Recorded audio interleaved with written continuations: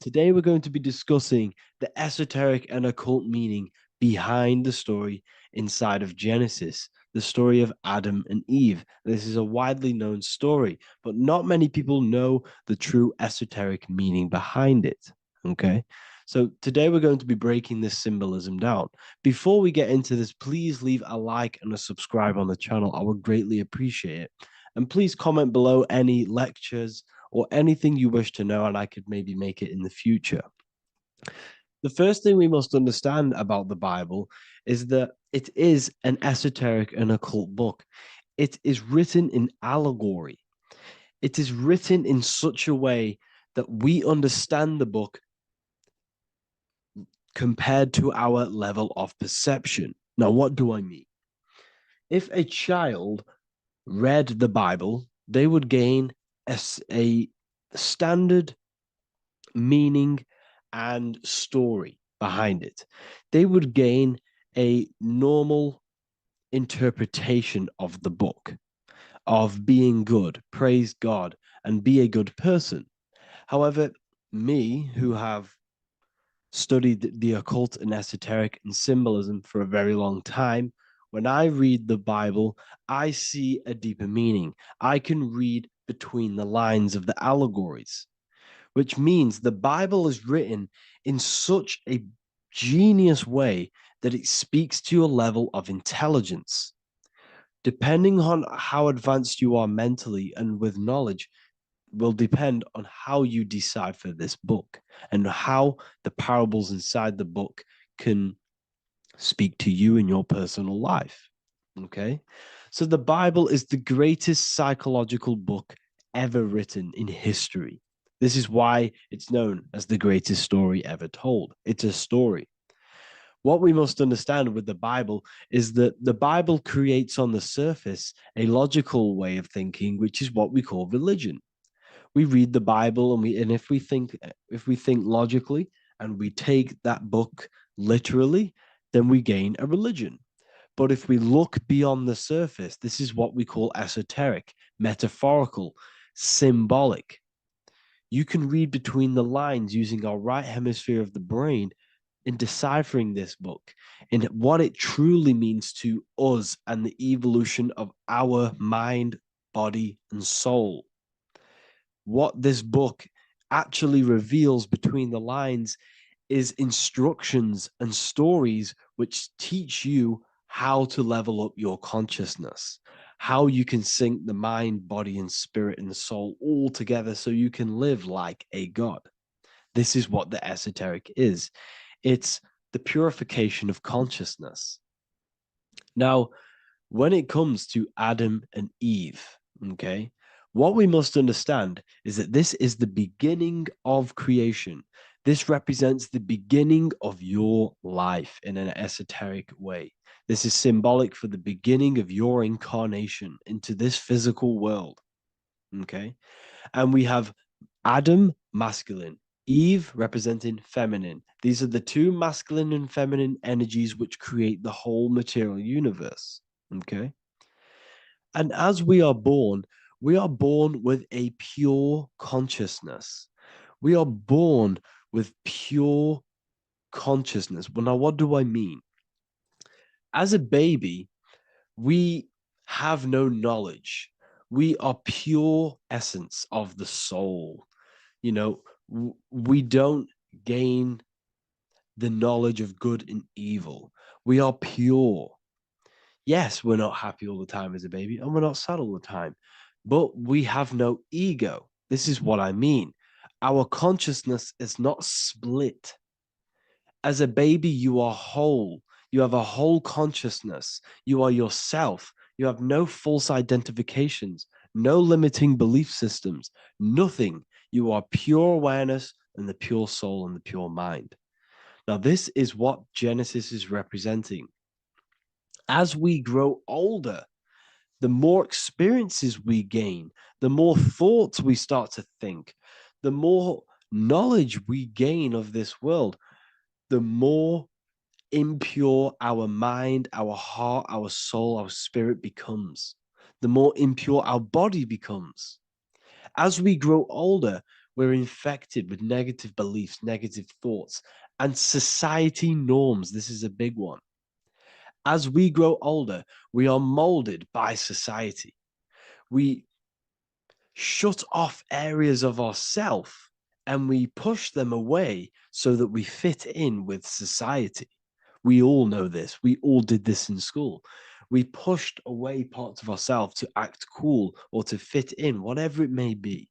Whatever type of person you were in school, we all went through this because society and culture is programmed.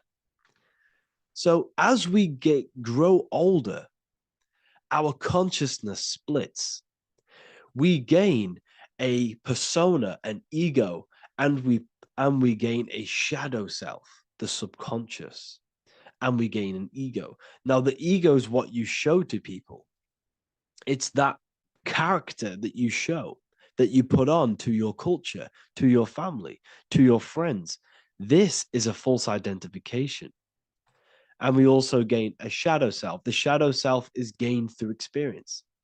This is the subconscious. Our ego is created through experience. And so is the subconscious and the shadow self. Okay. So as we gain age in this material body, we fall from the Garden of Eden. We gain the knowledge of good and evil. This is what the symbolism represents of us leaving the garden, us eating from the fruit. Now, the fruit represents the knowledge, it represents the insight, the experience, which splits our pure consciousness. Our soul splits. Okay. We lose connection with the divine. We lose connection with our pure self through material experiences. We may lose ourselves in material experiences. We may lose ourselves in lust and material gain, wealth, and all of these lovely things that the material world offers. We lose ourselves in this. Okay. And not only that, there's another symbolic thing that we're missing with being a child. There's another symbolic meaning behind this tree in this story of Adam and Eve. And this is sexual energy. Okay. As we are a baby, we have no ability to create another human life. We have no sexual urges. We have no desire for the material things as a baby. Nothing.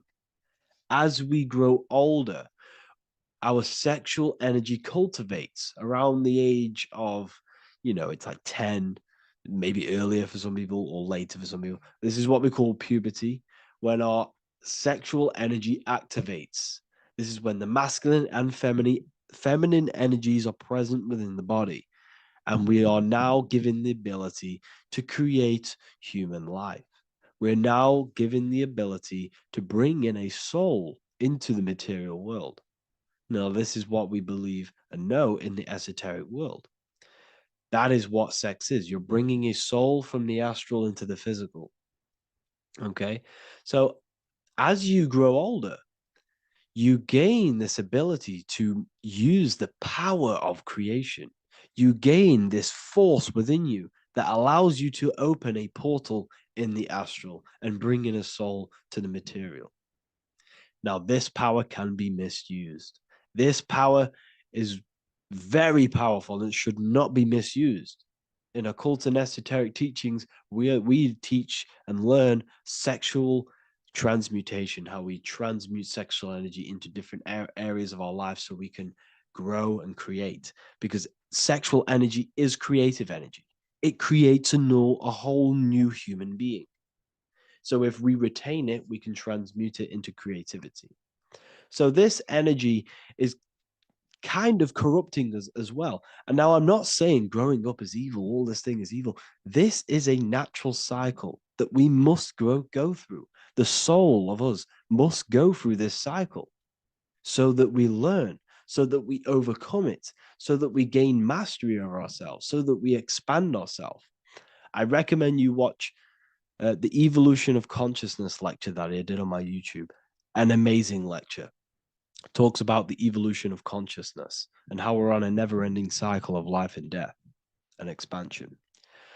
So leaving the Garden of Eden is symbolic. You see, Eve represents emotion. She's feminine. Adam represents action. That's why he bit the apple. You see, Eve takes the apple and tempts Adam because she's the emotion. She's the sexual desire. And Adam eats it. He releases. He misuses the power of his creation. He misuses his consciousness because of material illusions and material desires. This is natural. Okay. As we grow older in this life, our soul has to experience sin. We have to experience negativity. We have to experience evil. Okay. And we have to misuse this power within us to learn about it so we can overcome it and gain control over it. Now, this is why the Bible says in Genesis 3:6, for God doth know that in the day ye eat thereof, then your eyes shall be opened. Ye shall be as gods, knowing good and evil. This is very, very, very symbolic. We come into this world to experience a dualistic way of reality. We come into this world to challenge ourselves so the soul can grow, because the soul comes from pure love from God. But we come into this world so the soul may know what it's like to be evil. You see, we are like a seed. Our soul's like a seed. And when that seed grows, okay, and it's planted, them roots must grow to hell in order for the top of the tree and the roots to grow to heaven. In order for the soul to reach the highest states, it must descend down into the lowest states. Good and evil. This is the story of good and evil, okay?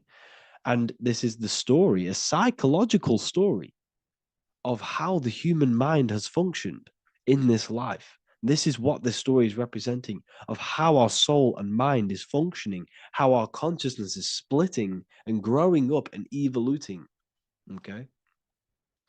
Like I said, snakes represent sexual energy. They represent, snake, when you've been snaked. This is why we say you've been snaked, because it represents a temptation of sexual energy. This is why the Kundalini is symbolized as a snake. This is the serpent within us that we can rise to activate dormant brain cells in our brain. Now that's called the Kundalini awakening. I'm not going to get into that into this video, but this is what it symbolizes, the tree and the knowledge of good and evil, because our body is the tree.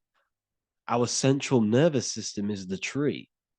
The snake is our sexual urges and this false temptation that tempts us to interact with sin, the material world, okay, and go against our higher divine self. This is what it represents. Now, it's very, very symbolic. Not everyone is going to agree with this, but this is my interpretation of Genesis based on my research of occultism, symbolism, metaphors, and me studying the Bible. This is my interpretation, and I hope it resonates with you. It might not resonate with you, but this is what makes sense to me, and this is what has made sense to many other occult researchers who are in this space as well.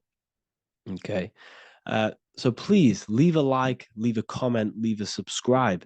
I'd greatly appreciate if you could, just give me some support on this channel. We're nearly at 100,000 subscribers, which is insane. I just want to say thank you all. And yeah, I will see you inside the university. If you join, I'll look forward to mentoring you, connecting with you on the live calls. There's a new symbolism course which is going to be available very, very soon. And yeah, if you join the university, you also get a 30% discount on all of my products, astrology readings, one-on-one calls, all of my books. Yeah, so I hope you gain some insight on this video, and I'll see you in the next video, and I'll see you inside the university. Have an amazing day.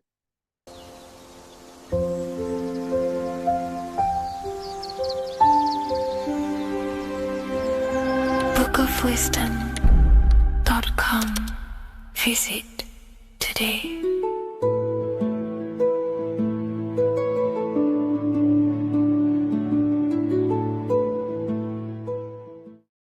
"666 is a code, and this code needs to be broken down to fully understand what 666 truly is. In an esoteric view of 666, it represents a state of consciousness, a way consciousness functions within the individual. Now, if we look at the Bible in Revelations, it says that the mark of the beast, 666, is going to be placed on the right hand or on the forehead of an individual. The forehead symbolizes the mind, while the hand represents action or behavior. The forehead represents a belief or a mindset, a way consciousness functions. Therefore, the mark of the beast is not something external. It is actually a way consciousness functions within the individual. But the code reveals the darkest secret about 666. 666 is 3 sixes. The number 6 in esotericism and occultism represents the cube, because the cube has 6 sides. And the physical dimension, everything has 6 sides. Up, down, back, forward, left, right. Everything is 6-sided in this 3-dimensional world. The body is the cube itself. It is the number 6. And the number 6 is the number before 7. 7 is a divine number. It represents divine perfection, as there are 7 functions and cognitions of the mind, 7 energy centers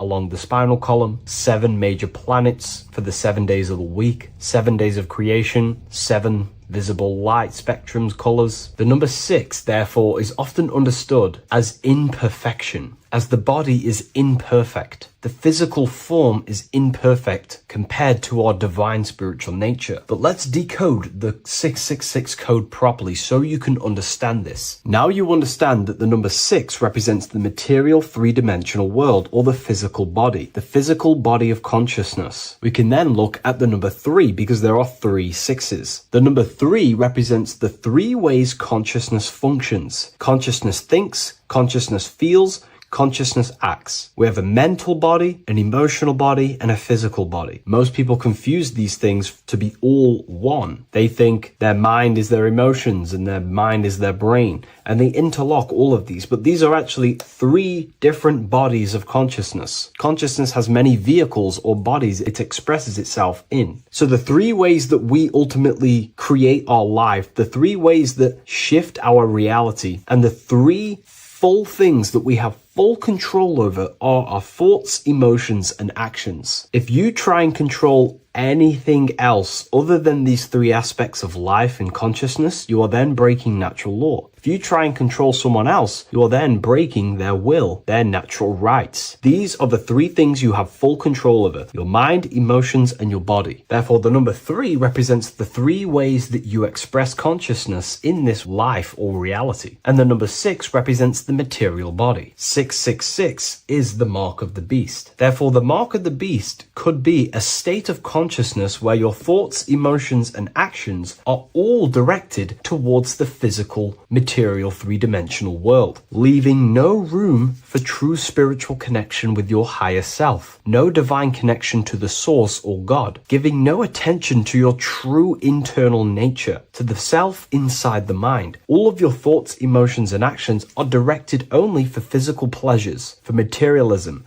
for status, for egoism, leaving no room for connection with the divine. And this is the mark of the beast. When people's minds become so obsessed with materialism, chasing desires for the material things, they disconnect themselves from their true internal nature. And we can see this today. People are becoming so obsessed with materialism, money, becoming rich, whatever it is, they're gradually losing connection with their internal self. They think that they are the body. They think that they are these 5 senses. But ask yourself, if I remove my thoughts, if I turn off my mind, who am I then? Because who most people think they are is a bunch of beliefs in their subconscious mind. Their name, their job, their reputation, their friends. If you remove the mind and no longer think, who are you then? The observer, the pure awareness, beyond the mind, the body, the emotions. That is your true nature. You are the internal thinker. And when that internal thinker becomes so attached to the external physical body and does everything in its power to think, feel, and act only towards the material things, you become disconnected to your true powers,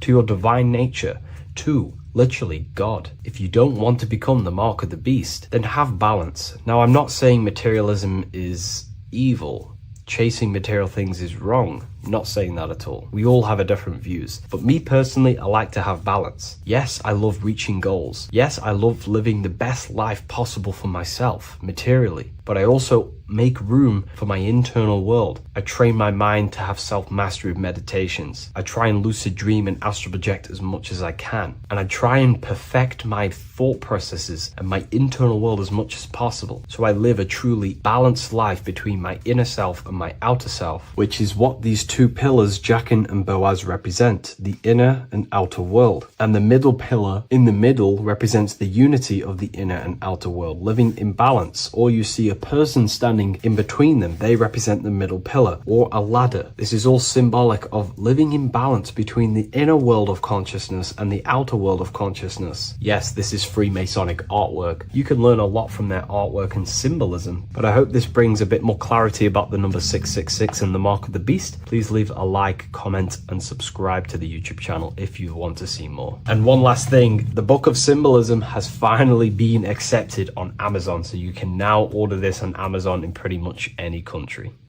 Greetings everyone, it's Revival of Wisdom. I facilitate human enlightenment through occult and esoteric teachings. I hope this video expands your mind into a new field of thought. In this video, we're going to be discovering the true esoteric meaning of the 7 planetary energies. So let's jump straight into this. In order to fully understand this, you must understand the esoteric teaching of as above, so below, and as within, so without. Our inner world is mirrored into our external material reality. We have a physical voice, which you are hearing right now, and I also have an inner voice, which no one else can hear. The inner world is invisible, and the external world is visible. In other words, the inner world is the spiritual world, and the outer world is the material world. The inner world of ourselves reflects and projects our outer world, which means everything in our external reality is somewhat reflection of our internal self. You are made in the image and likeness of God. You yourself are the universe experiencing itself in a 3-dimensional physical form. The Newtonian science has programmed you to believe that you are a physical being inside of a physical universe. They did this to limit your mind to only believing there is a physical universe and that you are separate from the universe or God. But you yourself are the divine essence of the universe, experiencing itself in a physical plane, which means everything you see is inside of you, including the stars, the planets, and the elements. As above, so below. As within, so without. An example of this is the 4 physical elements: fire, earth, water, and air. In the external world, these are physical elements. In our internal world, they represent the 4 bodies of consciousness. We have 4 different bodies. We have a material body, we have a spiritual body, an emotional body, and a mental body. The mind is not made out of the same substance as the body. The emotions is not made out of the same substance of the mind and the body. These bodies exist in 4 different dimensions, 4 layers of consciousness. With that being said, the 4 physical elements are inside of us. The earth is our material physical body. Fire represents our spiritual astral light body. Water represents our transformative and emotional body. Air represents the mental body, the communicative and thinking body. This is the teaching as above, so below. If that resonates with you and you can comprehend it, please leave a like and a subscribe to this channel to see more content. And feel free to leave a comment on any video suggestions. Okay, so now we've gone over the 4 physical elements and how they correspond with your inner world of consciousness. This is going to make it easier for you to understand what the planets actually are. The planets are a bit more in-depth and more detailed aspects of our consciousness. The 4 physical elements are generic, but the 7 planets go deeper. They are deeper aspects of ourselves. On a macrocosmic scale, the 7 planets rule the material realm. Every object, every animal, every plant, every stone, everything we see in this plane is governed and created under one of the 7 planets. I don't really like calling them planets. They are energies. They are spiritual forces that drive things into existence. An example of this is if we look at a tree. The roots of the tree are governed by Saturn. The stem of the tree is governed by the sun. The leaves of the tree are governed by the moon. Any offspring or fruit of the tree is governed by Jupiter. Any defense mechanisms of the tree is governed by Mars. The communication and networking of the tree is governed by Mercury. The smell and the look of the tree is governed by Venus. Everything we see in this material plane is governed by one of these specific energies. Everything material has a spiritual force that brings it into physical existence. This is the reason why we have 7 days of creation in the Bible. The 7 days of the week, all governed by the planetary energies. Monday is Moon Day for the moon. Mars governs Tuesday. Mercury is Wednesday. Jupiter is Thursday. Venus is Friday. Saturn is Saturn Day. And Sunday is for the sun. This is the reason why there are so many 7s in this physical plane. 7 days of the week, the 7 colors, the 7 chakras, the 7 diatonic musical notes, the 7 lamps on the Jewish candlestick, the G inside of the Masonic square and compass. G is the 7th letter. Now let's go a little bit deeper into every planetary energy. Saturn in the external material plane governs the foundational and enduring aspects of existence, such as roots of plants, the bones of our body, and even the insects that dwell beneath the ground. Saturn represents the dull, hard, and unyielding forces of life, symbolizing structure, limitation, and conditioning. Under Saturn's influence, things become rigid, bound by restrictions and boundaries. This is the reason why Saturn is known as Father Time, because Saturn rules anything that is a restriction and a limitation, which is time. The whole of this material plane is governed by time. You will be born and you will die. This explains why there is so much Saturn symbology in this material plane. Saturn is one of the most important planetary energies. You are a spiritual being in a physical body. Your light, your consciousness is bound to the physical body until you learn how to escape the physical body. The body is a limitation for our infinite minds and spiritual bodies. Our infinite mind is stuck in this material body, governed by Saturn's limitation of time, matter, and space. Now let's dive into what Saturn means to our consciousness within our internal world. We've gone over what Saturn means in the external world. What does it mean to our consciousness? Internally, Saturn embodies the conditioning within our consciousness. When the Saturnian aspect of our consciousness dominates, we become overly rigid, fixated, and restricted in our thinking and actions. For example, Saturn's influence is strongly felt in today's world, where many people's minds are confined to societal norms and conditioned responses. Saturn is the aspect of our consciousness, our minds, such as limiting belief systems and limiting thoughts and emotions. This is the negative thought that you can't get rid of, that's holding you back. This is a Saturn aspect of our consciousness. However, this is not a negative thing. The Saturnian aspect of our consciousness is a great teacher, guiding us through difficult life lessons that ultimately lead us to growth and expansion. Saturn's energy allows us to experience and overcome fears and limitations so our minds can expand into new fields of thought, into new life. Although Saturn's energy is harsh and often challenging, it helps us develop resilience, discipline, and wisdom. However, in the modern day, this Saturnian energy has overpowered the minds of the masses, fostering excessive rigidity and limitation. This is why we see so much Saturn symbolism. It's literally everywhere because our minds are being dominated by the Saturnian limiting aspect of our consciousness. Now, let's move on to the moon. The moon, or lunar energy in the external material macrocosm plane, governs the elements of water, influencing the natural cycles such as the ocean tides, which rise and fall in harmony with the moon's phases. Beyond water, the moon also guides instinctual behaviors such as animal migrations.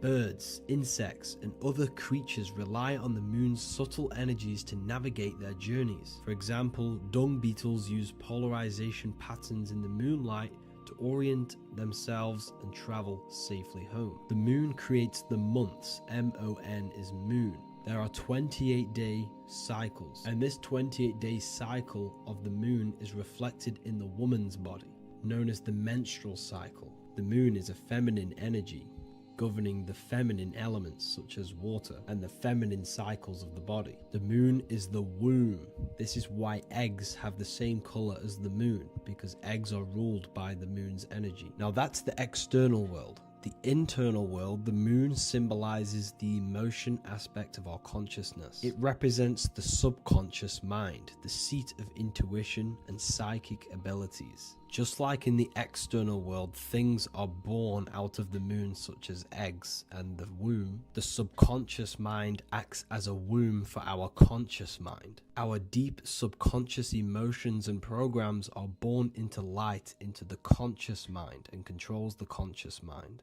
The moon represents our hidden psyche, our shadow self. Now let's go on to the sun. The sun represents the life force. In the material external world, the sun is ruling over pretty much all life. The sun gives life to all things. Without the sun, animals could not exist, the human body could not work, and plants would not grow. The sun is the life force. It's the soul of the world. Now, in our internal world of consciousness, the sun represents our passion, our drive, our conscious mind. The aspect of our internal world that wants to drive things and give life to physical manifestation. Now we go on to Mars energy. Mars is well known for being the god of war. Mars energy manifests into the material plane through anything that seeks to protect or defend itself. For example, the holly tree. The holly tree leaves are very sharp and they defend itself. Anything that is protective in the material world has Mars energy and is governed by this specific aspect of consciousness.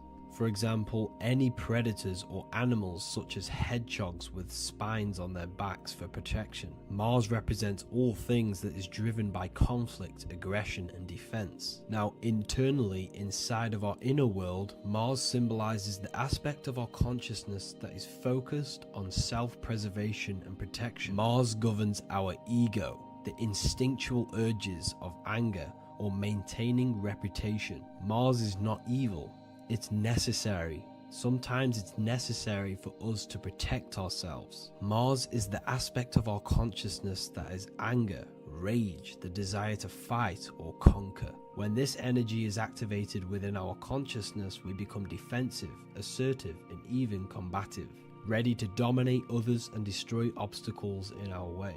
Now let's move on to Venus energy. Venus in the external material world manifests its energy through the aesthetics of creation. This planet governs the beauty and harmony found in nature, including the nurturing environment of a mother's womb where life begins. Venus embodies the essential love, not only in romantic relationships, but also in the bonds between family members and all living beings. Venus represents relationships. We have relationships between plants, animals. They all depend on each other to give life.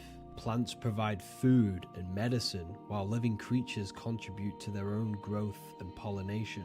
Internally, Venus represents the aspect of our consciousness that yearns for relationships and connections with others. This is an aspect of our consciousness that encourages to care for our physical appearance and embracing beauty. Aesthetics play a role in our interactions and self-expression.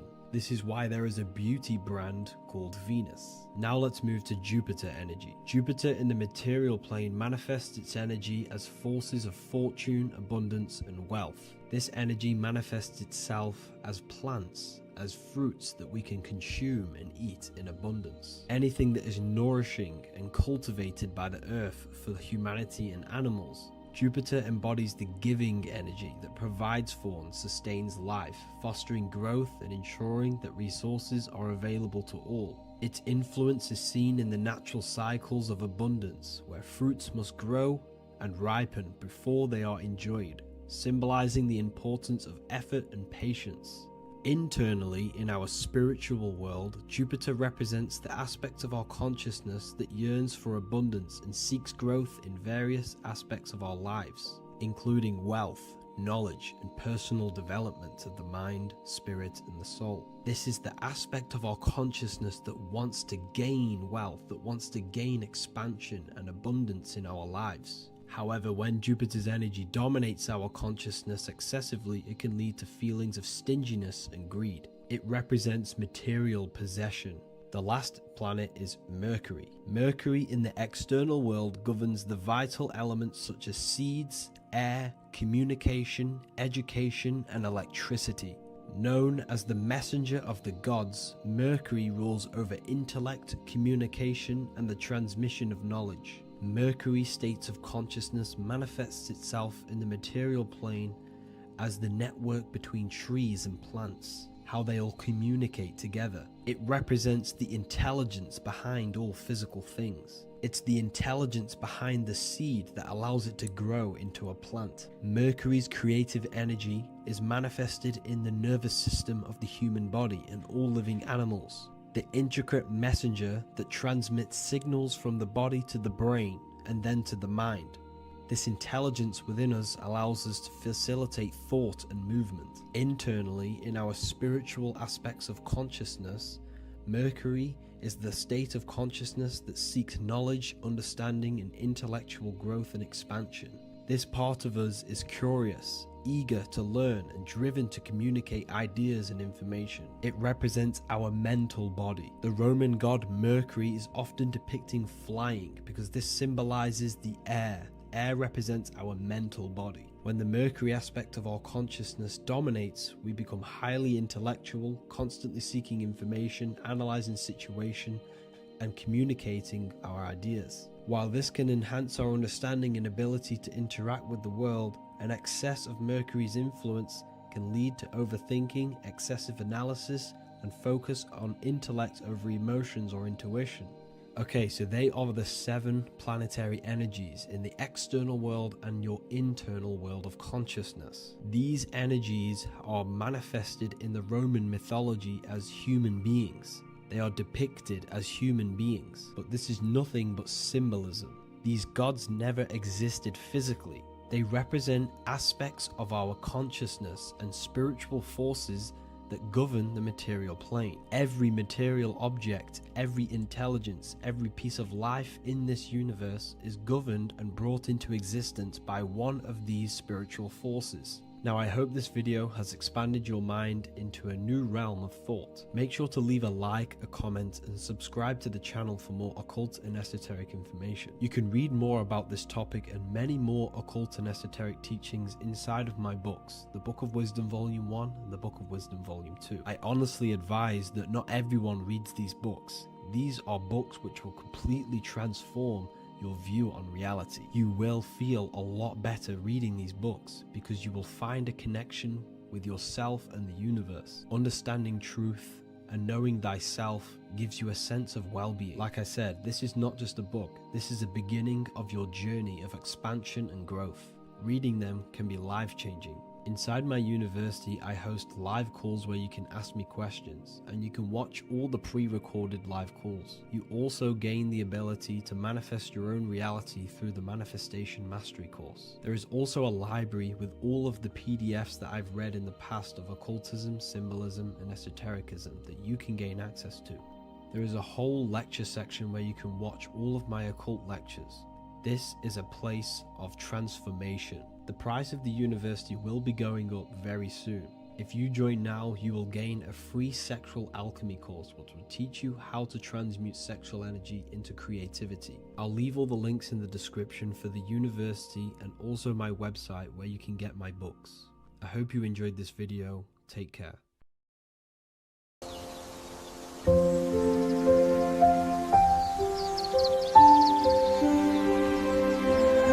bookofwisdom.com.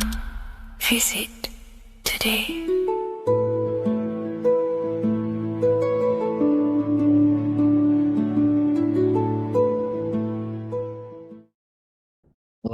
welcome to another video, people.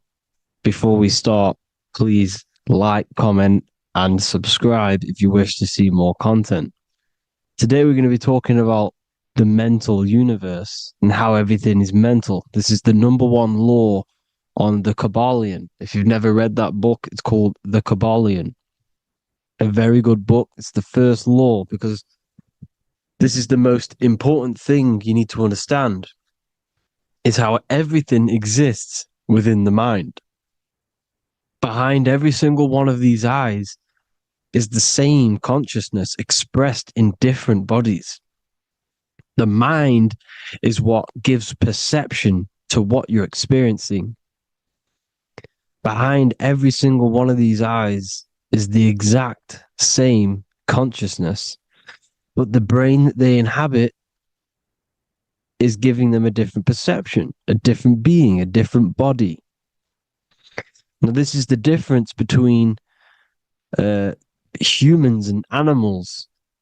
Humans possess a advanced consciousness, an advanced mind that gives us the ability to be aware of ourselves mentally, physically, and spiritually. We can reflect on ourselves.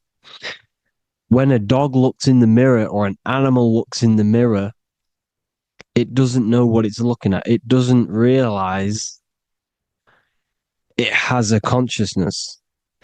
It can't reflect on itself. It can't say, I want to improve in this area. It doesn't have that consciousness. We have a divine consciousness.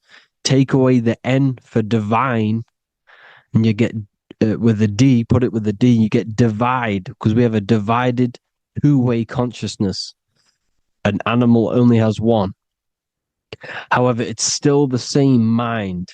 We're all mind. We're all mental. We all exist within the mental plane. Look at this person walking. The body, the brain is sending electrical signals through the 12 cranial nerves, which the 12 disciples that spread the gospel of Jesus, right? You have 12 cranial nerves in your brain. There are 12 disciples which spread the gospel of Jesus. Jesus represents the mind, the intelligence, the invisible intelligence that we all are, the same intelligence, the same exact consciousness, which then sends a command into the brain. Then the brain sends these 12 electrical signals through the 12 cranial nerves to control the rest of the body through the nervous system. This person walking is not, the body is not walking. The mind is telling it to walk. And the brain is it's a supercomputer which is decoding these demands given to it by the mind. Because the pineal gland will have something to do with the ether, because the ether is physical and non-physical. The mind is sending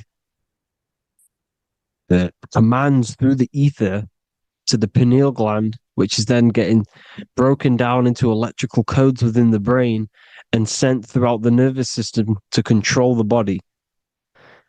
And this is why in the Sims simulation, because the body's the simulation, it's a false reality.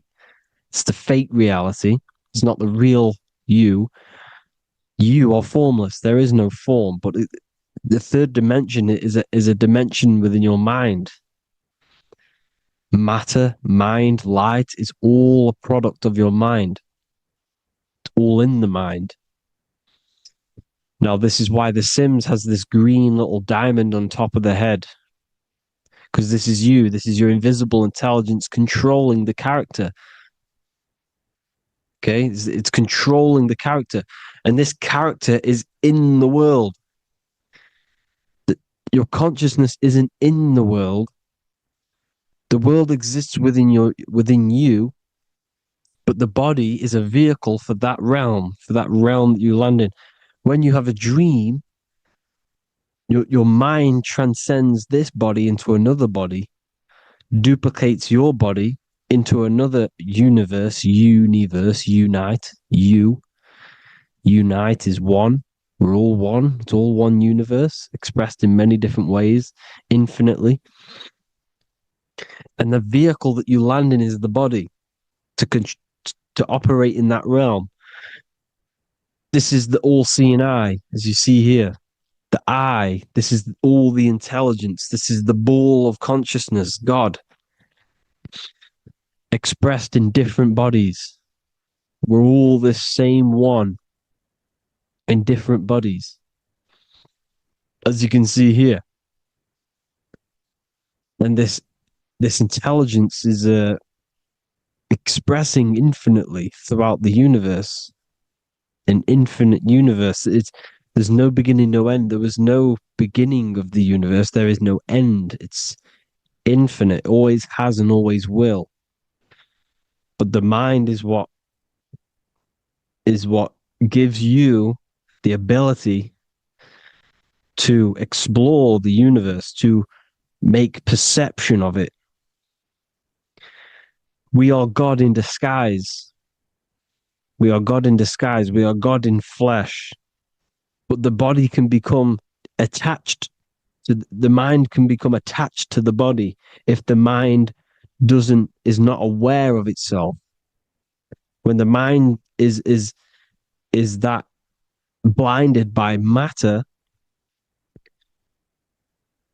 and we lack knowledge and understanding of what we truly are, a formless, infinite being, a traveler. This is why Freemasons are called Freemasons.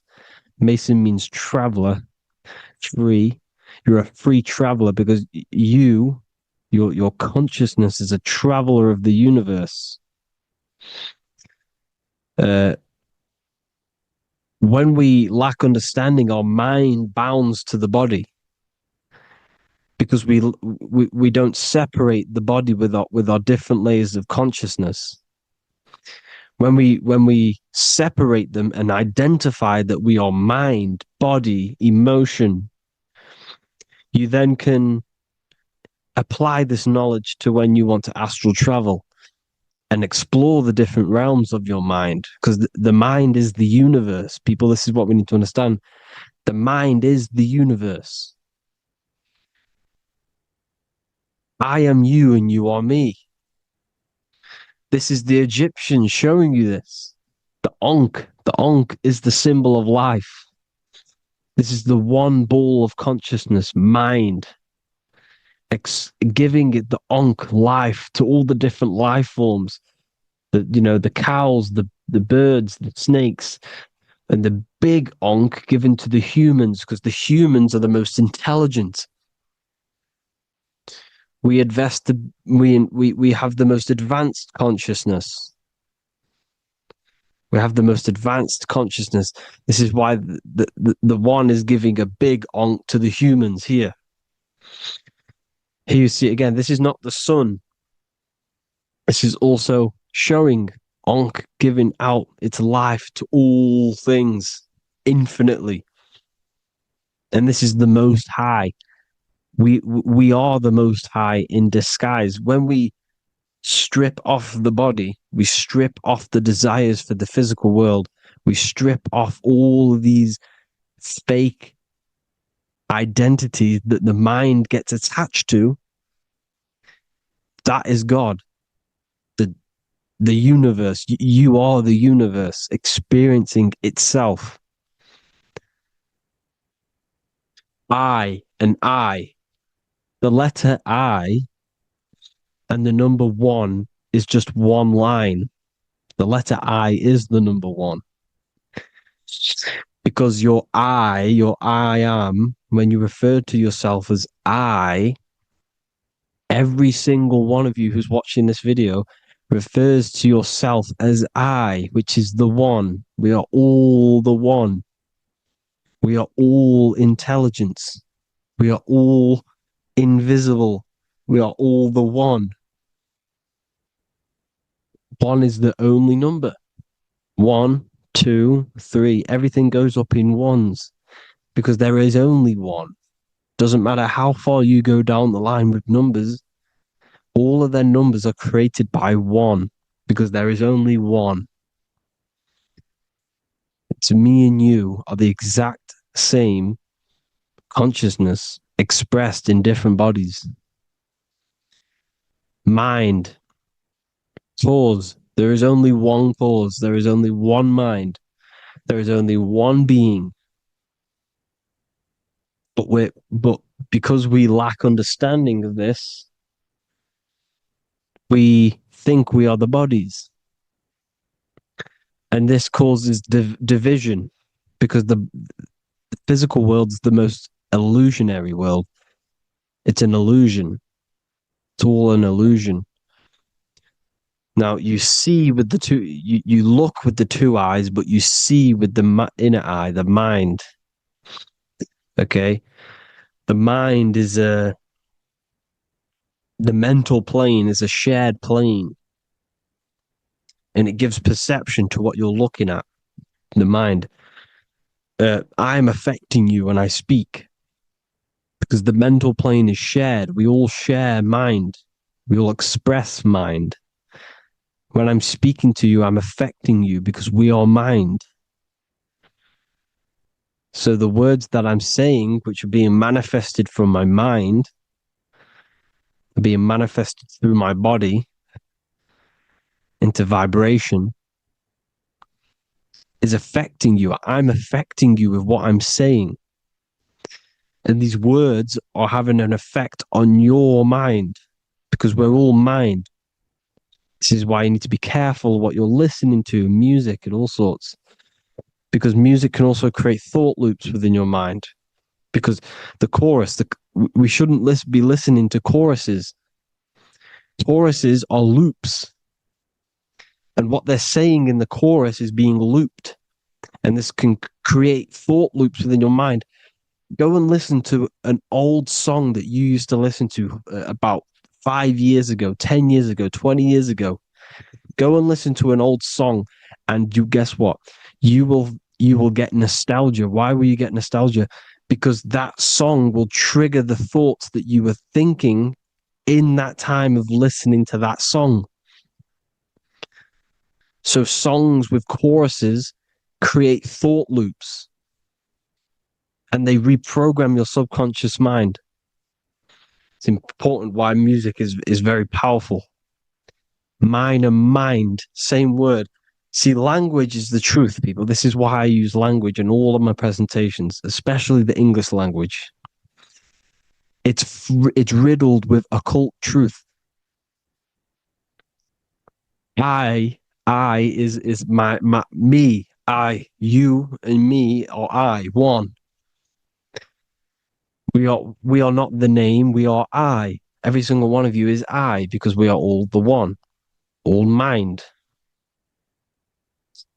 Now, the only thing that is truly mine is my mind.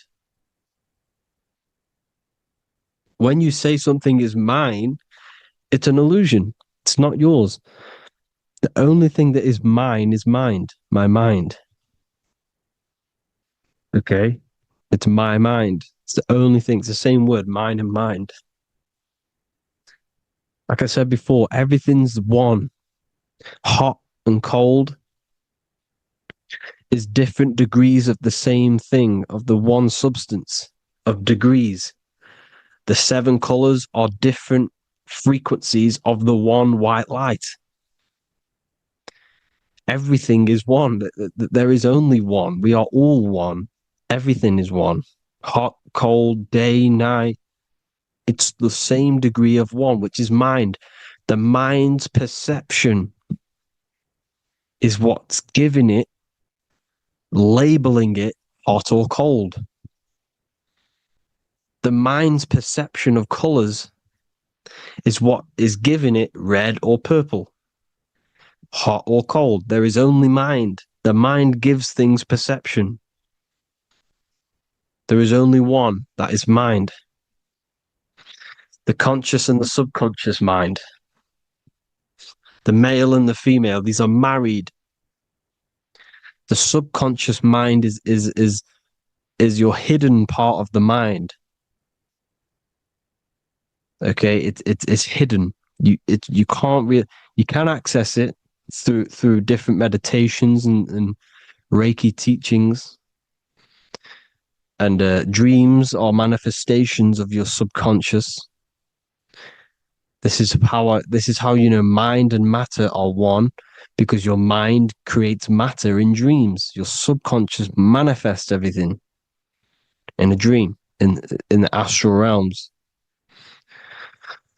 The conscious is what you're conscious of, what you're consciously thinking of.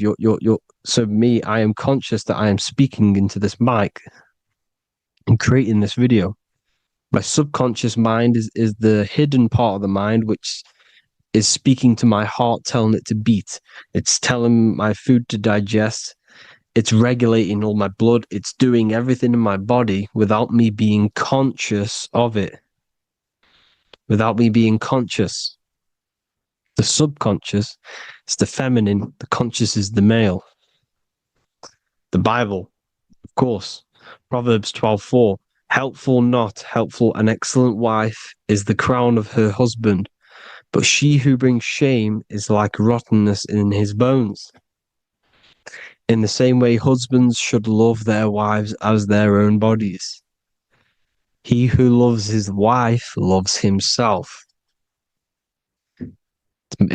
You can take that physically, you can take that literally, or you can take it metaphysically. See, the Bible's written in such a way where you can take it as your level of realization. He who loves his wife loves himself. If you love your subconscious, if you love yourself, you speak good about yourself, because your subconscious takes everything literally.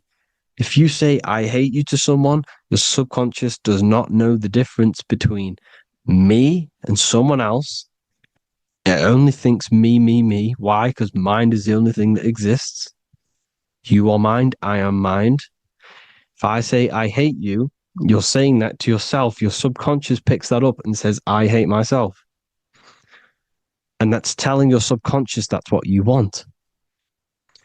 Because your subconscious manifests 90% of your behavior. The programs within your subconscious. Tying your shoelace is a program. You don't need to be conscious of it. You can just do it because it's a program. It's deeply interwoven in the subconscious. Driving your car, texting on your phone. You don't have to think about what letter. You just do it because you know where the letters are. It's a program. Therefore, if you look after your subconscious, they are a married couple. It's your wife. Your subconscious is your wife.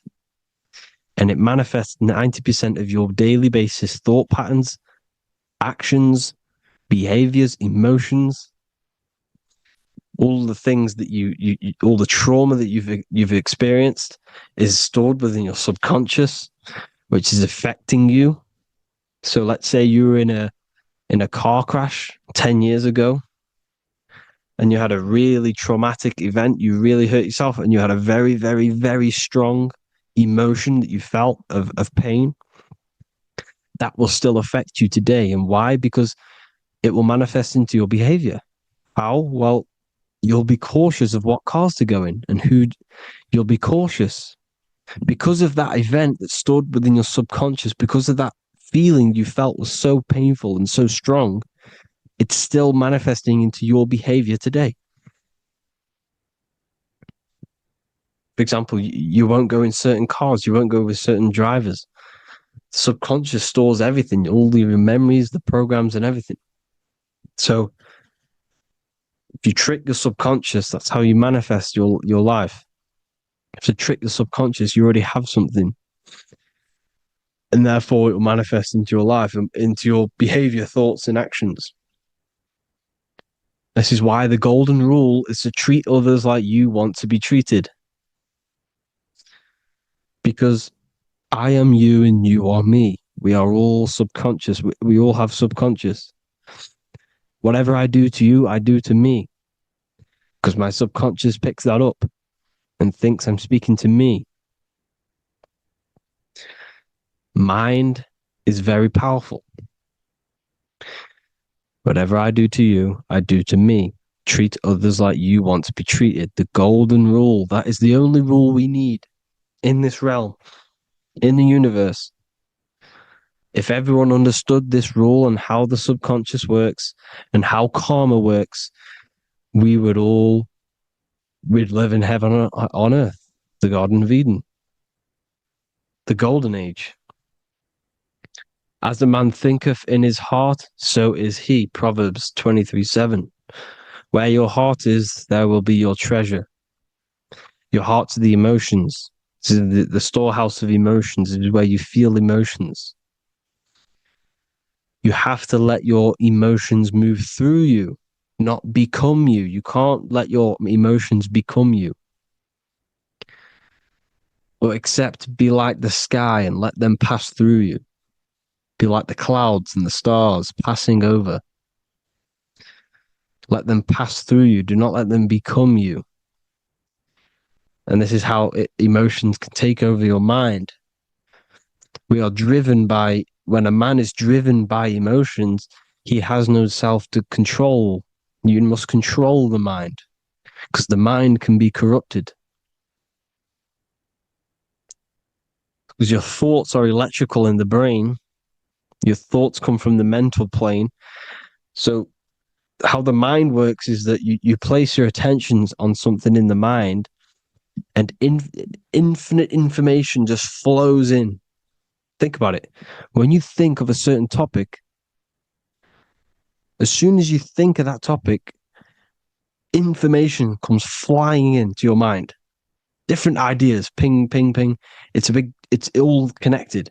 It's why we call it a mindset, because your mind sets itself to frequencies. And when we think of something, we tap into that frequency, and just the universe, the mind, the mental plane just flows in information based on that frequency and that thought. The universe is just information.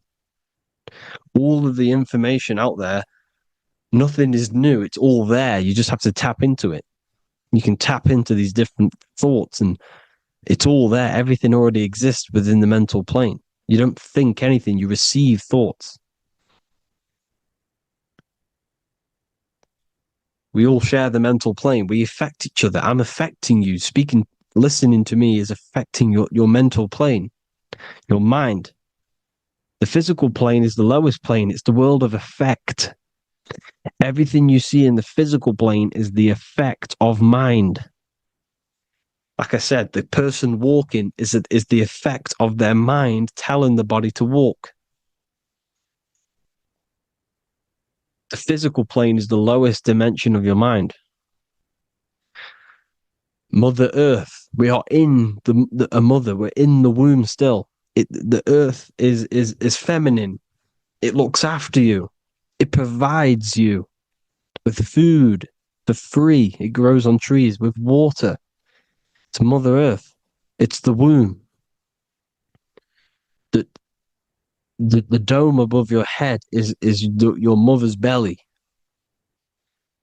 Okay? Is your mother's belly. You're in the womb still. You're forever in the womb because your mind's constantly expanding. Because when the baby's mind figures out that there is a reality outside of its mother, starts to hear the people on outside of its mother, what does it do? It figures a way out of the mother, and it becomes born again in the water, in a hospital, into the other world. It's the same with our minds. When our minds figure out there is other worlds beyond this physical, we explore them. The astral plane, for example. You figure a way out of the body. Because when you're the firmament, look at the word firmament, meant at the end. Firm is firm, something strong, something like a rock is firm. If your mind is firm like a rock, you will be stuck under the firmament. So, for example, people who are very programmed and can't think outside the box, They have a firm mind and they'll be stuck under the firmament because your mind is the only thing that's keeping you under the firmament. It's the only thing. When you're doomed, doom is dome. This is the dome, which is your head. Your head is the dome. Above your head, above the earth is the dome, the ethereal barrier. But that's just an external manifestation of your head. You don't leave the earth, you leave your body to leave the earth, because your body is the earth. It's a dimension within your mind. So when you're doomed, you're domed. Your reality is your level of realization. You realize something, or when you have an idea, the mind, I and the I, EYE or I, same thing, mind, it's all mind. Reality is your level of realization. You realize there's other worlds, that's your reality. Your perception's your reality. Mind in Latin is mens. Jesus was known as the fisher of men, which is the fisher of minds. He was fishing minds worthy of knowing the higher truth, the deeper occult knowledge. Jesus figured out that we are all God. And he got killed for it because in that age they were trying to suppress this information. Jesus figured out he was God because we are all God, every single one of you, and they killed him because we're all mind. We are not the body. We're the invisible intelligence, which is God. But you are not God if your mind is attached to this physical world, to the worldly pleasures. If you master your mind and travel the depths of your mind, that is God. Mental and men. Look at the word mental. It has men in it. Men in the Bible means mind. Here you see Masonic. The Masonic symbol with the eye, the mind. Looking over everything is the one. Everything comes from the one. All the lines coming off it. Giving its life to all of the life forms. Down here on the bottom, you have duality, black and white. Up here, you have singularity. One and the two. Unification and division. The lower self is divided into the left and the right. So the Bible even says, I forgot what verse it is, but it says, it's better to go through life with one eye than to have two and be cast into the fiery abyss of hell. I'm not sure what verse it is, but you can research it yourself. It's better to go through life with one eye, to be unified. Unified consciousness. Dimension. No brainer. No brainer. The language tells you the truth, people. Dimension. The dimensions are in your mind. Entertainment. Entertain the mind. Disappointment. It's all in the mind. Environment. The environment that you are in is a product of your mind. Within, rearranged spells high twin. Within is your mind, and your external world is mirrored from the decisions you make in your mind. Advertisement, commitment, it's all meant, it's all mind. Everything is mind. Everything. So, this is important. The collective thoughts and collective beliefs. The collective, because we all share the mental plane. And because of this is why we are in a weakened state of consciousness at the moment. because the collective thoughts and the collective minds overall are asleep and they don't believe in anything. You see, everything is true within the mind. You think of something, it is there instantly. You think of a chair, it's there in your mind. You think of anything, it's there instantly. So everything's true within the mind. Anything can happen in the mind. Anything can happen on the physical plane if the collective consciousness, the collective minds believe it to be true. This is why back in the days, in the ancient days, you look at all the old world stuff, you see all this crazy technology, and it's because as a collective, as humanity back then, they believed that they had much more open minds. Therefore, the things manifested in the physical world were a lot more out of the box, so to say, compared to today. For example, magic is not as powerful today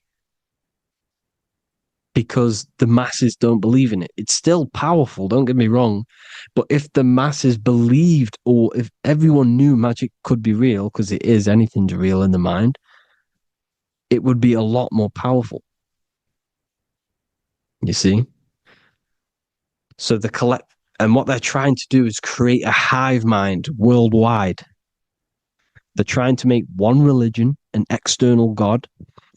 What happens when you worship something external? You give energy to it, because where attention goes, energy flows. Where your mind gives attention to, energy goes there. And when we all believe in external gods and give our worship and our power to these external things, we all give energy to it, which will manifest as a demon in the astral planes. It's a hive mind. They're trying to make a hive mind to summon our energy. Trying to summon our energy. And it through mind, through collective thoughts, the hive mind. They want one religion, one government, one currency, one belief system. And that will create a hive mind, which will limit our consciousness, which will limit what we can do in the physical world. Because if everyone doesn't believe in certain things, it cannot happen, because it's all in mind. Mind is so powerful. I am you and you are me. I hope you all enjoyed this video, people. If you haven't already, join the Wisdom Academy. The Wisdom Academy, we have many occult lectures just like this one. Also, we have just launched Mindwave Hub. If you want genuine frequencies, genuine binaural beats, because the ones on YouTube, the ones on Spotify, Apple Music, they're all tuned to A440 hertz, which shuts down the right hemisphere of the brain. If you want to gain access to your true consciousness, your mind, you need to balance the two hemispheres and balance the chakras. You can do that externally by listening to binaural beats. If you want true frequencies, true binaural beats to hemisync the chakras, hemisync the brain, to gain access to the different dimensions of your mind, well, you can gain access anyway, but it's going to help you if you're trying to learn this. Join Mindwave Hub. The link will be in the description. Listen to the binaural beats, meditate to them, listen to when you go to sleep. They'll massively benefit you. Thank you all, people. Hope you had an amazing, lesson. Hope you learned a lot. And please subscribe. God bless you all.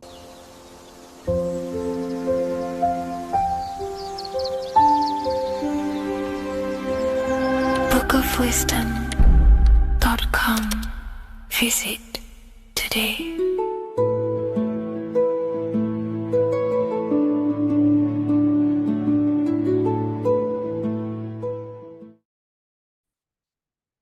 Hello and welcome to another lecture from Harry B. Joseph, also known as Revival of Wisdom, the author of the Book of Wisdom series from revivalofwisdom.com. In this lecture, you will learn how to decode Freemasonic symbolism, gain a deeper understanding of yourself, expand your awareness of consciousness and reality, and receive guidance to navigate life with greater clarity. So today we're going to be breaking down this particular piece of artwork, this Freemasonic artwork, and how this relates to you and reaching a higher consciousness. Because ultimately, this is what it's about, okay? Freemasonry is considered a craft, and this craft is crafting a better brain and heart, crafting a higher consciousness, crafting a better self. Why? So we can operate in the world at a higher degree, operate in the world more efficiently, live a better experience in the world, and getting to know thyself. Okay? So we're going to start from bottom to top because this is important.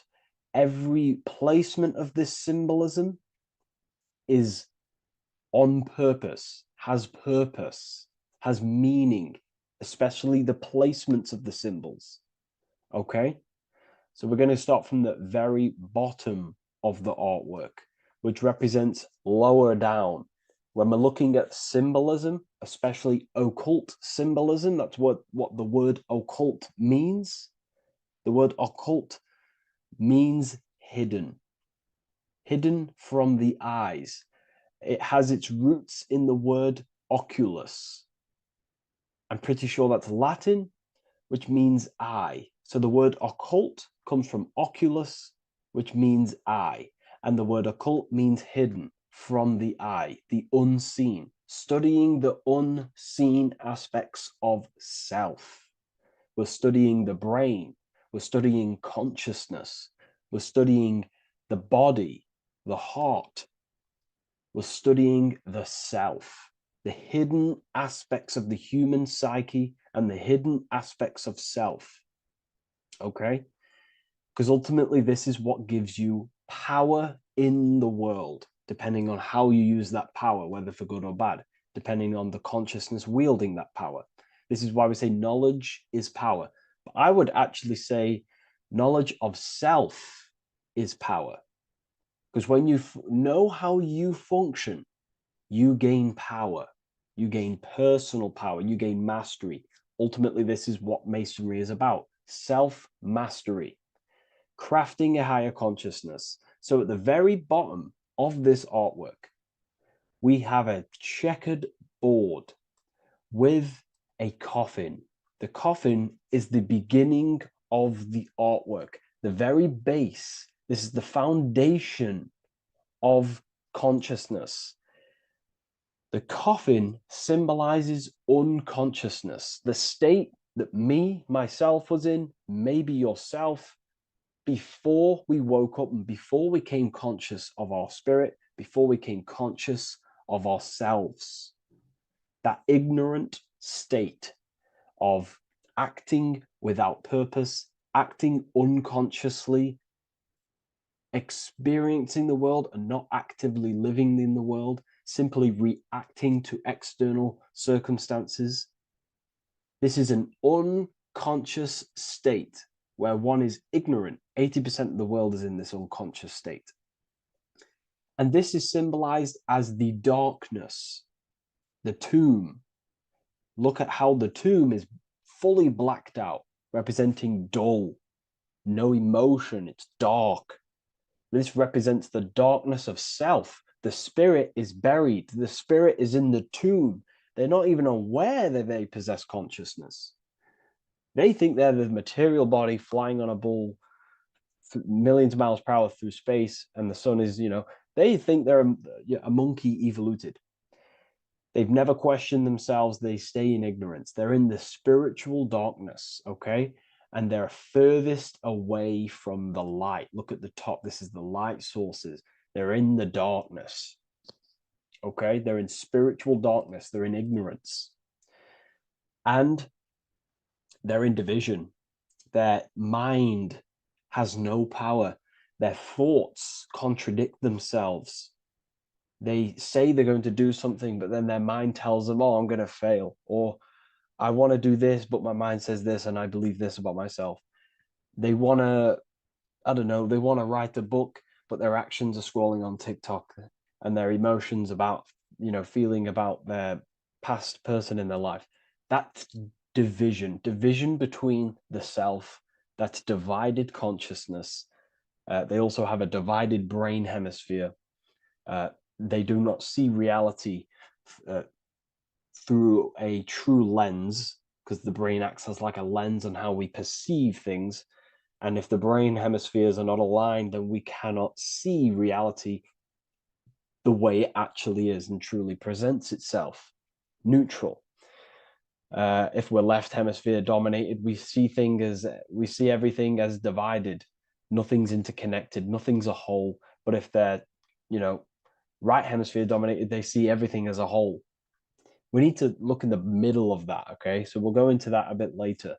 But ultimately, they're in a divided state of consciousness. They're in ignorance. But the tomb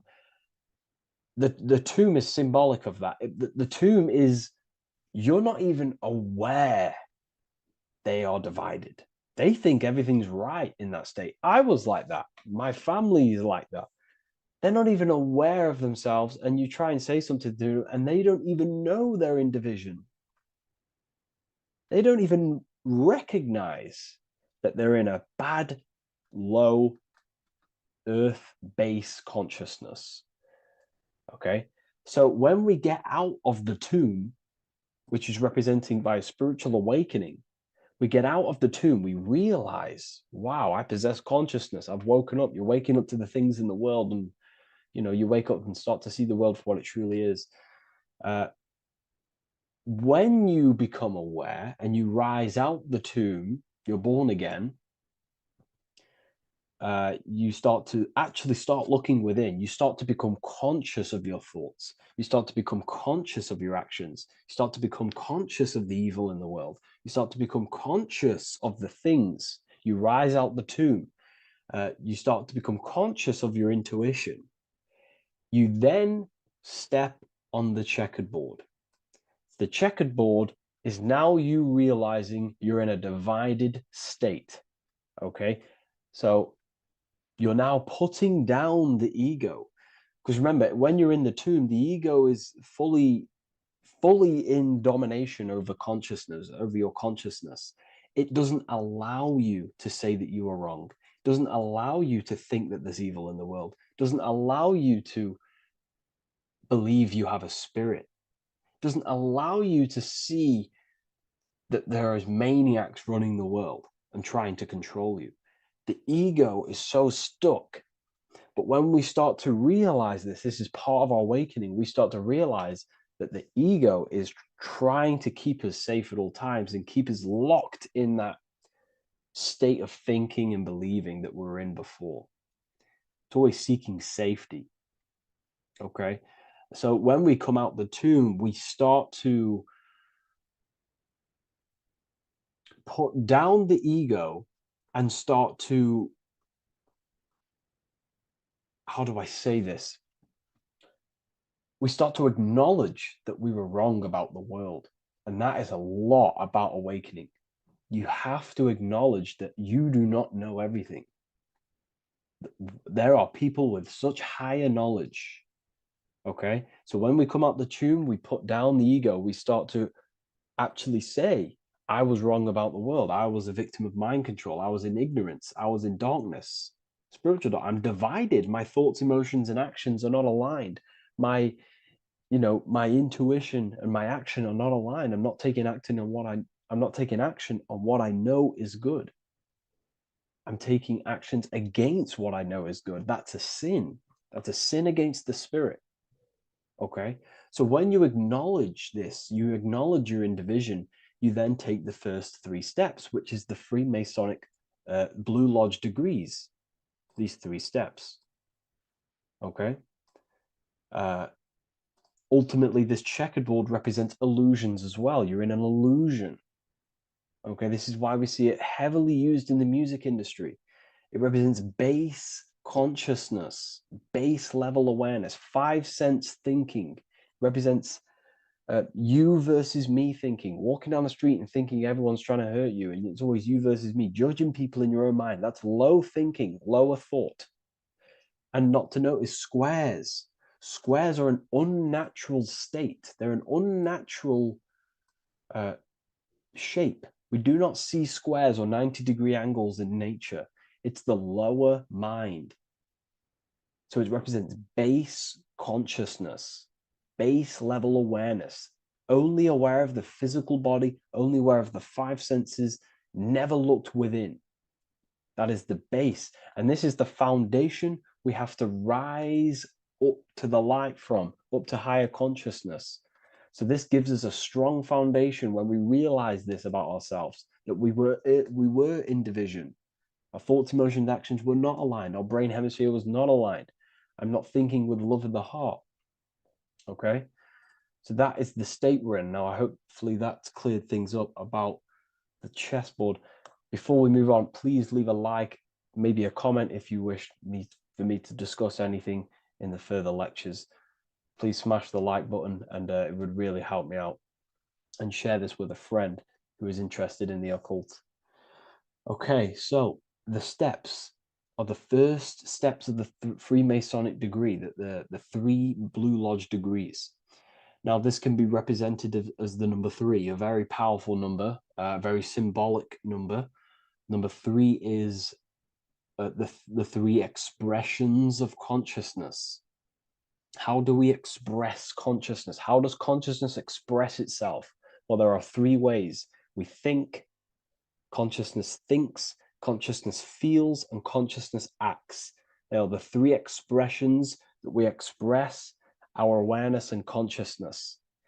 So we're looking at thought, emotion, action. We're also looking at the 3 brains: the reptilian brainstem, the mammal limbic brain, and the neocortex.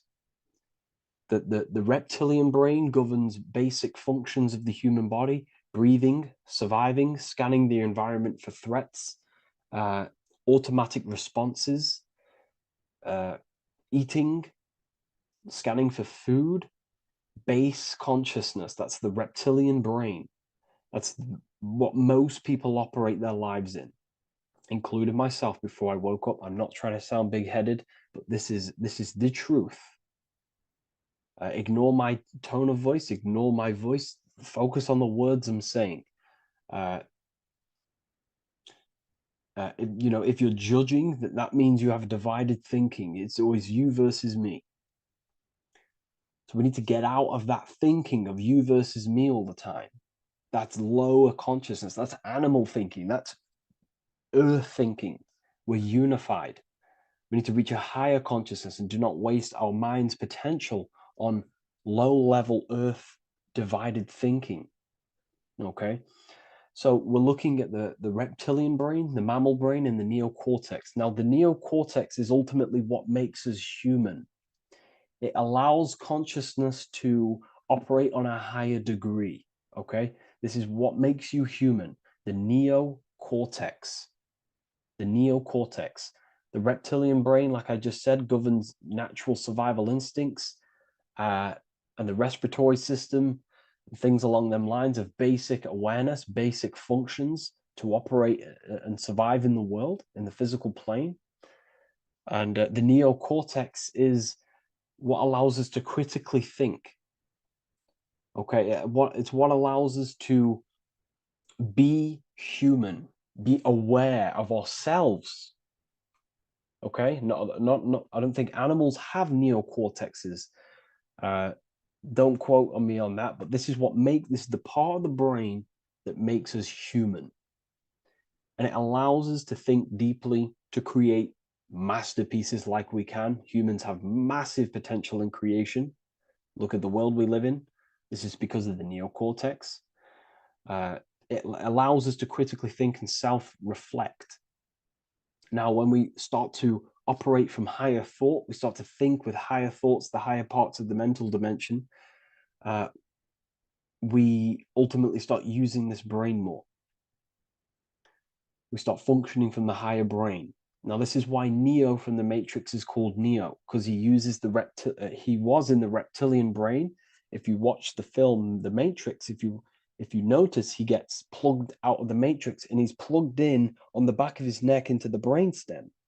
And when he's plugged out, his name's Neo, which is neocortex, using the higher brain. It's what awakens the self. It allows consciousness to function on a higher degree compared to animals. Okay, so we're looking at thought, emotion, action. We're becoming conscious of thought, emotion, action. Becoming conscious, what am I thinking, what am I feeling, and what am I acting in the world? And what can I do to master these, to operate more efficiently in the world? How can I use these towards higher consciousness and use these actions, these thoughts, emotions, actions to reach a higher state of awareness of self? So when you go through the first 3 degrees, you enter the doorway. Now, this is symbolic of a doorway. Now, looking at this with a right hemisphere dominated view, you would see a doorway, right? The right hemisphere sees this as a holistic doorway, right? You see a door, you're going to, you enter the stairs, you go through the door, right? But at the left hemisphere is now going to dissect and analyze each individual little part of this, right? So the right hemisphere sees the trees, the left hemisphere sees the woods. So to dissect this down on a right hemisphere, going back to the right hemisphere, we're entering the door. The door is symbolic of entering the unknown. You're entering a higher consciousness. You're entering the door. You're going beyond. See, this is the earth here in the background. This is the darkness. The darkness represents the abyss, the unknown. You're entering in the self. Okay? This door represents entering in the self, questioning internally. Most of us think externally. We have to, obviously, to operate in the world, but we never give time to think and question and reflect internally. What do I mean? Closing the eyes and questioning the self. Who am I? Where am I from? What's the voice in my head? If the voice in my head stopped using the language that I speak, what is it then? It's about going within, into the darkness, what you cannot see, and finding the light. Okay? It's about entering within the self. This is a doorway to higher knowledge, higher consciousness, higher self, and really digging deep for what you truly are beyond your human form. Okay? So we have, most importantly, I'm not going to go over every single one of these symbols here. I'm going to go over this on a basic, well, not a basic level, very detailed level, but it's not going to go over every single symbol. We have a left pillar and a right pillar. The left pillar has the sun next to it. The sun is more electrical energy. It's very dominant. It's a very powerful, masculine force. This represents the masculine quality of consciousness. The masculine qualities. We have many masculine qualities, such as actions, physical actions with the body. We have thinking. Thinking is a very masculine force. We have the left brain, analyzing brain, the brain that's very logical, that's trying to figure things out. That's the masculine pillar. Okay? So this is the masculine qualities of consciousness. It also represents what we can see, the sun. The sun allows us to see, to visually see in the world. So the sun represents the external world, the world outside the self. When we close our eyes, we have a self, an internal dialogue, an inner voice. We have an inner world, outer world. This represents the world we take physical action in, the material external world outside you. Okay? The world we can see. And then on the right pillar, we have the moon, which is associated with feminine qualities of consciousness. Now, the moon is in the night, what we cannot see. The moon is the nighttime. The darkness symbolizes what we can't see, so it's representing the internal world, the world of the self, the immortal world. Okay, the self in the mind is immortal. When you close your mind, you go in the mind, that self inside you is immortal. In the mind, you are immortal. Outside the mind, you are mortal. You will die. This body will die. Okay? So this is representing the internal world on a holistic understanding. It's also representing the right brain, the feminine brain. It's also representing intuition, emotion. They're linked. Intuition and emotion. They're a feminine force. Also, we're looking at the heart, the right pillar. So everything that is feminine falls under this right pillar. Now, don't get confused. I know a lot of people can get confused about what I've just said. So this represents the inner world, the outer world. It also represents everything masculine and feminine. So thought is, although it's an internal quality, it would fall under the left pillar, because thought is a masculine force. It's a penetrating force. So try not to get misunderstood with that. On a holistic scale, it's also represented inner world, outer world, and how they are reflections of each other. Now, these pillars, they're the same height, they're the same structure, but just different in sun and moon, which represents their reflections of each other. Their reflections, the inner world reflects in my outer world.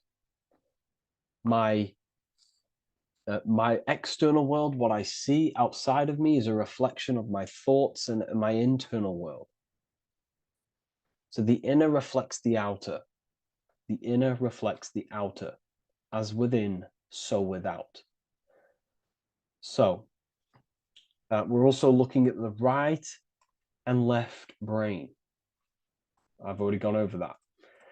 So what we need to do is build the bridge between the two to reach higher awareness of self. Because ultimately, remember, we're still divided. We came from the checkered board, we entered up here, we've just entered within the self. We started questioning the self. We're still divided. We need to build the bridge. And this is what they're crafting in Freemasonry. The bridge, the arc, the agreement, the great work. This is the crafting of aligning the left and right brain. We're also aligning intuition, feminine, with the actions. Because ultimately, the higher self is always guiding us. That's our true spirit guide. Our true spirit guide is our higher self. And the higher self ultimately exists in a higher dimension. This is going to sound crazy to some people, okay? But who you are is not your human body. And your higher self does not communicate through the language of the human material world. It doesn't communicate through English, doesn't communicate through thoughts. It communicates through intuition and communicates through dreams and symbolism. So it's all associated with the right pillar. This is the things we can't see. The higher self is always guiding us to awakening and to our purpose on the earth. Okay, so this left pillar also can symbolize what we're born into the world with, our circumstances, our external world. What are we born into? You know, our family, our current financial situation, where you're located in the world.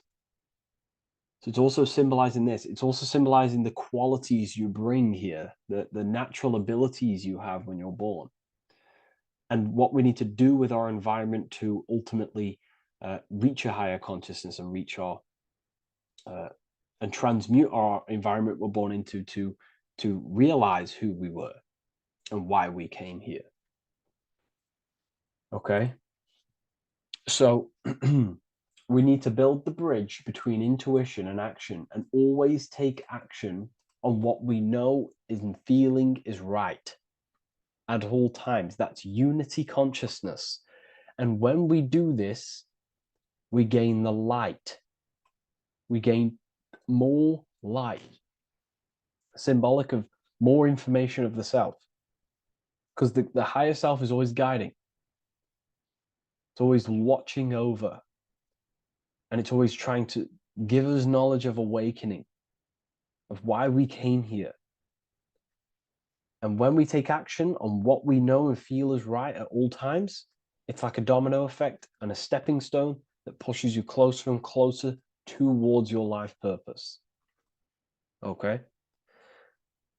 We're also aligning the right and left brain to perceive the world in truth, to see the world in its true form, to see the world in what it actually is, instead of any distorted left or right hemisphere dominated beliefs or thoughts. We ultimately do that by acknowledging that, yes, you have a self, you have, the left brain is more ego, this like divided thinking, everything's separate, and the right hemisphere is more holistic. So we need to see the world in the middle of this, in the middle, acknowledging the self and acknowledging the collective consciousness, and how my thoughts, emotions, actions contributing towards myself and the collective. We always need to keep the collective in mind. Why? Because we are experiencing this world together. It's not just you. And your actions also have a ripple effect on the collective. We're experiencing the world as a whole as well. Yes, there's yourself and there's the collective. We need to think, feel, and act towards the collective and the self. So aligning our brain hemispheres allows us to do this. It allows us to think holistically and individually and see reality in this. And when we do align the left and right brain, what do? We gain higher insight, the eye. We build the bridge between the left and right pillars.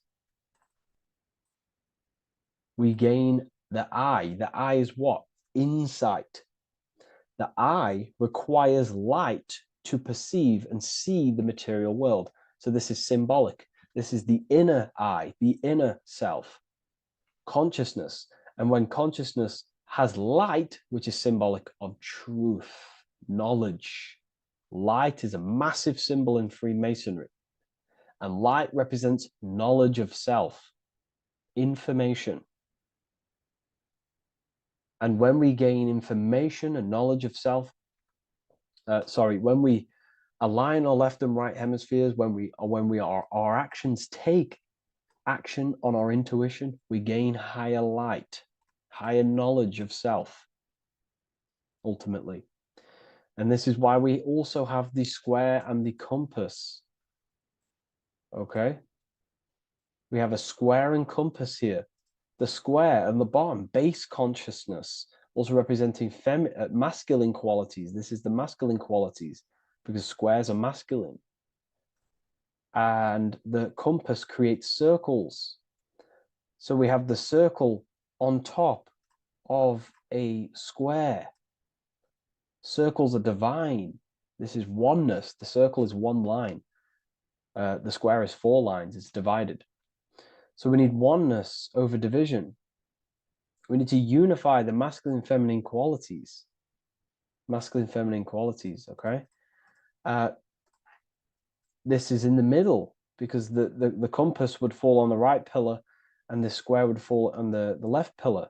And it's unifying. It's representing unification of these 2 pillars of masculine and feminine qualities of self. to ultimately rise towards this light, out of the darkness and into the light. Okay. Let's go back. The G. This is very important. This is one of the most important teachings I could possibly give you about the G. The G is the generative principle, is what generates things. And the force within you that generates things is care and the heart energy. The heart ultimately expresses our actions. We think, if we care, we act. Everything in your external world is in front of you because your heart cares. You care about the video and gaining knowledge. You're now here watching this video. That's the care energy expressing actions.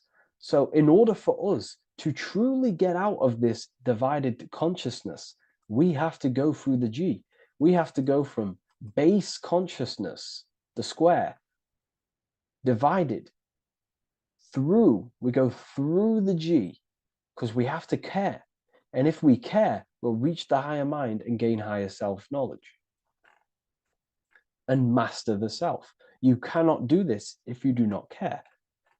And if you do care, you will take action towards it. If you're watching this and you don't actually truly deeply care, you won't take the action, you'll just gain the knowledge, which is ultimately useless. You have to take action on this knowledge. And if you do not, there's no point watching the video. It's difficult. It's difficult. It's not easy. And things, throw us off our path sometimes. I understand. I'm not saying I'm perfect, but we ultimately have to give care towards reaching higher knowledge. Seek and you shall find. If you have the care about reaching higher knowledge of self, you will seek it and you will take actions towards it. Okay. We see this everywhere, and I mean everywhere. The Temple of Solomon has the two pillars, Jachin and Boaz pillars, feminine and masculine qualities. Sol, O, Mon. Sol is sun, Mon is moon. It's building the temple, which is, the temple is the inner self, ultimately. It's symbolic. The temple's not a real place. The temple of self, building the Temple of Solomon and reconstructing the Temple of Solomon, is about reconstructing the self through masculine and feminine qualities. We see it everywhere. And this is very symbolic, very symbolic. We have the two pillars, we have building the bridge, and we have a stairway that goes to what you can't see, because it's going to the unknown. You have to have faith. Okay? What I'm about to say is very important. You don't know what higher consciousness is, okay, until you get a little bit higher. This is hard to explain, but I didn't know what everyone talks about, what higher consciousness is. I can't give you my higher consciousness. It doesn't work like that. You have to enter in and go within and have faith, going into the unknown, because you're ultimately going into something you do not understand. Higher consciousness, I cannot give it you. You have to enter the door and take action and think, feel, and act towards it, and you will go to the place, and then you will understand what higher consciousness is. Ultimately, what higher consciousness is higher knowledge and understanding of self, what you actually are.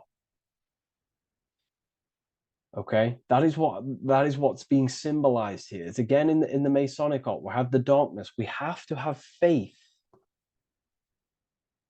to leap into the darkness, into the unknown. We see this everywhere. Like, you'll see, when I say this everywhere, and I mean everywhere, you'll see this. Every doorway has this symbolism in the ancient world, because ultimately this is what it's about, people. The door represents going within, into a new light, a new room, a new level of understanding of self. Okay? here we have Astro World. Now, this is obviously a darker aspect of this, but again, we have the two pillars. See you on the other side. That's the doorway. The other side. And I'm not going to break down, this ritual, but you can guess what I'm on about here. That's for the university, of course. I can't break that down on YouTube. It's way too deep. But there's knowledge out there that is so deep you couldn't even comprehend it with the current mind, even for myself. And this is the power of symbolism. The more you learn about yourself, the more these symbols reveal to you. It is a journey of self. And I can't give you these understandings. You have to go within and question and meditate on these symbols yourself and have thinking exercises of meditating on a symbol and seeing what your mind does with the symbol, what it lets you think about that symbol, and you'll unlock deeper meanings. I'm going to go over one more symbol before we end this. This is the hourglass, which represents time. Time, a very overlooked thing in today's world.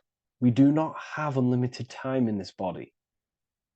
You have limited time. You will die. You will die.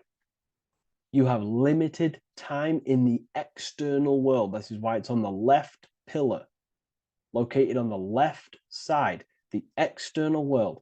You are limited. The scythe represents you will be harvested. Your body will die. It'll be harvested. You will die, and you need to fulfill your mission here. You came with a purpose. You have to find that purpose by going within the self and questioning and taking action on what you know and feel is right. Unity consciousness, aligning thought, emotion, action. So if you wish to learn deeper insights, gain exclusive lectures, astral projection, self-mastery, I've just started a new section on mind control methods and how people are using this in society and becoming conscious of it. I've now opened 5 spots at a limited special price for Ethereal University. Use the code MIND, all capital letters, MIND, all capital letters at the checkout. And there's only 5 of these codes.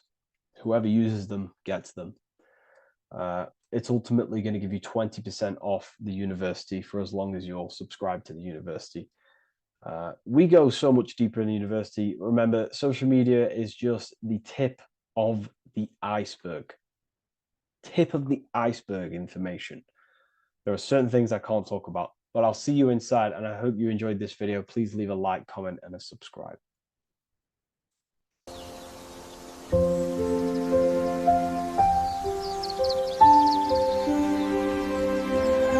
bookofwisdom.com.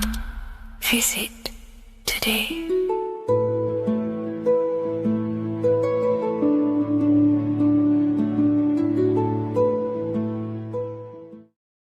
What is good, people? It's Revival of Wisdom. I hope you're all doing well. Now, this video is how to raise your holy oil or your Kundalini. Let's get straight into this. So this is a monthly cycle.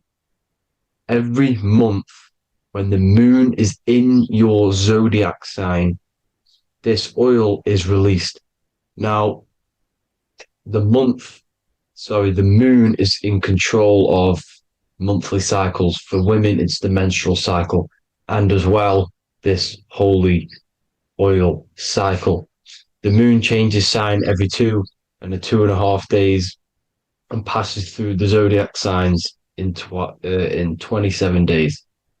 So the moon tells the day, the sun tells the time, the stars tell the month. This reality is a massive clock, if you like to say. It's a cycle. Okay. The moon controls the night, emotions, water, fluids, and the mind. Okay. So This oil is produced in the claustrum. It's produced in the claustrum, which is here, right? This is where you get Santa Claus from. Now, the claustrum is at the center of the brain, and it is next to the pineal gland and the pituitary gland. Once it starts in the claustrum, this is the holy present. This is the present that Santa gives to us, Santa Claus. And it goes to the pituitary gland and the pineal gland. And what's connected to the pituitary gland and the pineal gland is the Ida and the Pingala. The Pingala is the pineal gland's nerve, which is the honey, which is the positive charge, electric. And the pituitary is the Ida nerve, which is the magnetic charge. This is the milk, the land flowing with milk and honey. This is the brain, the heaven, okay? And it travels down the spine using these two nerves, these electromagnetic charge. And this is what the ancients symbolized with the two serpents wrapped around the spinal cord, the Ida and the Pingala. And this travels down to the sacrum or the solar plexus. Okay. So once it's here, okay, the spine is an elongation of the brain. So the spine is pretty much the brain. It's an extension of it. And it's kind of a microcosm of how we descended from heaven to physical reality, to physical matter, which is our consciousness has done. Our consciousness has descended from heaven into physical matter, and this is a microcosm of it. Okay, so once we're in the sacrum bone, this holy oil, like I've just explained, this holy oil starts in the Santa Claustrum, goes down the chimney to the sacrum. This is the sacrum, the solar plexus, and drops the present off at the sacrum. Now, once we're at the sacrum, we need to raise our vibration to take this oil back up the spine. Okay, and the River Jordan symbolizes this in the Bible. King Herod wants to kill Jesus in Nazareth, which is here, this is the River Jordan, is Nazareth. He goes to be born in Bethlehem and then goes back up to Nazareth, to Joseph and Mary. Joseph and Mary, the pineal gland and the pituitary gland. The Bible is huge symbolism. It's all metaphors for this sacred process which goes on inside of your body. You are the Temple of Solomon. You are the Holy Land. The Holy Land is your brain. Once this oil is at the sacrum, you need to raise your vibration in order to take it back up.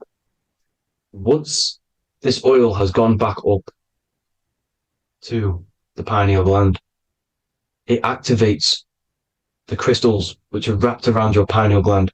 Your pineal gland is this tiny little beam here. This is the claustrum. This is the pineal gland. And it's wrapped in crystals. And when this oil travels back up the spine by raising your vibration, back to the upper room where Jesus met the 12 disciples, or the 12 cranial nerves in the brain, and it activates and it turns on this pineal gland. And once it's turned on, it illuminates all the cells and the nerves in your brain and turns them all on and activates the higher God man, the God consciousness, Christ consciousness. And it regenerates the whole body. This is the secret to regeneration. It regenerates all the cells in the body.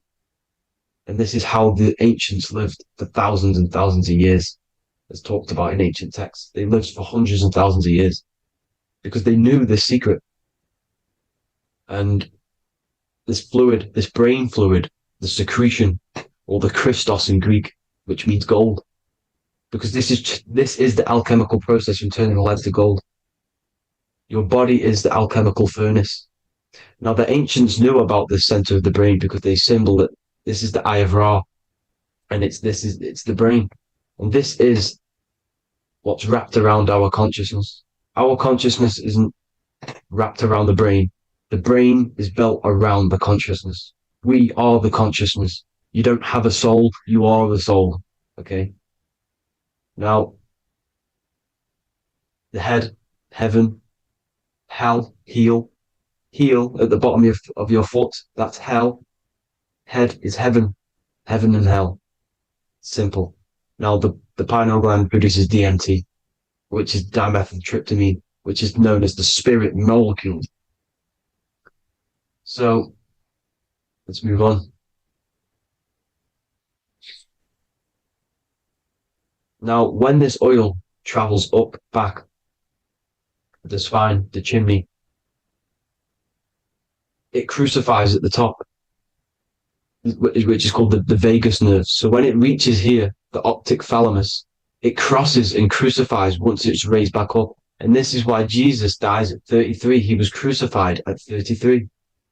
Because you have 33 vertebrae on the back of the spine. And then it's crucified by the cross of the vagus nerve.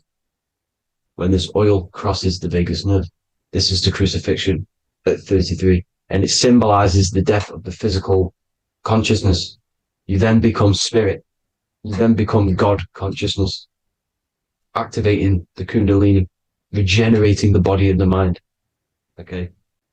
The Garden of Eden. You are the Garden of Eden. The land of milk and honey is upstairs. The pituitary, which is the milk, the pineal gland, which is the honey, which is DMT. It even says this in the Bible. As he brought us into the place, and he has given us this land, a land flowing with milk and honey, which is also symbolized as the sun and the moon. The Bible also says, the light of the body is the eye, not the eyes, the eye. If therefore thine eye be single, thy whole body shall be full of light. This is the activation of the pineal gland by raising this oil back up to the pineal gland, to the center of the brain. Neither shall they say, see that here, or see there, for behold, the kingdom of God is within you. So he's saying, don't look out there. Nothing is out there. It's all inside of you. Everything's inside of you. You're the universe. Now, how to raise this oil back up to the pineal gland? Every month, like I said. The moon controls the cycle. The moon controls monthly cycles. When the moon is going into your zodiac sign every month, this oil goes down the spine and you must raise your frequency to get it back up. You must retain your seed. This is the most important. Your fluid, your secret, your holy fluid, your life force. You can't let that go.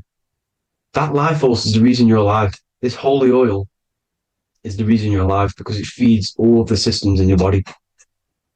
It feeds all the systems in your body. You have to retain your seed, alkaline diet, positive thinking, and meditation. Okay? When you retain your seed, you will live longer. The moment you release it, you're killing yourself. You're killing a piece of yourself every time you release your seed. Every single time. You're killing a part of yourself. Okay?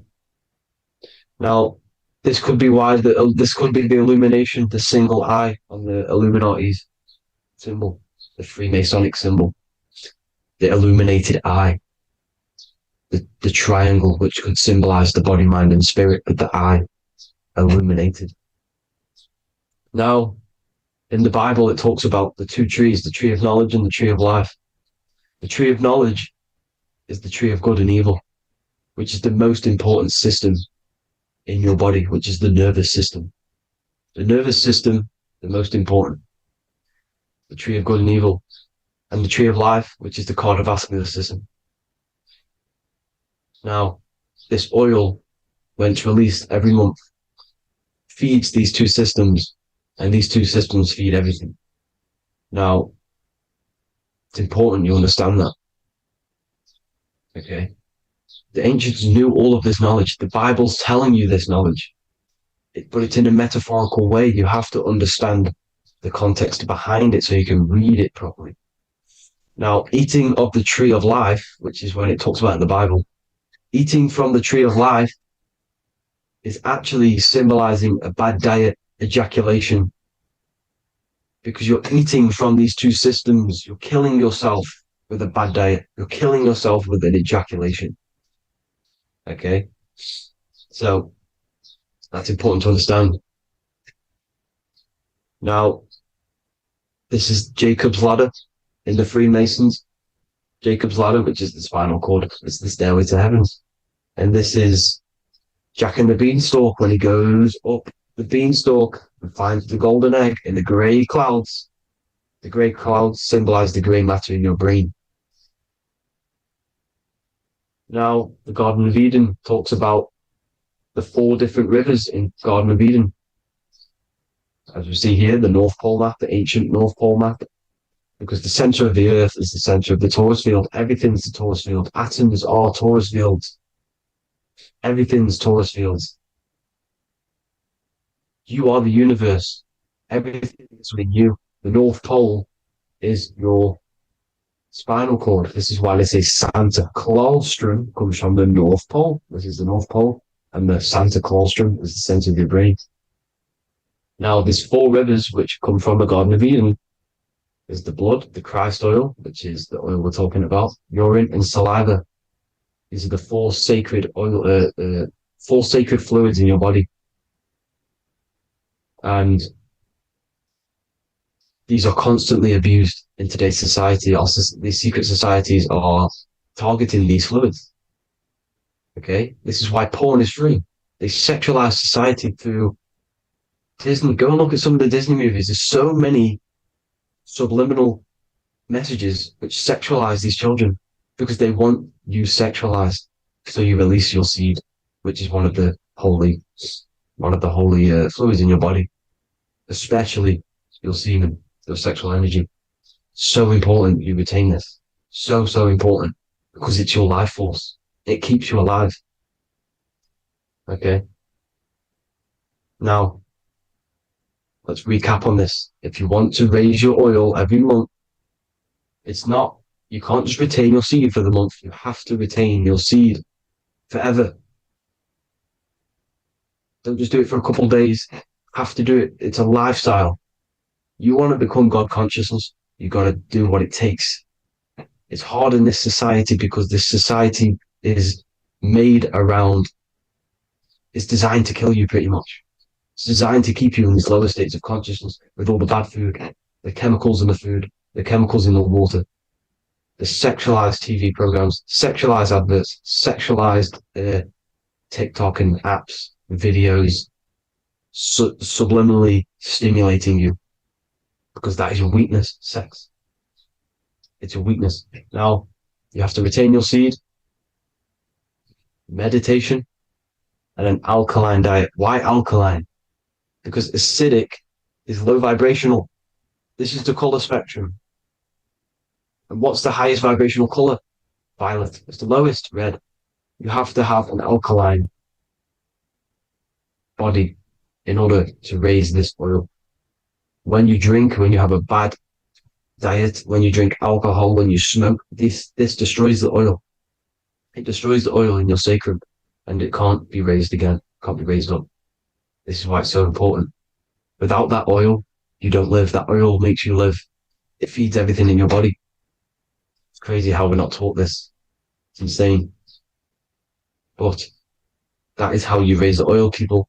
I hope you all gain some knowledge out of this video. And I hope this assists you on your journey, your spiritual journey. And please like and share this video. We need this knowledge out to the public to wake up humanity. Thank you all, people. God bless.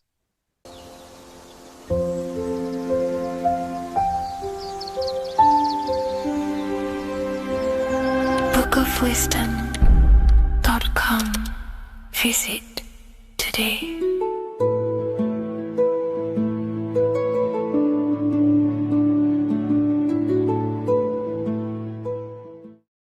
What if God is not watching you every move, not judging every mistake that we make, not deciding in real time who goes to heaven or hell? What if reality does not work through God micromanaging everyone in his creation, but through a law? And what if you are not separate from those laws, but an active expression of them? Once you understand this, everything in your reality will shift. The idea that God micromanages everything and does everything by himself to hold up his creation is illogical. It makes no sense. There are billions of souls and living people in this world. There are plants. There's no way there is an intelligence out there micromanaging everything. If you die and pass on, there's no one waiting in a queue to be judged by God. This is totally, just religion creating up their own version of the Bible or whatever holy book it is. We have to remove that system out of our mind that's being heavily implanted into us. If God were personally judging every soul the moment they died, there would be an endless queue of people waiting to proceed, punish, or rewarded. Reality does not operate like a courtroom with a single judge overseeing every case. Instead, reality operates through systems, through structure, through law. God does not intervene moment by moment. God sets laws into place, and creation unfolds by obeying them laws automatically.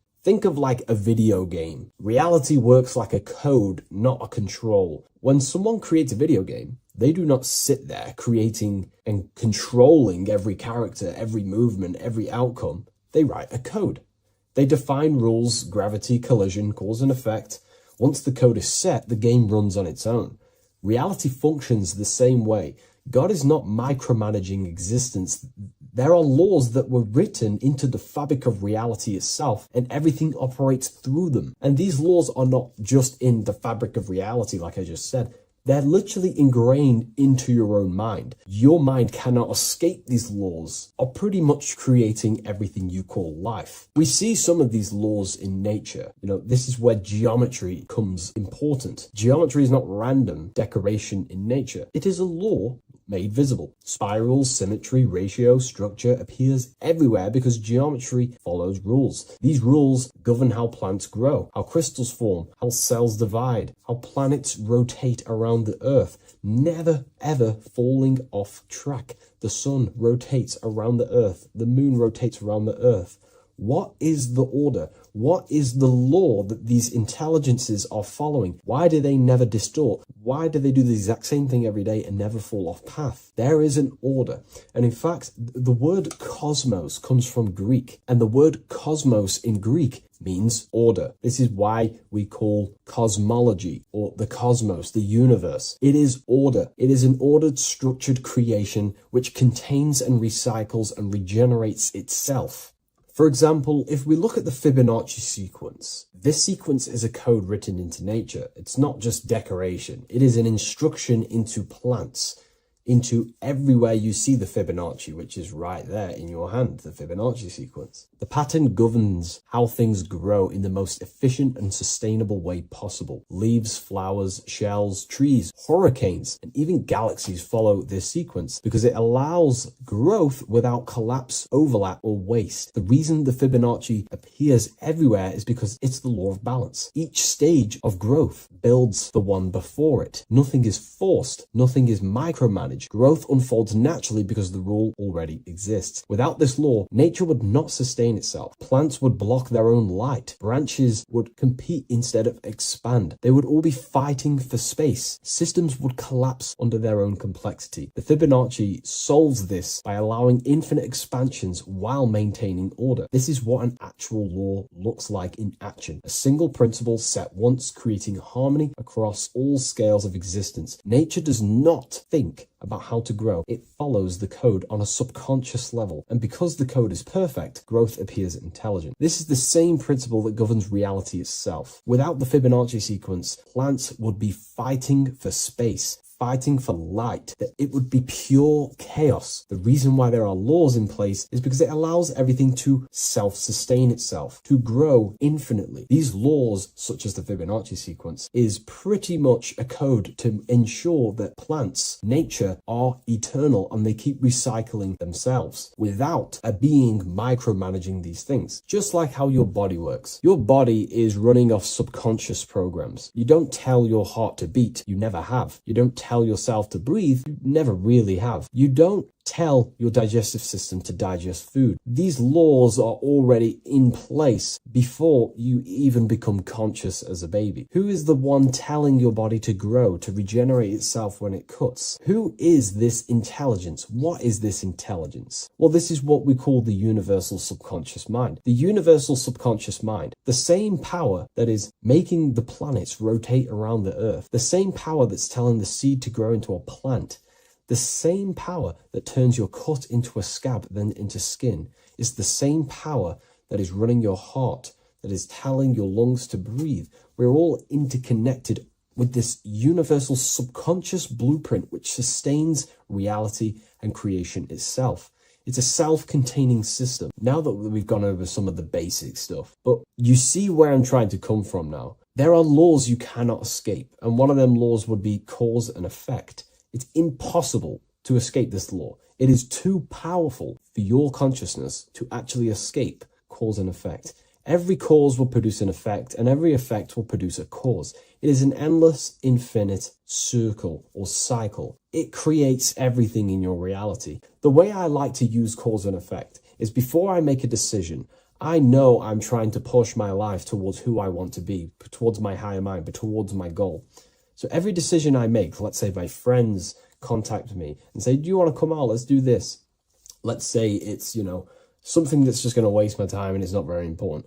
Of course, it's good to have time with friends, but let's say it wasn't important, for example. Before I make any decision in life, I say, well, what is this cause going to affect?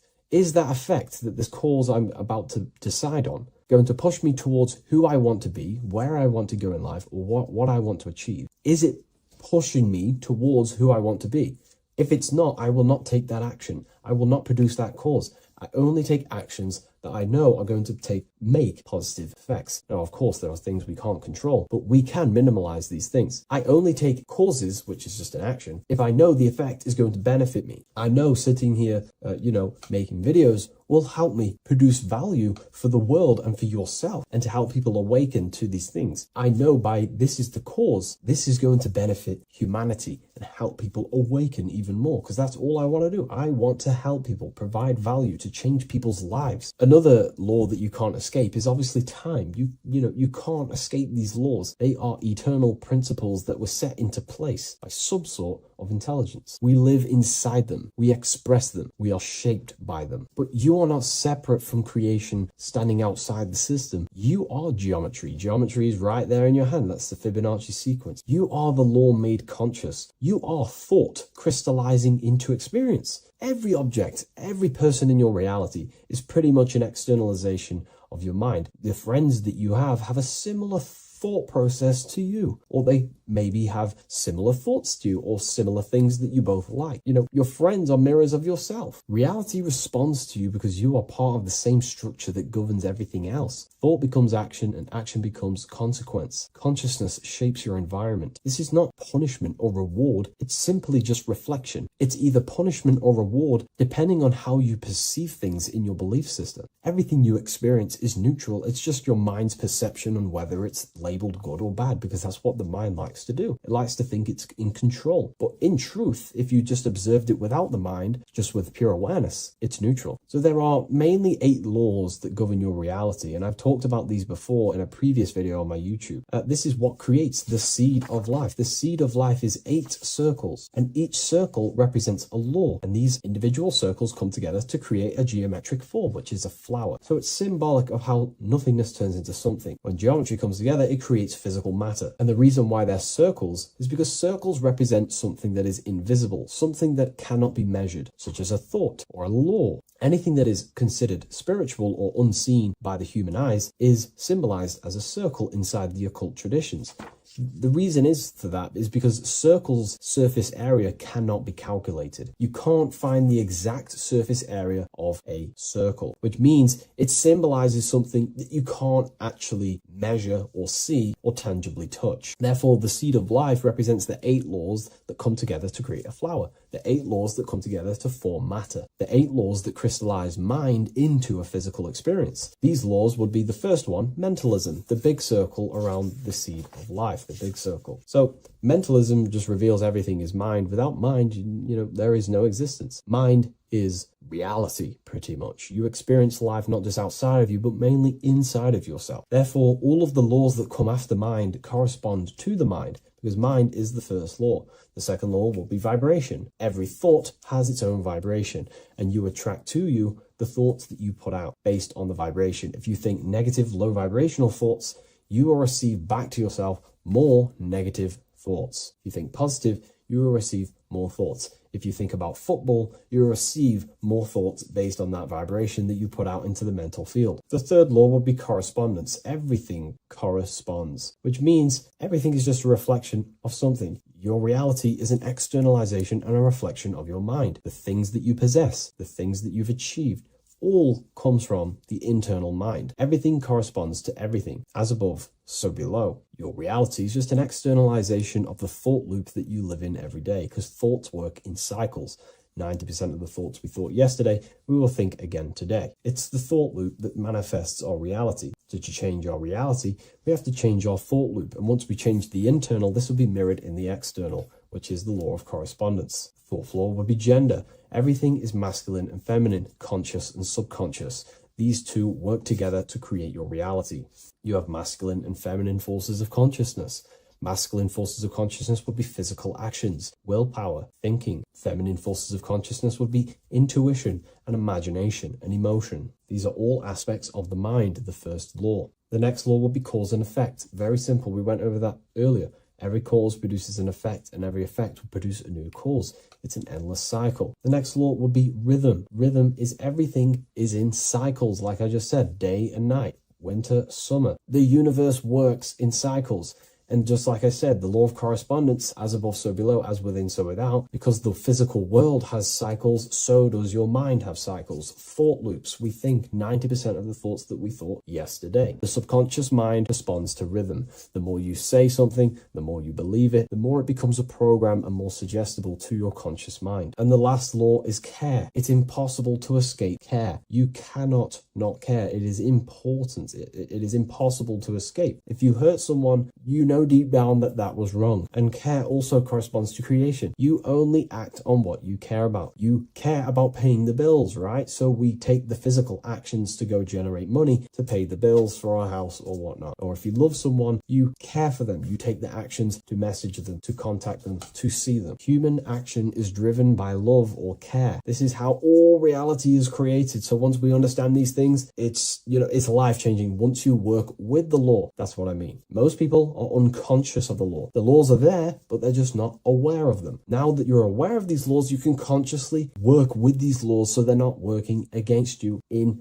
so you can actually make these things and work them in your favor. So let's go into heaven and hell, because there's a massive debate. Now that you understand that you are the laws, you are crystallizing reality, not just in the physical, but in the spiritual dimension, in the astral plane. It's the exact same laws. The law of correspondence reveals, as above, so below. Your reality is a reflection of your mind. Everything is a reflection of you. That doesn't mean that other people don't exist. I mean, the way you view other people is through the lens of your mind. You perceive what you have in your mind, your beliefs, your traumas, your memories. This is where heaven and hell are misunderstood. No one is sent anywhere by force. There is no external authority dragging souls into destinations. Consciousness determines the environment that you are in. Environment meant. It's mental. As above, so below. When the body dies, consciousness withdraws from the physical technology of the body. The simulation of the physical world is no longer being ran by your brain, meaning your consciousness will go into the astral plane, which is the realm that just sits above the physical plane, which is the realm of imagination and desire. The environment that you go to in the astral plane directly corresponds to your state of thought and your emotion and your desires. If you desire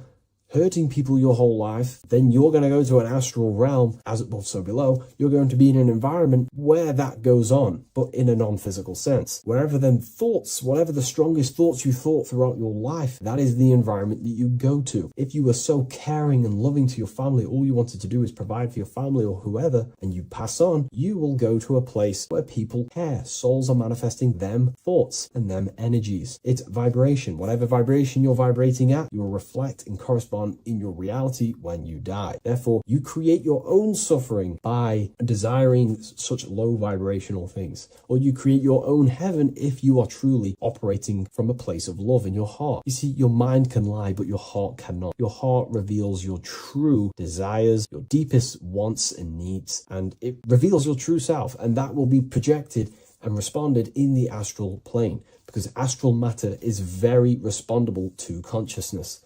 The physical plane is not really. It takes a longer time for things to be manifested in the physical plane. But in the astral plane, whatever you think, whatever you desire, it instantly corresponds to your reality there. So God does not micromanage everything. The law does not judge, it simply reflects. The universe is made of laws. The Emerald Tablet of Thoth even mentions this. He says, the search for the laws that governs man's life are an eternal mystery. Man is always forever searching for the laws that govern his existence. This understanding now changes everything in your reality. It removes fear-based control, it removes blind obedience, and it returns responsibility to where it belongs, to you, your consciousness, yourself. You are not being watched, you are not being mirrored. Reality is not punishing you, it is responding to you. Once you understand that God works through law, not micromanagement, you stop waiting to be saved, judged, or condemned. You realize something far more powerful. You are not separate from creation. You are participating in it.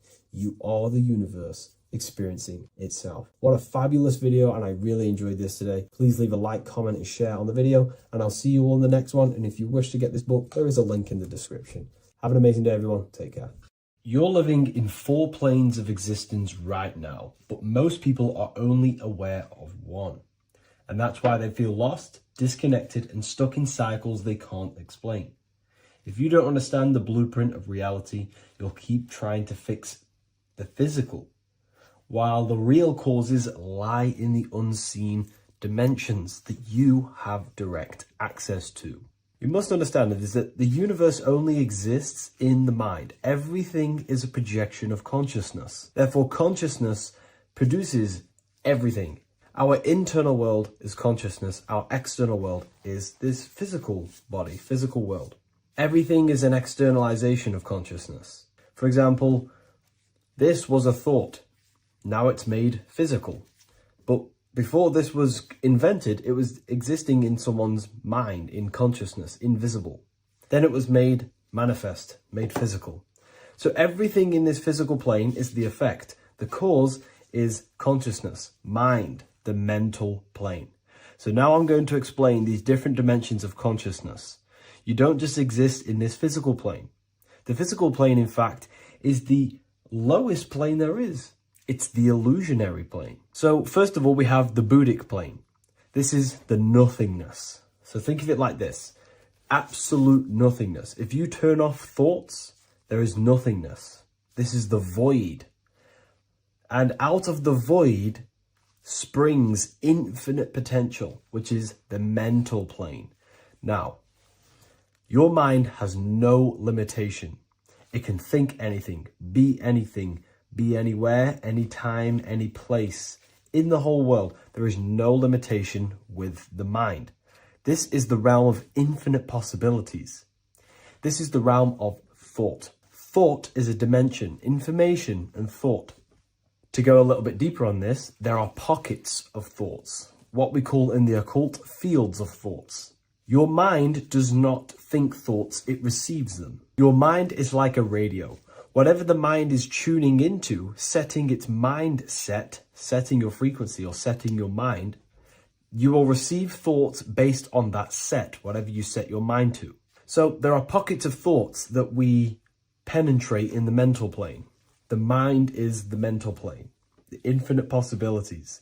This is the spark of creation. This is where all things begin to manifest as an idea in the mind as a thought. So if you want to gain certain information, you need to meditate or do thought exercises where you are penetrating that dimension of thought, that pocket of thought. For example, if you want to find a way on how to make financial wealth, you would use your mind, set your mind on wealth and money, and think, close your eyes and think about that specific topic and see where your mind takes you. And you will expand your mind into different pockets of thought and gain information.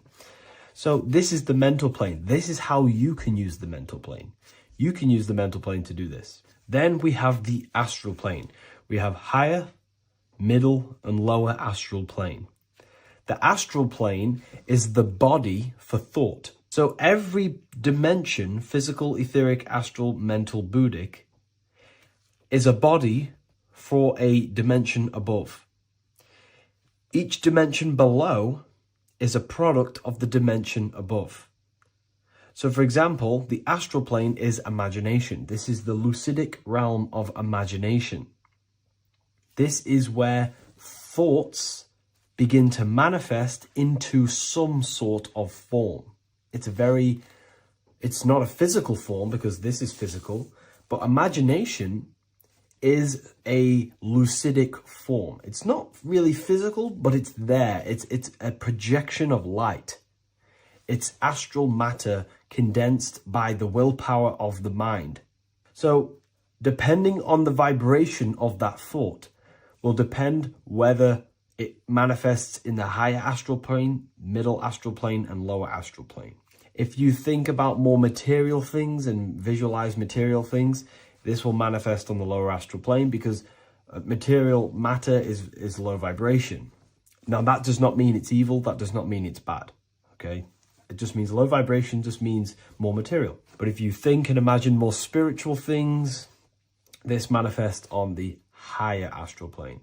So the astral plane is the screen in your mind that allows you to vision an apple, that allows you to vision anything. It's that mental projection that's inside of your mind. Now, this is what we call the third eye. It's an eye because the eye is the mind, and the mind can see into the astral plane. It perceives this spiritual world, this lucidic realm that we have access to. This is where also infinite potential takes place. This is the realm of spirits, demons, jinns, whatever you want to call them. Spiritual entities exist in this.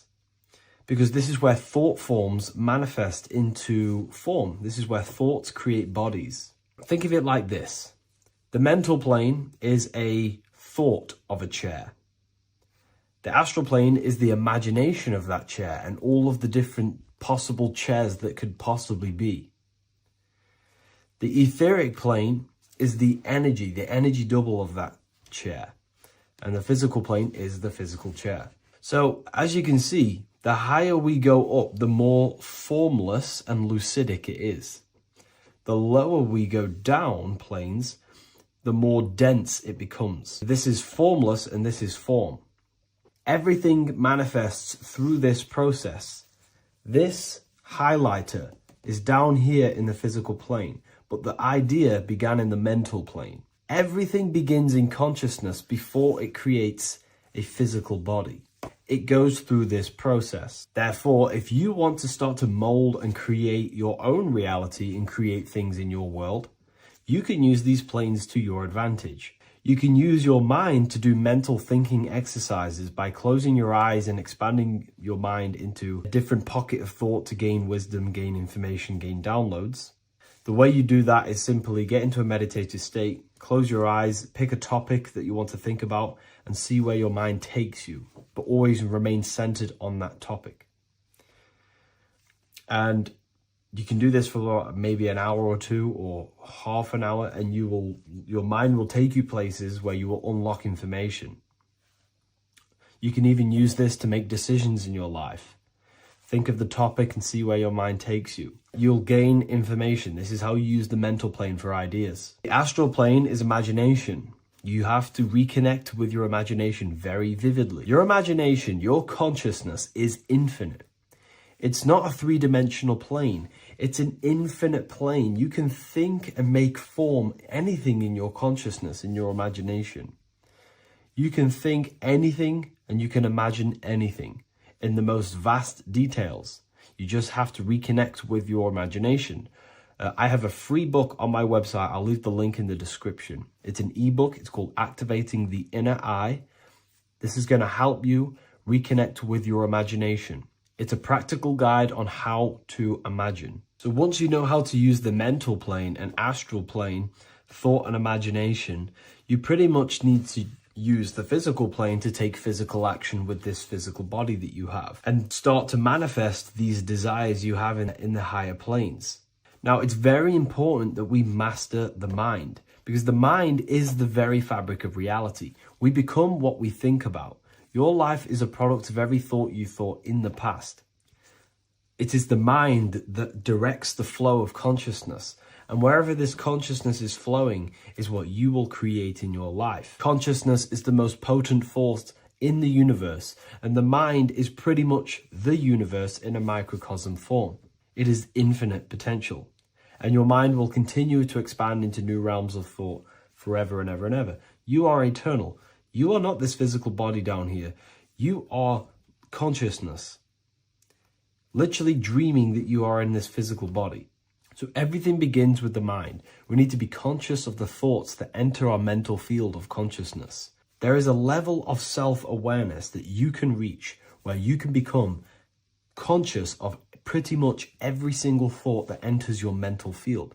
Now, we have over 7,000 thoughts a day. You can gain such mastery over your mind where you can become conscious of every thought you think. And that is when you gain superior power. Because when the mind is fully under control of self, you can direct the mind's potent force into a specific goal. Most people's minds are dualistic. They want something, but their mind is thinking something else. They have limiting belief systems. They have the little voice that comes in and says, you can't do this, you're a failure. That is a fractaled mind. The mind needs to be singular. It needs to be on your team and not an enemy. Do not let your own mind take away your power. Your mind should be on your team, giving you power, giving you the best possible thoughts and the best possible beliefs. When the mind is in this condition and on your team and not taking away your power through the destructive thoughts, it becomes a potent, powerful force used for manifestation to create anything. And the way we get the mind on your team is through constant meditation to learn how to control the mind and turn it on and off. Subconscious reprogramming through visualization, affirmations, cultivating emotions associated with your goal. All these three ways we can reprogram the mind slowly over time so that it becomes powerful and becomes on your team and doesn't give you negative contradicting thoughts. When the mind is fully aligned on one thing, it can create massive empires and things in your physical reality. So I hope this video helps, and I'll see you in the next one. What is good, people? We're back with another video, and this is going to be talking about the connection between the micro and the macro. You know, you are the universe. Everything is inside of you. So the first thing you need to understand is that the law of mentalism, we are a thought in the creator's mind. Everything's being thought into existence. We have a spark of this mind, this same mind of the creator.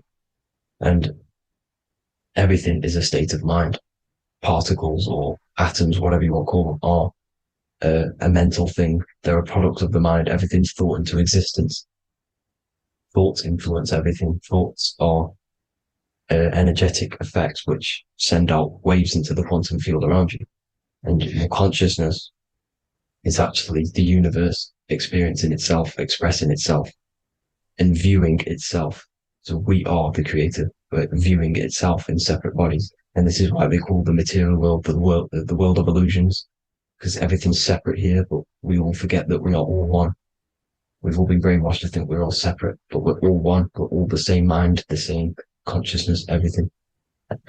So everything's created out of toroidal fields. God created the toroidal field. That's the only thing that exists because atoms are toroidal fields.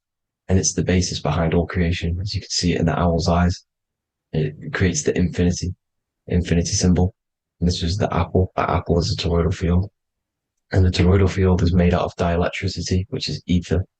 Ether is black light, and this is counter space. This is another realm. This is what creates God to be omnipresent, to be everywhere at one place at all times. He is everywhere because ether is everywhere. Ether is infinite potential. It connects everything together, and that's what energy moves through. It moves through the ether, and that's black light. Everything is light, as it says in John 4:2. God is light. Everything's a vibrational state of light. So the torus field is made out of dielectricity, ether, black light, magnetism, which is white light, which is the center of the toroidal field. And magnetism radiates, it has no vibration. And then when white light splits, it turns into electricity, which is physical material, and that has a vibration. This is the Holy Trinity, the sun, the moon, Saturn. Saturn, the god of materialism. If you've watched my videos on Saturn, you know that Saturn is crystallizing everything into physical matter. And that's why his old name was El. The ancients called him El. And this is why we get El electricity. This is where El electricity comes from. Because El electricity is only a product of the physical world, which is redshift, blueshift, Adam and Eve. And this is what creates the redshift, blueshift is what is a product of magnetism. When magnetism, white light splits. And this gives us vibration. And this what creates the toroidal field, which is the basis of all physical creation. The sine wave is created out of the magnetic wave and the electric wave. The electric wave is the blue wave, and the magnetic wave is the straight wave, which is radiation.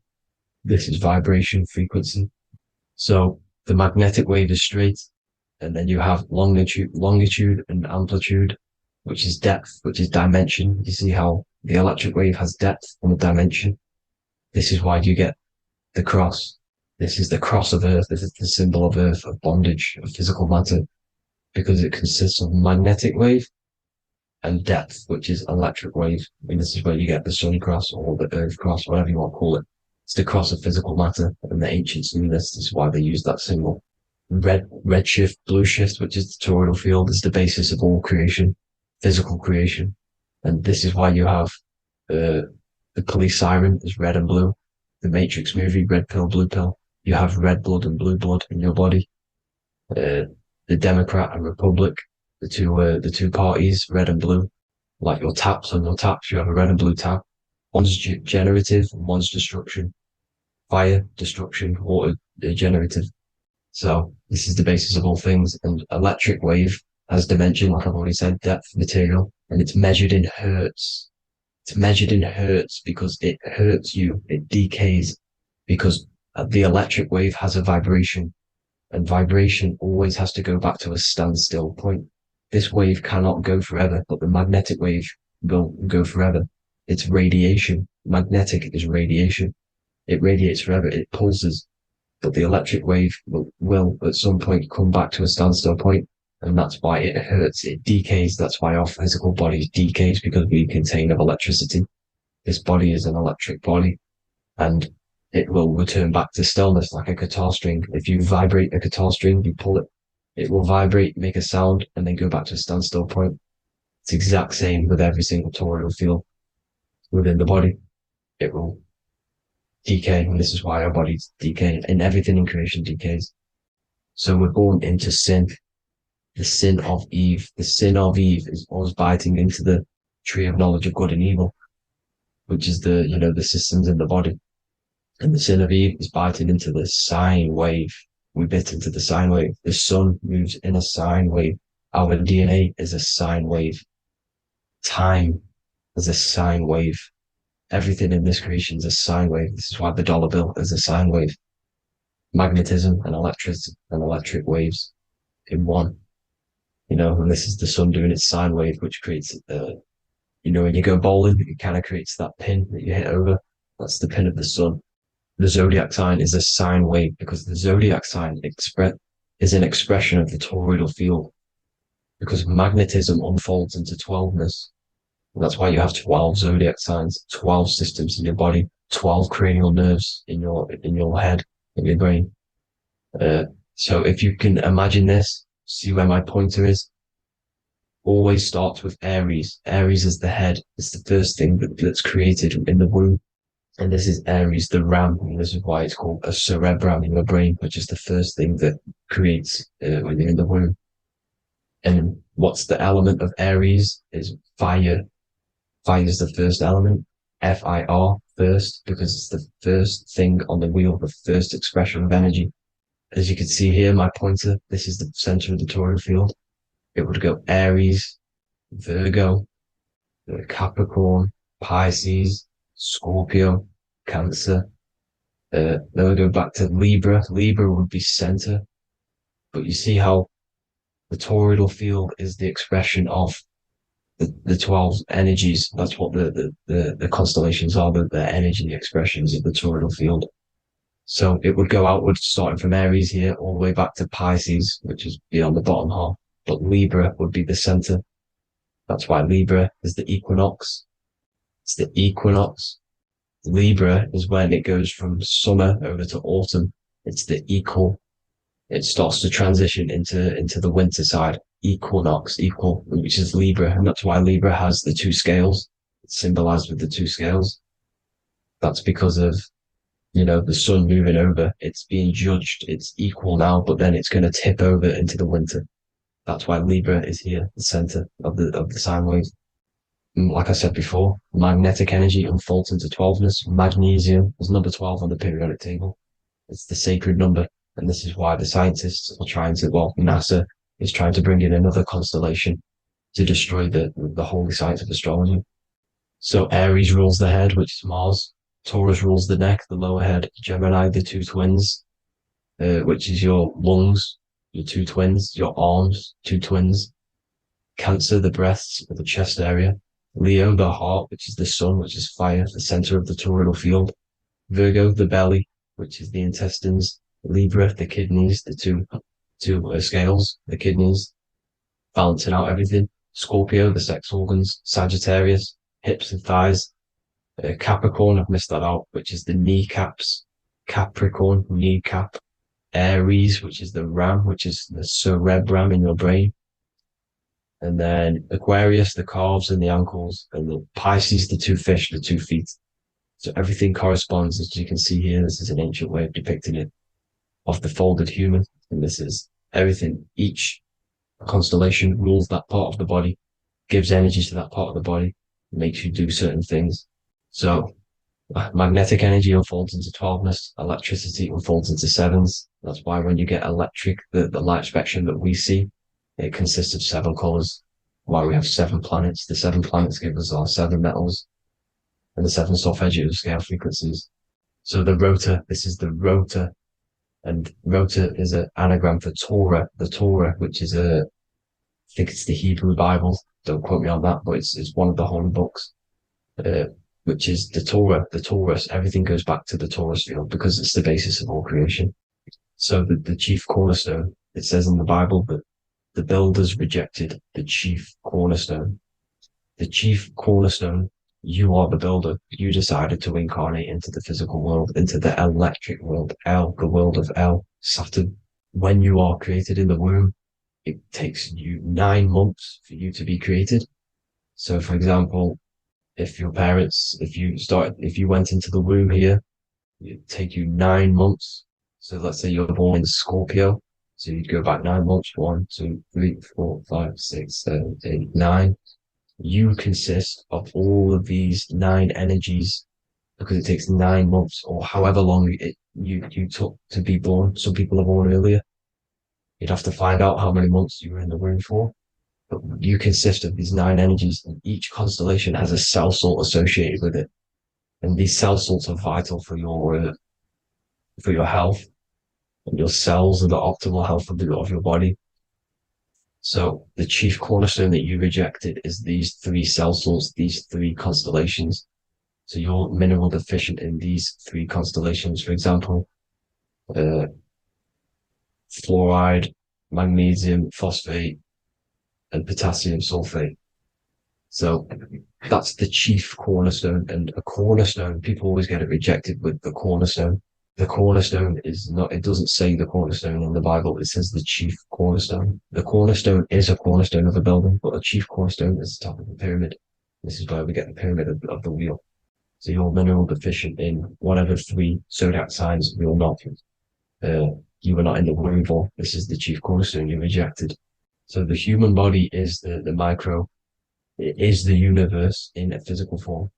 It consists of everything in the universe, just like your consciousness is the universe watching itself, experiencing itself. Your body is the whole universe. 12 systems in the body, 12 zodiac signs, 7 chakras are the 7 planets. The Holy Trinity of you is your Temple of Solomon, the soul and the mind, the sun and the moon.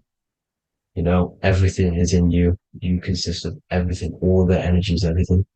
Heaven and hell. Heaven and hell is a mind state. It's a state of the mind. Head, H-E-A, which is heaven, and the heel, the bottom of your foot, is hell.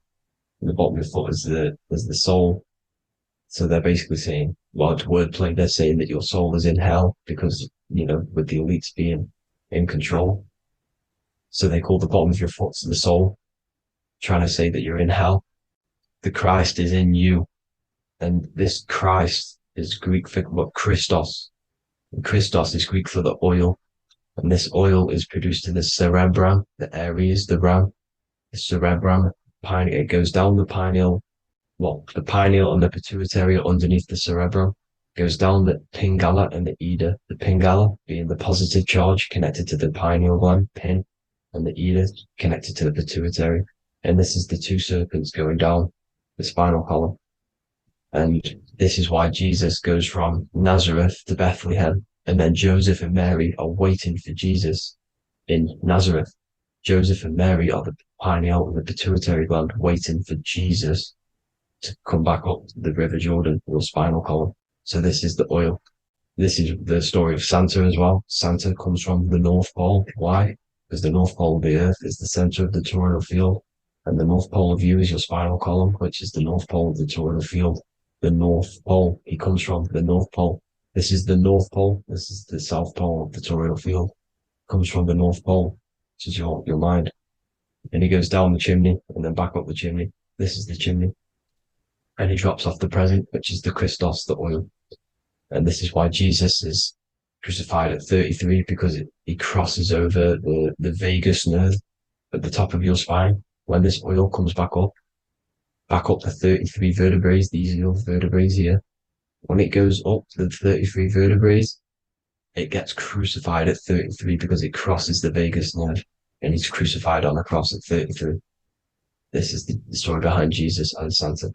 The Ark of the Covenant in the Bible is the 2 hemispheres which cover the vital parts of your mind, the brain side, which is the cerebrum, the pineal, the pituitary, etc. So the 2 hemispheres are the 2 angels, the Ark of the Covenant. This is the Ark of the Covenant covering the 2 vital parts of your brain.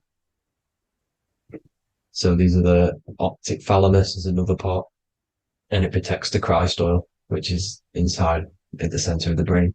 See, the Bible is all a massive metaphor about yourself because you are the universe. You are a microcosm of the universe.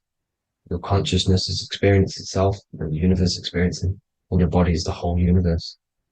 Your head's heaven. So Moses crosses the Red Sea. These are the 2 hemispheres of your brain. This is the corpus callosum, the Red Sea. So he's pretty much saying that he's uniting the 2 hemispheres of your brain, because most people in this generation are stuck in the left brain, which is just logic, reasoning, science and maths, writing. You know, this is what school teaches you to do. It keeps you stuck in your left brain. And you want to cross over to you want to cross the Red Sea, which is the corpus callosum, to the right brain, which is awareness, art awareness, creativity, imagination, intuition, insight, you know, using the higher mind, creativity, imagination. If you don't have intuition, then you can't read energy, you can't pick up on bad things. This is what Moses is symbolizing by crossing the Red Sea. And it's also the upper room where Jesus met the 12 disciples. 12 disciples or the 12 cranial nerves in your brain. It doesn't just represent the 12 zodiac signs, the 12 disciples. It symbolizes many different things. It's like I said, energy the universe consists of 12ness. So you have 12 cranial nerves in your brain, and that's the 12 disciples as well. And they want you stuck in your left brain, which is the five senses materialism. So they say in the Bible that Satan blinds the mind. Satan is Saturn. If you've watched my videos, Satan is Saturn. And you consist of the Holy Trinity, which is the sun, moon, and earth. The soul, moon, the soul being your sun, the solar, the moon being your mind, the earth, your physical body. And Satan blinds the mind. Why? Because we enter a soul system. This is a soul system, not a solar system. And Saturn is the Lord of the Rings, which is the outer ring. When your soul enters the soul system, your soul starts to materialize. It hits Saturn. Why? Because Saturn starts to materialize you. You take on the 7 virtues, which are the 7 planets, which are your 7 chakras. And to get out of this soul system, you must get out of your lower nature, your animal nature, which is lust, desire, greed. You know, the number of the beast 666, which is Saturn, Satan. So you enter the soul system, you take on the 7 energies, which you turn into physical matter. And this is your descension from heaven to all who say hell. And then you must raise back up from matter to spirit. They say Satan blinds the mind. Why? Because your mind gets materialized. Your soul and mind get materialized.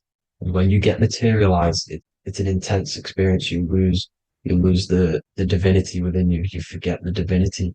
So Satan, which is the first planet, the first energy you take on, the material body, he blinds the mind. He makes you forget everything, your divinity. Then you must remember, ascend up Jacob's ladder, the 33 vertebrae, to heaven. And this is a microcosm of the macro, because you will ascend back up to heaven if you do this, when you leave your physical body, when your body decays. So when it talks about in the Bible, completely destroy them, the Hittites, the Amorites, the Canaanites, all the ites, this is what God says to the Israelites. It says completely destroy them. It's basically symbolizing saying destroy your lower nature. The Canaanites, cannibals. We're under a Canaanite system now, which is cannibalism. And this is flesh eating, lust, greed, all the demonic stuff, all the lower vibrational stuff. You know, the lower nature, eating, sex, and survival, the lower 3 chakras. You must get out of these lower 3 chakras and return back to spirit, which is heaven, which is spirit, love, being holy, being truthful, being passionate.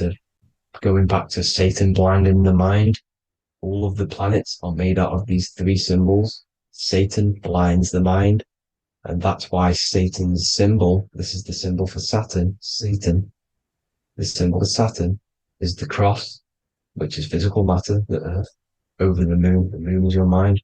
So the Saturn symbol saying matter over mind. He blinds the mind. Satan blinds the mind once you enter the soul system. And you must remember, in the Bible, it talks about the Genesis, which is Eve, the sin of Eve, which is biting of the tree of knowledge. The serpent, which wraps around the tree. It says the serpent placed himself on the tree. Well, the serpent is the spinal column. It's the serpent telling you eat from the tree of knowledge of good and evil, which is your nervous system.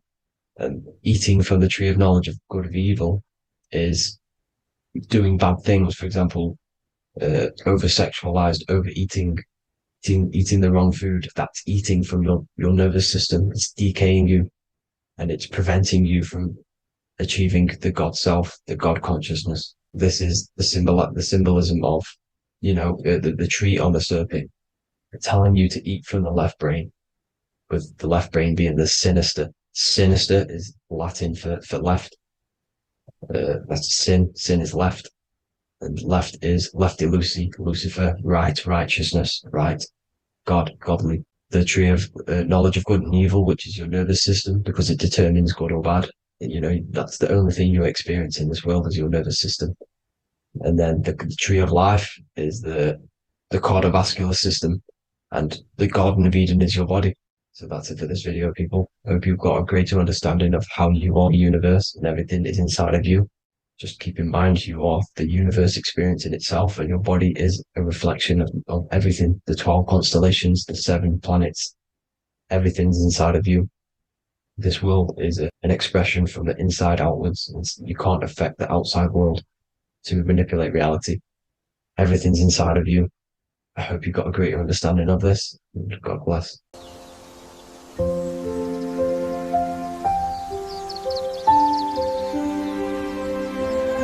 bookofwisdom.com. Visit today.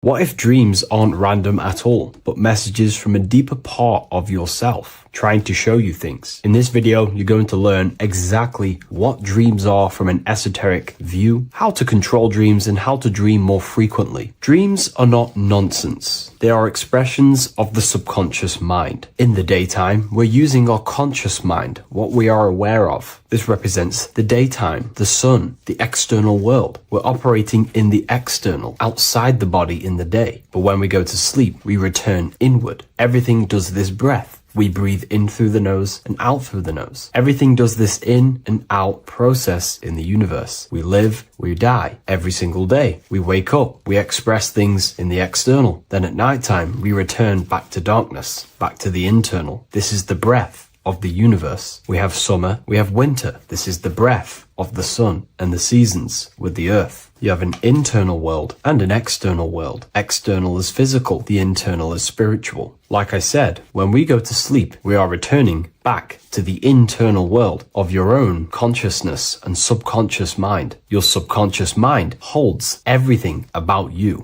your memories, your traumas, everything you've ever learnt, your language, your name, your job. Everything you identify with is stored within this vast network of the subconscious mind. It is your own personal consciousness. Therefore, when we dream, we return back to the subconscious mind, and we are in fact thinking, but in a subconscious way. The subconscious does not speak the same language as the conscious mind. The conscious mind uses language, thoughts, and all things that are very logical and very easy to understand. The subconscious is the complete opposite. It is very indirect, metaphorical, and symbolic. The subconscious communicates and works in symbols. Ultimately, symbolism is the language of consciousness. This is why in occultism and esotericism, it is filled with occult symbols, because symbols are used to communicate directly with the consciousness within, the subconscious mind. And the subconscious mind is ultimately connected to the collective consciousness. We are all connected and tapping into the mental plane, where we receive thoughts, ideas, depending on what we attune our mind to. That's why we call it a mindset. But getting back on topic, the subconscious mind is your own personal network. It is like a net, an interconnected web of your thoughts, memories, traumas, emotional blockages, and all the things you identify with and have experienced in your life is stored within this network. It can be seen as a web. One example of the subconscious mind using symbolism is this next story I can tell you. Let's say I was in a very traumatic car crash as a young child. I experienced a lot of emotional trauma in that car, and that deeply impressed my subconscious mind with that trauma of emotion that I felt. Therefore, every time I see a car in my external world, that car is now a symbol that represents the state of consciousness I was feeling in that particular time of the traumatic car crash. The car is a symbol for a state of consciousness within my subconscious mind. Just like when you see a word, that word triggers what you believe that word to be in your subconscious mind. Symbols are the language of the subconsciousness. Therefore, when we dream, we are basically seeing symbols of our own personal subconscious mind. Our higher mind, which is basically our subconscious subconscious, the higher version of you that exists beyond your human thinking mind, communicates using symbolism. The higher mind does not speak human thoughts, human language. It speaks the language of symbolism. Therefore, when we dream, every event, every person, everything that happens, and everything you see is your own personal subconscious mind materializing within the plane of the astral plane. This is a dimension that sits just above the physical world that everything is pulled out of. For example, look around you. Everything you see around you was thought, then imagined. Imagination is the astral plane, and this astral plane sits above the physical world. As above, so below. These objects were thought, imagined within someone's mind, and then pulled into a physical reality. Therefore, the imagination is what you're experiencing within a dream. It is your subconscious mind thinking and materializing within the imaginative plane. For example, let's say you are a Christian, you believe in Jesus your whole life, you have lots of emotion towards Jesus. This deeply impresses your subconscious mind. You believe in him so much, you go to sleep, you have a dream that you meet Jesus. You did not meet directly with Jesus, you met with your own belief. It was your own belief materializing within the imaginative plane and revealing itself to you. Dreams are materializations of your memories, your subconscious beliefs, traumas, and anything that could be inside the subconscious mind. It is your subconsciousness revealing itself to you in a material form. Let's say you have a nightmare. There is a big dark figure chasing you and you are running away in fear, away from this dark figure chasing you. That dark figure is not an external entity. It is not a spirit or a jinn or a demon. It is in fact an aspect of your own mind. It is a symbol that represents maybe a fear, a trauma, or something you are running away from internally, inside your subconscious mind. Something that you are not addressing, but something that is fearful, something that can be controlling you on a subconscious level. Let's say you have a fear to address something in your personal life. You want to address someone who is getting on your nerves at work. You continuously put this off and you fear doing that situation. Over a long period of time, this can slowly control you subconsciously. You start to avoid the person, avoid any contact. It is subconsciously controlling you. This is not the best example, but you can see what I mean. Hidden fears and traumas in the subconscious mind can subconsciously control your actions and ultimately lead you to low states of consciousness, keep you from reaching your higher potential, and ultimately create blockages within your own consciousness. That figure in the dream is a materialization of something that you are fearing and running away from and not addressing. This is why people always have dreams of traumas that they have experienced as a child or when they were younger, or maybe from a year ago or two. It's because that emotion is deeply impressed in the subconscious, and the subconscious is always trying to reveal things to you, communicate to you that you need to change, purify, and maybe heal within your own consciousness. This is how the higher self communicates to you, through the language of symbolism. Once you understand this, dreams can become a very powerful tool, not just entertainment at night time. Your consciousness never rests. Your consciousness is eternal. It is the very spark of the divine. Your body needs rest. Your consciousness is not physical. It does not need rest. So this is a way you can identify what your dreams are trying to show you, is by writing them down. A dream journal. Every single dream that you have a book placed near your bed. Every time you wake up, first thing you should do is pick up the book and write every single detail that you can remember about the dream. The people that you met are all symbols or aspects of yourself. Maybe it is a friend you saw in your dream. That friend represents a state of consciousness that is within you and is trying to reveal something to you. It's about making the subconscious into the conscious, to become conscious of the unknown. Write down every detail, everything you saw, every event that played out, even the details of the clothes that they were wearing. Everything is symbolic within dreams. Write everything down and then analyze the dream. Don't analyze it from a logical mind. Analyze it with the right hemisphere of the brain, which allows you to see metaphors, read between the lines. Try and gain the message that it's trying to show you. What does this overall mean to you? And what could this reveal about aspects of yourself that you need to heal or maybe take action in your life and world? Because your higher self is always guiding you towards awakening and fulfilling your mission in the manifested physical world. Dreams speak in symbols, not logic. Ask about your dreams. What is this trying to tell me? Don't take things literally. Look for an emotional tone and symbolic resonance. With practice, you'll begin to understand the personal language of your subconscious mind. Now that you understand that, again, please leave a like or a comment on this video. This is now a technique for lucid dreaming and dreaming more often. This is not going to happen overnight. This is not an easy method. It simply takes practice and dedication. Every morning, choose 3 time slots. For me, I choose 4:30, 5 a.m. and 6 a.m. 3 alarms that are going to go off at these 3 times, half an hour apart from each other. Each time you wake up, stay awake for 5 to 10 minutes. Turn off the alarm. Try and keep your conscious mind awake, but drift back into sleep. There's no other better way for me to explain that. It's very difficult, but try and keep the mind awake, but the body falling back asleep. More than likely, you will drift off back to sleep. Then the next alarm will go off half an hour after. This will wake you up again, guaranteed. You will probably drift back to sleep by repeating this process. After the 3 alarms go off, each one of them times, you're either going to have a dream or a lucid dream, but definitely you will have a dream. And if it doesn't work one time, keep trying it. I've been using this method for a very long time, and I can tell you 70-80% of the time it triggers a dream, and a very vivid dream. And it's ideal for lucid dreaming because keeping the conscious mind awake while letting the body fall asleep, you can become conscious within these subconscious realms of your mind. But when you are conscious inside the dream world, you can do what you want, but you also want to let the dream naturally unfold. If you try and take too much control, then you will wake back up. If you feel any fear in your dream, you will wake back up into the material world. Another tip to dream more often is to meditate before bed. Simply close your eyes and think about nothing for 5 to 30 minutes. Detach from everything outside you, your name, your job, work, thoughts. Mentally detach from the world and the physical pleasures and become pure awareness before you try and go to sleep. This will help you become conscious while being within the self. If you wish to learn more about consciousness yourself, the Book of Wisdom Volume 2 can definitely help you. I'll leave a link in the description. Thank you for watching this video, and I'll see you in the next one.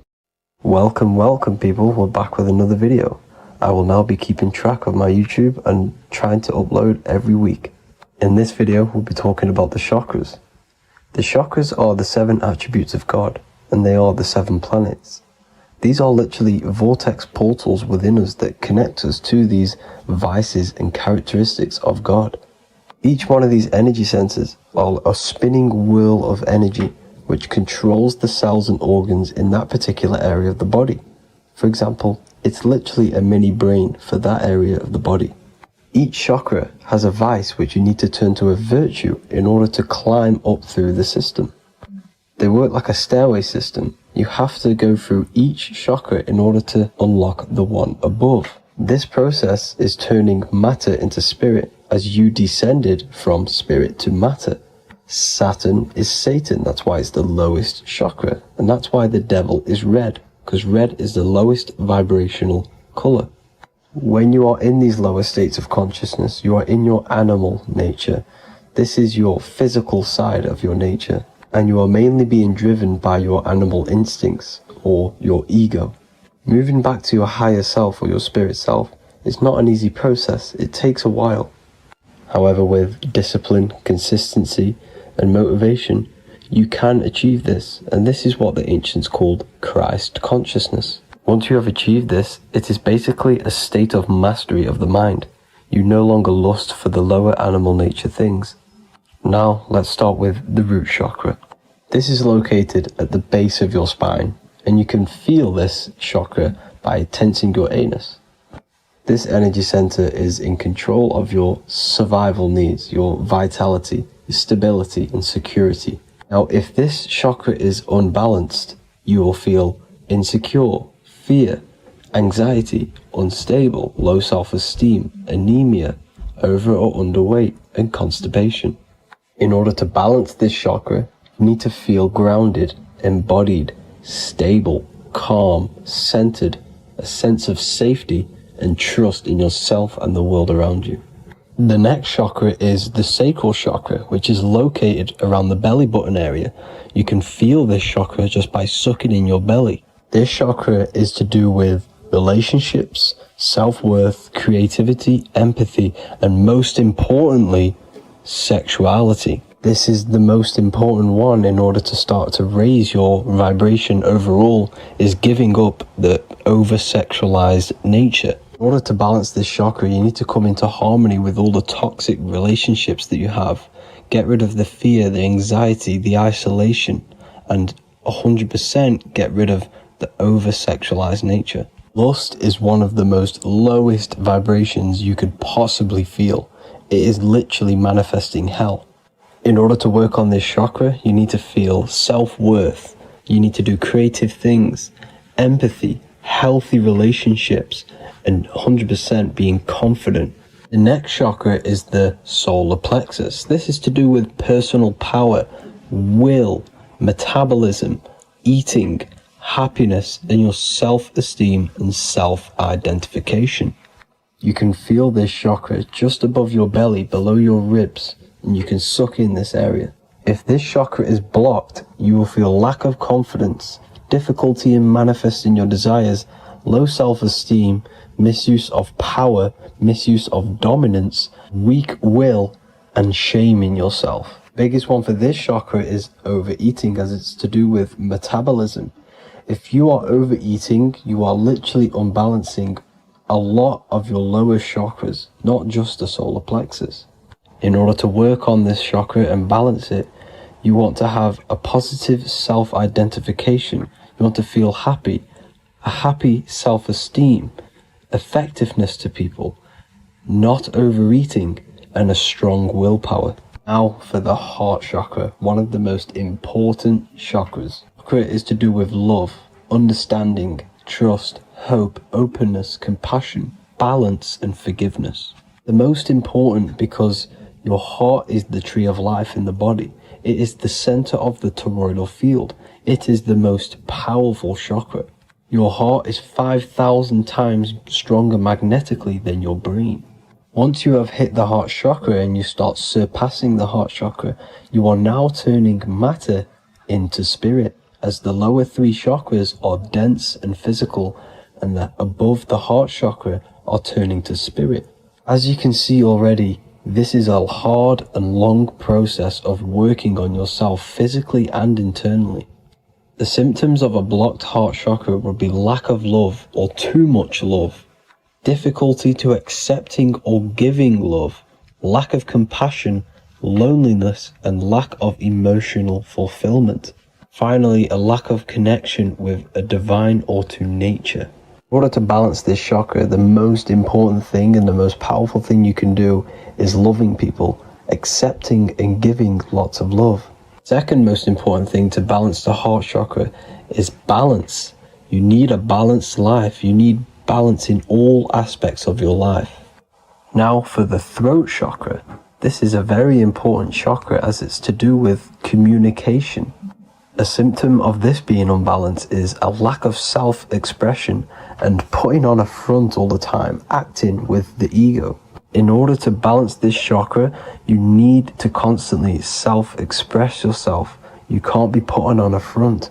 That voice inside your head, you have to let it come outward. Don't just block it off with a wall. Self-expression will lead to you gaining friends who actually like you for being you, and not these fake friends that you have to put on an ego for. In order to balance this chakra, you need to express yourself, express the word that's within you.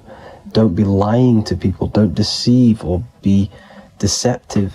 The next chakra is the third eye chakra. This is starting to get very advanced and you are coming very close to spirit. Just before we head on, I want to announce the PDF is now available, containing all the presentations I've ever made, all into a condensed 38-page PDF. The link will be below this video for you to access. And if you want to learn how to create reality using your mind, how to attract your desires, how to get out of the situation you are in, the link will also be there for the Manifestation Mastery course. Now for the third eye chakra. The third eye chakra controls the pineal gland, which is your first eye. It's to do with your psychic abilities, channeling, telepathy, astral travel, visions, and connection to the higher self. You need all of the chakras aligned to get the full potential out of your third eye or pineal gland chakra. For example, if you're astral traveling and you fear something, you will be instantly shot back to your body. So you need to master all of the chakras before you go on and try and do these higher spiritual activities. Symptoms of the third eye chakra being blocked is lack of imagination, lack of vision, lack of concentration, blocked or clouded intuition, can't see the big picture, and especially overly reliant on logic and intellectual thinking. A good way to work on this chakra is imagining things, vision things, trust your intuition at all times, always follow that inner voice. Cut out the tap water which contains fluoride. Fluoride blocks the pineal gland. And cut out all junk food because all of this is affecting your pineal gland. When in meditation, you want to focus your eyes and your attention to the center of your head between the two eyebrows. This is where the pineal gland is located. This will help and awaken the pineal gland over time when you keep doing these meditations. Finally, for the crown chakra, this is to do with universal consciousness, all-knowing, enlightenment, cosmic connections, the God source. This chakra is blocked by being cut off from spirituality, plagued by the senses, being tricked into the five senses and being tricked into thinking you are the body. In order to work on this chakra, you need to feel grounded. You need to know yourself, your real self, the voice within you. Have common sense, have specific decisions that you're making, be very direct. Now we've got out of the way all of the chakras, I can now introduce methods and meditations which will help you unblock them spiritually. When meditating, you want to get into the present moment in a nice, comfortable position. Bring yourself to the present moment by saying, I am here right now, nothing else matters. Keep repeating this over and over with your eyes open or closed. After a couple minutes of bringing your attention to the present moment, you can now start to breathe in through the nose deeply and breathe out through the mouth slower than you breathed in. Place your attention on the chakra that you want to balance. Think of a high vibrational emotion like love, and think of this while placing your attention on that chakra. You can do this exercise every day for 10 to 20 to 30 minutes. The longer the better. Another practice you can do is by chanting the Bijis for each chakra. They are here starting from the root chakra all the way to the crown chakra. Or you can chant the 7 vowels. There are not 5, there are actually 7. A, I, A, O, U, M.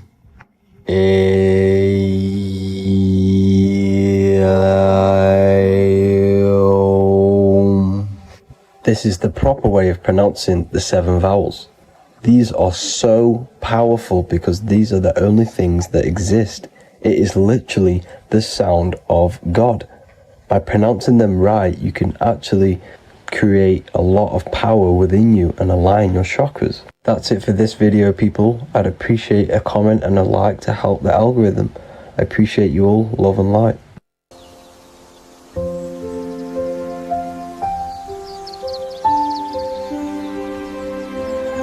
bookofwisdom.com.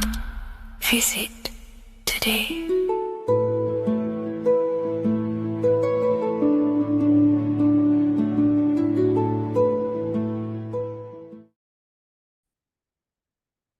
Hello, Seeker. Welcome to Revival of Symbolism, a channel devoted to the language of esoteric symbolism, guiding you to discover yourself and expand your consciousness into deeper realms of thought. I'm Harry B. Joseph, also known as Revival of Wisdom, and today we're going to be discussing this particular piece of artwork of the eye and the checkerboard together, and the esoteric teachings behind the veils of these symbols. So the first thing we must look at is, of course, the eye. The eye being a symbol of consciousness. The eye is the inner witness inside of ourself. This eye is referring to the internal eye of perception inside of our mind. The mind that gives us the ability to perceive and to understand things internally. This is also the eye we use to vision things through our internal vision, what we like to call imagination. The screen in our mind that allows thoughts to be projected into a particular form. So this eye is talking about the internal eye of perception inside every single individual and form of life. Dogs, cats, squirrels, humans. Every single form of life has this internal dialogue, the inner being that no one else can listen to but themselves. This is a symbol of consciousness. And together, these two symbols reveal a grand teaching and understanding of the world and the universe, of how the universe is one consciousness, one observer. This is symbolizing the observer witness consciousness. Consciousness holds many vehicles and many dimensions that it exists in. As I've talked about previously in my previous lectures, we have a physical vehicle of consciousness, which expresses physical actions through the physical body. We have an emotional vehicle of consciousness, which is our emotional body or the astral plane. We have a mental vehicle of consciousness to express thoughts inside of, the thought body of consciousness. We also have a witness side of our consciousness. This internal witness, like who is the one seeing the screen of your reality right now? Who is the one seeing it? Not looking, who's perceiving the screen of reality through your eyes? Well, that would be the inner witness. And that inner witness is also perceiving your thoughts. A lot of people become identified with their thoughts, and they let the changes, the ever coming, unfolding changes in their mind, world, become a part of who they are. And they get caught up in the world and the changes that happens to them. And a great teaching that I've come across this last year is to never identify with the ever-changing circumstances that happen in life. When things are tough, when things are bad, always remind yourself that you are the witness of your thoughts and you are the witness of this reality. You are the one witnessing your thoughts, emotions, and actions. You are the one behind them. So when things get tough, try not to get too indulged in these negative things. The eye is the witness. Connect with the witness. And this is the same eye that sees the screen of your reality, and it also sees the screen of your dreams. So this witness consciousness is transcending your physical day life and reality, and it's also witnessing your dreams. It's the same observer who's observing your reality now, but also observing your dreams. So this witness consciousness transcends all forms of bodies of consciousness. It is essentially the highest aspect of ourselves. And it is literally the thought voice, the inner thinker, because you are not the external body. You are not the being outside your mind. You are the being inside your mind who is actively thinking. I like to call what you are, what we are as consciousness is consciousness in action. We are the thinking inner thinker, the inner being. And it's about becoming into contact with that inner being again to unveil who we truly are. If we sit back and truly have a thinking session of, closing your eyes and going inside yourself, and you ask yourself, who am I truly? Who am I beyond all of my beliefs, memories, my body? Who am I beyond that? And it will lead you to the inner voice, the inner dialogue. But again, you are not the voice. You are the one hearing the voice. You are the silent, invisible one, the one behind the veil. So this is ultimately what the eye is representing. It is representing the inner self shining, looking down upon the earth, upon duality, right? But this also reveals a great teaching as well, is that consciousness is universal. It is not something solely given to you. It is universal. It is a part of a greater whole. Consciousness is personal and also impersonal. We have our personal sense of self.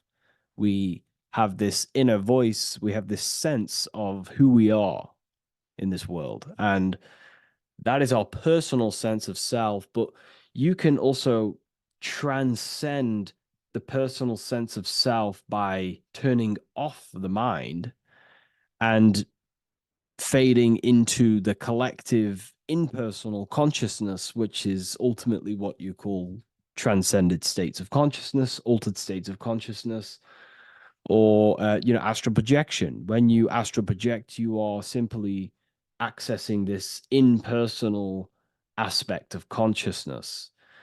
And this is ultimately what the symbol is representing with the checkered board floor, because the checkered board floor is duality, division. There is many, many different forms, but the I is singular. This is representing how the universe is one witness being, one consciousness expressing itself in infinite life forms and into division. But ultimately, division is an illusion. Consciousness fades into an impersonal consciousness. So the checkerboard floor and the eye above symbolizes how consciousness fractals itself and crystallizes into many different forms of personalized consciousness. The self, the sense of self, right? And this is why we always say, I am. I. If we look at the word I and the word I, so we have I, which is I am, and you also have the word I, which is like the eye you see here in the sky. The I, and if you look at the beginning of some words, you have inside. You also have internal, intelligence. All things to do with the inner self. Most words begin with an I, which is, I find, is a great connection because it's referring to the inner intelligence, the inner being, the inner sense of self. So the universe is essentially one being expressed in many different forms. That's also found in the word universe, uni, coming from the root word unite, meaning oneness, unification, united, and verse being a verse of a song, because we're all playing the song of consciousness, which is an ever unfolding song, an unfolding vibration, an unfolding creation. So this is simply representing how consciousness fractals itself into many different forms. And when we identify with our self consciousness, our sense of self, we no longer realize that we're a part of a greater whole. We're part of a unified field of consciousness. And there is only actually one true being in the universe, and that is the inner witness. And that inner witness is inside of every living form. And in order to truly process that, it takes a lot. You have to disintegrate who you truly think you were before you wake up to this universal truth. Before you understood this, you just think, I am me, you are you, and everyone is divided and everyone is their own being. When in fact, we're all not. We're all one consciousness expressing itself infinitely. And it's kind of like a social system. Consciousness is always interacting with itself. When you interact with someone else, you're interacting with yourself. It's a very mind-boggling concept to truly understand. But again, in order to truly understand this, you have to let go of who you thought you were. And when you do no longer identify with your personal consciousness and you identify with the witness consciousness, you become unified with the whole, with the greater, with the collective consciousness. And this changes the way you think, you feel, and act, because you then realize that we're all playing a part of creation on this earth. You know, we're all contributing towards the building project of Earth. And your thoughts, emotions, and actions also hold a great impact on the building project, your contribution towards humanity and the collective. And you start to have empathy for other people and you start to care for other people naturally by understanding this concept. And it's a very important concept, because if the whole world truly understood this, we would live in a better reflection in the material world. The world would be reflecting a better place, because the world is simply just a reflection of consciousness. And the world today is so bad because people's thoughts and consciousness is not in the greatest state of mastery, of self realization, and people don't understand who they truly are. And a religion plays a massive part in this. Our whole lives, we're stuffed with someone's going to come and save us. Jesus will return and save the whole world. It's to me, to be honest, it's complete utter nonsense. We have free will. We are the ones holding we hold responsibility for the creation that unfolds on the earth. Us as a collective consciousness are God manifesting, unfolding this creation and steering it in the present moment. And that's another thing. Reality was never created thousands of years ago. God is creating the world right now through the present moment, and it's unfolding. It's in a continuous state of becoming, just like you are in a continuous state of becoming. Time is evolving. Time evolves our minds. It evolves our sense of self. And we evolve over time as an individual and as a collective consciousness. And so does the earth go through this change as we change. So it's important that we are becoming more self-aware in the world so we can actually start to reflect a better world. But the checkerboard floor, again, is just reminding us of the duality and the illusion, because it looks like an illusion, a checkerboard floor. It's an illusion. The physical world, if you only look at the world through the eyes, you will live in the veils of illusion and never see the light, the higher understanding of the world. You will see everything as divided. You will see everything as I am me, you are you, and live in division. But in truth, we are all one. We all come from the same source, and we're all the same infinite witness expressed in different forms. And this brings me back to the concept of love. Love is the force that unifies consciousness. It unifies yourself. It unifies your relationships with people. If you love your partner, you love your brother, your sister, whoever it is in your life, it unifies. If you have a care for someone, it brings you two together and you grow the relationship by expressing care into the other person, and it grows. So love is a very expanding, it allows things to grow, and it unifies things. And when you start to love yourself, you start to unify with yourself. And when you start to love nature, you start to unify with nature. So if we understood this, the world would be a better place. And love is the force that unifies the collective consciousness. If we truly hold love for ourselves, for others, other individuals, nature, then the world will become more unified. It unifies consciousness. This is the force of love. It's a very, very powerful, powerful force. And I do truly believe and come to understand now that love is the reason of all creation, which is the generative principle. All action is coming from a place of love or care. We only take action on what we care about. So even the sun is a symbol of love. It just expresses life, gives away all of its light, life, and energy to the earth and asks for nothing back. It is love, it is the expression of care. And that is what unifies consciousness. So, again, this is just talking about the inner witness and how consciousness expresses itself in many forms. And the checkerboard floor also transcends that idea that I've just described of how it's consciousness divided in many forms. It also represents a state of an individual's mind.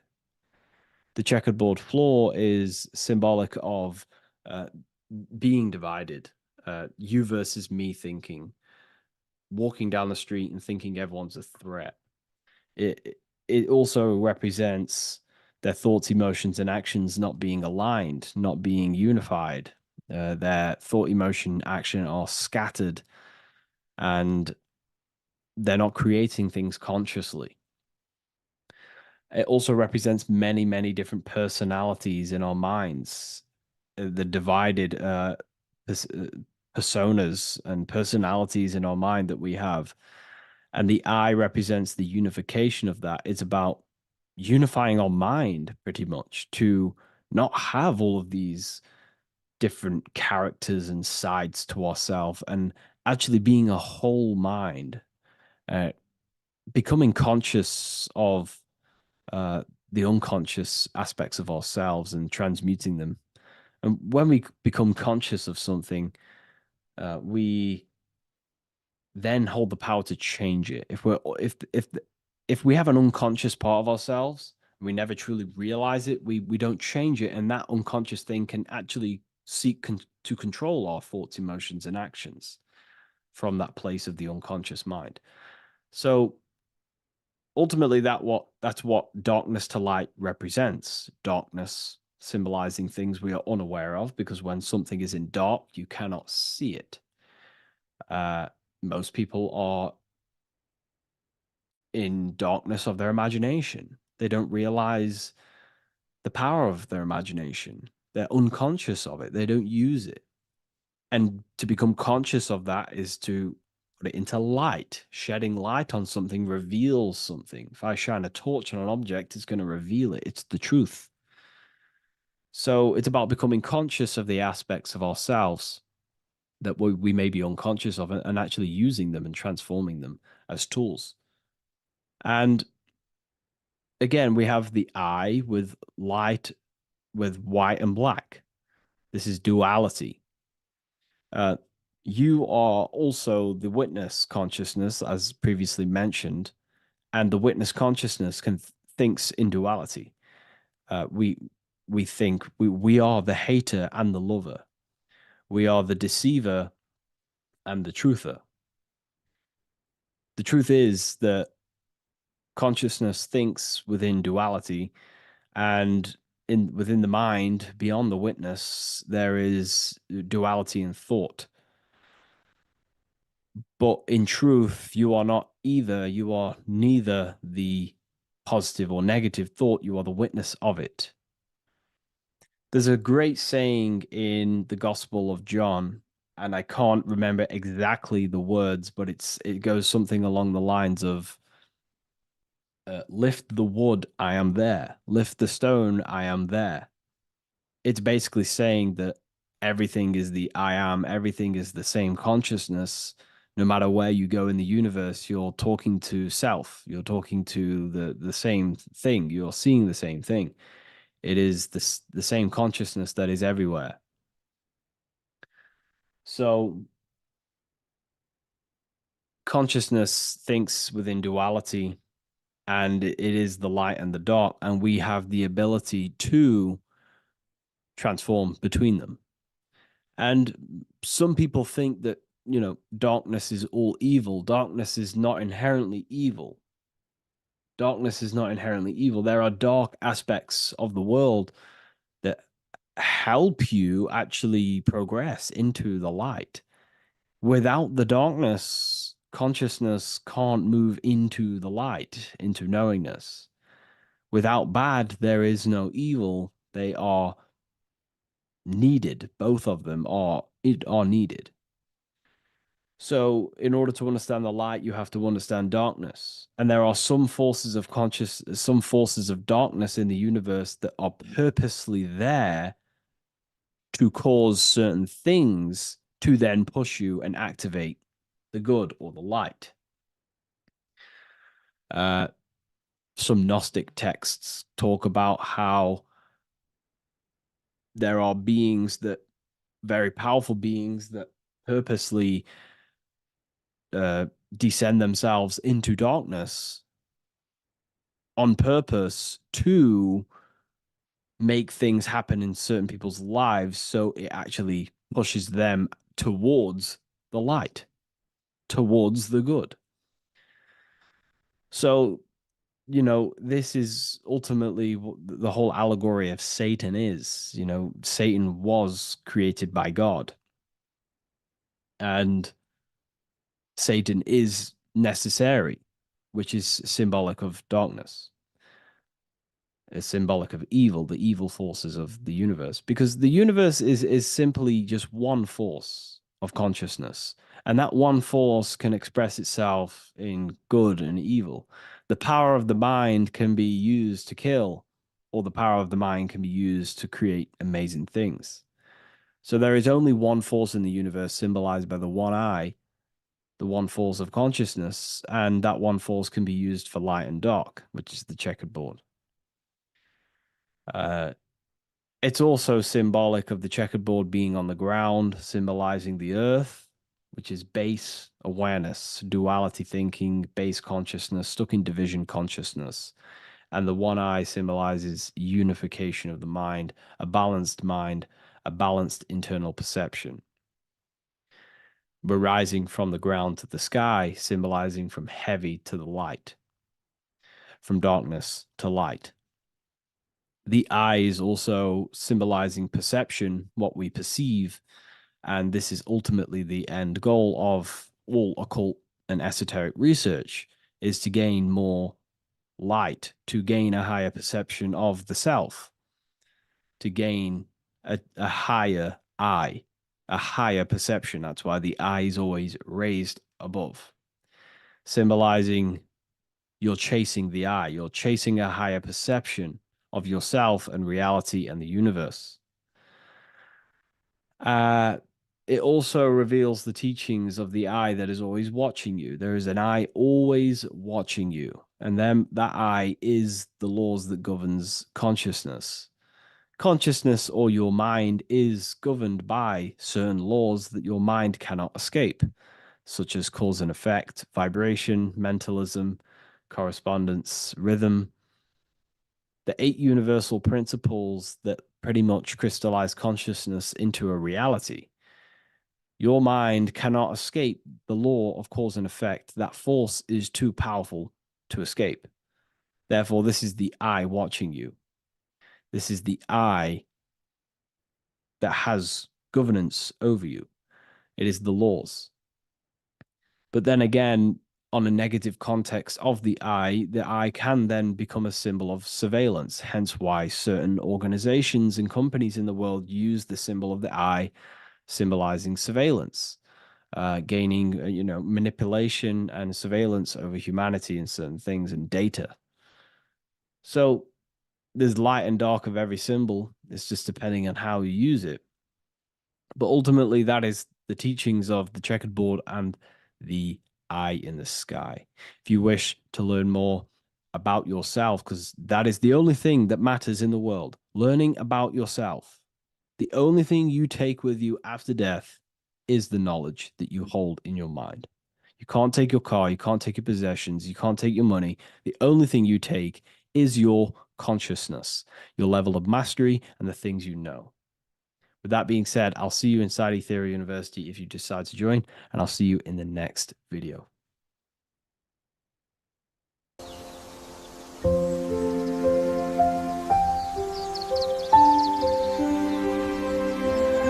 bookofwisdom.com. Visit today.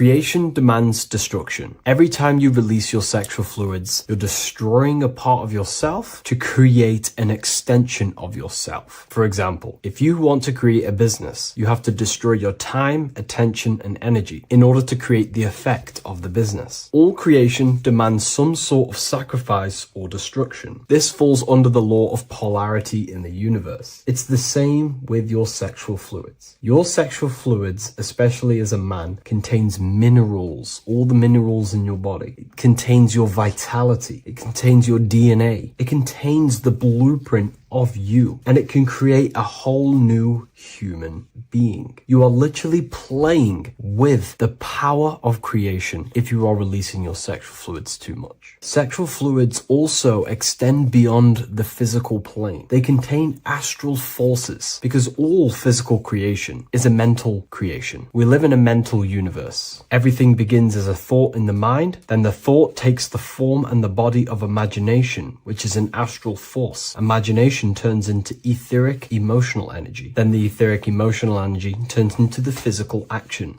and the physical manifestation. We live in a mental universe. Therefore, these dimensions do not exist separately. They are permeating and mixing in with all. Your physical body has an astral body. Everything physical has astral forces behind it. Semen is known as the astral fluid of the soul. It feeds nerves, the channels of life force and consciousness within the body. And every time you release it, you're destroying a part of your vitality, your brain, your nerves, your energy levels, your creativity, and your DNA to create an extension of you. Therefore, it is a sacred fluid within your body and not something to be played with and to be released too much. Think about it. This is a very creative energy, your sexual fluids. It can create a whole new human being. This is how powerful it actually is. It is the power of creation, and the misuse of this power can destroy your own vitality and your life of your body, because that life you are giving in order to create an extension or a child is the same life you could keep inside of you and not waste to recycle and regenerate the body. Sexual energy has been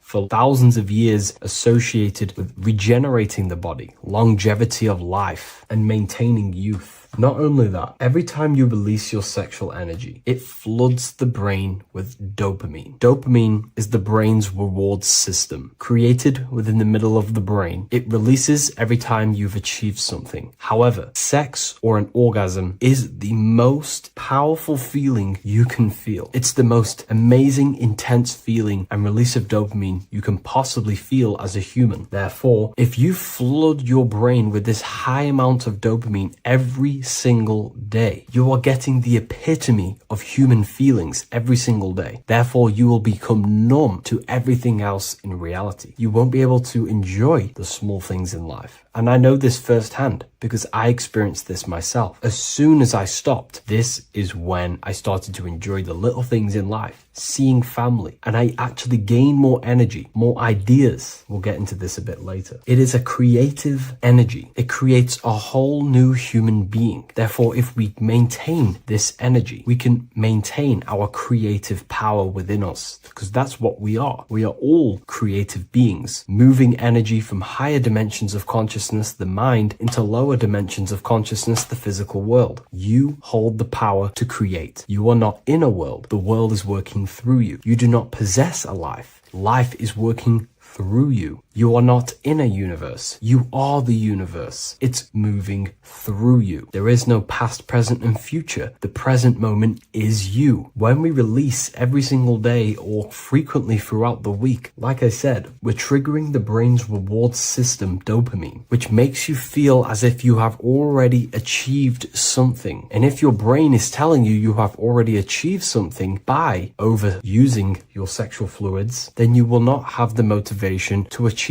other things in your life. I know this firsthand. I became very lazy. I didn't want to work. I didn't want to do anything because subconsciously my brain felt as if I've already achieved. If we look at the symbol of the Baphomet, we notice the Baphomet has horns and a goat head. Now we look at the word horny. When you become sexually aroused, it's known as horny, which is the horns, representing the lower mind. The lower mind is the mind we use for our animal instincts. We have two parts of our mind: a higher mind, which is contained of higher thought, which chases spiritual things such as love, wisdom, knowledge, and God. Then we have a lower mind, which chases the things of the material world closely associated with the ego, chases validation, material gain, status, and physical sensation, physical pleasures. It is these physical pleasures that can keep you in an endless loop, making you feeling empty inside, because nothing material can ever satisfy our internal world. Nothing. You can achieve millions of dollars. You can achieve your dream house, your dream car, your dream watch. And if that is the only thing you are chasing, you will feel empty inside when you achieve it, because nothing of this material plane can satisfy you. Nothing of the lower mind can ever satisfy you. This is why we must sacrifice the lower mind and overcome the lower mind and the lower instincts. One thing I found amazing when I mastered my sexual urges and my lust is that my mind became a lot more clear. The thoughts and the time and the attention that I used in my mind to go towards lust, sex, and chasing these things was taking up a lot of mental space, time,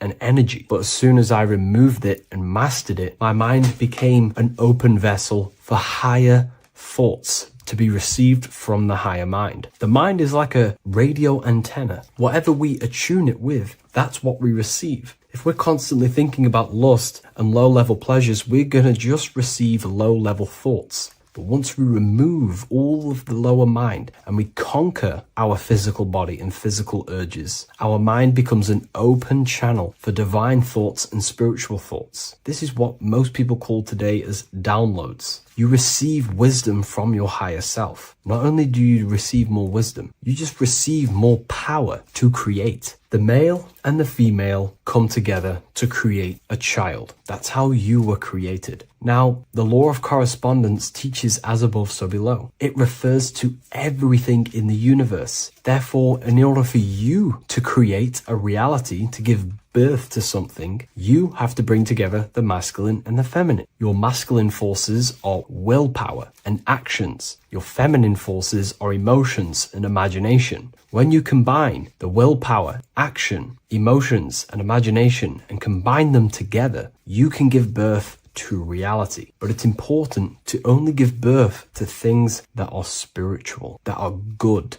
that are for the benefit of yourself and humanity, and not for the ego and the lower mind. Killing our lower mind is essential for spiritual ascension when we die. The thoughts that we give the most attention and energy to when we die are pretty much the same thoughts that we're going to think when we die. When you die, your physical body and external world is stripped and you're left with your internal world of consciousness, more than likely be resonating within the lower astral plane before you move on to any higher dimensions of the astral. It's important that we kill any addictions such as sex, food attachments, emotional attachments to people, any desire for material things before we physically die. The Hindus taught this, Buddhism taught this, the ancient Egyptians taught this. We have to remove the desires in our heart for material and things before we physically die, because when we die, we cannot fulfill physical pleasure. Therefore, we will create our own suffering within the astral dimension. So sex is the biggest part of this. We have to remove the desire for sex or releasing any of our sexual fluids before we physically die to master ourselves. And not only that, it's going to benefit the way you feel, the way you think, the way you act towards people once you have mastered this. Porn psychologically damages you. You are quite literally the person in the corner of a room watching two other people give pleasure to each other. Psychologically, that is not good. And what happens in darkness is always revealed in light. What you do in your alone times will show in your confidence, in your eye contact, in your presence, in your aura, your energy. You cannot hide things that you do in the dark, because they always reveal themselves in a subconscious way, whether physically or through an energetic spiritual way. Sex can be known as sacred energy exchange. You are exchanging energy, bioelectrical energy. It's a scientific fact that when you hold hands with another person, your brain waves of each individual become synced. Your emotions sync. And you exchange electromagnetic energy because you are an electromagnetic being. When you have sex with someone, you are literally exchanging emotional energy. Your aura is not just an electromagnetic field. It is literally a manifestation of your internal consciousness. Your consciousness contains your thoughts, your beliefs, your traumas, your emotional state. And this manifests externally through the vortex of your heart into an energy presence around your body. This is why you can feel sad when someone else is sad next to you, because their energy is merging with yours. When you have sex with someone, you are quite literally exchanging consciousness, beliefs, traumas, emotions, feelings, vibrations, and your consciousness merges with their consciousness. So be careful with just having casual sex. Now, I'm not here trying to say never release, never have sex with your partner. I'm not saying that. I'm saying take caution with these things. Take my teachings with a pinch of salt. If it benefits you, that's great. I'm not here to tell you how to live. I'm simply giving you my research and the things that have helped me in my life on my esoteric research, awakening, or spiritual path. I don't like calling it a spiritual path because it's not spiritual. It's simply just life, the knowledge of consciousness and the self. So I hope this video helps. If you'd love to read this book, I'll leave a link in the description. This book I wrote myself called The Book of Wisdom, Volume 2.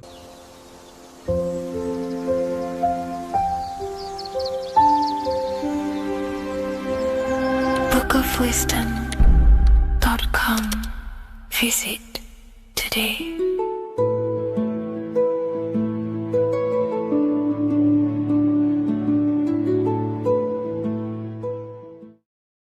Welcome back, people, to another occult lecture by Revival of Wisdom. Today we're going to be talking about magic and how it's being used on us for the New World Order. Magic has the word mag within it, which is magnetism. Magnetism is the force. Magic is influencing forces, natural or supernatural forces, and using it for a certain agenda to gain something out of it. Now, magic is not what everyone's being thought. It's not some sort of fantasy thing. It's actually very common, and we all do it, whether you believe it or not. Magic is all to do with the mind. As I said, always say in my lectures, your mind is what creates matter. Your mind is what creates your external world. So it's all about manipulating and planting seeds within the mind, because your mind is a garden, and thoughts and words are seeds which are being planted in that garden. Your life, your physical life, the people you have in your life, your friends, your car you own, the job you have, is all a reflection of the thoughts that you've been thinking in the past. You are where you are in life because of the thoughts that you've been thinking. Therefore, your life is a direct reflection and manifestation of your mind, the Garden of Eden. Okay? The mind is what they are targeting.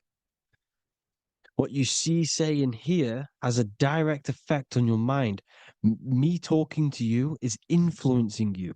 The words I'm saying is planting seeds within your mind. Now it's up to you to consciously act on these thoughts or these words, or to maintain these words.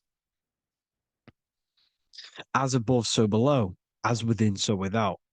What's inside of me is outside of me. What comes into the storehouse comes out of the storehouse. You have the left, you have the right, you have the up, and you have the down. As above, so below. Whatever is in your mind will be expressed in some sort of way, consciously or subconsciously, spiritually or physically. The mind is what manifests everything. And this is what we need to understand.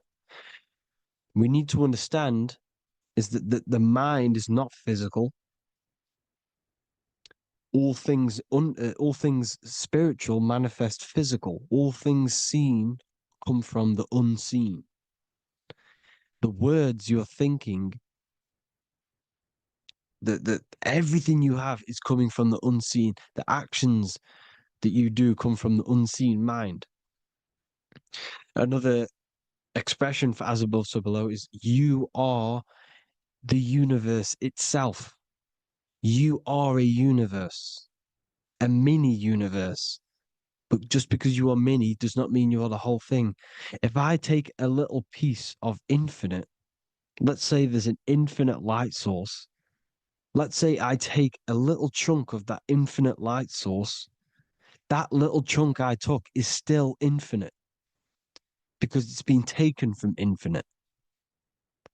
You are the universe. Your awareness, your mind is the universe. It's information. You are the universe experiencing itself. This is why we say we are all God. As above, so below. What is in me is outside of me. The sun, the physical manifestation of the sun is your soul. The 12 constellations are manifested in the physical body. The 5 elements are manifested in the physical body. They're manifested in the 5 fingers you have. As above, so below. This is manifested, well, this is a symbolized in Freemasonry and secret societies as the 2 pillars. The mirroring reflection, the reflection of reality, the mirror, as above, so below. What happens in the mind, what happens in the astral, happens in the physical. This is Aleister Crowley. This is all symbolism. This is the 2 pillars with the all-seeing eye and the triangle at the top. Aleister Crowley was a master magician, very powerful dark magician, black magician. There's 2 types of magic. You have white and black, just like the checkered board, the Masonic checkered board. You have white and black. You have good and evil. White magic is influencing natural forces to gain something that will help the collective consciousness, help the collective, help the earth, help other people. Black magic is something you manipulate something so you can get something personal out of it. Doesn't matter if it's good or bad. It's still considered as black magic because you're being selfish. Everything you do should be contributing towards the collective consciousness and helping others. And this is why the ancients lived in a system where everything was in unity. We understood that I am you and you are me. What I do to you happens to me because I am you and you are me. We are the same mind substance on the inside. We're all the same mind substance being expressed in different bodies. So what I do to your mind will have a ripple effect on my mind because all of our minds are connected within the mental plane. So this is why they know all this knowledge. They know all this knowledge. So yeah, this is the mirroring effect of reality, the 2 pillars, or symbolizes the number 11. The number 11. We'll go deeper into that. The technology we're using is magic. It's a form of magic. Television is tell a vision. They're telling a vision into your subconscious mind, into your memory. And when you turn on the television, you get a program because they're telling a vision to create a program within your subconscious mind. You see, the conscious mind is only 10% of your mind, which is to do with your, what you're aware of, your 5 senses. What are you consciously aware of? Well, I'm aware I'm here, I'm talking. I'm aware of what I'm wearing, the 5 senses, what I can hear, taste, smell, hear. What I'm wearing, I'm aware of what I think of. But the subconscious mind is the 90% of your mind. It's the hidden part of the mind, which is telling your heart to beat, telling your body to breathe, It's storing all of your emotions. It's storing everything you see, storing all the belief systems that you have. It has everything. It stores all of the habits you have, the values. It stores everyone's name that you know. All the words that I'm speaking right now is all coming out of the subconscious. Everything is subconscious, and it literally manipulates 90% of your daily basis behavior. Most people don't know this. What you did yesterday is what you will do today because of these beliefs and mental programs within the subconscious, stored within the subconscious. So the subconscious is what they're aiming at. They're trying to create programs within the subconscious because the subconscious manifests 90% of your thought patterns, 90% of your actions and words. They know all this stuff. So the subconscious mind is the most powerful part of the mind. Another way the subconscious manifests and influences your life is, let's say you were in a car crash years and years ago, 10 years ago. Let's say you're in this car crash, right? And you really hurt yourself. The emotion you felt in that time when you were injured in that car crash had a great impression on your subconscious mind. You see, the stronger you feel something emotionally, the stronger impact it has on the subconscious. You can remember and recall that moment and very vividly because of the impact it had on the subconscious. For example, you become that terrified of cars that it manifests into your life today, that you are wary to go in certain cars. You don't want to go into cars at all, maybe, because of that moment that stood within the subconscious. And it will manifest into anxiety. It will manifest into not going into cars. It will manifest into depression, maybe. These things, these emotional, very emotional, traumatic events have a great impression on our subconscious and they control your life. This is why you need to meditate and go deep within yourself and let go of these internal, deep emotions that you may have repressed and keep pressing down and ignoring. But you need to address it and let go of these subconscious impressions you have, which are controlling your life, like anxiety, depression. All of these things are stemming from things that are stored within your subconscious years and years ago, more than likely. Broadcasting. They're casting spells to a broad audience, to news, north, east, west, and south. They're casting spells. No, if you watch the news, everything's red. Breaking news in red writing or the red background, everything's red. Why? Because red's the root chakra, which is all to do with survival. They want to stimulate this root chakra because they want you down there in survival mode. They want you in survival mode because you're easier to control. They control out of fear. And not only they're casting these spells as if, because most of the things they cast in the news hasn't already happened. They're constantly bombarding you with there might be a war breaking out, war this, war that, kill here, kill there, murders. It's impressing, it's casting spells on your subconscious mind. So when the event does turn up in real reality, in physical reality, you're less emotional, you're less surprised. You're not as surprised because you've already heard it before. Your subconscious has already heard it all before. If you never heard of a war and then a war broke out, you'd be going crazy.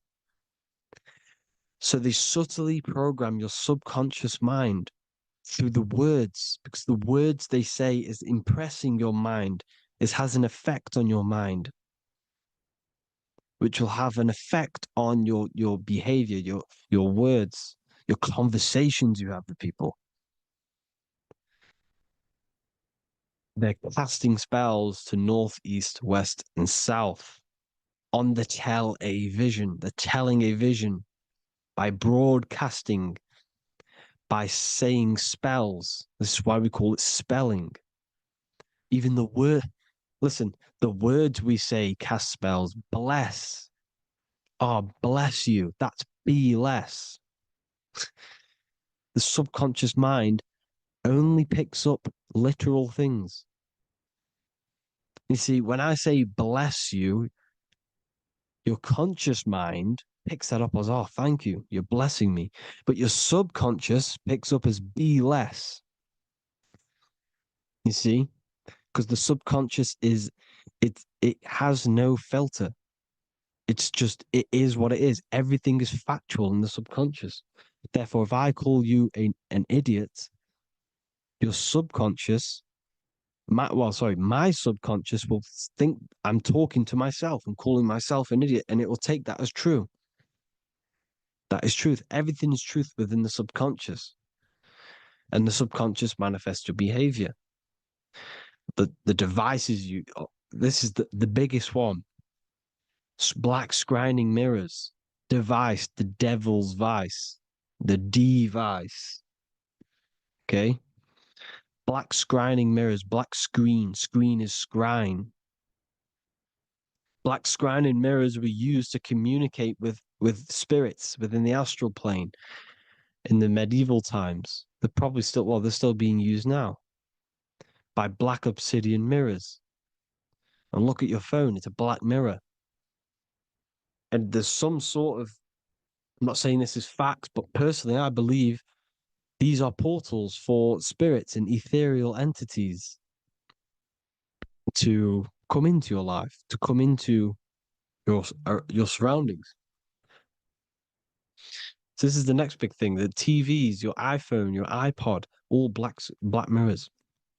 And mirrors are very, very powerful. Even just a normal mirror. Mirrors have an effect. Whatever you say into a mirror, what you say is energy. And when you say something into a mirror, you're saying it into yourself. It's an infinite cycle of words of energy because it's being reflected infinite times.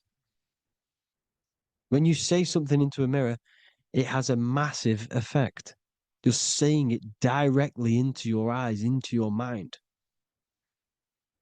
So what you say in a mirror should be said with precaution. Never say anything negative into a mirror, because mirrors are very, very powerful ways for you to reprogram your subconscious mind for the good. You can say very positive things into mirrors and it will reprogram your subconscious mind. Okay? Manifesting is all magic. It's all magic. Everything is magic.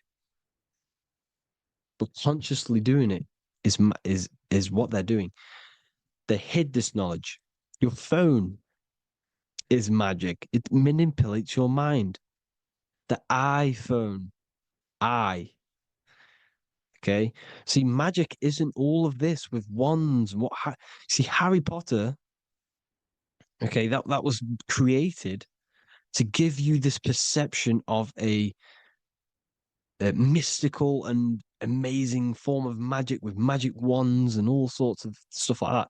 Yes, that stuff was true when the collective conscious minds were on a higher level and our belief systems believed in these things, because the universal mind, all of our minds contribute to reality. If the masses don't believe in magic, if the masses don't believe in a certain thing, it's going to have an effect on physical reality. So when the collective minds are higher and have more open minds, things like Harry Potter can come true. See, it's all in the mind. The iPhone, the eye is the symbol for the mind, the invisible intelligence. The triangle is the ethereal plane. Okay, so the eye in the triangle is the eye that sees into beyond the ethereal planes. The square is the physical plane.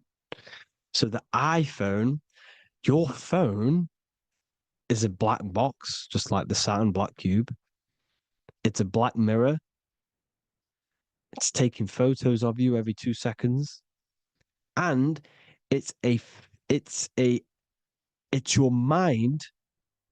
Your mind is in that phone. Everything you like, everything you text, everything you type in Google, everything you say to someone, every conversation is all recorded on the phone. Therefore, it is a direct reflection of your mind.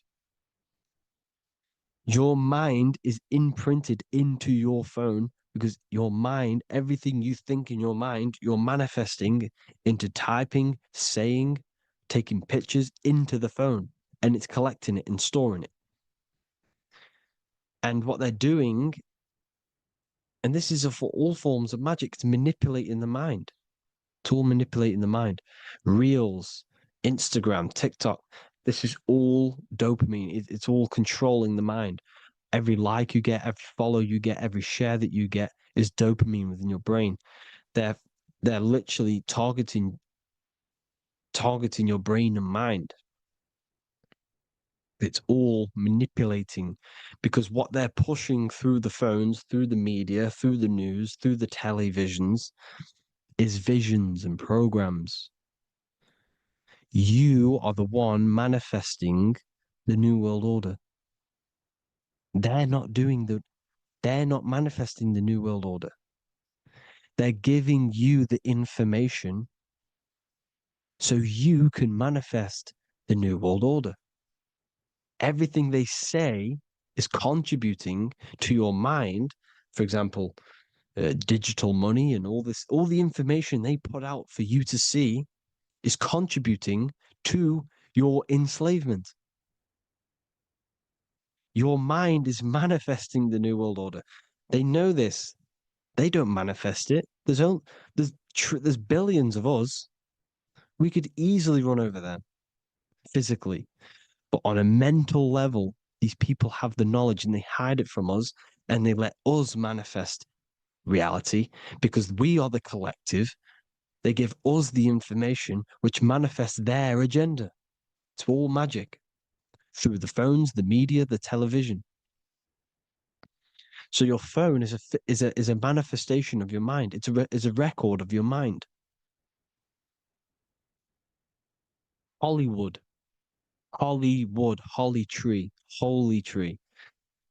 They used to make wands out of holy trees, because it was the most holiest wood, the best for casting and transmitting energy.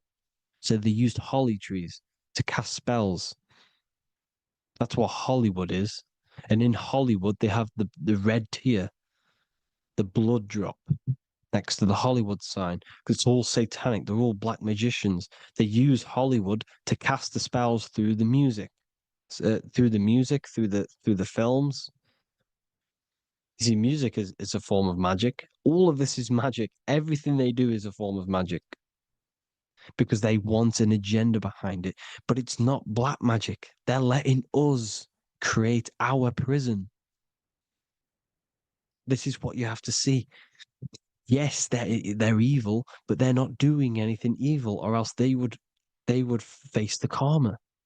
They let us manifest this agenda through giving in the information, by telling you what's going to happen in the movies.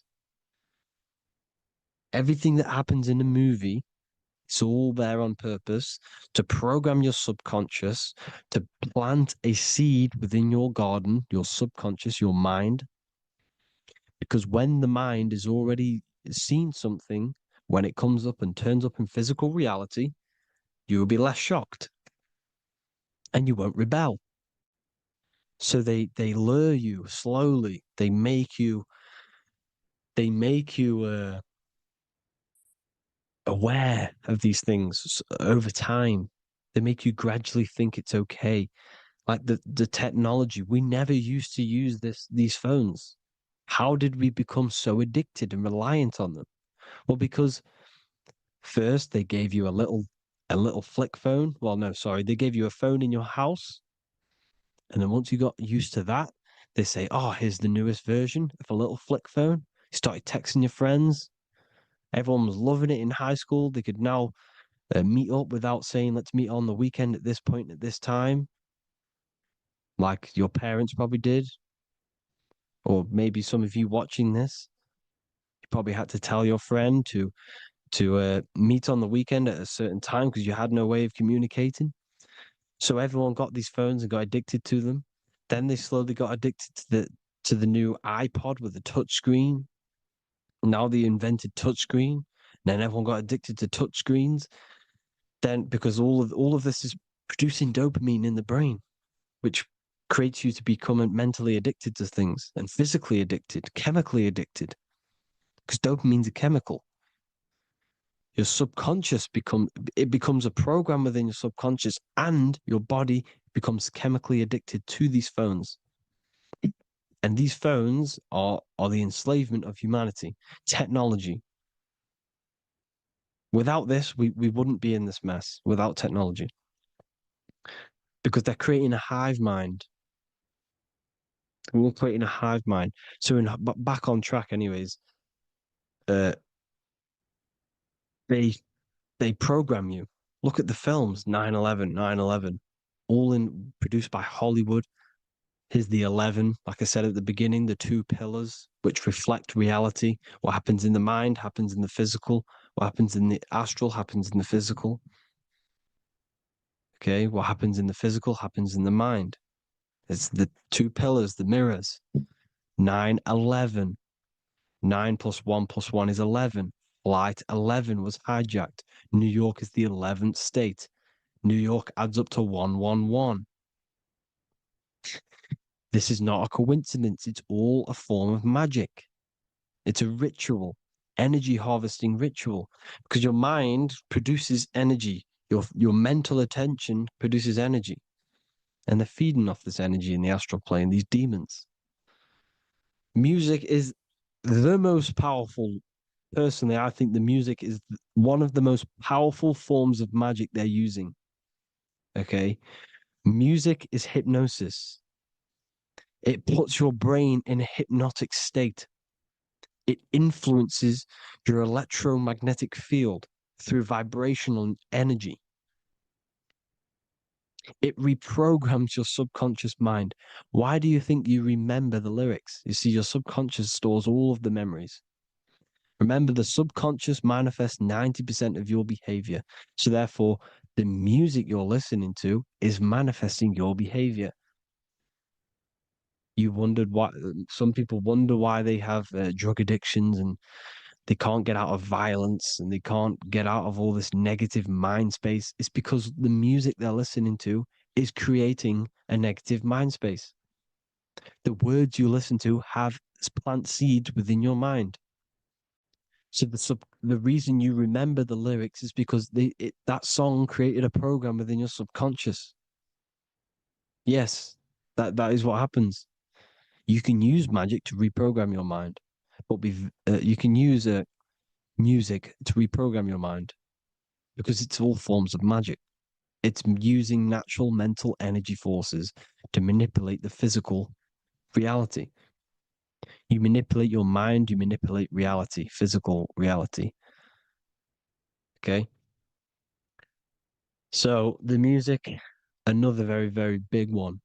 When you turn on the radio, it's just all talks about alcohol, drugs, and sex because they want you down in the lower three chakras.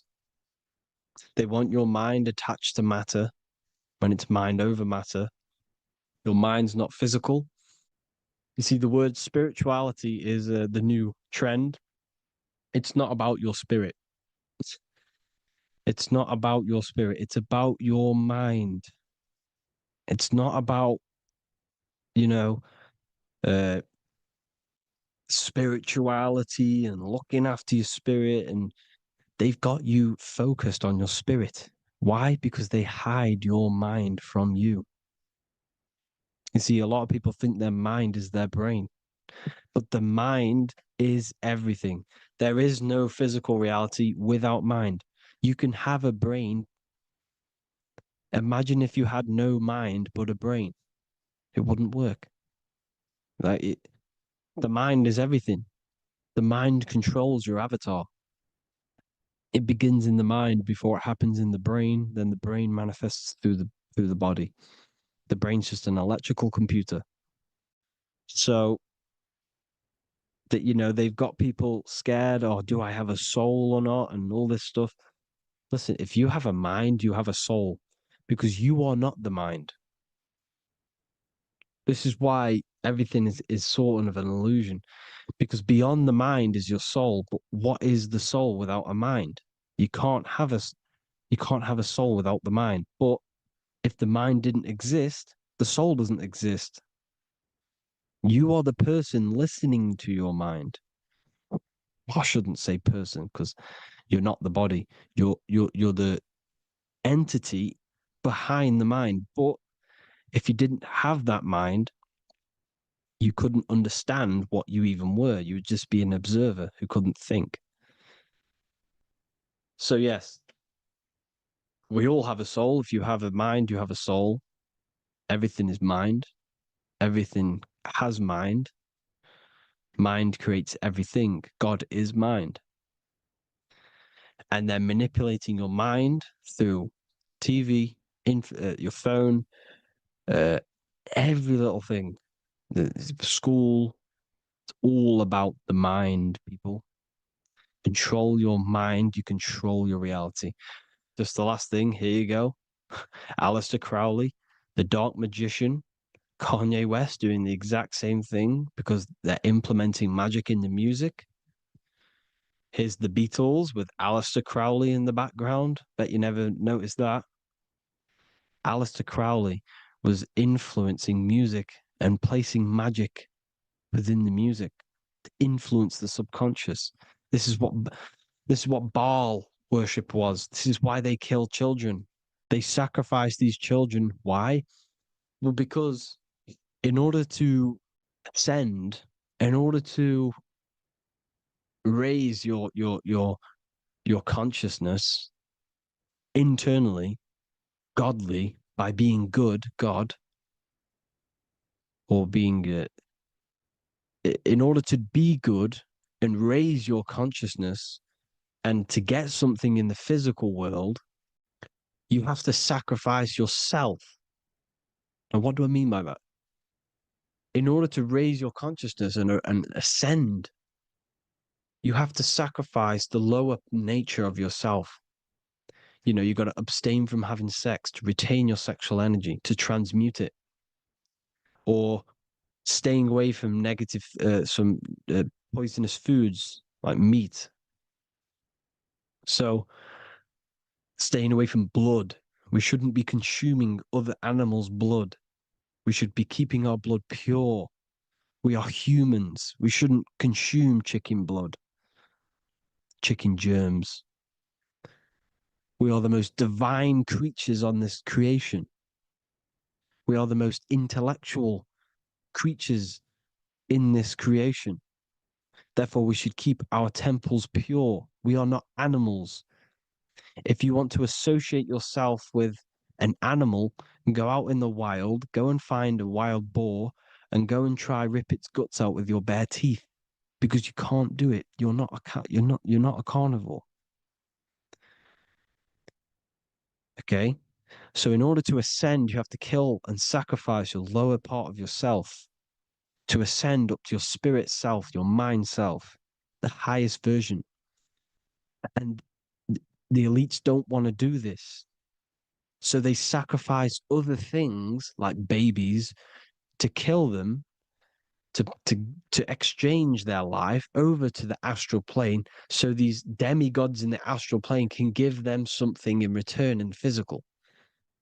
They don't want to sacrifice their lower self, so they sacrifice other things for exchange, for physical pleasure. But the godly person sacrifices their lower self for their higher self to do good and ascend. So this is what all the Baal worship is, people, and this is why they're doing it. Hope you all had an amazing lecture. If you haven't already, go and get the Book of Wisdom for more information. You know, I don't go into dark stuff in this book because all I do is enlighten people in this book. You can get it in Spanish, English, German, Italian, and French. Worldwide shipping, you can get the PDF or paperback. Or there is also a new one called the Human Health Guide 2.0. It gives you a list of all the foods, grains, oils, nuts, you know, everything that's alkaline and positive for the body and not man-made and hybrid. It tells you all the products to stay away from, how to fast, how to improve vision, how to improve everything, literally. So the Human Health Guide has been released. If you want that, I'll pull all the links in the bottom in the description. Hope you all enjoyed the lecture, people. God bless you all.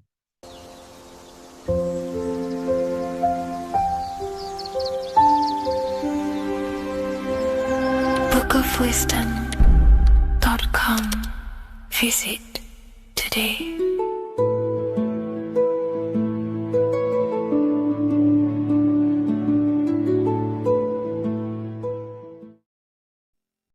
What is good, people? How are we all doing? Today we're going to be talking about the different planes of existence, the occult side of the world, the things they don't teach you in school. And of course, you can only find that on this channel, so welcome. So you need to understand is that your consciousness moves through these different planes of existence, these different states of consciousness, which make up all of you. Okay? They are all interlocked planes. They are all interpenetrated into each other. They are all one. They melt into the plane above and below. You see, each plane is a product of each plane. As above, so below. Now, the higher you go, the more fluid, the more dreamy, the less dense it becomes. The lower you go, the more denser it becomes, the more solid it becomes. The lowest plane is the physical plane, which you are obviously aware of. You are inside of the physical plane now. But while you are in this inside of this physical plane, you are indeed inside of all these other bodies which you have not awakened yet. You have to awaken these different bodies. You have these bodies. Okay? It's like a ripple effect. And the center is the most dense, the most solid. This is Earth, heart, the heart of the ripple. And the lower you, the further you go out from the center, the more dreamy, the less fluid, the more fluid, the more less dense it gets until you're one with the all. You see? And this is what it's like. This is what this system is. It's like a ripple effect. Now, let's jump straight into the planes. First, you have the physical plane, made out of 4 elements. Five elements. The ether is the mother of the elements. It's the womb of the elements. It's the 5th element. And it gives birth to the 4 other elements. 4 is stability. Tables have 4 legs, and this is why the ether gives birth to 4, because it's the foundation of the physical world. Fire, earth, water, air. They are not pure. Each one of the elements melts into the other one. For example, earth and water both share cold. Water and air both share wet. You see? They compose of each other. They melt, they mold into each other based off the vibrational state of the ether. That's what it is. The 4 elements are the vibrational states of the ether. Okay? So you have the 4 physical elements making this, you know, physical world. It's the lowest world. It's the world of effect. This world, whatever you see, whatever you experience, it's the effect. You can't change anything by manipulating this world. You got to manipulate the higher worlds to affect this world, you see? As above, so below. This is the lowest plane. It has 3-dimensional. It's the 3rd dimension. Space, height, and thickness. That's all it is. Front, backwards, upwards. You see, it's 3-dimensional. We cannot perceive the hidden side, which is the interior of this existence. We cannot perceive the interior from our exterior view. We are looking into this world. Okay, this is the exterior view. We can't see what's inside of that. That's the 4th dimension, which is the next one. It's the most gross and dense plane. 4 states of matter, the most slowest vibrational molecules exist in this plane.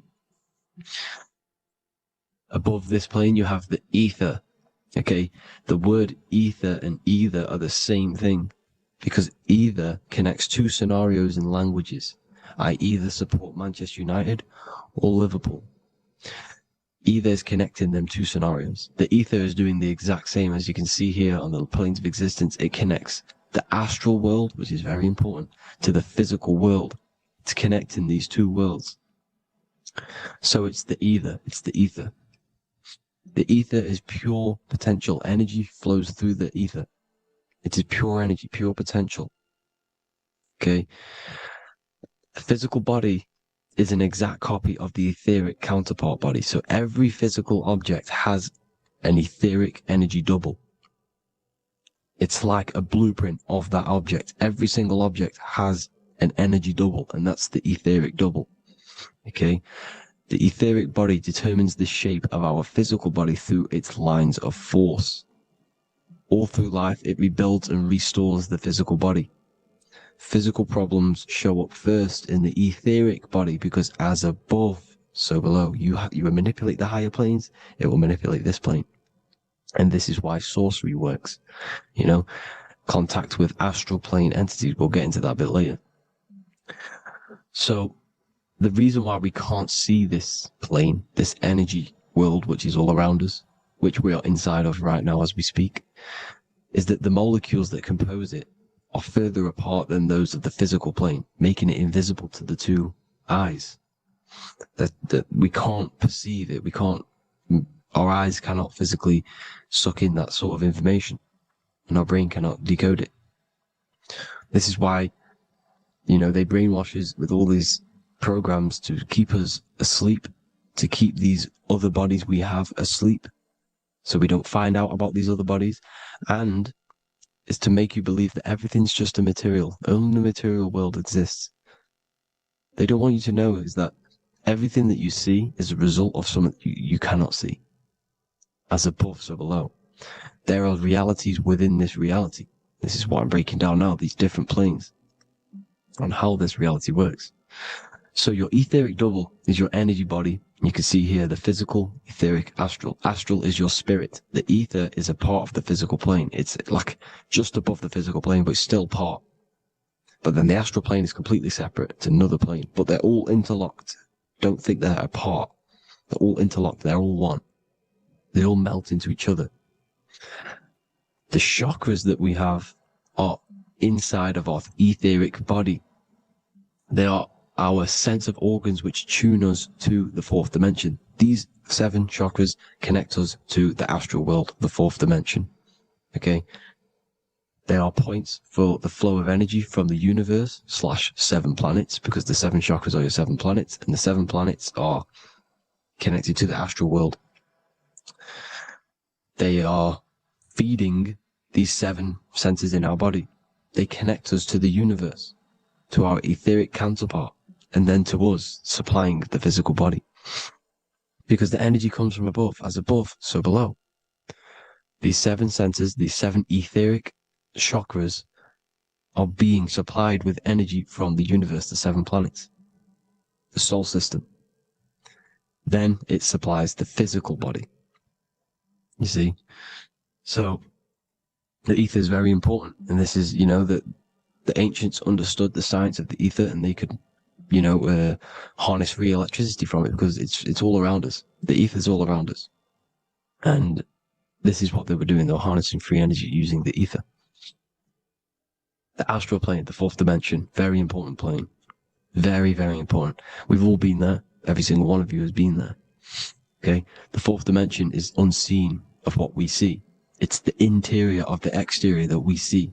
We see the third dimension, but we cannot see beyond what's making this third dimension. This is the fourth dimension. Okay, it's the dream world. This is where you go when you dream. Okay, this is where you go when you dream. It's the place of disembodied spirits or ghosts, entities, whatever you want to call them. When you hear ringing in your ears, that is not tinnitus. That is an entity around you. Okay? That is an entity around you. The fourth dimension is where thought forms exist. Mental images. Thought forms as in what you see in your mind when you think of an image. Because the mind is the highest plane of existence. Mind is the highest plane of existence. And It manipulates all of the planes below. So it goes the mental plane, then the astral plane. So the thought is in the mind, the mental plane. Just the thought alone, no image, but then the form depiction, the thought form exists. It manifests in the astral plane as a sort of image, an entity, a living conscious being. So this is why thoughts are things. You see, thought forms exist within the fourth dimension. So when you imagine something, when you are, for example, right now, look into your hand and imagine there's an apple in your hand. If you can see that, you are seeing into this fourth dimension. You can only see into this fourth dimension using the mind's eye, not the two eyes, the mind's eye. When you shut off the two eyes into darkness, the third eye opens. The mind's eye is open, and you can see, this is astral travel. You got to work on astral travel, and you will see this astral plane, this fourth dimension. And there are 3 different sections to this astral plane: higher, middle, or lower. So yes, there is a kind of a heaven and hell, and a middle, Midgard. Heaven being the higher vibrational entities manifesting higher vibrational thought forms existing there, the lower vibrational thought forms existing in the astral plane. But these thought forms are beings. You can create these beings. They're called elementals. Okay? If you entertain specific thoughts for long enough, this will plant a seed and it will grow. If you so for example, you have a bad feeling or whatever, what's a good example? Unforgiving someone. You keep that energy inside of you for long enough, it will manifest in the fourth dimension. You entertain that thought long enough, it will manifest. And it will create an etheric body, and it will be an entity which will harm you. It will feed off you, this low vibrational energy. Your mind is so powerful. It creates thought forms, and these thought forms can take consciousness, can take bodies, etheric bodies. Now, that's why it's very important that you master your mind, master your thought patterns. So this fourth dimension is the astral world. So when you have a nightmare, this is the lower astral plane. You're in the lower astral plane. Whilst this physical body rests at night, your consciousness, you awaken this other body, your consciousness goes inside of this other body, whilst the physical body lays asleep. You see? So it's all inside of you. This is what you need to understand. You just haven't awakened these bodies yet. You can awaken them. You just got to awaken them. Okay? The next is the mental plane. This is the mind, the source, pure cause, pure motion. The most less dense, the most fluid. No form. There's no form to the mind. Astral plane is the first plane where a form takes existence, pretty much. The mental world has no form. It's pure mind, pure intelligence. Thoughts alone exist here without any images or manifestation. The most fluid, the most dreamy, the most causal plane. All of the rest take the effects of this plane. That's why it's mind over matter. Your thoughts they create vibrations. Each vibration is vibrating on a specific frequency, which creates mental images, creates effects down here on this physical plane. This is why it's so important to master your mind. Master what you think. Master your mind. It's the hardest thing to master. You could conquer the world, but it's probably harder to conquer your own mind than to conquer the whole world. I can promise you that, because the mind can play tricks on you. You got to listen to that inner guide within you that will constantly manifest the good things.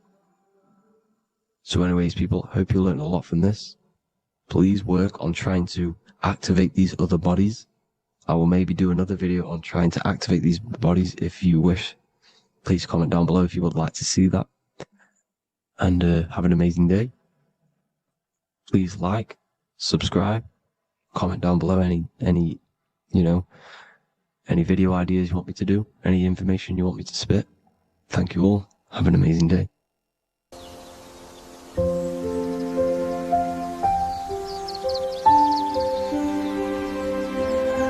bookofwisdom.com visit today.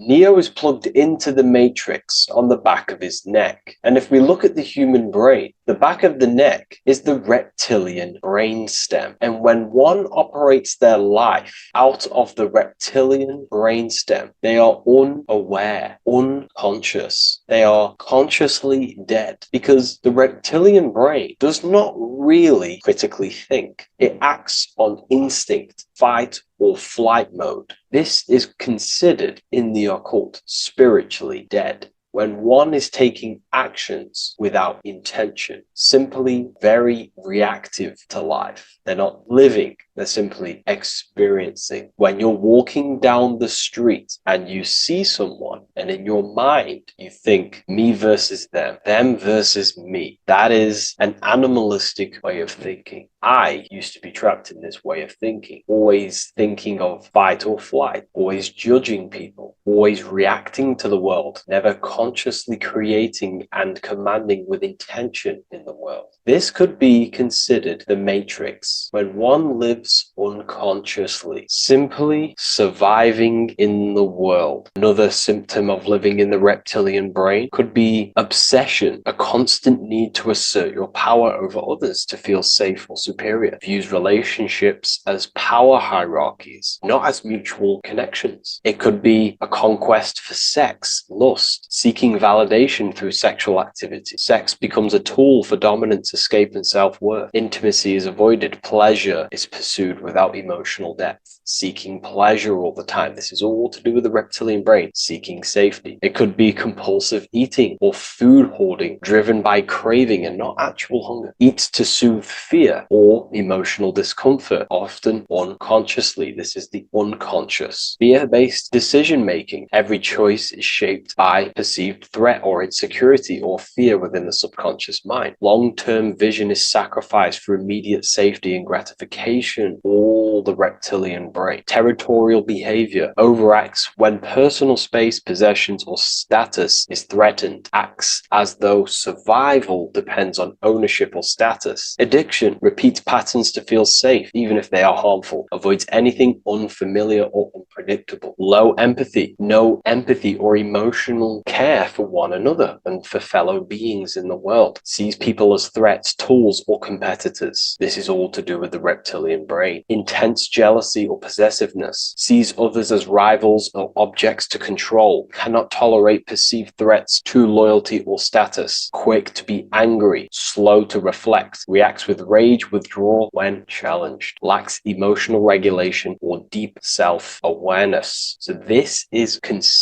brain could be considered the matrix, hence why Neo is plugged into this brain. He's operating the life out of this brain, unconscious, simply navigating life like an animal. I was in this state, and you can only really realize this when you come out of this brain and you start to function from the higher regions of the brain, which we will discuss very soon. And my life was chaos because there was chaos operating internally. I was never thinking about the future. I was always operating life out of fear, out of lack. Never had care for another person. When you operate life out of this brain, the matrix, things outside you, can easily control you. This is why they keep us in a constant state of fear. So we operate life out of this. So we never gain full control over our reality, over our actions, over our thoughts. So Neo is called Neo, and he works at a place called meta cortex, very symbolic of the neocortex, the higher region of the brain. Now, this brain makes you human. It ultimately allows you to hold control over the animal urges, okay? The neocortex is the brain that allows you to have self-mastery, that allows you to control your urges, your instinctual survival urges. So humans can overcome their reptilian animalistic state and start to operate their life in a conscious mastery state. And Neo is plugged out of the reptilian brain, and he starts to use his neocortex, the human brain. This allows one to learn to have self-control allows one to create, allows one to think about others. It allows one to critically think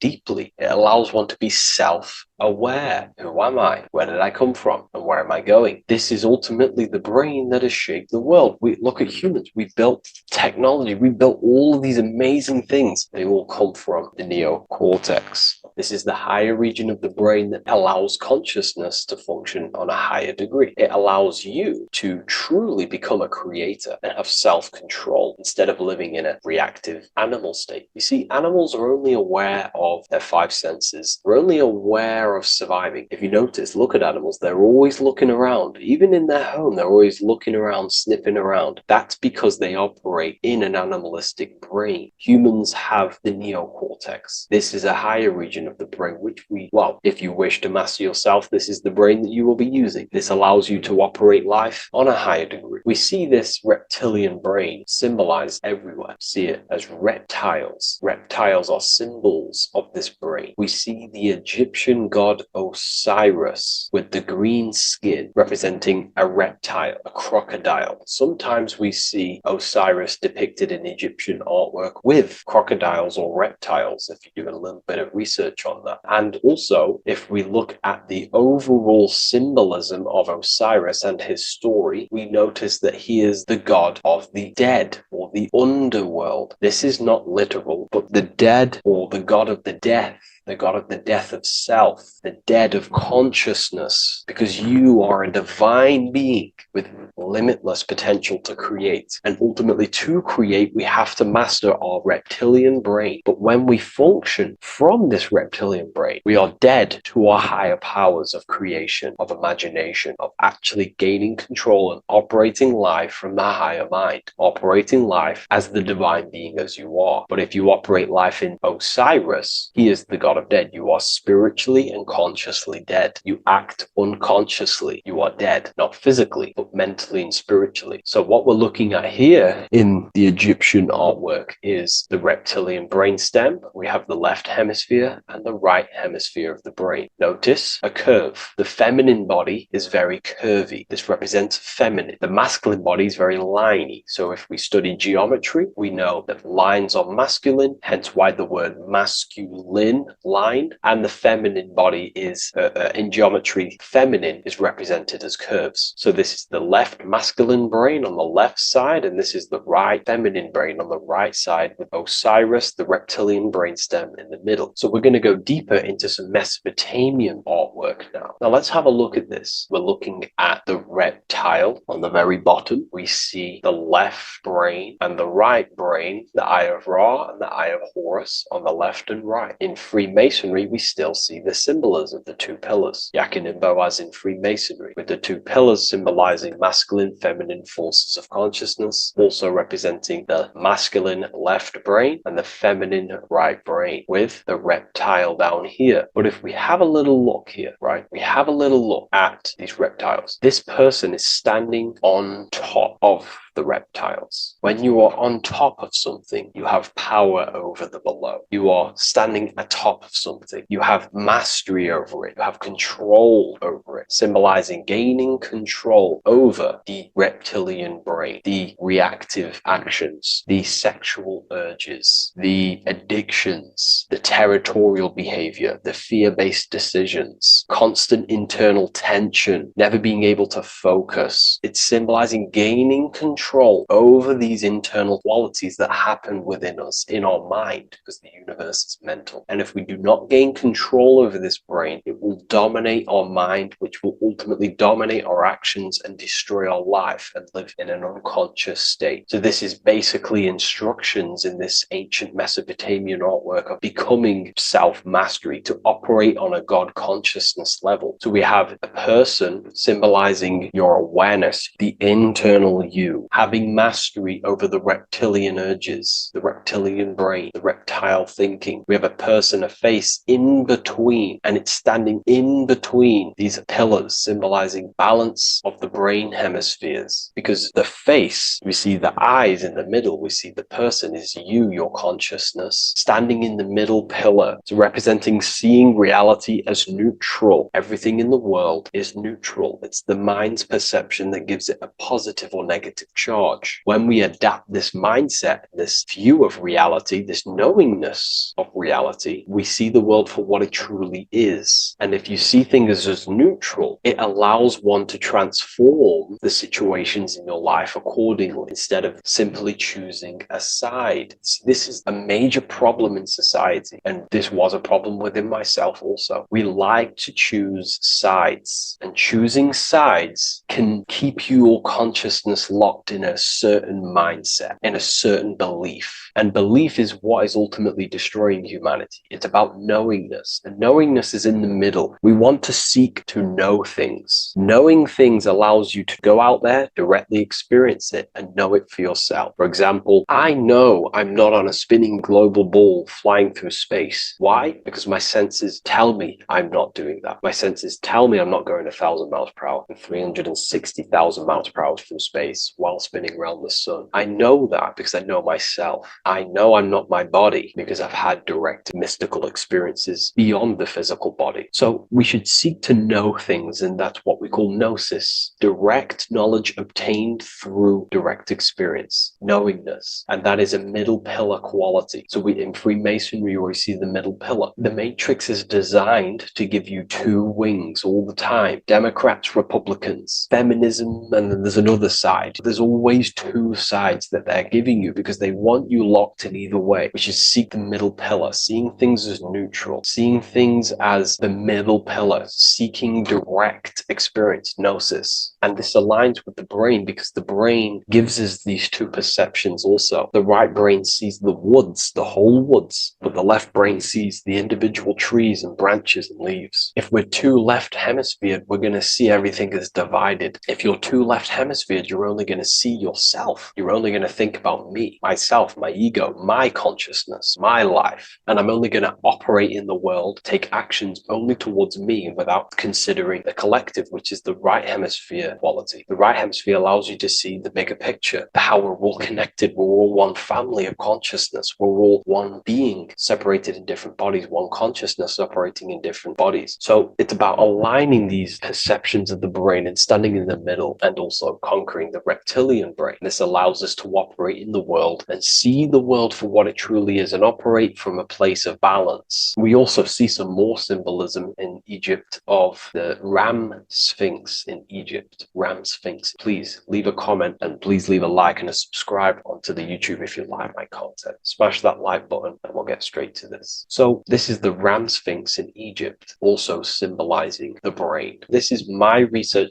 These are my conclusions. You can take this with a pinch of salt and go out and do your own research. This is what makes sense to me based off my information I've gained, my symbolism that I can read. So take what you can from it. I'm not here to obstruct anything. I'm not here to place anything in your mind. I'm simply here expressing my research. Never take anything off anyone as solid truth. I've never have said everything I say is solid truth. This is my research. If the research aligns with you, that's great. Maybe it doesn't with some people, that's fine. Simply take things with a pinch of salt, go out and collect as much research and information from many different sources and place together your own understanding of symbolism and your own perspective on reality. But like I say, seek to know and not believe. So this is the Ram Sphinx in Egypt. This is a more powerful symbolism of the brain. We have Osiris here, the god of the dead, which is the reptilian brain, and an Aries symbol here symbolizing the hippocampus in the brain. So this is the reptilian brain stem, heavily aligned with the reptilian brain stem here. We can see the connections if we look closely. So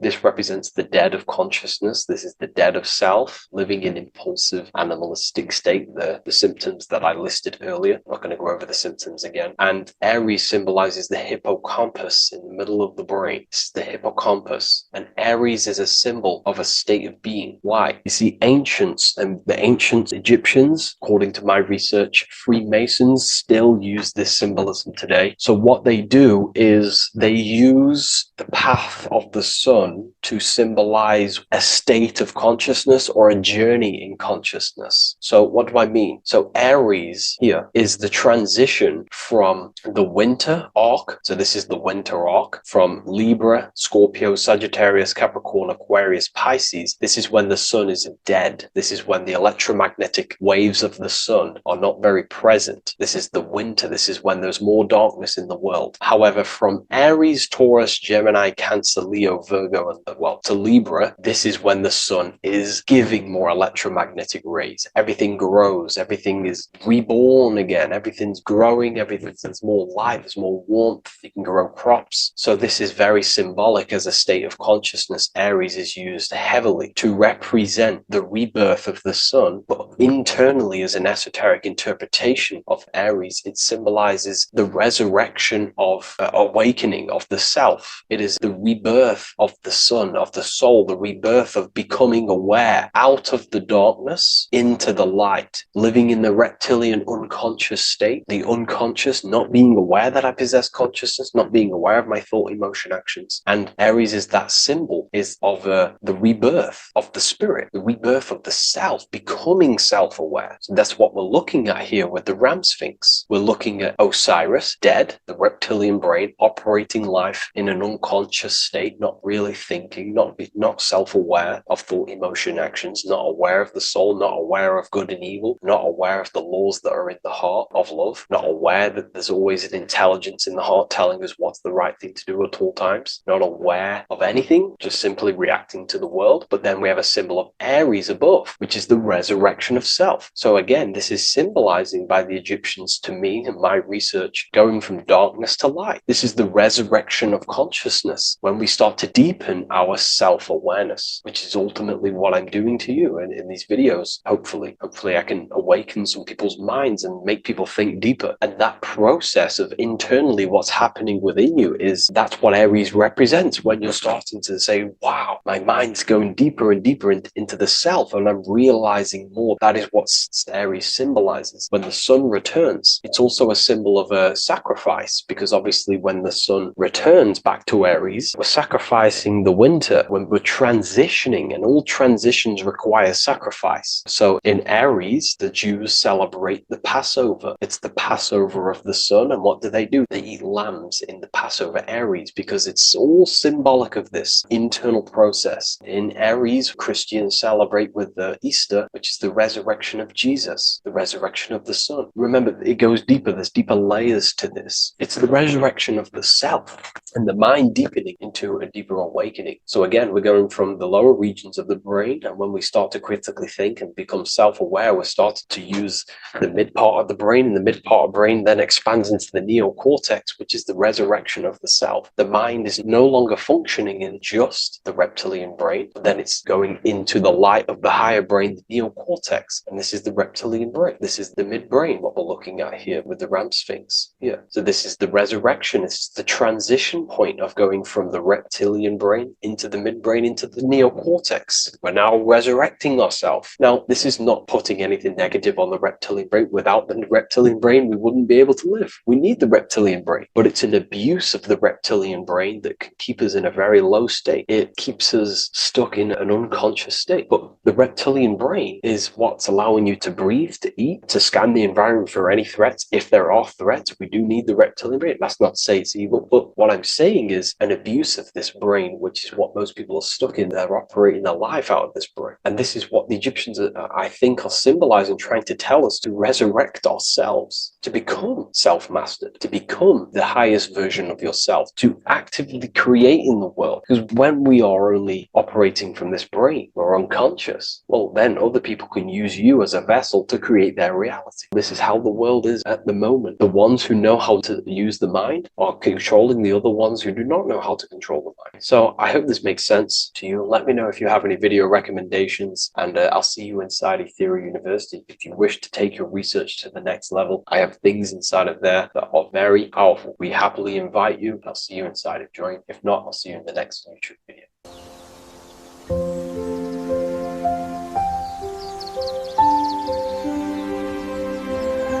bookofwisdom.com. Visit today.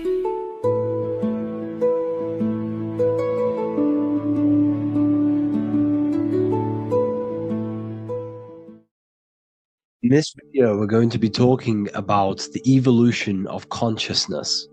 You are born human, however, you possess consciousness, which is the awareness behind your being. the awareness behind your thoughts, the experiencer behind your five senses, the experiencer, the observer behind your thought, emotions, and senses. You are an eye, an invisible consciousness looking through a lens which is your body. Your body produces this physical world that you experience. Your brain produces this world. Your brain and body is a technological computer. However, you are an infinite, ever-expanding consciousness behind this physical body. And there is an evolution of consciousness, a cosmic journey of expansion. And this is why we see so much pyramid symbolism in the occult and esoteric world, and especially within Freemasonry.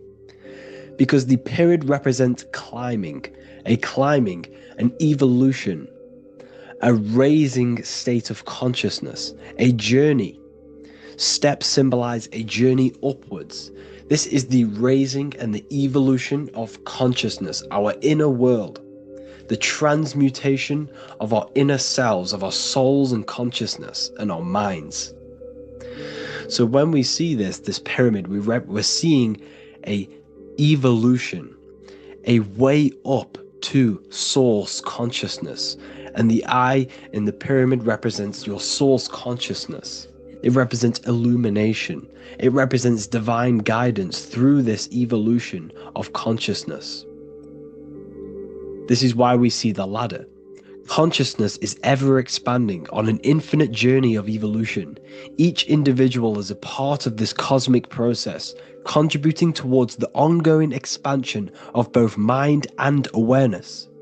As we evolve, we collectively explore deeper levels of existence, expanding the boundaries of thought and consciousness. The mind has the ability to expand infinitely into new realms of thought, into new dimensions of mind. The mind cannot be filled up. It is not a physical substance. The body can be filled up because it is a physical thing, but you cannot fill the mind. Therefore, the mind is constantly expanding, ever expanding into new fields of thought. So what we see in Freemasonry, the ladder, is again a journey, an elevation of consciousness. When we are born with an infant consciousness, and as we gain older, we gain an adult consciousness. Our inner world, our inner mind, and our emotional intellect changes and evolves. We are significantly different from when we were very young as an infant. It's because our consciousness evolutes, it changes, it alters like water. So just like this evolution of your own consciousness as growing up, there is consciousness of beings existing in cycles beyond our own. And their consciousness is unimaginably different from ours. They operate on a higher level of understanding and knowing, experiencing reality in ways that transcend our current comprehension. Our minds right now cannot comprehend the highest states of consciousness. There are entities, there are beings beyond our own, existing in higher dimensions of consciousness that we cannot comprehend because they have expanded. They are on a further way up the ladder of consciousness. However, we are all on the same journey. None of us can take the same journey. There is one ultimate goal, reaching source consciousness. However, this is always ever expanding. However, we are all on a different journey. There is one truth, one source, one goal.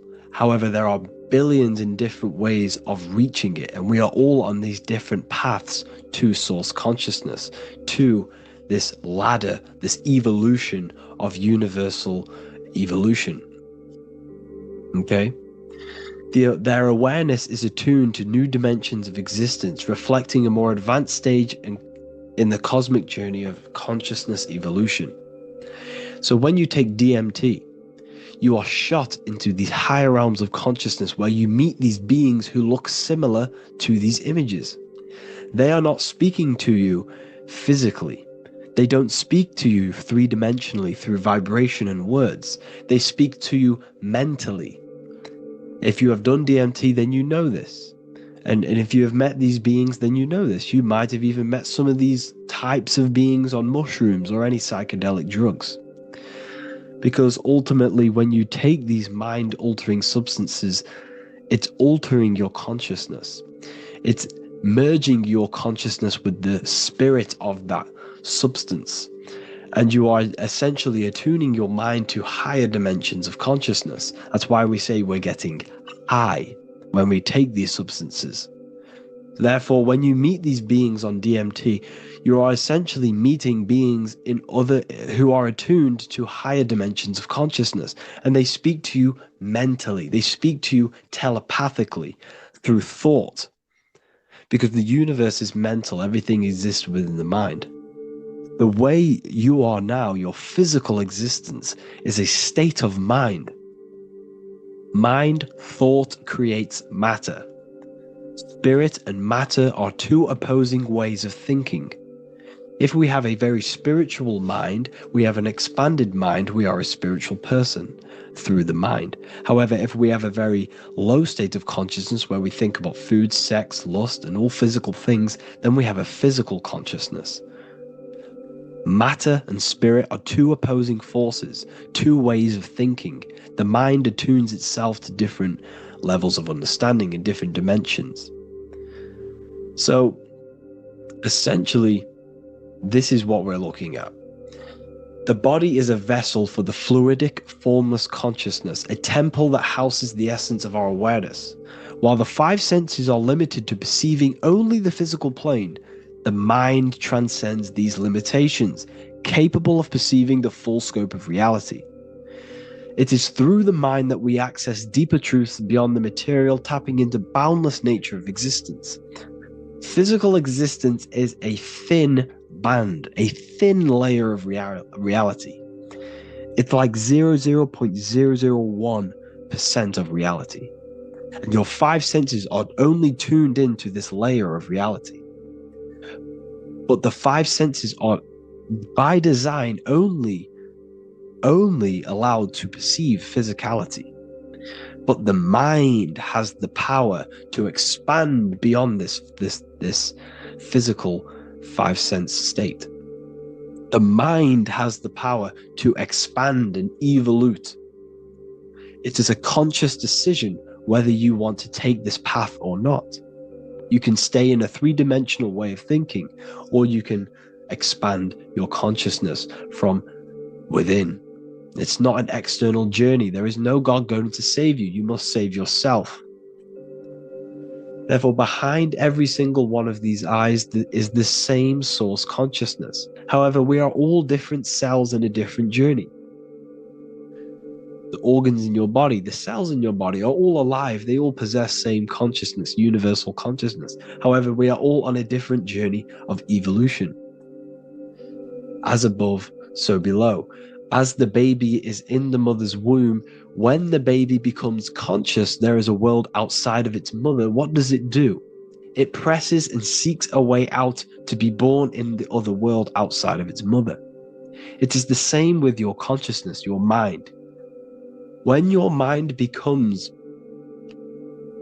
aware that there is realities beyond the immediate surroundings, it seeks a way out. And this is exactly what I'm doing to you now. I am now expanding your mind and telling you there is other ways of reality. There is other dimensions of consciousness which you can access through inner transmutation, through different ways of thinking, spiritualism, and meditating and connecting with yourself and detaching from external things. We can upgrade our consciousness. Your body is a womb. Why Jesus says you must be born again to see the kingdom of God, because you are born physically and then you must be born again spiritually, awakening your inner consciousness. So like I said, as the baby is in the womb, it's the same principle. As above, so below.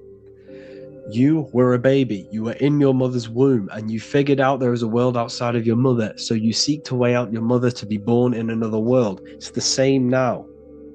You must do this now. This is your spiritual evolution. This is the evolution of consciousness. It's ever expanding. When you die, this is a transition. You must learn to not fear death. This is another part of your spiritual journey. You must master death. Therefore, like I said before, the mind has limitless capacity to expand into new realms of thought, continuously exploring uncharted ideas and concepts without boundaries. The mind can ever expand. It can never be filled. It can never ever know everything. There is infinite fields of knowledge, infinite fields of thought. Your current state is just one stage on an infinite pathway. You won't remain human forever. The human experience is a crucial phase where we learn to balance polarities, master the fundamental laws of the cosmos. It is a period of growth and transformation, preparing us for the next stages in our cosmic evolution. The goal is to strive for perfection, yet the true perfection is unattainable.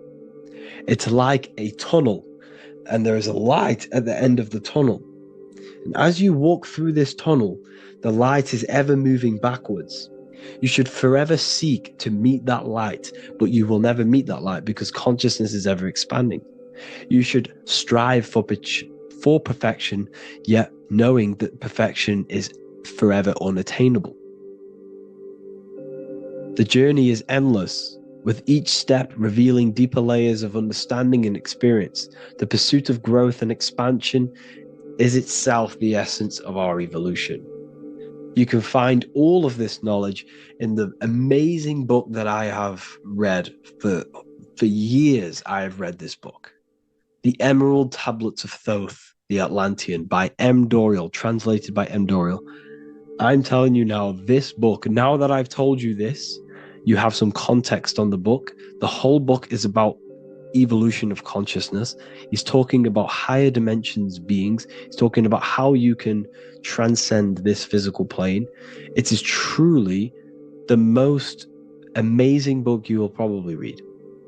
One of the best spiritual texts you'll see. It's hard to understand, so you must read it over and over again. And the more your mind progresses, like for me, I read this every couple months. And the more I learn about consciousness, the more I expand my own consciousness. And every time I read this book, I pick out something new that just completely blows my mind. Because you can only understand this book to your level of consciousness, to your level of understanding. So now that I've told you all this information, go and read this book and it will absolutely blow your mind. And so will the Book of Wisdom Volume 2, which is now available. I released it the other day. I'm just going to read a page out now. This page is called Spirit and Matter. The Earth is not merely a dense, lifeless rock drifting through space. It possesses spirit, a living essence that animates its form. But what do we mean by spirit? Spirit in esoteric terms refers to the energy, the life force, animating the principles infused in matter. So essentially, what this page is talking about is how everything has spirit, consciousness within it.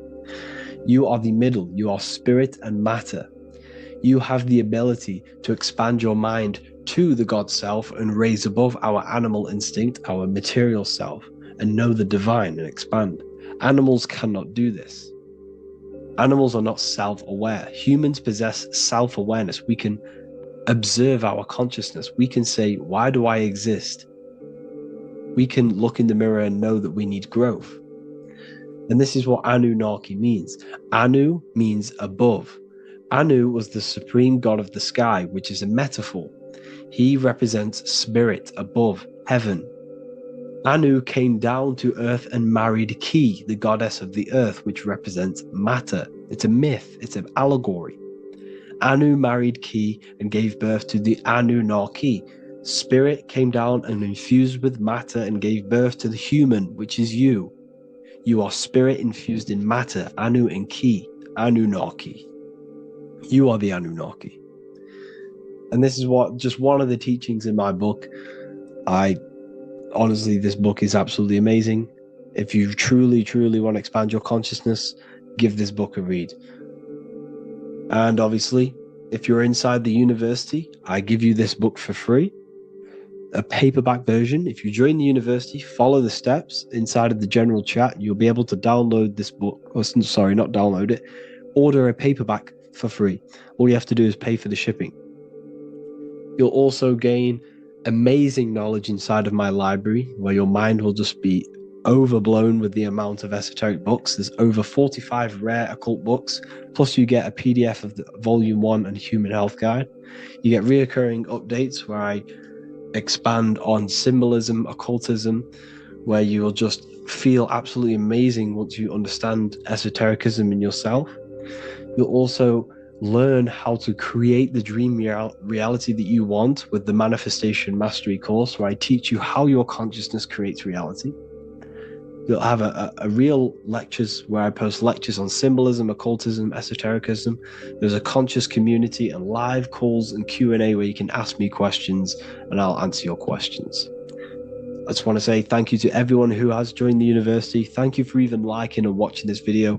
Any support I just appreciate every single one of you. Please, if you can, leave a comment and a like on this video and let me know any videos you want me to make in the future. And I will start uploading a lot more to the YouTube. So yeah, thank you all for tuning in today. Have an amazing day.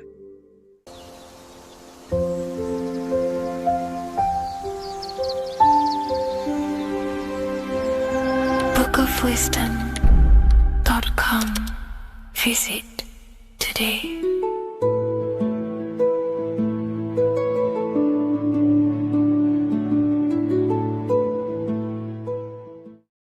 What if I told you that the pentagram can unlock the secrets of creation and make you manifest any reality you want? Hence why the pentagram is used heavily in magic and witchcraft. We have to understand that the pentagram has been heavily demonized. Religions, churches claim that this symbol is associated with Satanism and witchcraft. I personally believe this was intentionally done so that people do not gain their personal power over reality and their life. The pentagram reveals so much about you, and it is one of the most important symbols to understand inside the occult studies. It is one of the most common symbols that you will see across all occult esoteric orders and different occult traditions, such as Freemasonry, Kabbalah, Rosicrucianism, alchemy. You will see this symbol everywhere. And in fact, you even see this symbol, the pentagram, on old church buildings, statues of Jesus next to church buildings.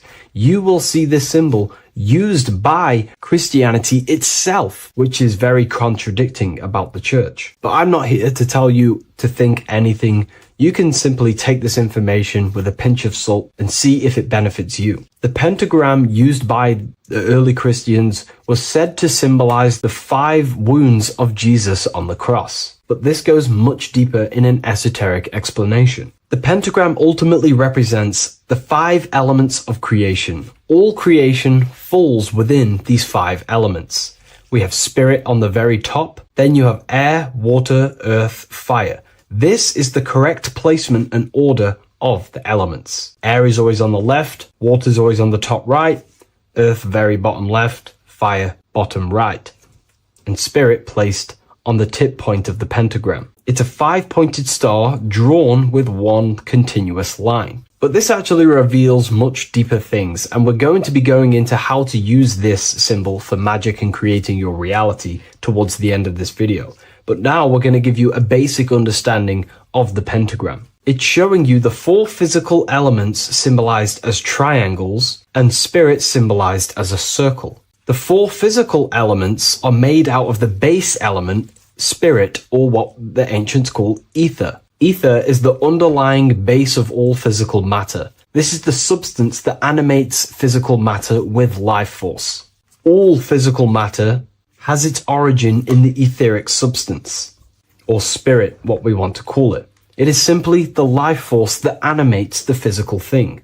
However, if we go deeper onto this symbol, it also represents something personal to the individual who wears this symbol. If you wear this symbol, you're basically saying you're putting your divine nature over your material nature. Your divine self is in control of your material self. You put your spiritual needs before your physical desires and needs. Hence why the spirit is on top, looking down over the four physical elements. The circle is continuous, one line, eternal, no beginning, no end. The triangle has beginning and end and points. You can see the beginning and the end when you draw it. On a deeper level, this is pretty much showing the process that symbolizes the structure of the macrocosm, the universe itself, showing how the invisible spiritual planes condense and crystallize into the visible physical world, spirit turning into physical reality. But if you wear this symbol, you're basically saying, I put my divine nature over my material nature, showing that your spiritual nature rules over your earthly existence. You put your spiritual needs first. If you see this inverted, it is now the opposite, placing spirit on the bottom, basically saying, I desire the physical things over the spiritual. But what exactly is your spiritual nature?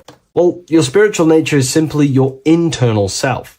You chase things that are immaterial, such as knowledge, love, experience, expansion, gnosis. These are the qualities of spiritual things that the spiritual person likes to chase and desire, instead of desiring the things that are temporary in the material world and never actually lead to fulfillment. True fulfillment is by chasing spiritual things. God, the nature of creation, the self, gnosis, knowledge. But if we go even deeper, this symbol ultimately represents how reality is created. Hence why this symbol is heavily used in Kabbalistic magic and so-called witchcraft. We are all magicians. Each one of us are creating reality. There are just certain ways you can actually create reality by becoming conscious of them. By becoming conscious of the elements and the qualities of the self that actually create your experience in your life in the present moment. If we look at the pentagram, we see that when you draw a pentagram, it is one continuous line. It is one expressed in 5. The order of the elements are very important. Spirit at the bottom, fire at the bottom right, and so on and so on. Because this is showing you the descent of the spiritual into the material, the invisible crystallizing into a material reality. As you can see when you start to draw the pentagram, you see spirit at the very top. You're descending down to fire. Fire is the closest element to spirit. Hence why in magic and witchcraft,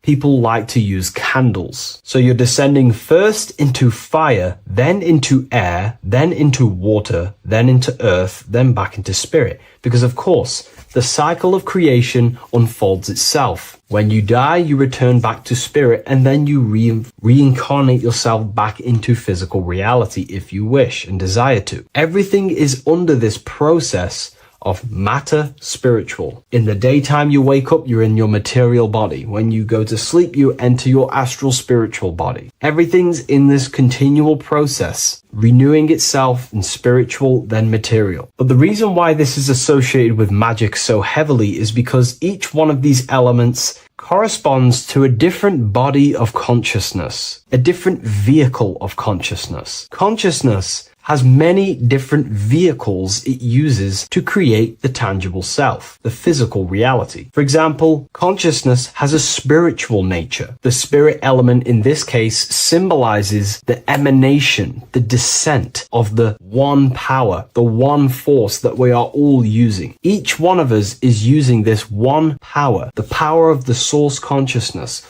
unfolding its creation in the present moment. This represents the source, the emanation, the descent of this continuous flow of energy through us that we are tapped into, like a live stream in the present moment. This descends first, the force descends into fire. Fire symbolizes the willpower, will. In this aspect or vehicle of consciousness, the will is the being that directs intention. initiates action, shapes reality through focus, determination. It sets direction, holds intention, projects a desire into form, and aligns your inner world with the outer creation. The will comes out of the force, spirit. Then the will goes with intention to air. Air symbolizes the mental vehicle of consciousness, the mind, the psychic man. The psychic aspects of your consciousness is thinking, imagination, mental images, logic, using the thought or the mental vehicle body of consciousness. Then that thought has an emotion, which is then water. So it goes from the force to the will to the intellect to the water, the emotional body of consciousness. The emotional vehicle of consciousness amplifies the thought into an emotional desire that you want to take action on. No one takes random actions, and if we do, we say we're very bored and we don't care. The water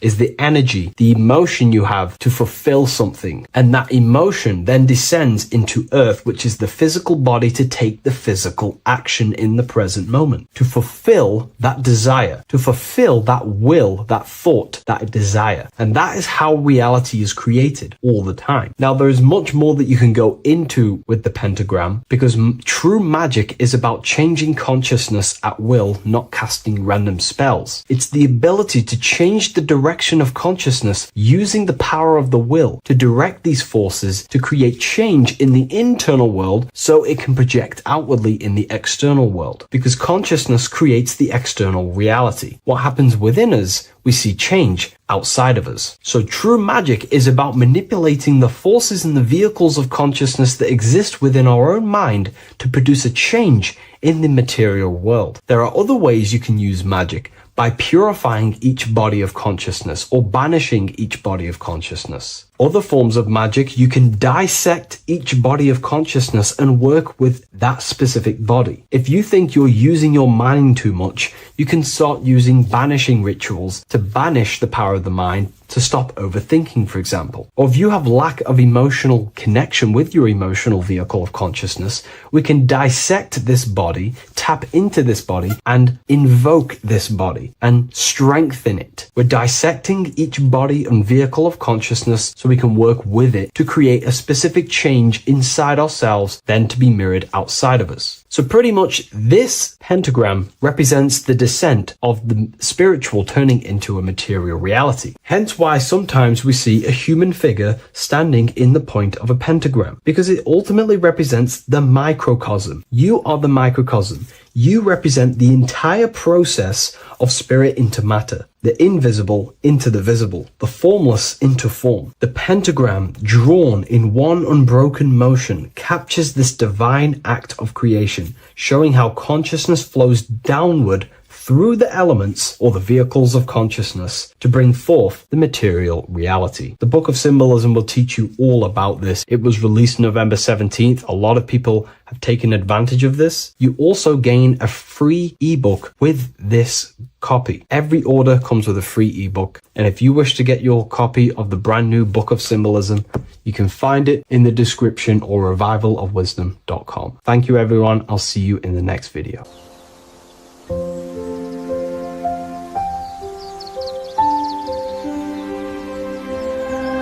bookofwisdom.com. Visit today.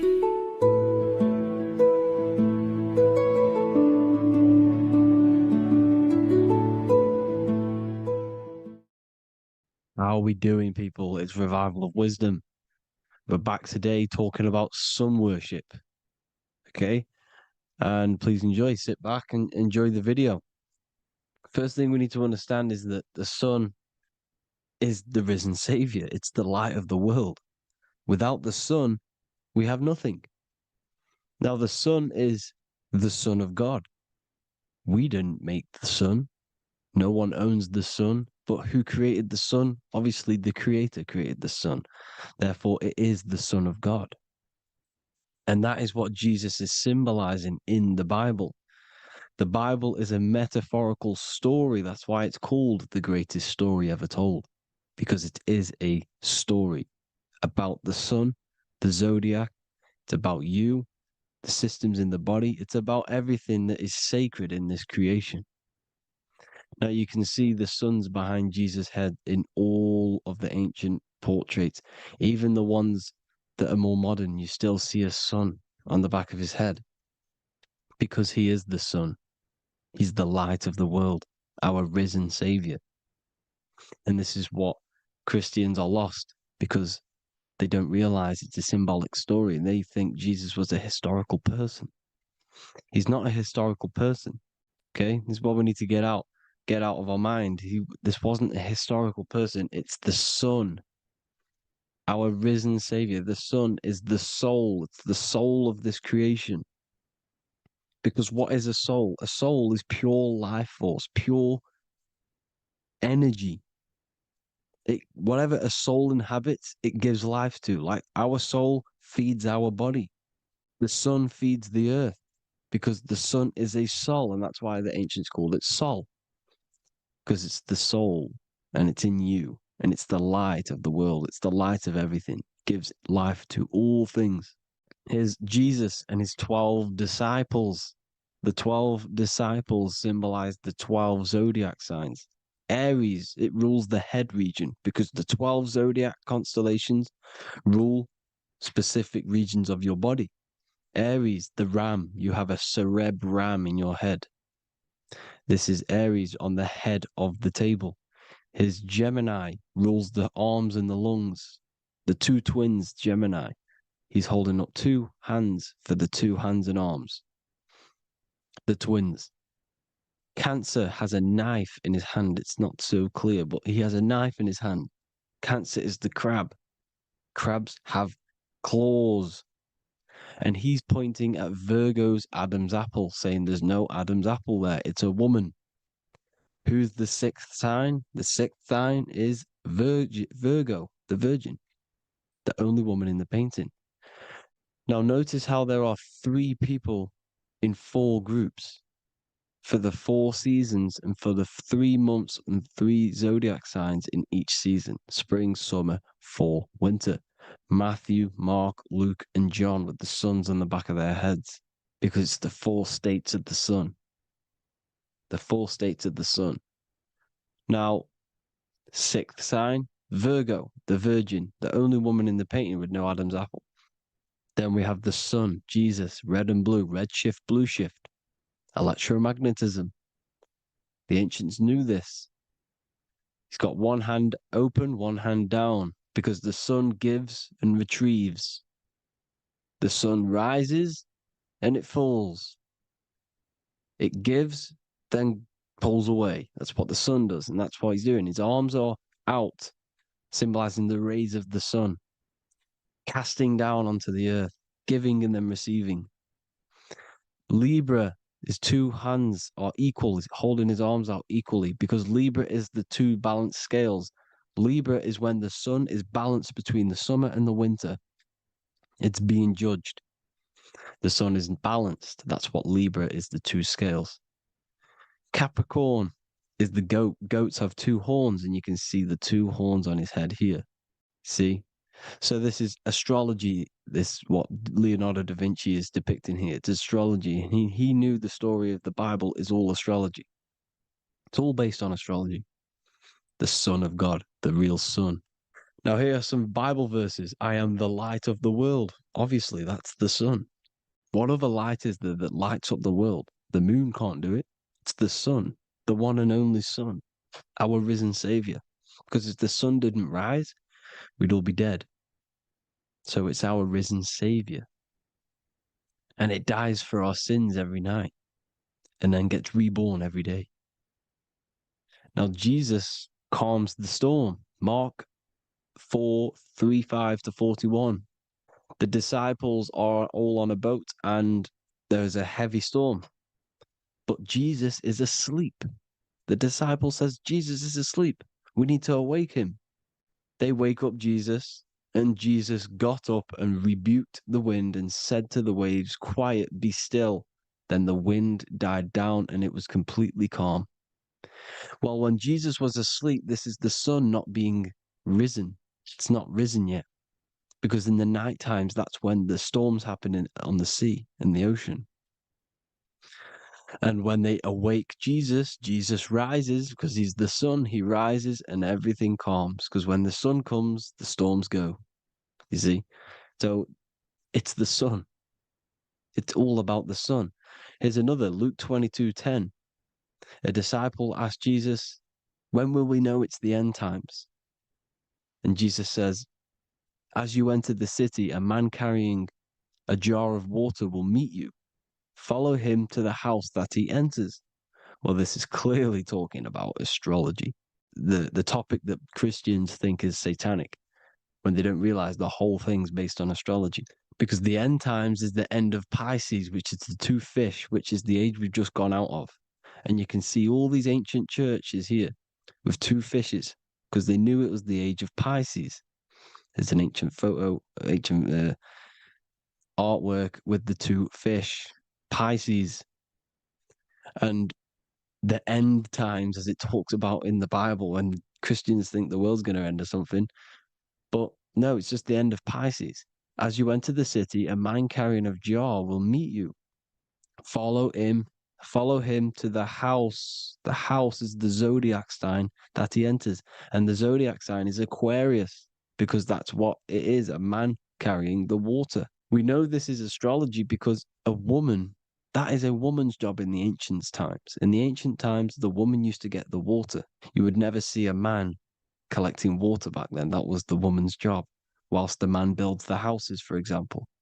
You see, so we know it's talking about astrology because astrology is the man holding the bucket of water. It's the end of Pisces. Now we are in Aquarius. And of course, Luke 24:36, the risen Savior, the Son. Now, the Son is also born on the 25th of December, a virgin, just like Horus, Mithra, Buddha, Krishna, Hermes, and thousands of other gods, all born on the 25th of December. Well, it's because the sun moves 1 degree northward on the 25th of December. And on the 22nd to the 24th, it stays in the same degree because it's moving south. But then on the 22nd, it stays in the same degree on the Southern Crux constellation. And the ancients called this the sun dies on a cross, because the cross is the Crux constellation, the Southern Cross. And it stays on that same degree for 3 days on the cross. The sun dies on a cross, and then on the 25th, moves 1 degree northward, bringing back the summer, the light, the warmth, the growth of crops. And this is the sun being reborn again, a virgin, because it's pure. And here's Mithra, another sun god before Jesus was around, before Christianity.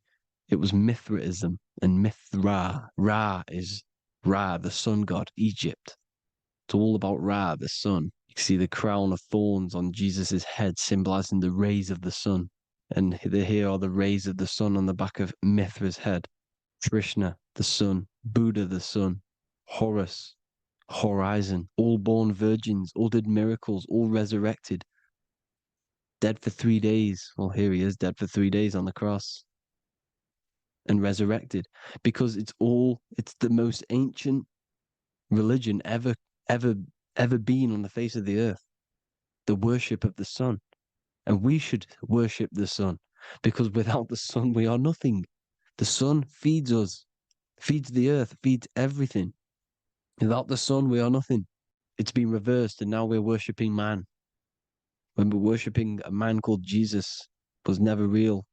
It's all about the sun, the most high, the most powerful, potent, celestial body in the sky, the orb that feeds us every day. It dies for our sins and rises every day. It's the sun. Now on the Holy Communion Day, it's the worship of the sun. They give out many suns. It's Jesus holding a sun. And they raise the sun on Sunday, because they go to worship their sun god on Sunday. Not Saturn Day, not Moon Day, Monday, but on Sunday when the sun is exalting. And they hold suns up above their heads because the sun rises. They're symbolizing the sun rising above their heads. A savior. It's the sun. It's the Holy Communion Day. And here's Jesus giving a piece of himself to the children. It's the sun, the light. Judas was known as a backbiter, a backstabber, because he stabbed Jesus in the back. He betrayed Jesus. Well, this is just another astrological story about the constellation Scorpio, because the Scorpio is the J, looks like a J. J for Judas, the scorpion, the backbiter. Scorpions backbite, they bite with their back. And what does Judas do? He betrays Jesus by kissing him to let the warriors know who they need to get. So he kisses Jesus and Jesus gets stabbed in the back. Well, when you get stung or bit by a scorpion, they leave like a kiss. So Judas kisses him and gets betrayed. Well, this is because the sun, when it hits Libra, it's balanced. The sun is balanced because it comes through summer. Now the sun's starting to die. The sun's starting to die. It hits Libra. And then as soon as it hits the scorpion, the Scorpio, it gets betrayed because now the sun has to fall to winter and Saturn is there waiting to take over the darkness of the winter. So he gets stabbed in the back by Scorpio, Judas, the scorpion, the backstabber. You see, it's an astrological story. Here's Mary. Mary means marry, which means pure. The sun is pure. No one gave birth to the sun but the God. And it's born every day. It's born every day on every year. It's born pure. There was no controversy. There was no, activity for the sun to be born. It's pure. Now, the 7 metals come from the 7 planets. The sun gives you gold, and this is why the sun is golden. It looks gold. And this is why the banks are backed by gold, because gold is the most valuable metal, because it's the sun, the most valuable celestial orb in the sky, in the heavens. Well, here's Jesus, another ancient symbol of him being crucified on the cross with the big sun, the Southern Crux constellation. The sun dies on the cross constellation.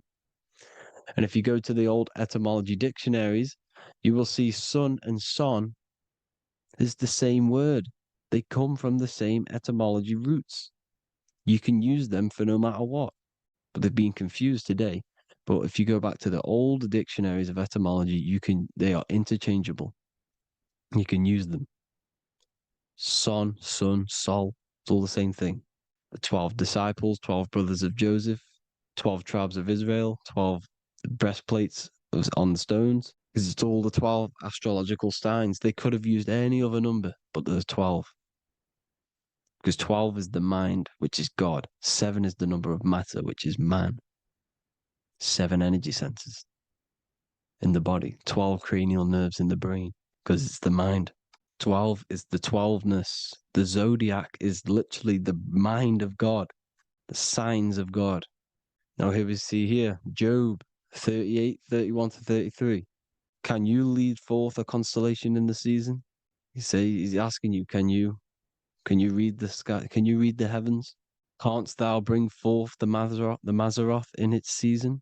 Mazzaroth means 12 signs, the zodiac. Why did they translated every single Hebrew word in the Bible into English, but they decided to leave out Mazzaroth? Why? It's because if that said zodiac, Christians would have a different view on the Bible, but they leave that out. But Mazzaroth actually means the 12 signs, the zodiac, and the stars means sign. The word stars means sign because the stars are signs, things to come, which is off in Hebrew, which means sign, things to come. You see a sign on the road, it's something coming. But God is saying, what does he say? To qualify as a director, a judge of man's life on earth, one must be able to govern the heavenly bodies that rule the earth. It's telling you to read the heavens. We need to read the heavens. Astrology, the 12 zodiac signs, the mind of God.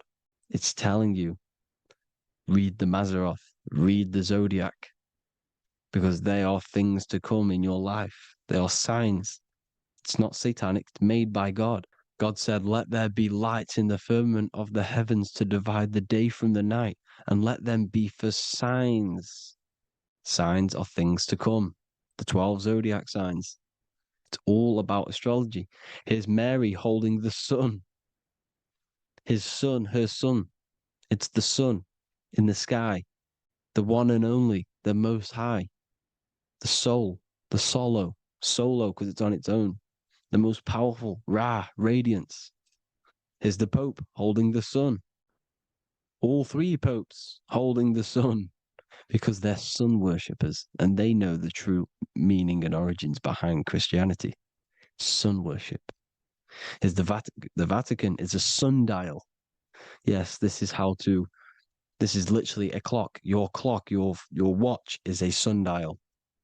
It's got 12 sections on it for the 12 zodiac signs. 12 hours, 12 Horuses. Now here you see Jesus walking on water. Well, it's the sun. And here's the beard of the sun. Here's the pyramid of the sun, the illuminated one, the all-seeing eye, the sun. Here's the Ankh. The sun creates these symbols. The ancients knew this. Now, when you see these headdresses, these are actually the days of precession of the sun. Aries, Cancer, Libra.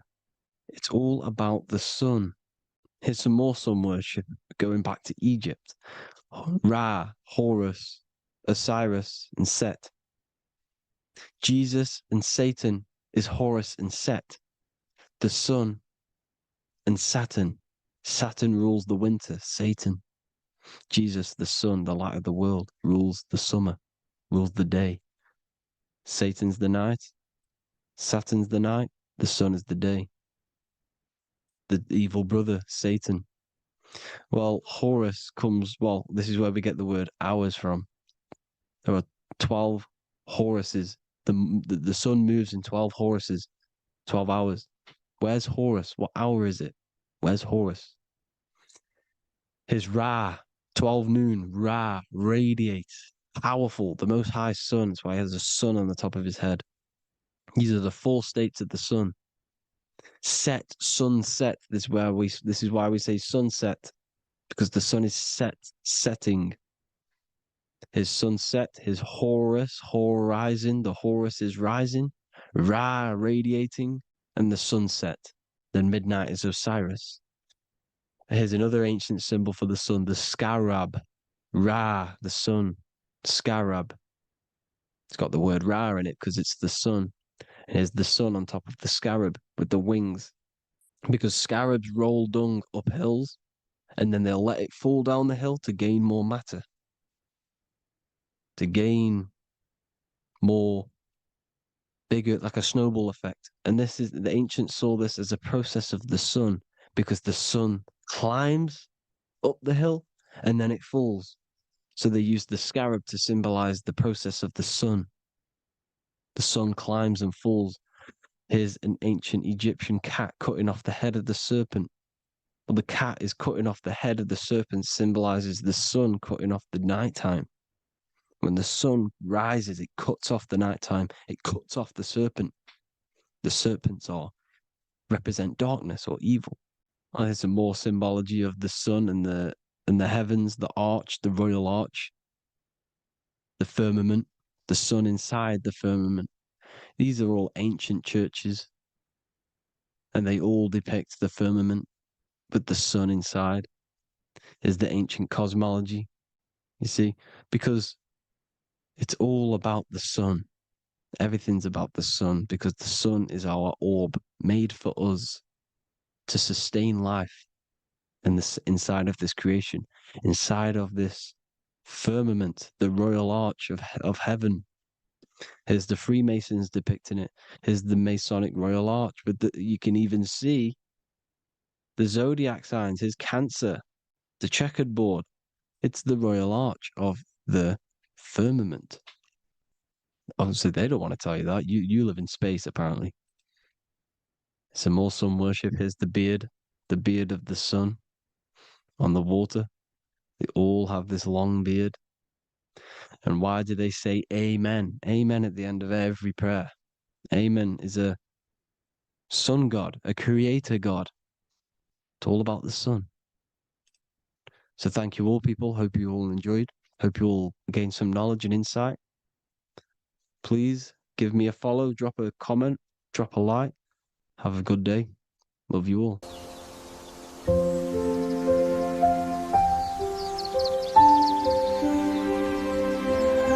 bookofwisdom.com.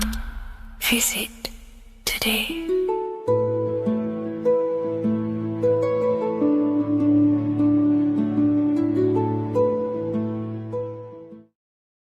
What if the word Yahweh is proof that God is embedded in our very own being? Stay with me, because what I'm about to show you might change the way you see yourself forever.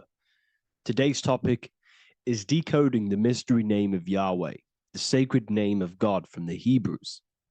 By the end of this video, you'll uncover the true meaning of the word Yahweh and how your connection to it unlocks your own personal power.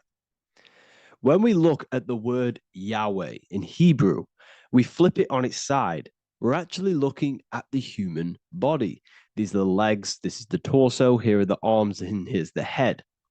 So if we actually switch this on its side, we see the human body. The Hebrew name Yahweh often translates to I am. The I am. Now, what is the I am? The I am, when you say I, you're referring to your highest self. Everything with the letter I in the beginning, most of them words are referring to our inner self, inside, intelligence, internal, in.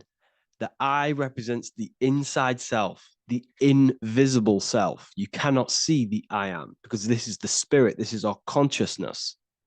It's the intelligence controlling the human body.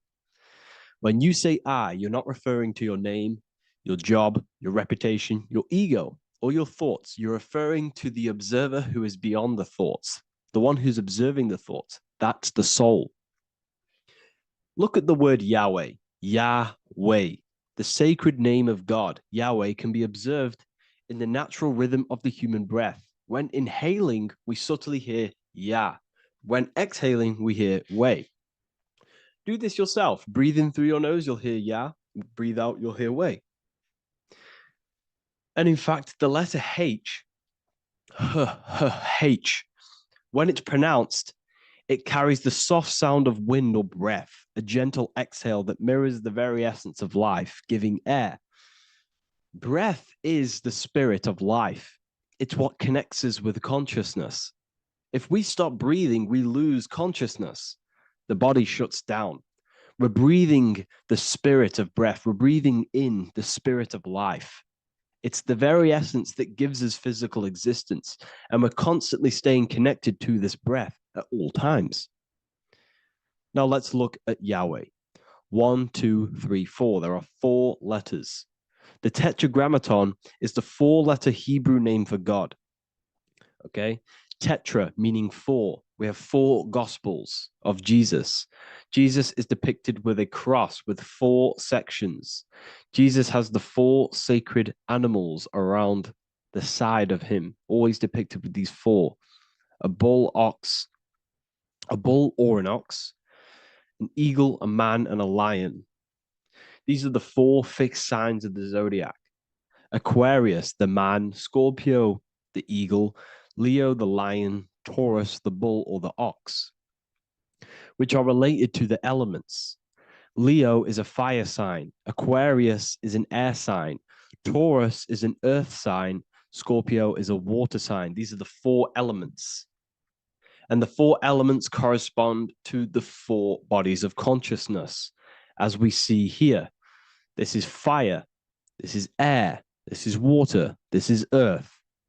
So we are made out of the 4 elements, which represent the 4 bodies of consciousness: mind, emotion, spirit, and body. The soul is incarnated into 4 sections. Hence why Jesus has 4 gospels. Hence why Yahweh is a 4-named word, because we are tetraform. We have 4 bodies of consciousness. There are 4 pillars to reality: the mind, emotion, spirit, and the body. So what we're actually looking at here is the name of the very essence of the self. Yahweh represents the universal consciousness that we're all tapped into, because the body is like a radio. The body is basically a radio antenna, which is picking up the stream of consciousness, and we're all the same consciousness, just experiencing it in a different body. And Yahweh is the name for this intelligence that we're all acting out, that we're all manifestations of. So now let's look at the word Yahweh, where we read it this way in Hebrew, which is 10565. 10565 in the Hebrew letters and the numerical values. And the DNA is made up of 4 bases. These 4 things which create the DNA. This basis is the genetic code for all living things. Each DNA strand is held together by sulfur bridges that appear in a repeating pattern of 10565. This pattern matches the numerical value of the Hebrew letters of Yahweh, Yod, He, Vah, He, which are 10565. This means the structure of DNA, the code of life, follows the same number sequence as the sacred name of God, Yahweh. This is a factual observation. So we're looking at 10565. So let's look over this one more time. Yahweh represents the breath, Yahweh, inhale, exhale. It translates to I am. It's written in our DNA. The word Yahweh on its side looks like the human body.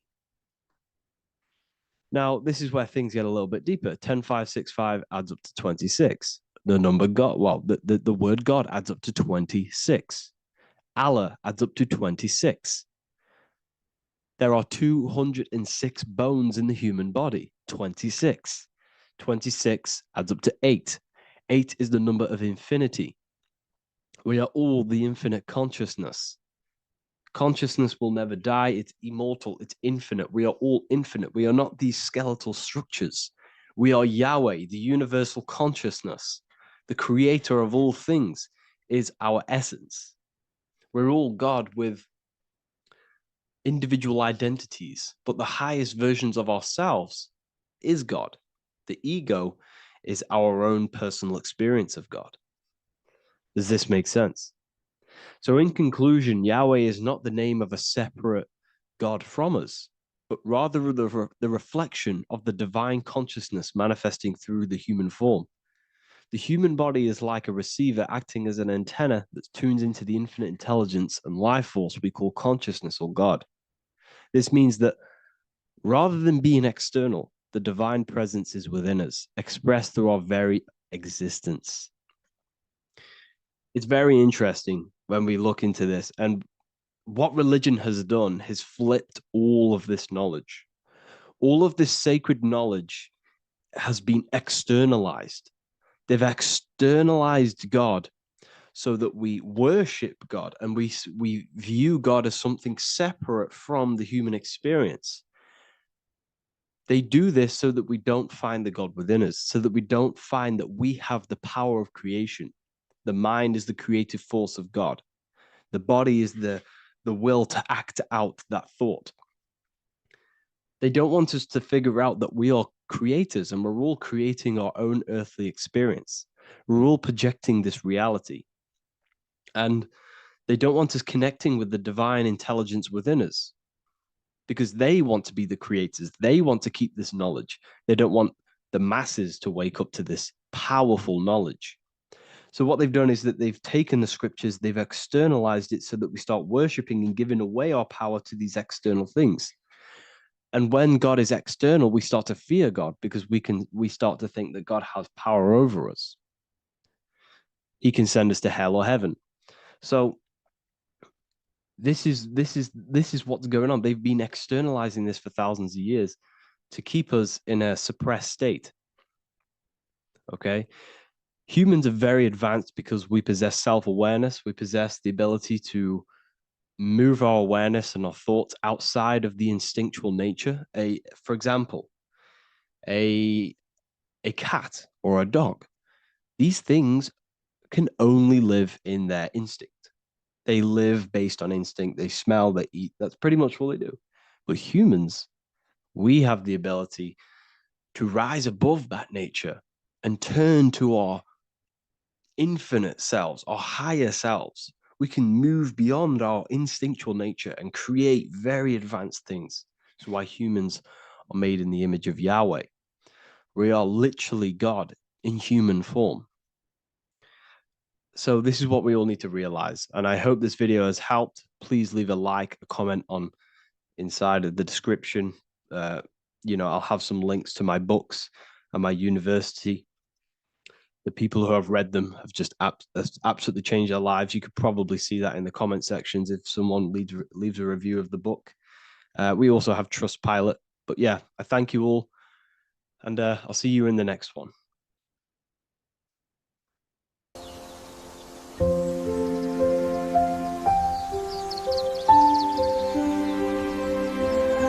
bookofwisdom.com. Visit today.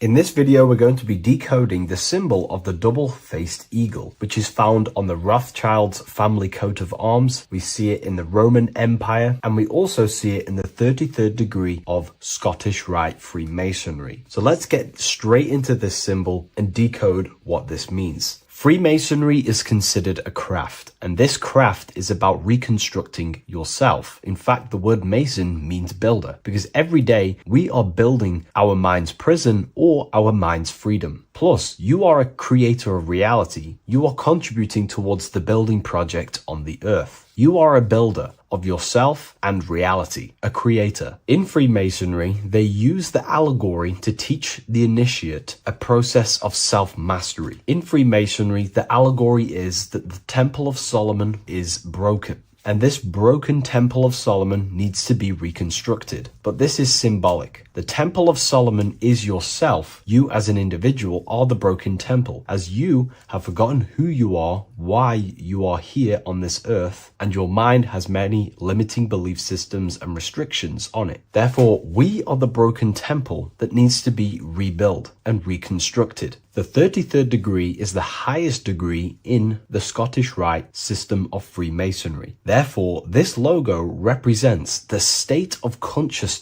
the 33rd degree Mason is operating at. It is symbolic of their level of mind, their level of self-mastery, their level of awareness. This symbol is a very powerful symbol that you can use to also find your personal power. Now, of course, this is my interpretation based off my years of studying symbolism and connecting the dots. If you feel like I miss anything, please leave a comment in the comment section to maybe add to my points. The first of all thing that I see in this symbol that reveals a great power of mind is the eagle. The eagle itself is a bird, and a bird can go on the ground and in the sky. In a symbolic sense, this represents the body and the spirit, the ability to transform from this earth body and then also access astral projection and the spirit. The bird sees things from a higher perspective while it's flying in the sky. If you're only in the physical body, your perception of reality is limited to the ground. We do not see much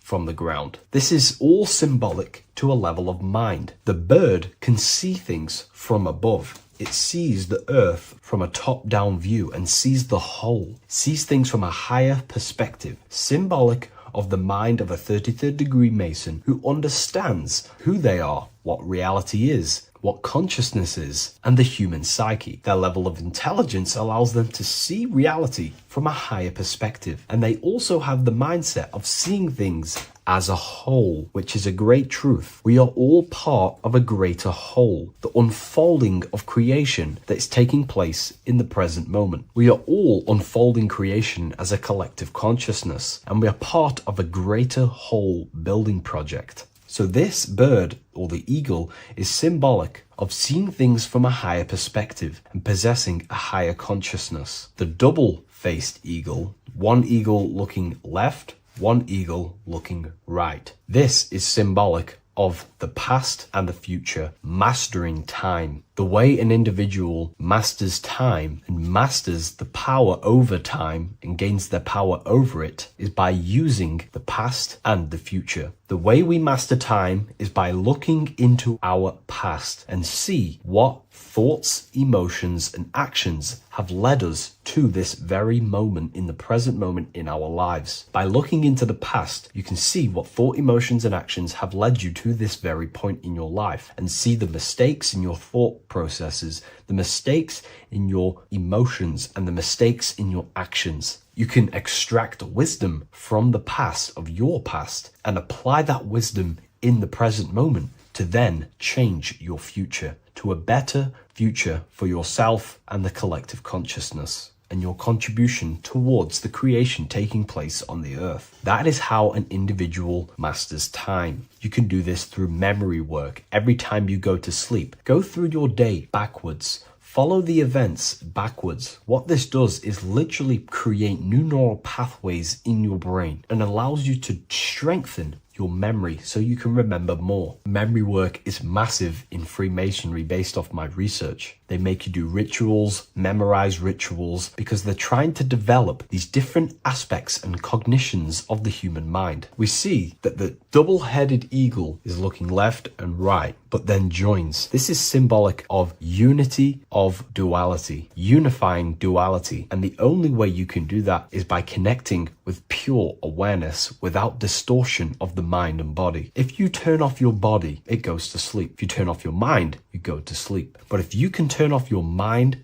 and body, then who are you truly? When you turn off your mind, you're no longer your belief systems, your name, your job, your reputation, your status. You are this pure awareness who's observing the mind. So in meditation, you realize you are not the mind. You are the awareness, and the awareness is singular, and the mind thinks in dualism. So this is symbolic of unifying and seeing things through the lens of the awareness and not the mind, because the mind can produce illusions. So this is symbolic of a state of consciousness of the 33rd degree who sees everything as oneness. We are all one witnessing consciousness experiencing itself. However, this witnessing consciousness is molded differently through the mind. My mind has gone through memories, traumas, events, and belief systems, which makes my mind unique to you. But when we all turn off the mind and connect with pure consciousness, the pure awareness, then we are all on the deepest level actually one. The universe is one. This is symbolic of seeing and perceiving that reality and truly maturing that understanding in your consciousness. We also see that the double-headed eagle is standing on a sword, which is a tool. The tools that you possess in life are aspects of your consciousness. Your thoughts are a tool. Your emotions are a tool. Your actions are a tool. These tools are creating and building your reality, and they're also building your soul, building your consciousness. But we see that the double-headed eagle is standing on top of the sword, the tool. The sword is a powerful tool. So this is symbolic of power on the surface level. But if you go deeper and decode the symbol, it reveals something way more powerful. The sword carves through things. It's also a very murderous tool. If you hold a sword towards someone or something, you hold power over it. It is a symbol of power. And that power that you possess is, in fact, the mind.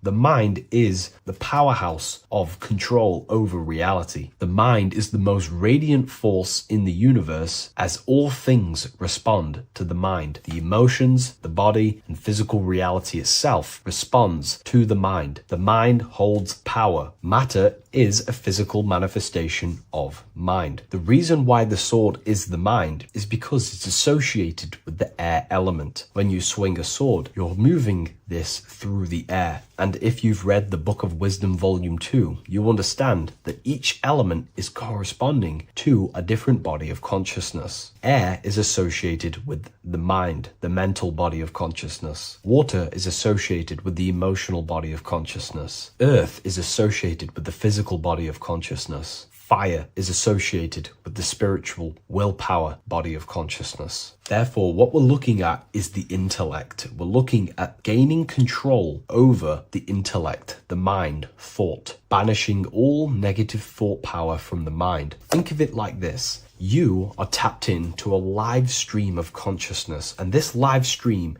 is flowing into you in the present moment. Your mind directs this creational force, this flow of consciousness and power. You can use that mind to think about negative things, anxiety, depression, or you can use that power that's flowing into you for the positive only. The universe does not create what you want. It creates what you are. What you put in is what you get out. Your reality is a reflection of your mind. So it's about using this tool for the good. For example, no negativity even has any space in my consciousness. There is no negative thought that pulls me down. And if there is, I banish it instantly and remove it. So this is about gaining power over the mind and using the mind as a tool to carve your reality with the sword. This is your power. This is your sword. Below we see a banner that says Ordo Ab Chao. Most people see this and understand it as order out of chaos.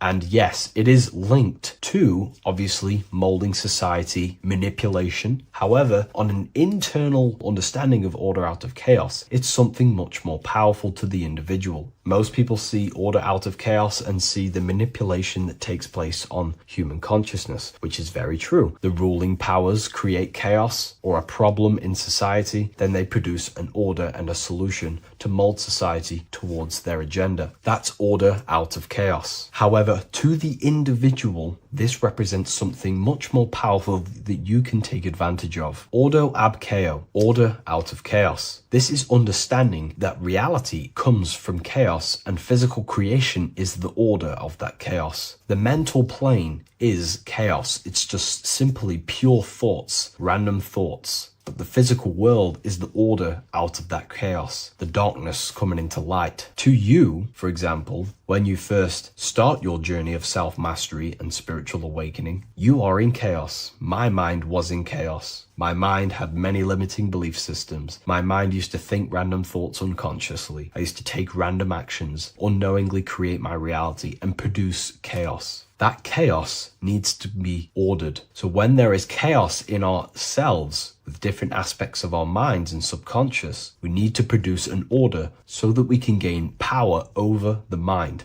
and over our thoughts, emotions, and actions, the three forces you have 100% control over in your reality. If you try and control anything else other than your thoughts, emotions, and actions, then you are breaking natural law. The only things you have been given power over and to control is your thought, emotion, and action, your mind, your heart, and your body. Order out of chaos is about transforming yourself. When you're in a chaotic state, you have to produce order to transform yourself and change your level of consciousness. If you have chaos in your life, you must produce order. And this is how self-transformation occurs through an individual. Order out of chaos. Now, yes, it is also linked to human manipulation, as this applies to everything as above, so below. Above, we see a triangle with the number 33 and light emanating around it. This triangle is highly symbolic of the element of fire. The upright triangle is fire. The downright facing triangle, the opposite to this triangle, is associated with the element of water. The reason why this is an upright facing triangle with the number 33 in it is because fire is associated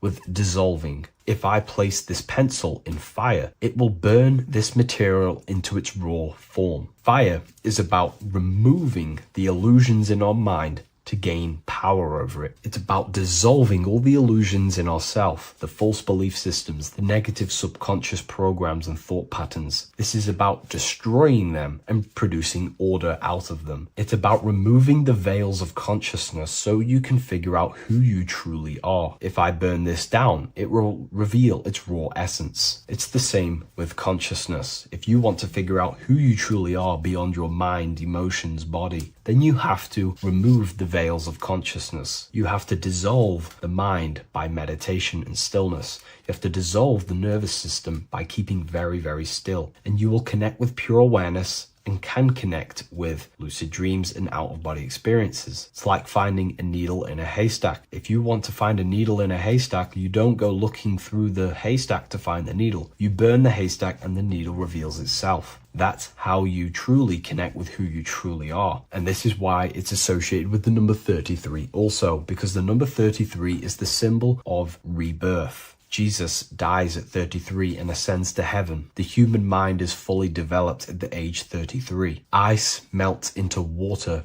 at 33 degrees.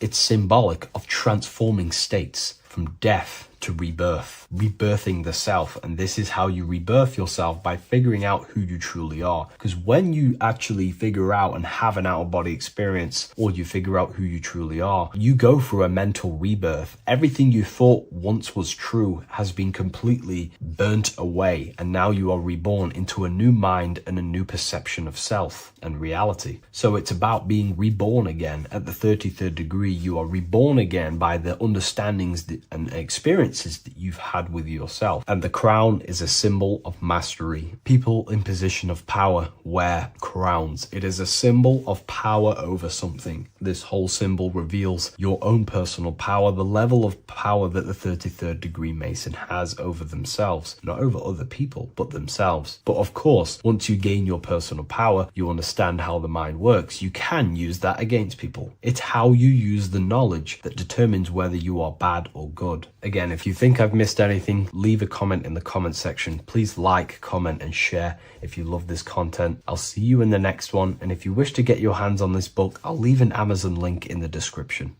Welcome to Revival of Wisdom. This video is going to be about the flat earth and the breakdown of the whole cosmology. We're going to be digging very deep. I've got a lot of pictures and images to show you, and a lot of dots to connect. So let's start with the Freemasonry art. So this artwork we have here is the Freemasonic cosmology, as they know and believe. So what is it symbolizing? We obviously have to start off with the 4 pillars representing the 4 corners of the earth. The 4 corners with duality. You see, there's everything on earth. There's good and evil. Good, evil, positive, negative. Good, bad. This is the checkerboard. This is what it symbolizes. Okay. Obviously, we have the sun, the moon. The sun gives you energy. It's the anode. The moon is the cathode. It's the opposite. It takes your energy. So therefore, you become sleepy when the moon comes out. You see, everything on Earth, everything in the universe is balanced. There's complete balance, symbolized by duality. There's always 2 opposites. We have the all-seeing eye. And obviously 7 stars representing the 7 planets. But not planets as in we know planets. They're not physical spinning balls of gas.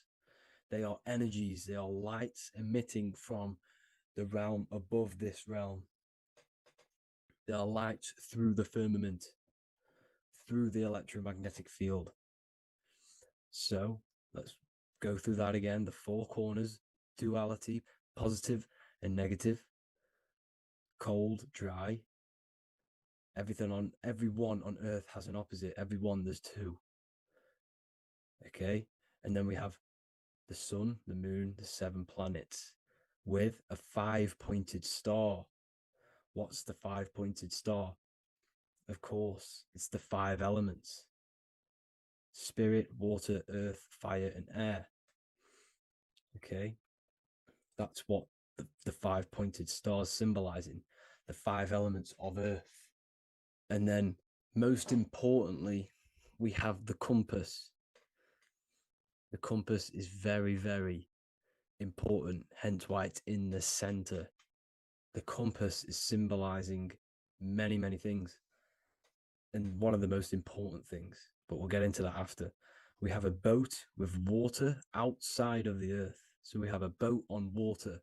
symbolizing the waters separated by the firmament, the waters above separated by the firmament from the waters within the firmament, the earth.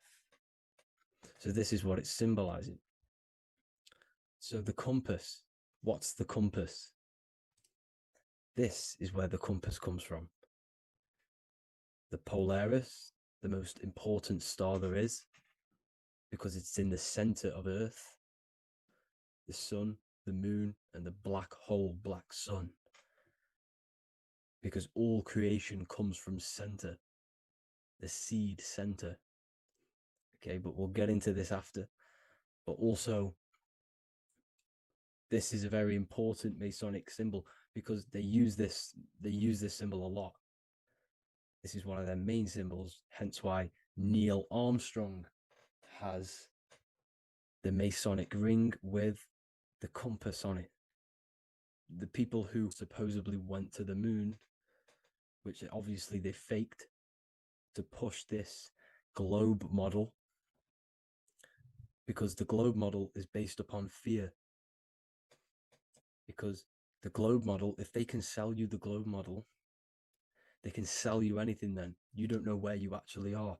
The globe model is to push fear upon the masses, because the globe model means there's not enough resources.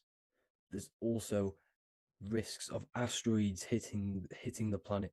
There's also risks of space extraterrestrial invasions, global warming, asteroids. You see, this is all the fear that they can gain off selling you the globe model. Okay, because they don't want you to know that this is an intelligent design. And also, they're hiding God, the creator, the source. This is why they are satanic.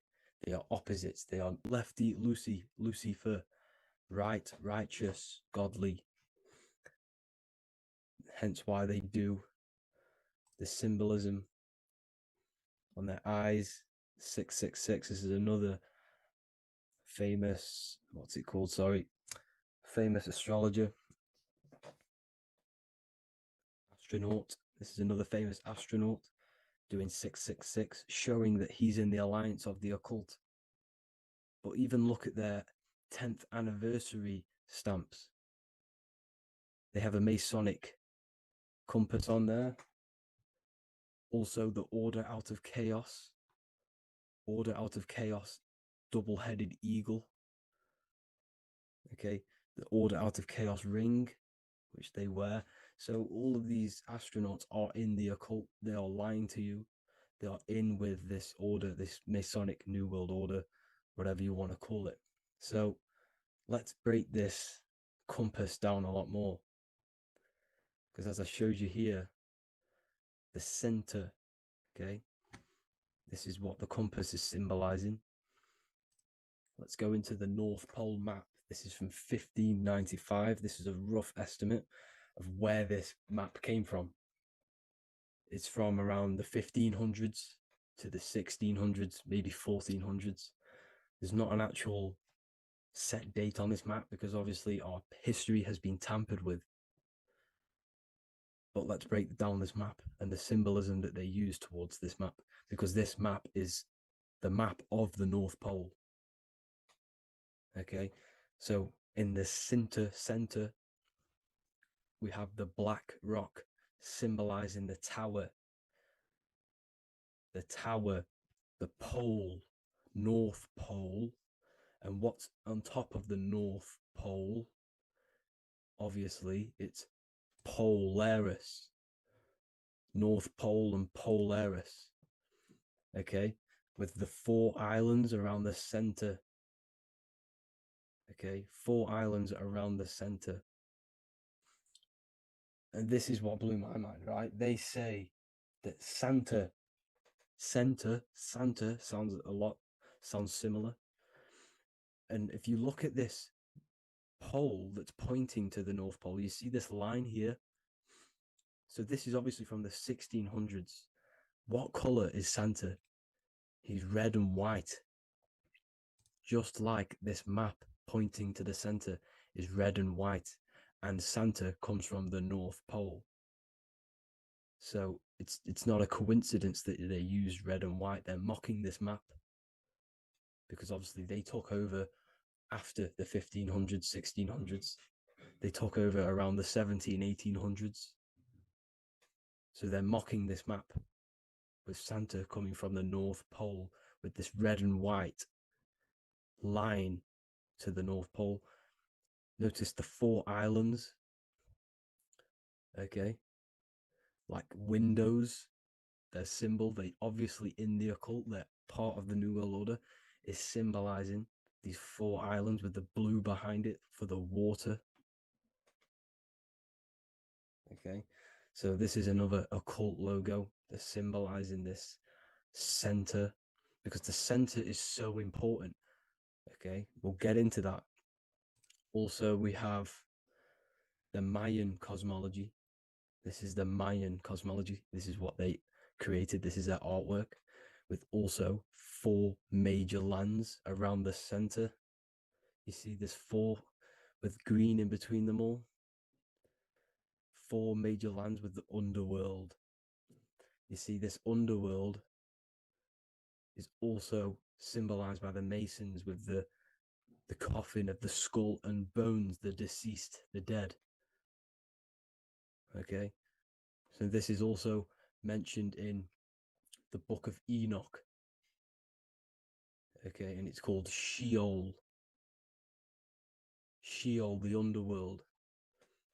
Okay, and in the book of Enoch, it says all spirits of the dead go to these hollow places, that they are wait until their appointed time of judgment. And it also says in the book of Enoch, there are 4 hollow places underneath. 4 as above, so below, representing the 4 islands. As above, so below. That's where that could link in. Okay. The Book of Enoch is very important because it was found in a cave thousands of years ago and has a lot of truths about this realm and about this world we live in. So let's go back to the Mayan cosmology. So the ancient cosmology, they all must have had some sort of communication. They must all be in peace, at peace with each other, because all of their cosmologies link together. See the Greek, Babylonian, Indian, the Celtic. Okay, they're all linked in together. They all knew that they were in an enclosed system with an underworld and obviously a firmament. Okay, so this is what they all knew. They all must have had some sort of communication. They were a lot more advanced than us. They knew the center of the realm. Okay, and obviously the United Nations flag also symbolizes their center. You see how it has like a grid with a circle around the center. It's symbolizing that center of the realm because that center of Earth is so important. The United Nations flag, all have it. See, some different ones all have that circle around the center. Because the center is the seed. All things come from a center. So the torus field is so important because it is the spark of life. It's the building blocks of the universe, this creation. Because all things have a torus field. Just like an apple with what's in the center of an apple, a seed. Because the center is where the energies hold, is where the energies meet. And it creates that spark of life. Just like your heart is the center of your body. And it has an electromagnetic field. Because the center, all things come from the center. So this is why the North Pole is so important. Because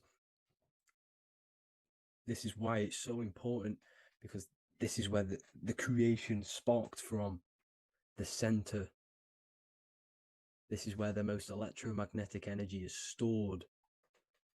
So this is why the northern lights come from the center. It's electromagnetic energy. This is what the northern lights are.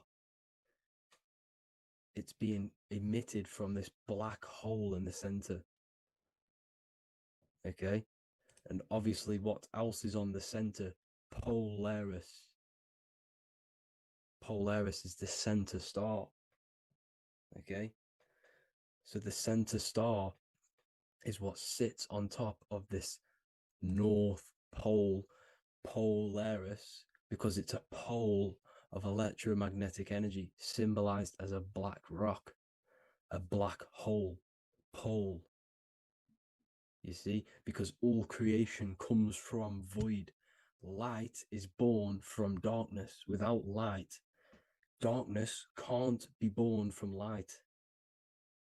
You see, but light can be born from darkness. This is why darkness is so important. And this is why there's a black hole in the center of our realm, like the black sun. The black sun. The Polaris star, the North Star. You see, so this is this North Pole, Polaris. This is what they're talking about. And this is why compasses are an 8-pointed star, because Polaris is symbolized as an 8-pointed star. This is where a compass will point you to. It will point you to that center. So notice how a compass has this black hole in the middle, you see, and it will point you to this meeting point, the north, because in the center is the center of the torus field of the earth. This is where the most electromagnetic energy is. You see, everything gets sucked into the black hole.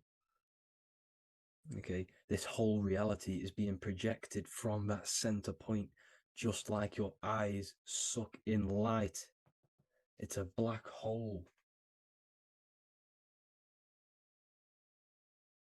Your eyes suck in the light of this light being emitted from this center place, this electromagnetic energy at the center, which is the seed of everything, of everyone. You see, just like an apple has the seed in the center in darkness, because in the center of the apple, it's dark. It's black. It's pitch black. But that's where the seeds are. That's where the life is. But Polaris is so important because it's that center star which lines up. It is the pole. It's the top of the pole of the torus field. So Polaris would be here at the very, very top. And this is where the compasses point you to. And this is why the star of Ishtar, the 8-pointed star of the Sumerians, also talked about this 8-pointed star, and it's called the Star of Ishtar. Okay, and who is Ishtar? Ishtar is the goddess. Okay, so she's not a male, she's a female, because every creation is brought through a female, a womb. Every single human on earth is brought through the womb, the sacred feminine energy. And the womb is pure darkness. There's no light in a womb, just like the center of our realm. It's a black hole. Okay, and guess what? She's the god of fertility and sexuality. She is responsible for all life. Okay, so the star of Ishtar is the star of Polaris, which is symbolizing the responsibility for all life, the center of our realm, the black sun, the black hole. Okay, so this is what that god of Ishtar of the Sumerians is talking about, the goddess, the womb, the seed. of creation. So this would be the portal, more than likely the portal in and out of our realm, because it's the top of the torus field. And what's above this realm is the heavens. So this is where you get sucked in from the heavens. Your soul gets sucked in and brought onto this plane of existence called Earth. These are some space NASA symbols. Look how much Polaris symbolism there is. And notice how it's at the center. You see this circle? This is like a half circle. And at the center is an 8-pointed star of Ishtar. It's the same thing. It's Polaris. It's at the center. And notice on some of these, look, this one is a bear holding the key and an arrow pointing to the Polaris star, so that they hold the key to Polaris. Another one with like a demon holding a key to the what? Polaris on top of him. Also an eagle, which is a Masonic symbol. The eagle holding a key on top of the center. You see, and notice how there's an arrow going up to the Polaris and an arrow down, as above, so below, to Earth. So you can go out to Earth, out of Earth, and into Earth through Polaris. And the eagle holds the key. You see? The eagle holds the key, just like this. This demon dragon holds the key to Polaris. And look at this one, Earth, with an arrow up to Polaris, the 8-pointed star. So Polaris is more than likely that portal which the Anunnaki used, the Sumerian gods used, because the Anunnaki symbol is also an 8-pointed star. Okay? And like I said, that center is the seed of creation. The center is the black hole. Okay, just like your pineal gland is at the center of your brain. The pineal gland is at the center of your brain. And that's what connects you to that spirit realm, to the source. That's it for this video, guys. Thank you all for tuning in. I hope you all learned something today. Please leave a like, a comment, and please subscribe to the channel for more content. God bless you all.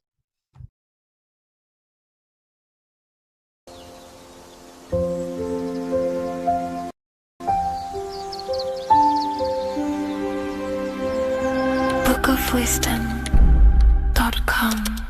Visit today.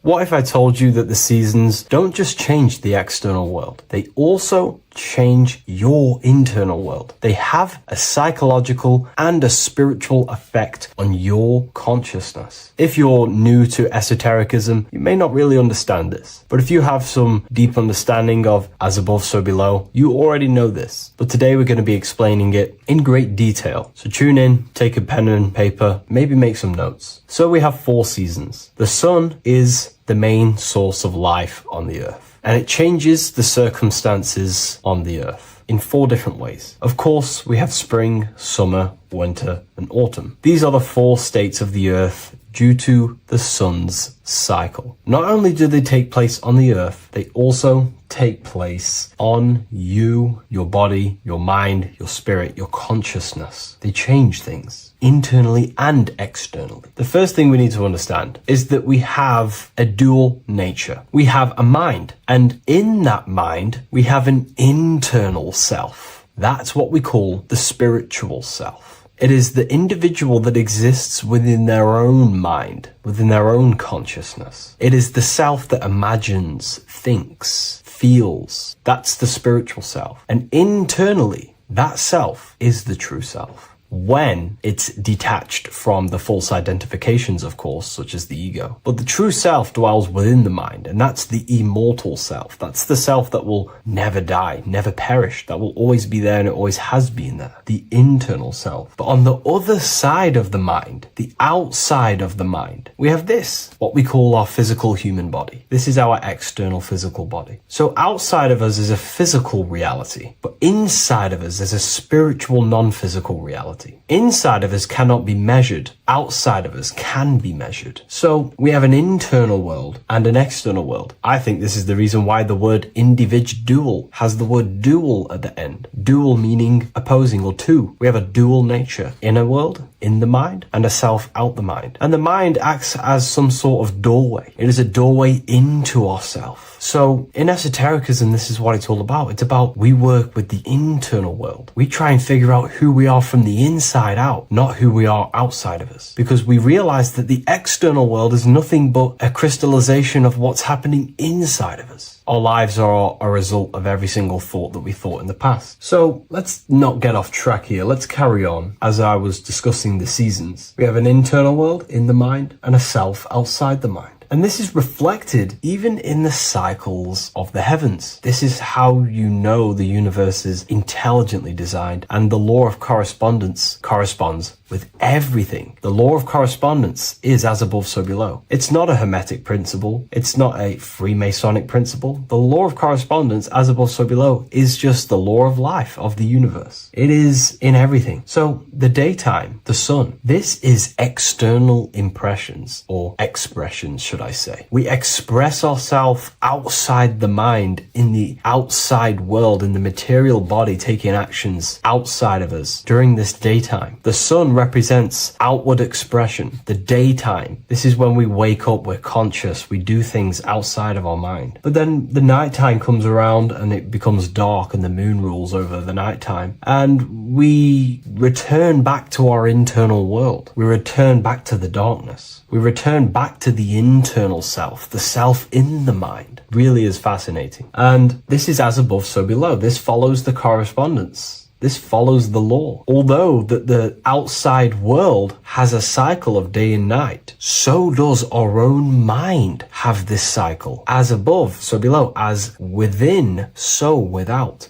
What's happening outside of us is also happening inside of us. The mind is also going in a cycle. Because in the daytime, the mind wakes up and we express things externally. But when the sun goes away and the electromagnetic rays of the sun are not very strong, our brainwave decreases, our body activity decreases. It slows down and we return to the internal self. The body switches off and we return to the internal self in the mind. We enter in the doorway of the mind and return to the internal, the spiritual self. And when the body is less active, this is when we are more connected to the internal world, our spiritual true self. So as above, so below corresponds with the day and night, the sun and the moon. The moon represents our internal world, the world inside our mind, the self inside the mind. And the sun represents the external self in the external world. So not only are these cycles happening in nature, the darkness outside of us when the sun goes away is the same darkness that we go within ourselves when we go to sleep. It's the same cycle. Our bodies are in the cycle of the external world also, as above, so below. But then we can even take this even further. This fractals down even further. If we look at the cycle of the yearly cycle of the sun, which is what we call the 12 zodiac signs, we notice that these 4 seasons also take place in every single cycle of the day. So a yearly cycle can be seen as a big version of a daily cycle, or a daily cycle can be seen as a smaller version of a yearly cycle. For example, we look at Aries, which is spring. This is when the sun springs everything back to life in the spring. This is when the crops start to spring up and start to grow again. But we could see that at 6 a.m. in the morning when the sun rises and just cracks over the horizon and starts to bring light into our day. Aries is associated with the morning time also as spring. Morning time is a smaller version of spring. Then we look at the summertime. The summertime is midday when the sun is at the top of the middle of the sky. This is when the sun is most powerful, most radiant in our day. This could be seen as the summertime. Then when the sun starts to set, this is associated with autumn. Autumn time is the sunset. Then the winter time is associated with the nighttime, the midnight, when everything's very dark. So a daily cycle is basically a smaller version of a yearly cycle. And just how I explained how the cycle of the sun outside of us also happens inside of us with our consciousness falling asleep when the sun goes away, is also happening to us on a yearly cycle also. So the daytime is associated with the summer and the nighttime is associated with the winter. The winter is like the inhale. The summer is like the exhale. It's the breath of the universe, just like how we breathe in and out of our lungs. Everything takes this rhythm and polarity, okay? So winter is associated with the self and the world inside of ourselves, inside of our mind, the spiritual self, the internal. Because the winter is when the sun's rays, electromagnetic rays, are not very powerful. And this decreases brainwave activity, making us more connected to our internal world, inside the mind. But the summer's the complete opposite. The summer is when the sun is very, very powerful.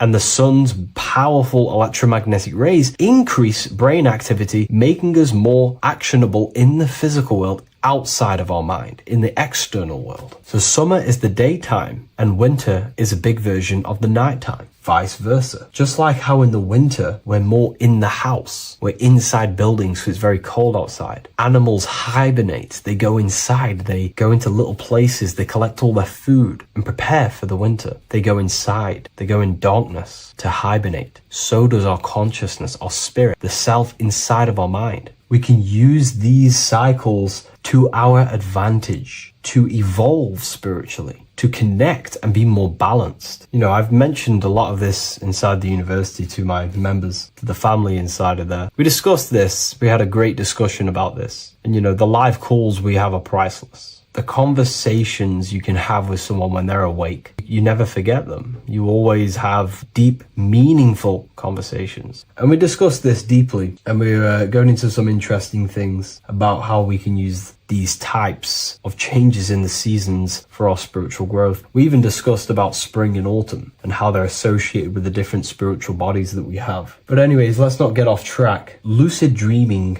dreaming itself, and astral projections, I find are more easily accessible during the winter and the night times. Like I said, because the brain activity is decreased due to the sun being not powerful, we are more reconnected with the self inside the mind, the spiritual self, the immortal self. Wintertime is a great time to work on yourself, to start to gaining discipline, to meditating, to really working on the subconscious. Because spiritual work is harder than any physical labor. You really got to dig deep within yourself and be honest and true with yourselves. I think this is the reason why, you know, a lot of people convert to spirituality from religion. They come into spirituality and then they go back to religion because they realize spirituality is it's difficult. You have to be honest with yourself. You have to really face the traumas, the negative aspects of yourself, the dark side of yourself, and bring it to light and transform it. And that sort of work is a lot more difficult to do than any physical labor. So the winter time is the time that we go inside ourselves. We reflect a lot more. We need to work on ourselves, on our mind, on our negative habits, on our dark traits, on our things that we have been pushing away and not controlling. The winter time is that time we can really start to connect with the internal self, work on our imagination,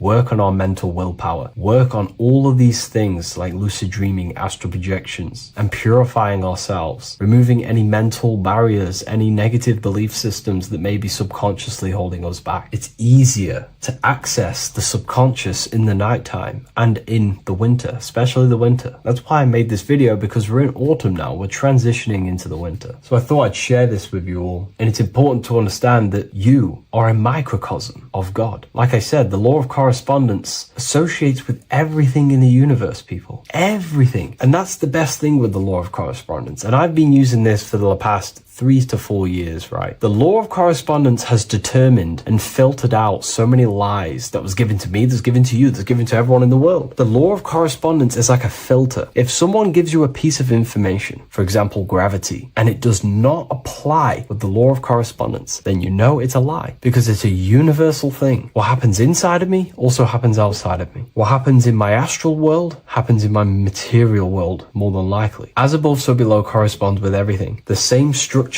in my veins, in my nervous system. It's the same structure in the trees, in galaxies, in everything. As above, so below. The universe is a fractal universe. Therefore, the point that I was getting at is that you are a microcosm of God. The same mind that God manifested things through thinking. He thought the stars, the earth, nature, the human body, designed everything with the God mind. He thought everything into existence. And that mind, them powers that God used to manifest everything into physical existence through the power of thought, is the same mind that you possess, but on a smaller scale. God manifested the macrocosm through thought. As the universe is a mental universe, everything you see around you was thought, then manifested into physical reality. God manifested the macrocosm, the world, through thought, and that same force of thought you use to create the microcosm, to create your own world. You think your life into reality, your world into reality. Your body is a microcosm, a miniature universe. Every thought you think commands 50 trillion cells in your body, and your cells religiously execute on every command that you give it. You're in charge of 50 trillion cells. You're literally commanding a whole civilization inside your body. And this is how you are a reflection of the divine. The God mind created the macrocosm, the world, and you create your own world inside that world using the same power as thought. Very powerful. So everything that happens outside of you is also happening inside of you. The law of correspondence is the most important, the law that you could possibly learn, because it makes everything so clear for you in the universe. Makes life so clear. You see the reality for what it truly is. It's a reflection of the higher dimensions. Just like how reality right now is a reflection of what's happening inside of people's minds and consciousness. We can't blame the elites for all the negative things that's happening in reality, because all the negative things that's happening in reality is the negative things that's happening in people's minds. We need to take control of ourselves. So with that being said, thank you all, everyone. If you wish to read more, 90% of you watching this video have already got this book. I want to say thank you for your support. It means the world to me. It makes me research more and write more books, and the book of symbolism is coming very soon. So thank you, everyone. I'll leave a link in the description for the university, for the live calls, and for the book if you wish to join. Have an amazing day. Before you call the Baphomet evil, make sure that you watch this video until the end so you gain a full understanding on what the Baphomet truly is. No, I am not a Satanist. I am simply an esoteric and occult researcher. I've been looking into symbolism for a very long time, and I can reassure you that this symbol does not represent the devil, does not represent any negative figure. It's a very deep, occult, esoteric symbol. What we first need to understand about the Baphomet, it is indeed a symbol. Every symbol we see around us is neutral. The pentagram, the Baphomet, is neutral. It depends how you use it, whether it is used in a good or bad way. Everything is neutral. It's your mind's perception that gives it a positive or a negative charge. First of all, let's break down the Baphomet symbol. Let's look very closely at the Baphomet. We have clearly the 4 physical elements corresponding to the Baphomet. Here we clearly have the fire element. The wings represents the air, the flapping in the air. The fish scales, which is the water. And this dome figure representing the earth. The soul is incarnated into 4 bodies. We have a mental body of consciousness, intellect. We have an emotional body of consciousness, which is all to do with intuition and energy. We have a spiritual body of consciousness, our astral body, and a physical body of consciousness for the physical earth. Earth corresponds with your body, air corresponds with your mind, fire corresponds with your spirit, water corresponds with your emotions. So the Baphomet is showing you the 4 elements of the soul, the 4 bodies of the soul that we are incarnated in. Now, let's look at this moon figure. We have the moon. The moon represents the internal world. It represents what we cannot see. The sun represents our conscious mind, what we can see, what we're aware of, the physical world. The moon represents what we are not aware of. It represents our internal world. Remember, we have 2 worlds. You're an individual. You have a dual nature. Individual. You have an internal world. When you close your eyes, you have an internal voice, an internal world of thought and emotion, and an external world of this material body. The moon represents the internal. The moon on top represents The moon controlling the mind represents the inner world controlling you. Now, this is very symbolic in the occult world. If the inner world is controlling you, then you have no control over reality. This is the devil horns. You know the devil horns? The moon crescent? This represents you are the devil. You're being controlled by your thoughts, by your emotions, by your psyche. Then we have the moon below, which represents control over the inner world. We have control over our thoughts, our emotions, our impulses.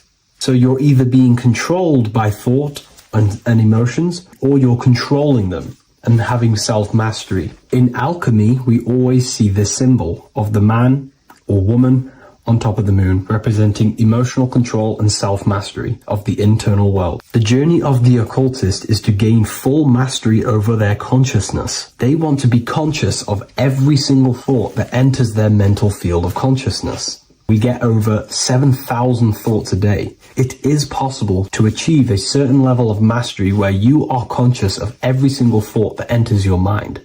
This is one of the end goals of self-mastery and occultism, as this gains your personal power. When one achieves this, they are then able to direct the mind in one place and one place only, becoming more effective in manifestation and creation, because we are microcosms of the divine. We are creators. This is the gesture of as above, so below. The inner world and the outer world are mirrors of each other. The inner produces the outer. Your physical life circumstances are a result of every thought you thought in the past. The inner projects the outer.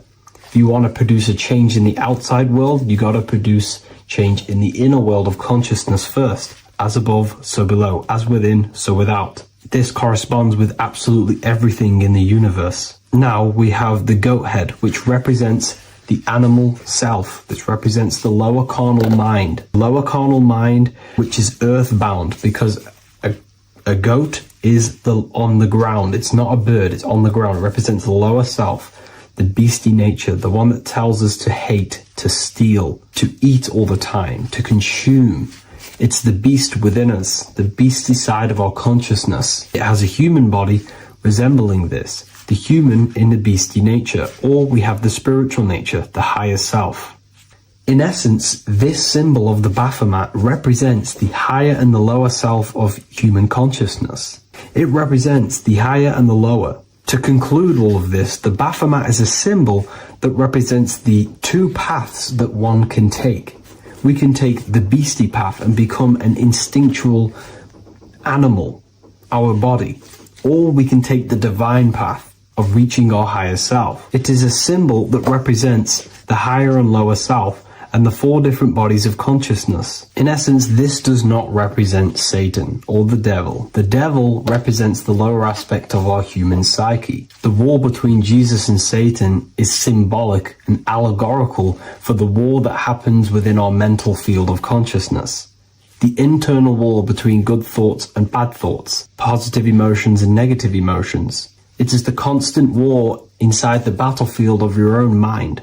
Jesus, Satan are symbols, characters that are symbolic of aspects of your own consciousness, because the universe is mental. The only thing that truly exists is your mind. Therefore, all of these ancient spiritual texts like the Bible, the Bhagavad Gita, the Quran are all symbolic of what's happening inside of our mental body.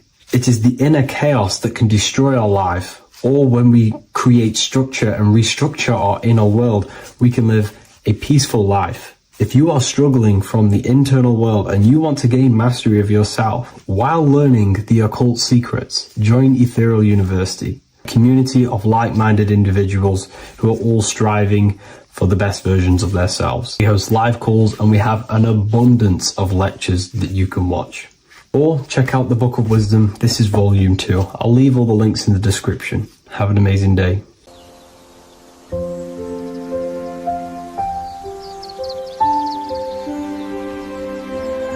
bookofwisdom.com. Visit today.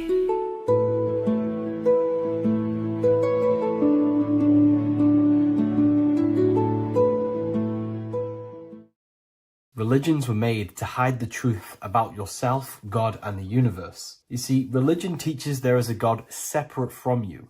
He created the universe separate from himself. They did this to truly disconnect you from consciousness, from God, and from yourself. Now let me explain. It's going to be very difficult to understand this from a left hemisphere dominated perception. The left hemisphere sees everything individual.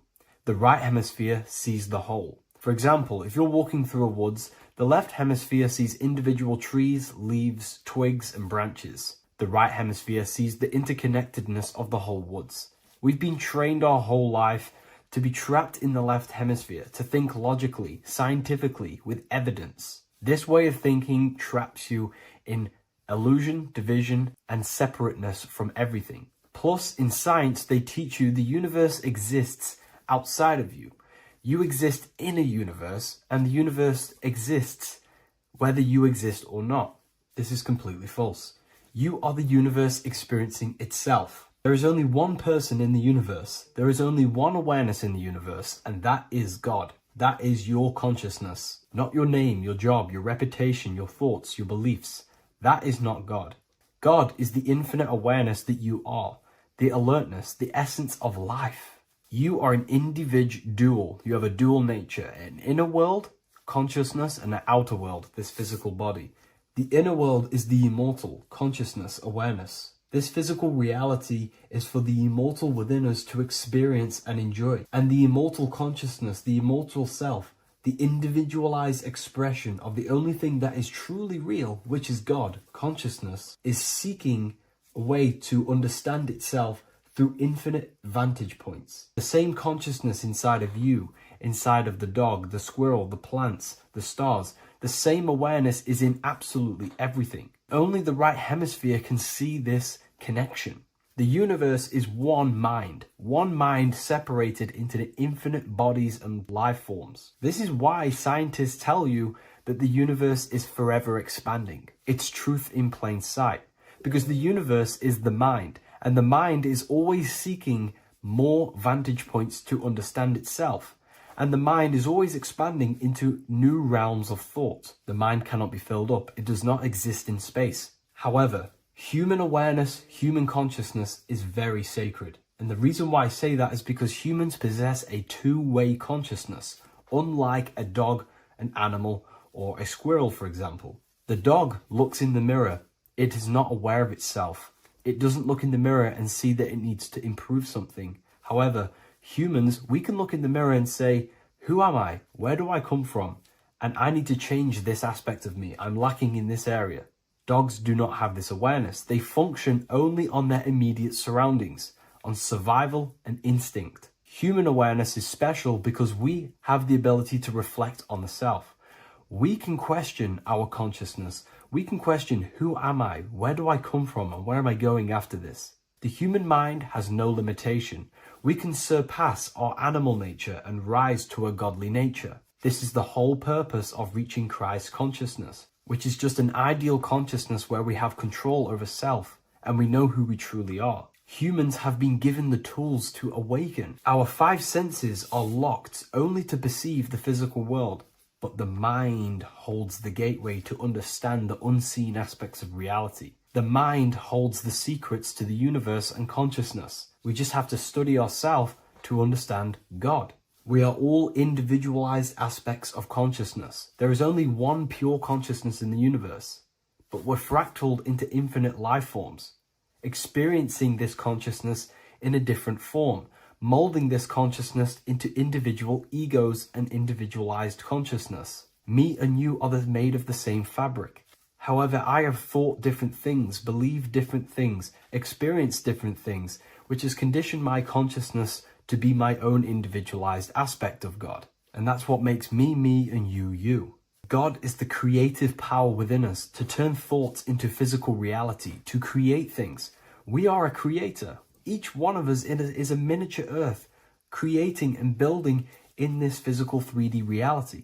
Our consciousness holds power over the 3D reality. We can mold it and create anything we wish. However, we have been conditioned to live like an animal, living in our animal nature, eating, surviving, lusting, and these low-level desires keep us trapped from figuring out our creative power. This is why the ancients always depicted God inside of the brain, even in ancient Christian artwork. William Blake, Anton Raphael, all depict God inside of the brain. Why is this? Because God is our creative power. The spinal column acts as a type of ladder of consciousness. If you just think about sex and act on sex, eating, consuming, and living in a survival animalistic state, then your consciousness is functioning on the lower end of the spinal column, where your reproductive organs are and your gut organs are to consume food. In order to activate the God within us and to us to truly know God, we have to be aligned with the God consciousness. We have to unlock the God within us so we can truly actually experience God and understand it. However, God exists beyond our personal consciousness, beyond our human identity. In secret societies, satanic rituals and satanic societies, they are seeking a way to escape the human identity through ritual work, meditation, and trance-like states. A trance-like state is like the state that you enter just before you fall asleep, where there is no thought present in your mind, because you are not the mind, you are the observer, you experience the thoughts.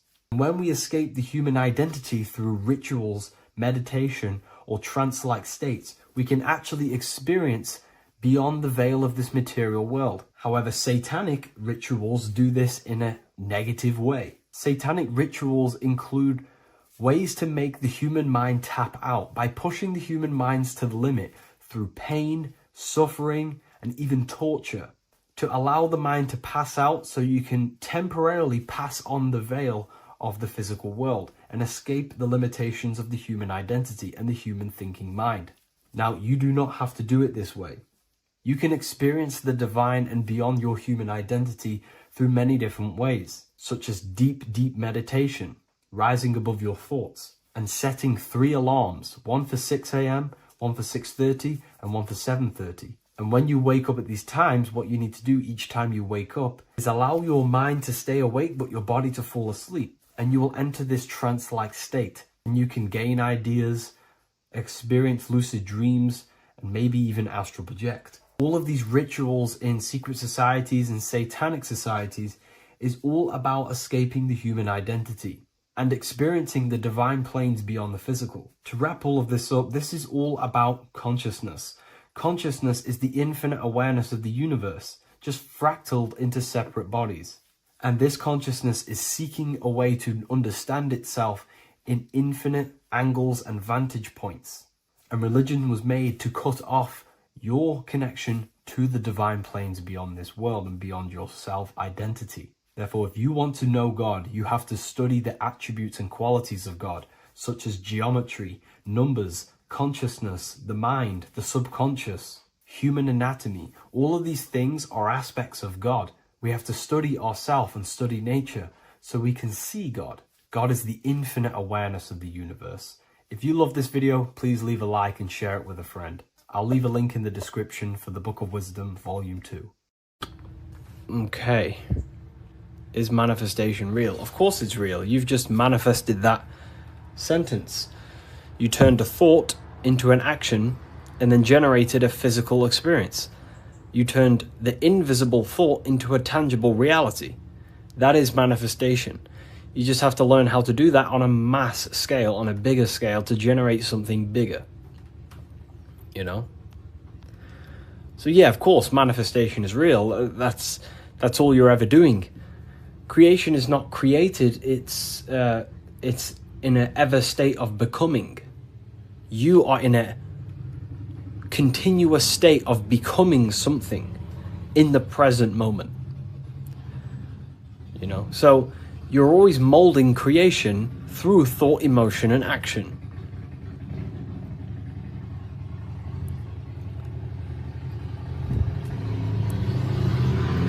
Let's let the Harley Davidson go past my house.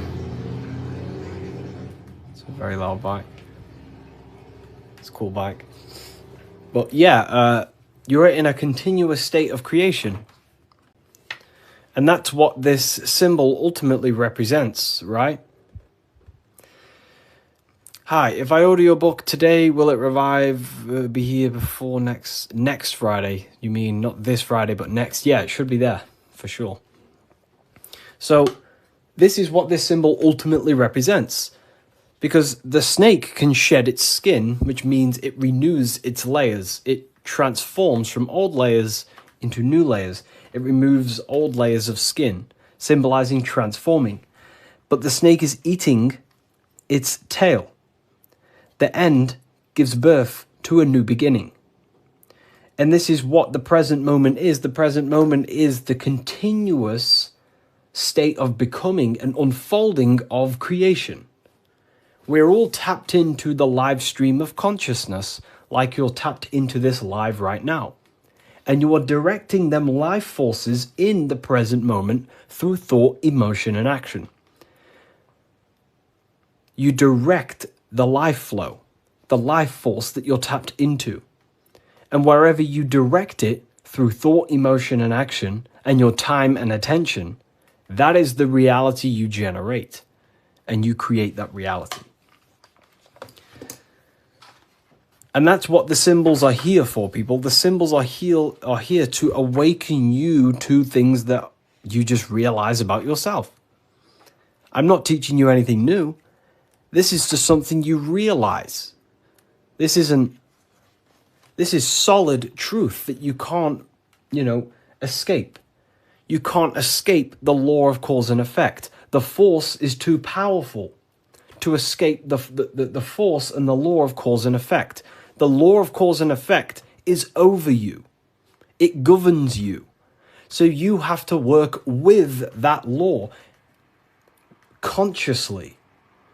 Most people are not conscious of the laws that govern their life. They're not conscious of the laws that's governing their mind. Your mind is governed by laws, not man-made laws, but universal laws you cannot escape. It is impossible to escape cause and effect. So you must work with the law. God law, basically. Yeah, they're called, occult societies, secret societies, they call the laws natural law. Then, of course, you have man-made laws.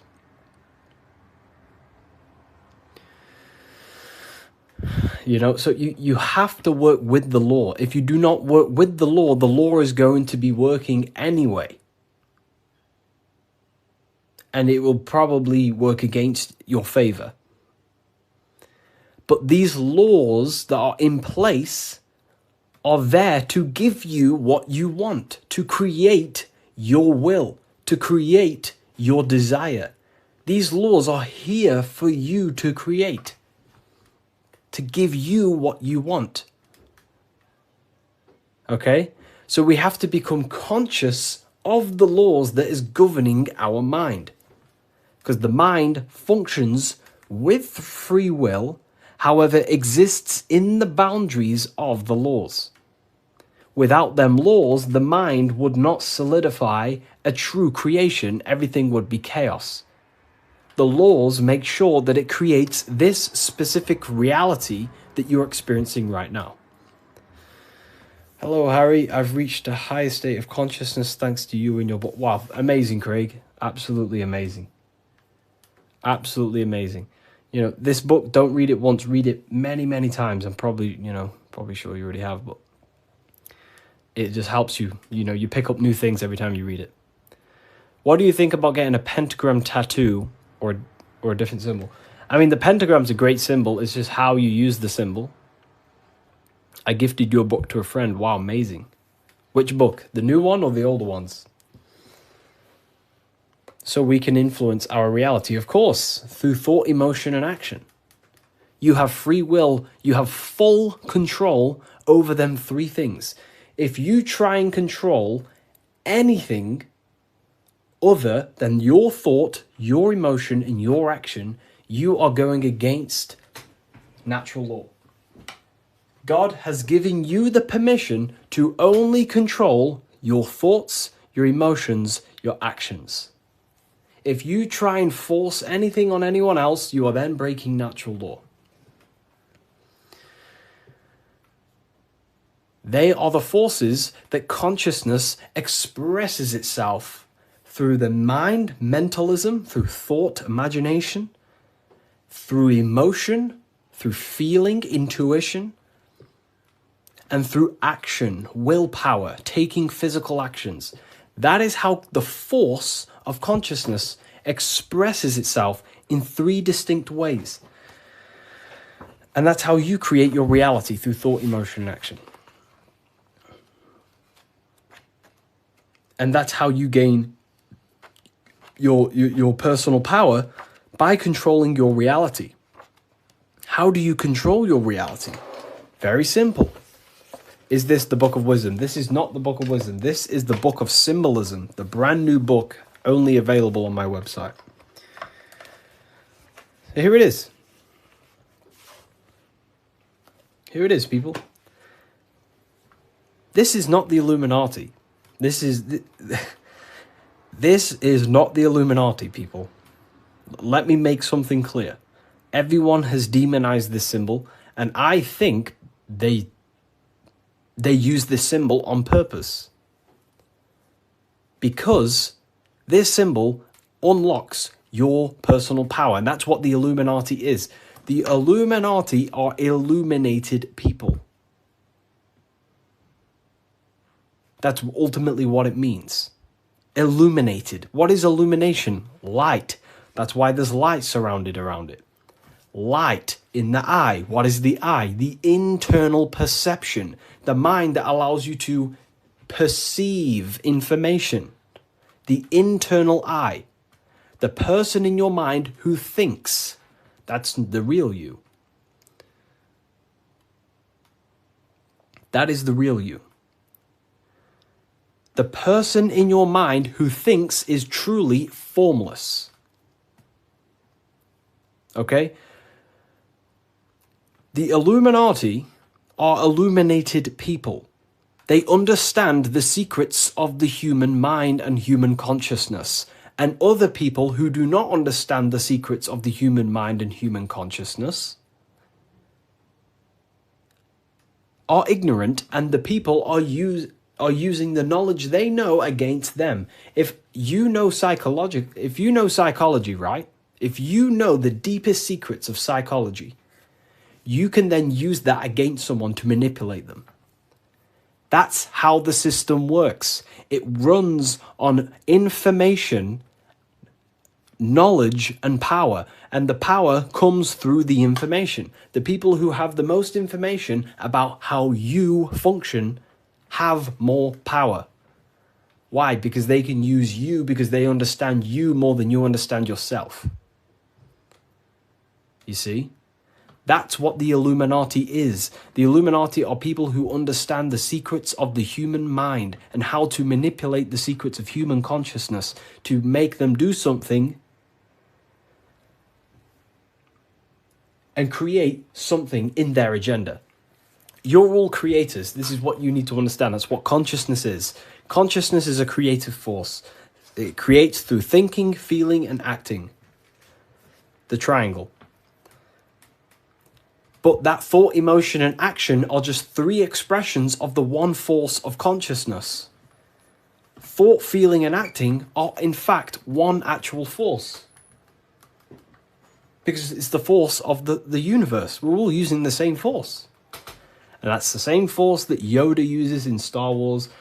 In Star Wars is all talking about the force. That is the force, and that force is running through you right now in the present moment. You have the ability and the free will to direct that force through thought, emotion, and action into a reality. So, the Illuminati is just simply people with a high understanding of consciousness and the human psyche, and how to actually create reality. You think something, you feel, and if you have a feeling towards that thought, you take the action. As soon as you lose feelings to watch this video, you will scroll and take action to find another video you have a feeling for. That is how reality creates. That's how reality unfolds. Okay?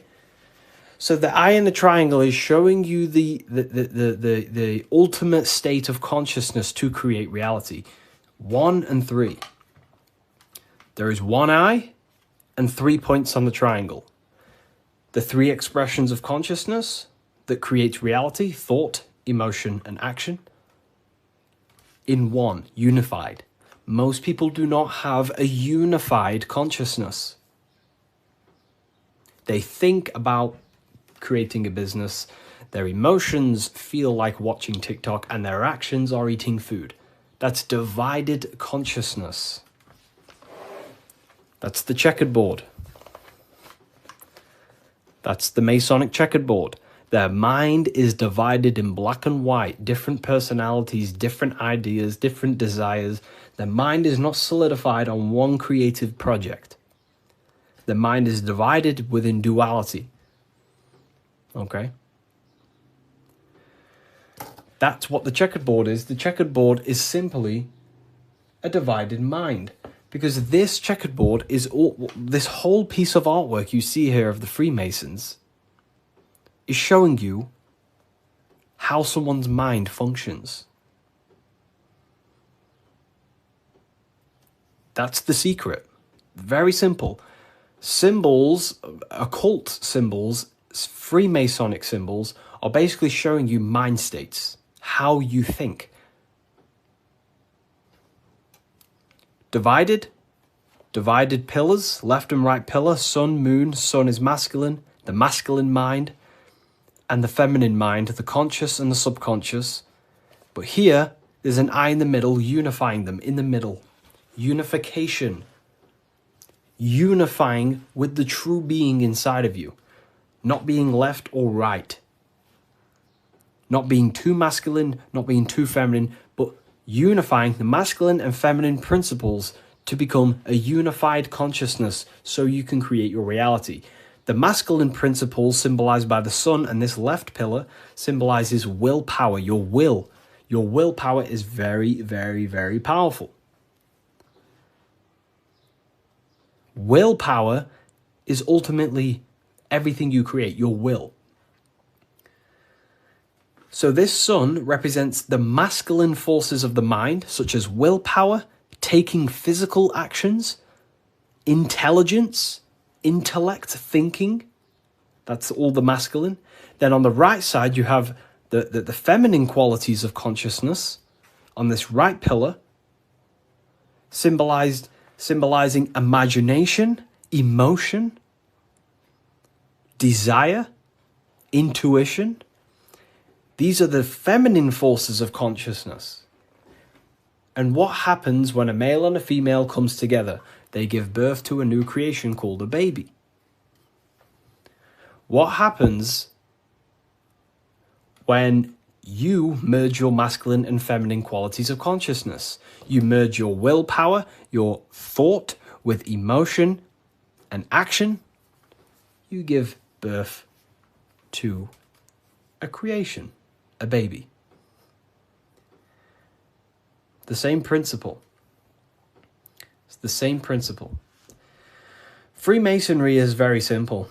It's about bettering yourself, working on the temple, and the temple is symbolic for you, for your mind. The stonework Freemasonry, Freemasonry is about stonework, and that stone is you. You're perfecting a stone, and that stone is your mind. You're perfecting the Temple of Solomon, or you're rebuilding the temple, which is rebuilding yourself, because you are the broken temple. The thing is, your teachings is destroying my life. It's not destroying your life, it's destroying your old view of the world, which will then give birth to a whole new, beautiful life. You have to go through destruction. You have to go through the darkness to see the light.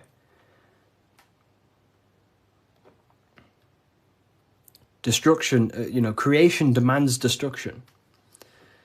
And it's up to you how you interpret my information. Take it with a pinch of salt.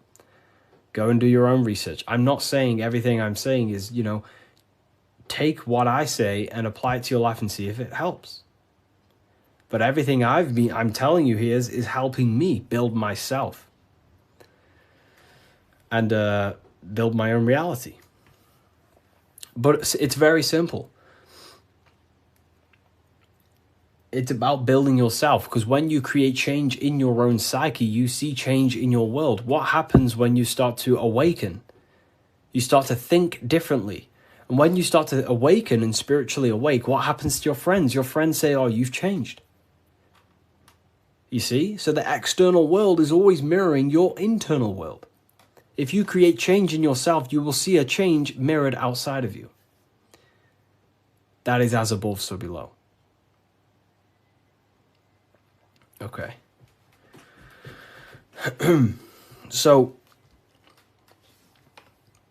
Freemasonry is very simple. It's about yourself. It's about the Temple of Solomon. You're rebuilding the Temple of Solomon. And the Temple of Solomon is an allegory for you. Your mind is the Temple of Solomon. Your body is the Temple of Solomon.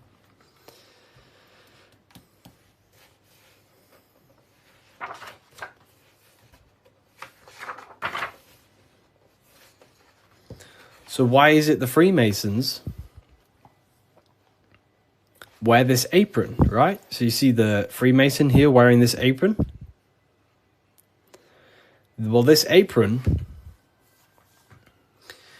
originates from stone masonry. Stonemasons. What are stonemasons? Stonemasons chip away stone, and then they use the stone to put on a building or, wherever. But Freemasonry teaches in metaphors. So this stone, this apron, was worn by the stonemasons to protect themselves from flying chips of stone hitting their genital area. So this is symbolic of doing the Masonic work, perfecting the stone, perfecting your mind. Every day you are either building your mind or building your mind's prison. Every day. You wake up, you're either destroying your mind or either help freeing your mind. You have the option, right?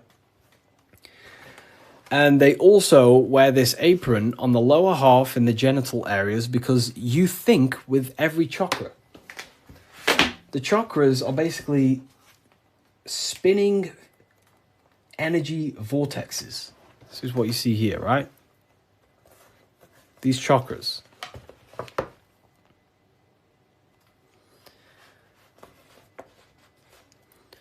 You can think with every single chakra. You think with your head. You can think with your heart. You can. These are centers of consciousness. Okay? These are centers. These are each center that you see along your spinal column has a high amount of nerve centers. It's like a nerve center. But that nerve center is then powered by the etheric body. Now, that's very advanced. Not many people understand that. But your body is not just you. You have many subtle vehicles of consciousness, bodies of consciousness, which you'll learn about in the Book of Wisdom, Volume 1. So there is one force in the universe, and that force is emanating through you, manifested in 7 chakras. Anyways, the reason why they wear this apron on the lower half of the body, because it's a reminder to cover up, to stay conscious of their lower self, because this is the lower self of the lower half of the body, and this is the higher self in the higher part of the body. If you think with your genitals, all you think about is sex and eating. If you think with this lower half of the body, you will only, think about sex, eating, and power. So they wear this to remind themselves to conquer their lower nature, their animalistic state. Because the Mason is aware that they need to build themselves to a higher consciousness, to the higher mind. They need to align their will and mind with the higher mind. Because ultimately, the reason why all of these teachings stem from is because it's preparation for death. This is where all this comes from, okay? You never die. This is the truth. In the daytime, you're in your physical body, and in the nighttime, you're in your astral body, and it's just a massive cycle. So daytime is life, nighttime is death. Wintertime is life, wintertime is death, summertime is life. As above, so below. It's just bigger and smaller, right? So, with that being said, you never truly die. You are not the physical body. You are the internal being in your mind who thinks. You are not the thought. You are the one who hears the thought. The thinker. The knower. You are the being inside your mind, not the being outside your mind, which is this physical body. So Masonry is about working with that internal self, mastering that internal voice, because that is the architect of your reality. The internal dialogue. That is the stone that they're working with. They're chipping away at, they're perfecting, they're smoothing. The inner dialogue. No one pays attention to this. The inner thinker, the being who is thinking in your mind. Who is that being? Who is the person in your head? It's not your body. Your body is acting out the commands of the internal being.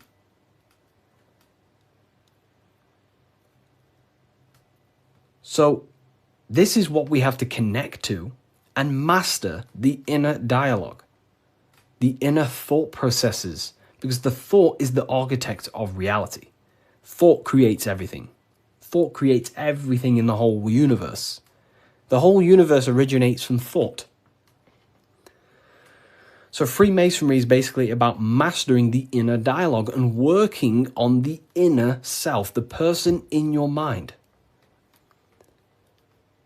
And the deeper you get to know that inner voice, you start to realize that there are many different vehicles of consciousness. You don't just have a physical body. You have a physical, etheric, astral, and mental and spiritual body.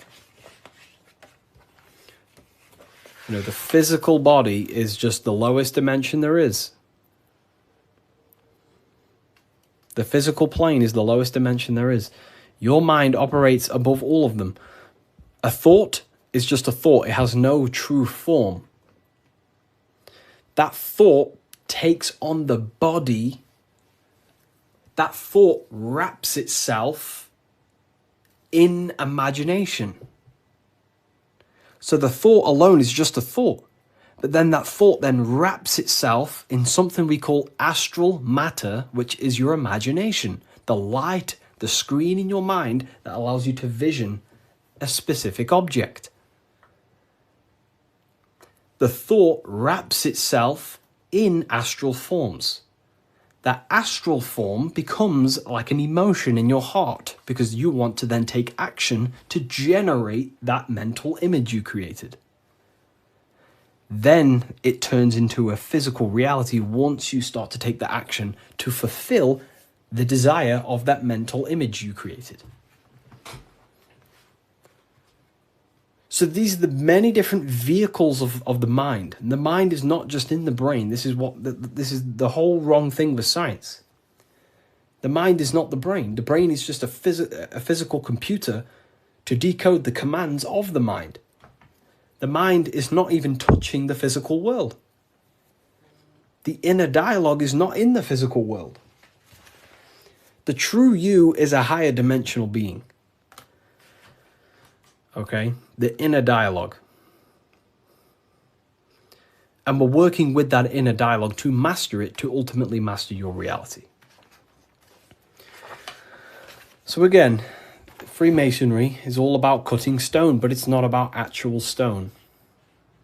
This book by Harry B. Joseph, right? Yeah, I am Harry B. Joseph. I wrote these books myself. This book is my brand new book, The Book of Symbolism. And it's only available on my website. You will not find this book anywhere else. The Book of Symbolism.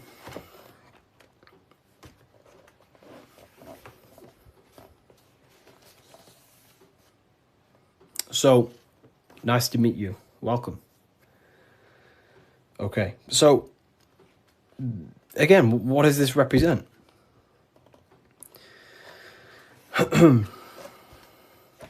The rough stone is a symbol of the self, the unrefined self, the unenlightened aspects of our mind. So the rough stone represents the uncontrolled aspects of our mind. We have many different versions of ourselves in our minds, right?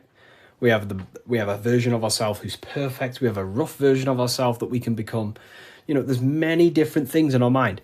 But the aim of the Mason is about unifying all of them different personalities into our higher self. It's about learning the secrets of the mind. So this represents the perfected aspects of the mind, and there is also there is no such thing as perfection. We will never actually truly perfect ourselves. But the aim is to be perfect.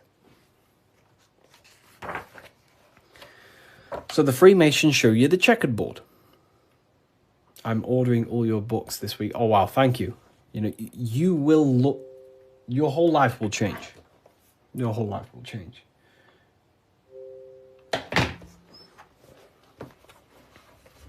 Okay.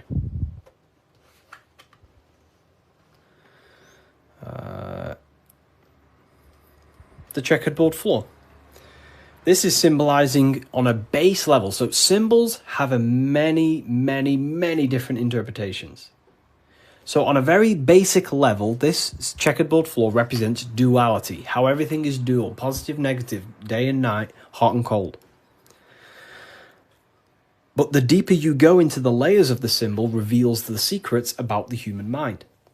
So this is all showing you the mind. Different states of mind. Because that's what the universe is.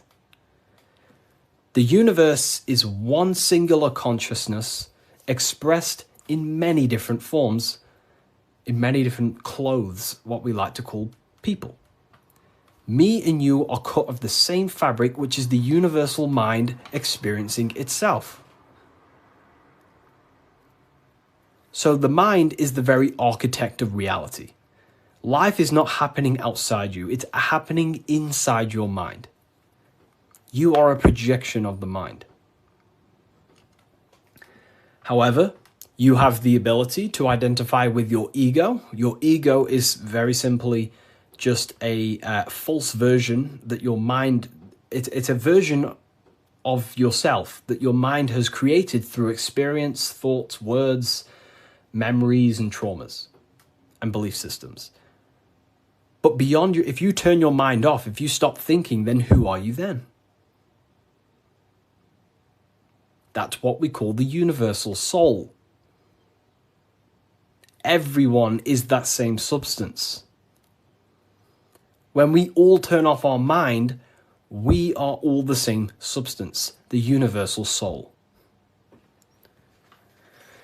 But we have the ability to generate an ego, which is our own personal identity.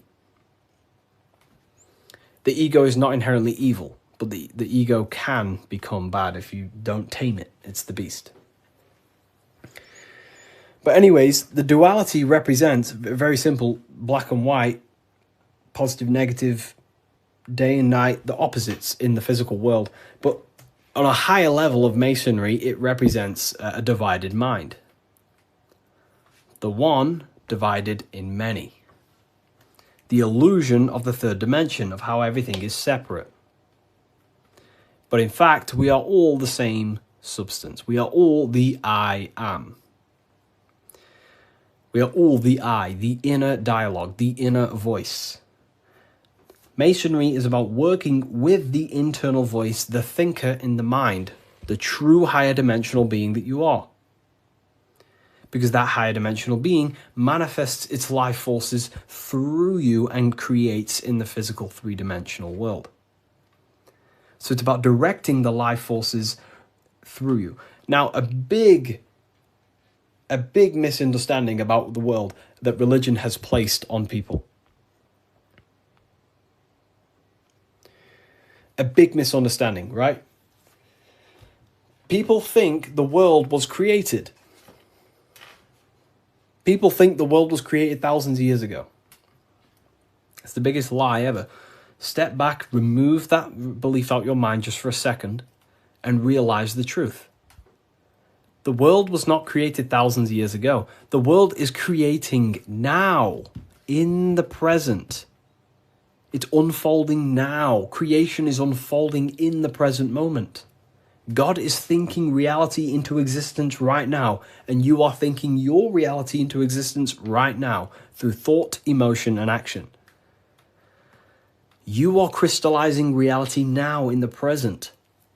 And you can become a co-creator with the creative force of the universe.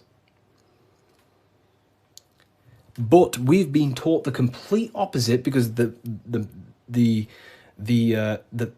powers that be in the world do not want you to become a conscious creator. They want you as a slave and a worker.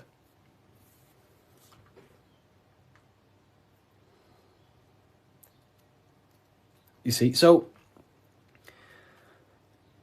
we have to understand that we are all co-creators of this world. We're all contributing towards the building project of Earth right now. But the elites make you think that the world was created thousands of years ago, and now you're just experiencing it. Now you become an experiencer.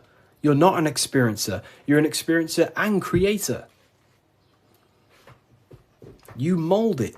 And when you do not understand this, someone else who does understand this will use you to create their agenda. Because they understand this.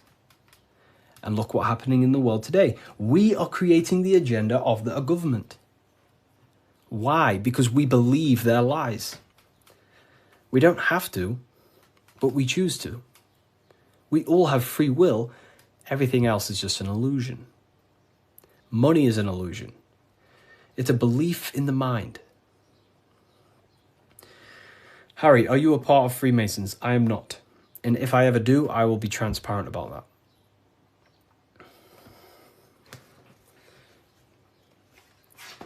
So this is representing your mind divided. Divided consciousness. Now take a look here. What are the Freemasons trying to show you here? Squares to circles. Square, circles. Geometry.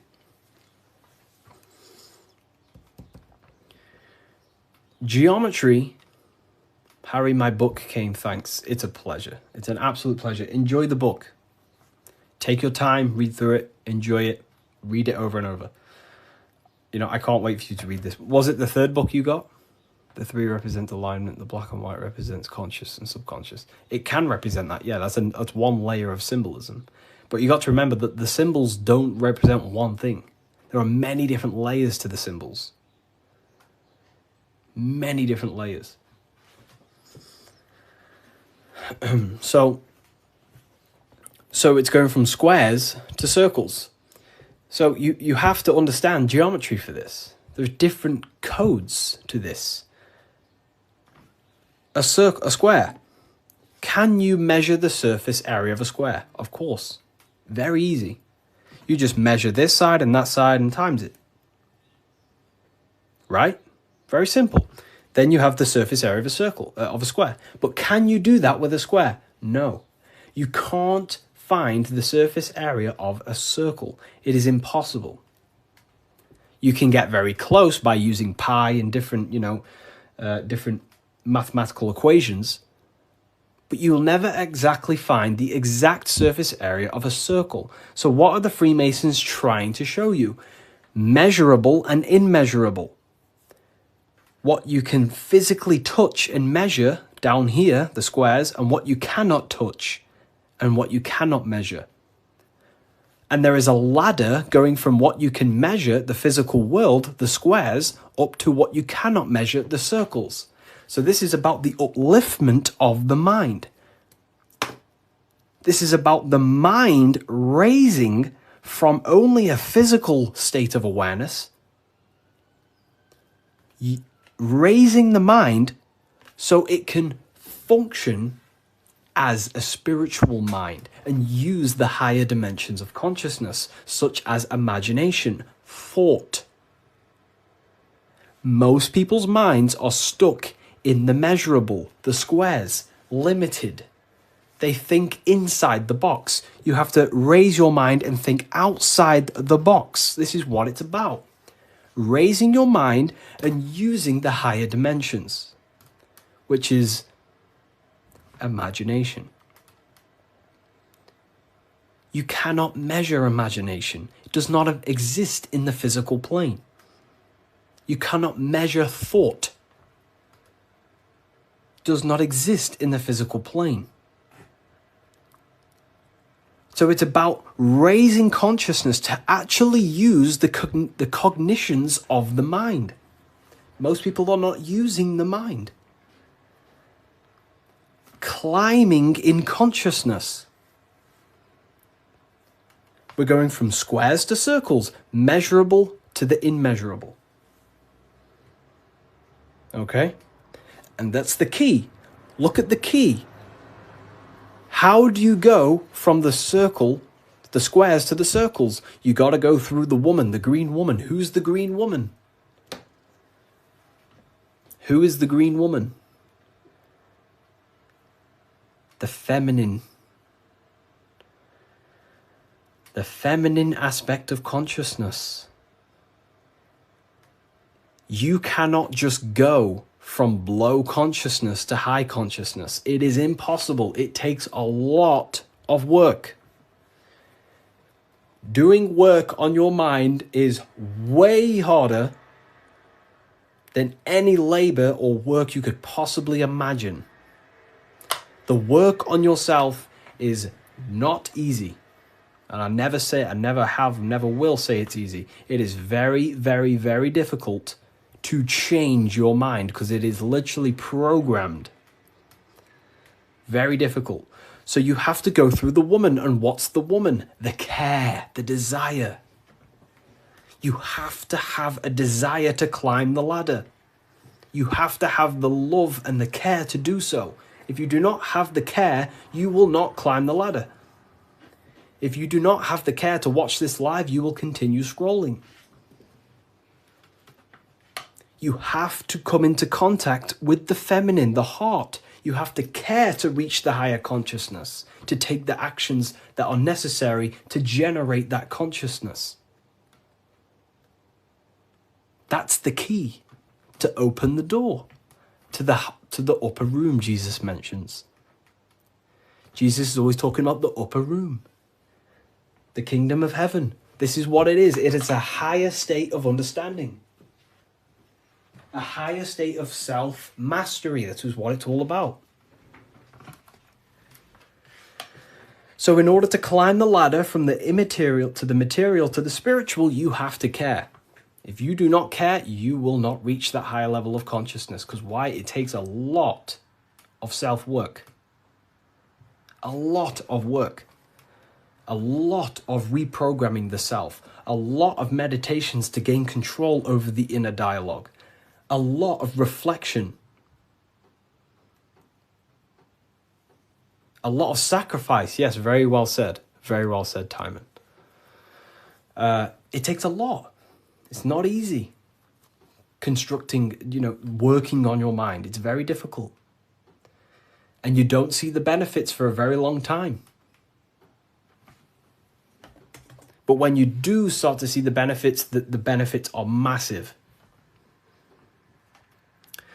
So this is what it's about. It's you. This is all you. And what are we chasing? We're chasing the I. What's the I? The I is the internal. The eye is open. It sees.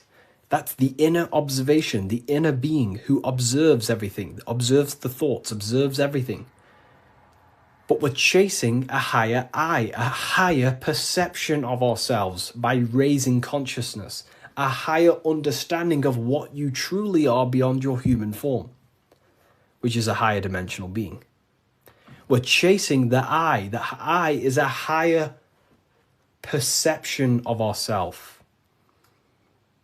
Yes, very well said. You see? So this is what this is why if you read symbols, you become very powerful. That's why I wrote a whole book on this. So you can learn this too. Everything I've said and more, you can learn. The Book of Symbolism, the only place it's available is on my bio. revivalofwisdom.com. I just released this November 17th. But it breaks down everything about Freemasonry, of how you can learn this knowledge and gain a higher consciousness. But anyways, if we get this to 50k, I will drop some coupon codes for you all, and we'll carry on. I'll drop some coupon codes so you can save some, some money. And we have worldwide. We have, this is powerful knowledge. Powerful, powerful knowledge. What do you think about the Golden Dawn? I have a friend, well, not a friend, but I know him through, he's an Instagram creator, and he went through the Golden Dawn system, and he is a very famous author now. You've probably heard of his stuff. It's called The Serpent Rising. He went through the order of the Golden Dawn, learned about Kundalini and stuff like that. Golden Dawn Society, yeah. How can I buy your book? There's no link in your bio. There should be. There's a link in my bio. Revivalofwisdom.com is the only place you get the Book of Symbolism in English, French, German, Italian, Spanish. Okay, so let's carry on, right? So we've broke this down. You now understand that we're going from squares to circles, which is going from the measurable to the immeasurable, changing the mind from a state of reaction, because this is, okay, the circle cannot be measured, but the square can be measured. So this is the material, this is the spiritual, this is the seen and the unseen. This is the cause, this is the effect. The cause, effect. What does the sun do? The sun causes effect on the earth. This is why there's a sun here. It's showing cause, effect. The sun produces changes in the plants and the nature on the earth, which means as above, so below. The cause is above, the effect is below. So this is talking how to change the inner dialogue of yourself, the inner self, the inner voice,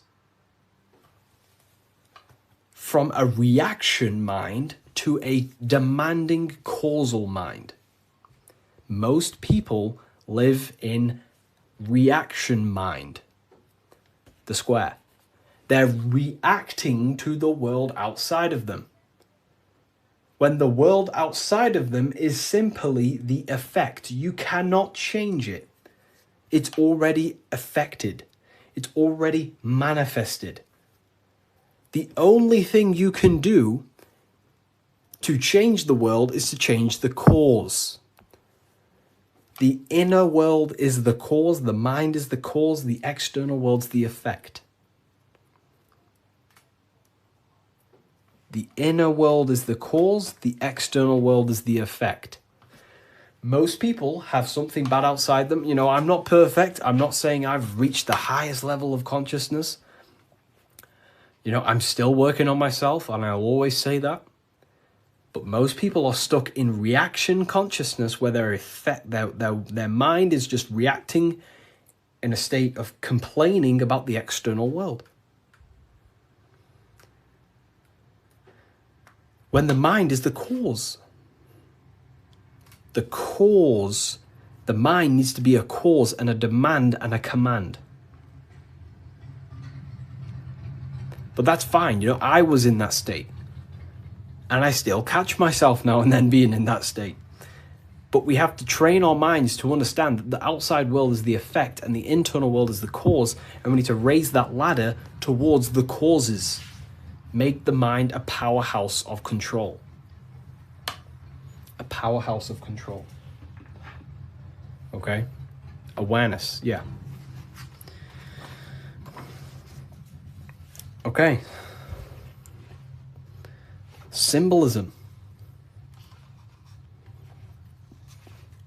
The winding staircase. You can't see the room. Where is it taking you? This is talking about the upper room, climbing to a higher state of mind. But when you're down here, you can't see that room. You don't know what a higher consciousness is.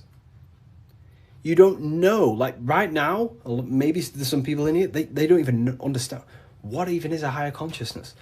You will never understand until you start to do the work on yourself, until you start to see what it's like to understand yourself. When you understand how you work, you know what to do in every situation. You have the tools to use in life. So this is about climbing the staircase of higher consciousness into the inner room that you can't see. Beyond the curtain. The curtain is the veil. This is about entering in yourself. Walking past these two pillars is about walking into the internal self. It's a journey inward. You have a self outside the mind, this body, and you have a self inside the mind, the inner being, the material and spiritual. That's why you're an individual. You have a dual nature, inner and outer. So when you're walking in between these pillars, you're walking, it's symbolic of walking in your mind, walking in a journey into the self.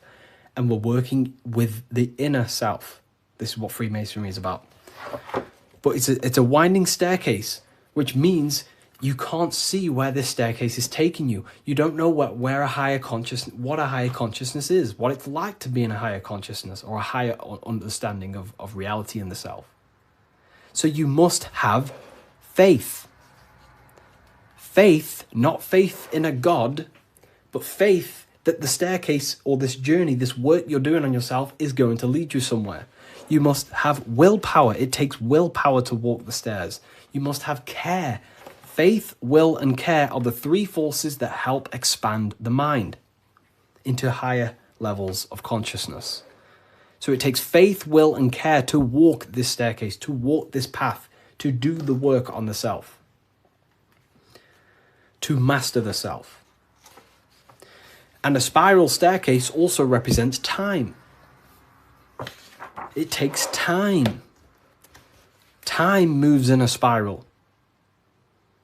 Yesterday there was 12 o'clock, but today there's also 12 o'clock. But today is higher than yesterday. So it's just a continuous spiral upwards.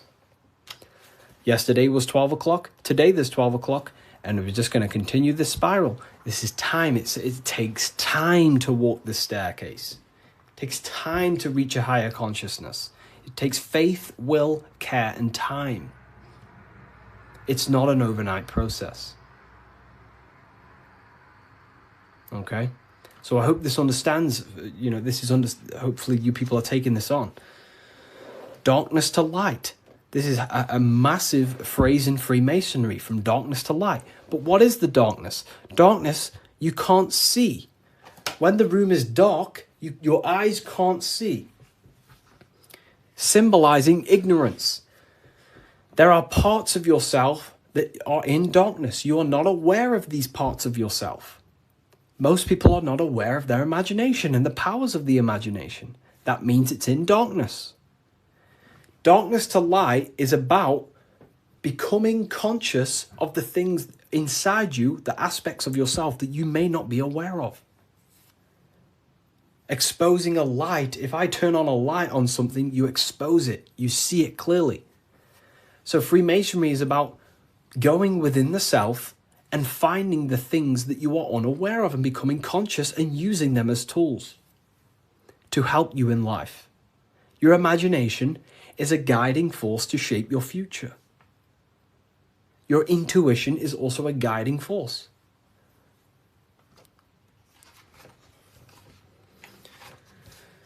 This is the hammer, the Freemasonic hammer. Why do Freemasons use hammers? The hammer, the force. What is your hammer? What is the force that drives you? What is the force? What is the desire in you that makes you go through life? We all have a hammer. My hammer is to help as many people understand themselves as possible. That makes me take my actions. That's the force inside of me that takes action. The reason why I'm on this live is to take action to help people. That's my force. That's my hammer. You have to have a hammer in life. This is a tool. you have to have the hammer.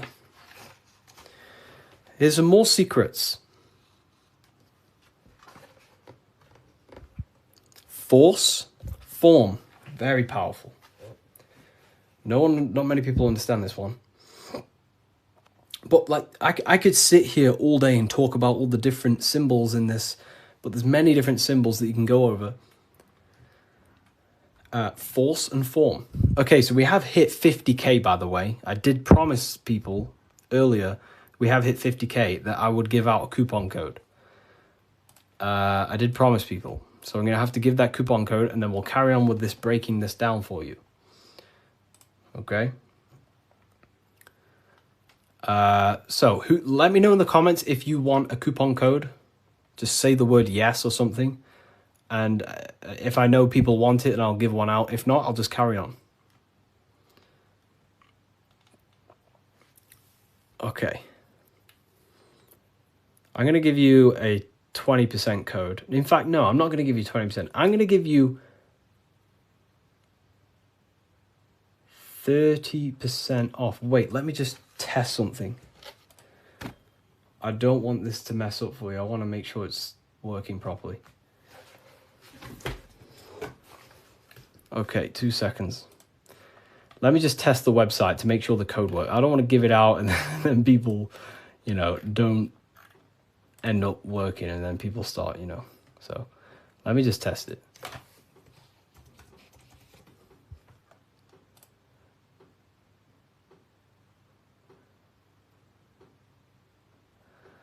Okay.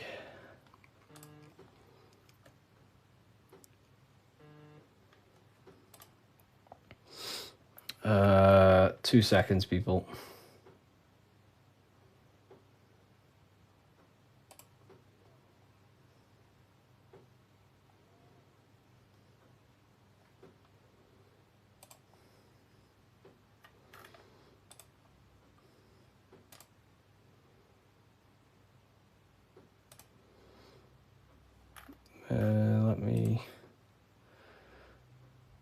You said 50%. I didn't say 50%. I said if we hit 50k likes, I will give a coupon code. And that's what we've hit, 50k likes. I can't give 50%, then that would be pointless. I wish I could, but it's literally, I'd probably lose money. I'm just testing the code out for you.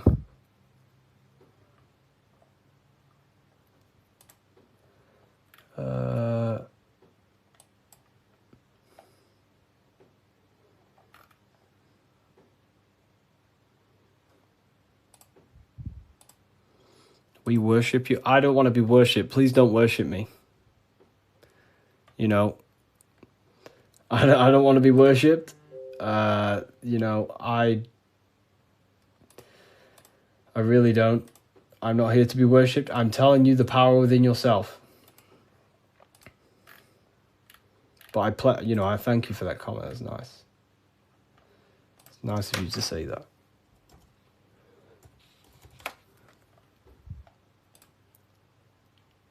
Okay, so it is working. Okay, nice. So the code is working, and the code is, I'm not giving you 20%, I'm going to give you 30%. Do I have a pen? I can write it down for you. The code is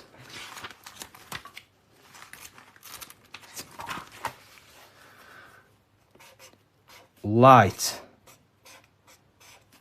All caps. That's the code. All caps, capital letters. And you'll save yourself 30%. This is the brand new book of symbolism. You're going to save yourself 30% on the brand new book of symbolism. Is this where 607 Unk gets it from? I don't know. I've been around for a long time talking about this stuff.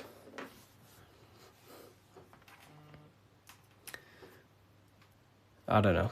I don't know. I don't know where he gets this information from.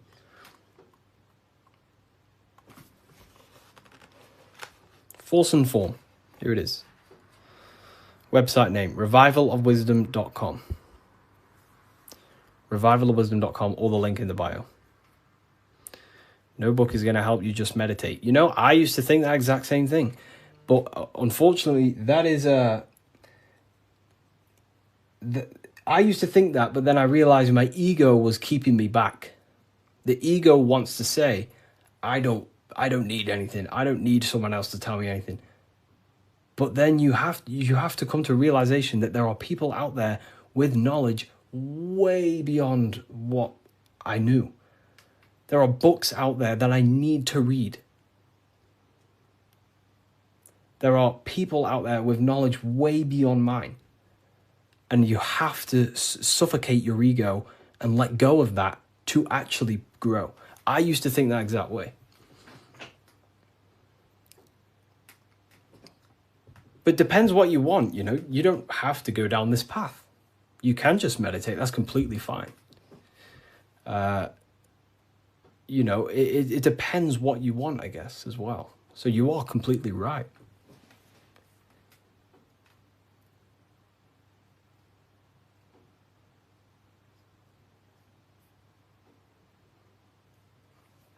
You are completely right. Is there a PDF? No PDF. Physical books only. You know, we ship worldwide.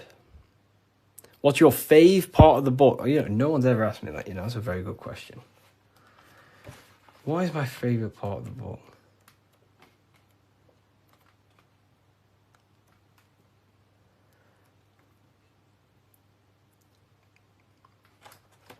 I love this part. I love this part. How quick is delivery? Delivery, it depends where you are. UK is around 7 days. US, pretty sure it's about 7 days. It's a print on demand. So basically, an order will go through the website and then it'll go straight to my suppliers. They print it and then they ship it. And then they obviously send you emails with the tracking information and stuff like that. You know. But this is probably my favorite part. Is it UK based? It's not. So the suppliers that I have, they have printing warehouses all around the world. I'm pretty sure they have one in the US, one in the UK. So wherever you are in the world, wherever the order is going to, it goes to the correct warehouse, so it gets shipped in time. That's basically how everything's set up. Because I don't actually stock them all. I mean, I do have quite a lot here. I'll show you. I have quite a lot of them here. These are all Book of Symbolisms. This is what they look like. Explain everything about Freemasonry, pretty much. Everything you can imagine about Freemasonry.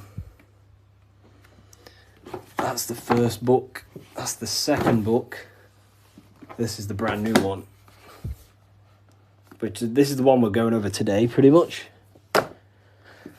They will be on Amazon in the next, I don't know, 2 weeks, 3 weeks maybe.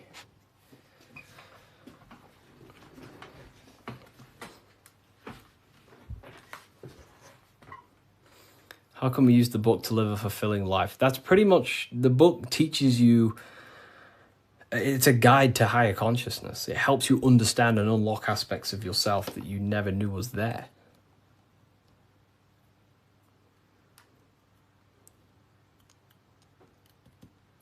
What are the 2 pillars in Freemasonry? Great question. So the first part of this book goes over that for a very long period of time.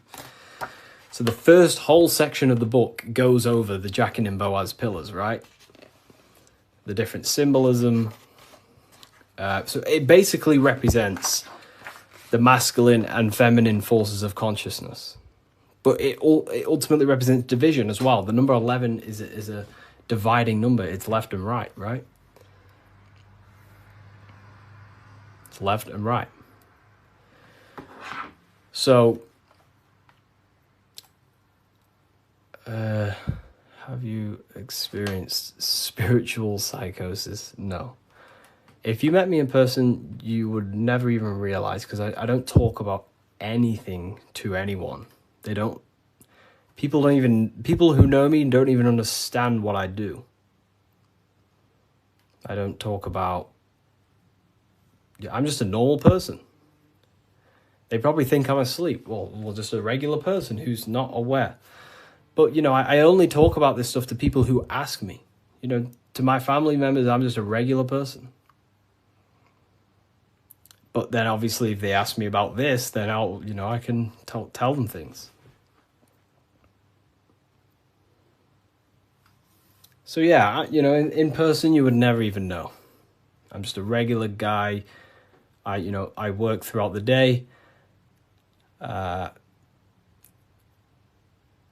make videos. I work on my YouTube. I help my affiliates. I come on live. I help people. I speak to my university students. And then I go to the gym, see some family members, and, I'm just a regular person.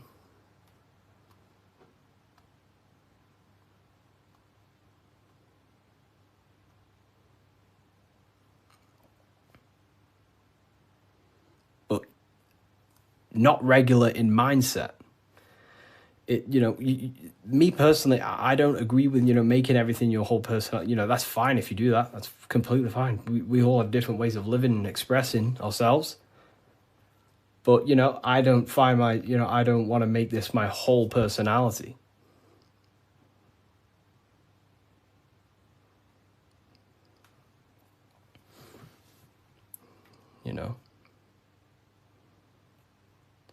I love to read books in my spare time. I watch a lot of, listen to a lot of audiobooks. I don't really listen to much music. Whenever I'm in the car, I put on an audiobook. And just by doing that alone, you'll gain a lot of information. Just type in Masonic books or esoteric books. You will find so much on YouTube. Just listen to everything, and over a period of time, you'll start to develop pattern recognition, and you'll start to decipher your own truth. The Bully Slayer was cloned. I see some of his videos today. I don't know. I don't think he's being cloned. I think I don't know. He stayed off the internet for a while. He might have changed and stuff like that. But I love his stuff.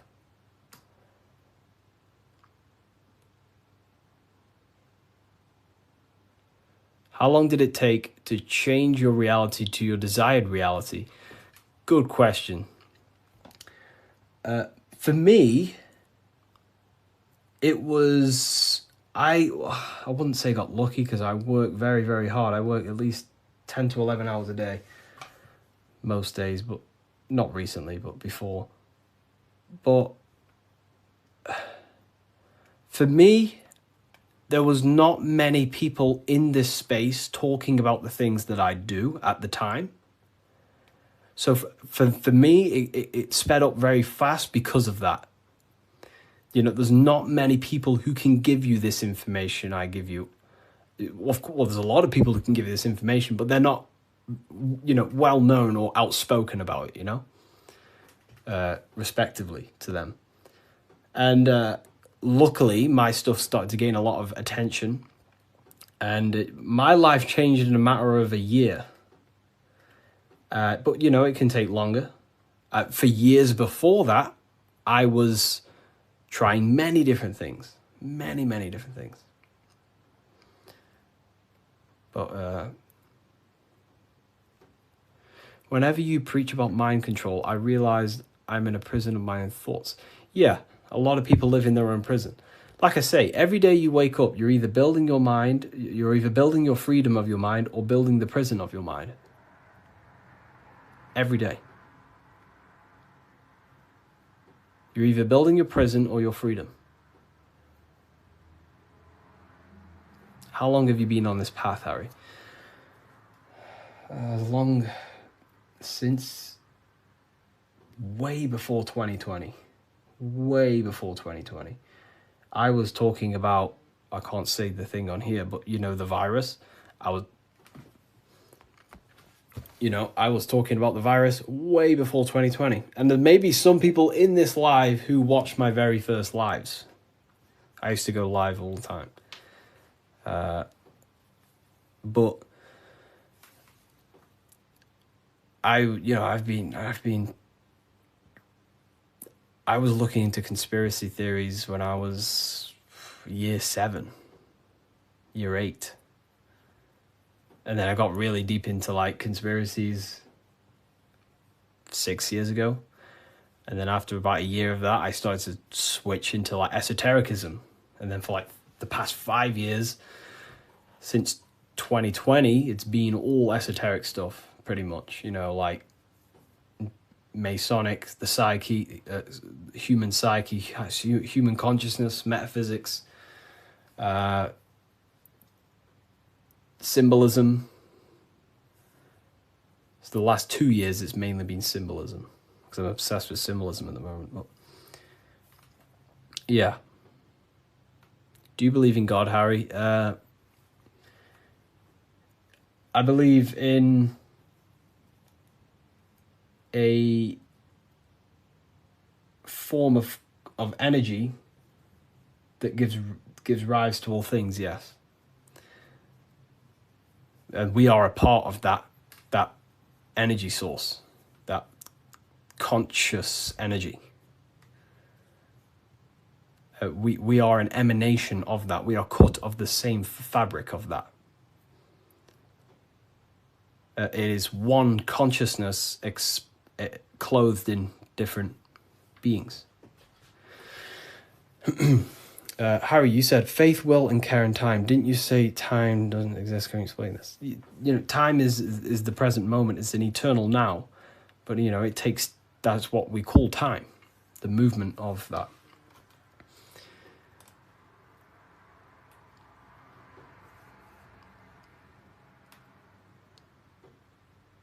I don't believe in a God outside of us. You know, well, God is outside of us, but he's also inside of us. God is everything. I like how you put that. Oh, well, thank you. If we visit a Masonic temple, we'll see a lot of these symbols in the building architecture. Oh, yeah, of course. Everywhere. You'll see this everywhere.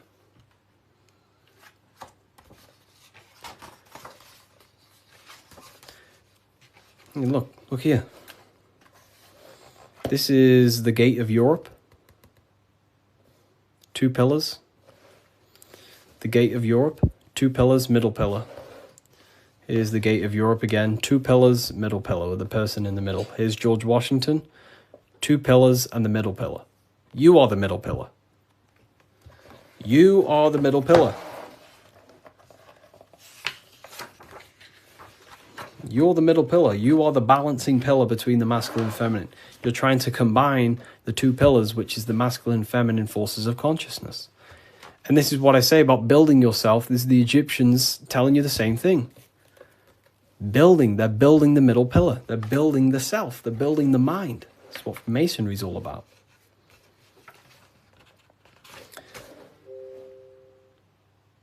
You know? So look. Here's the Anunnaki showing you 2 pillars, Jachin and Boaz.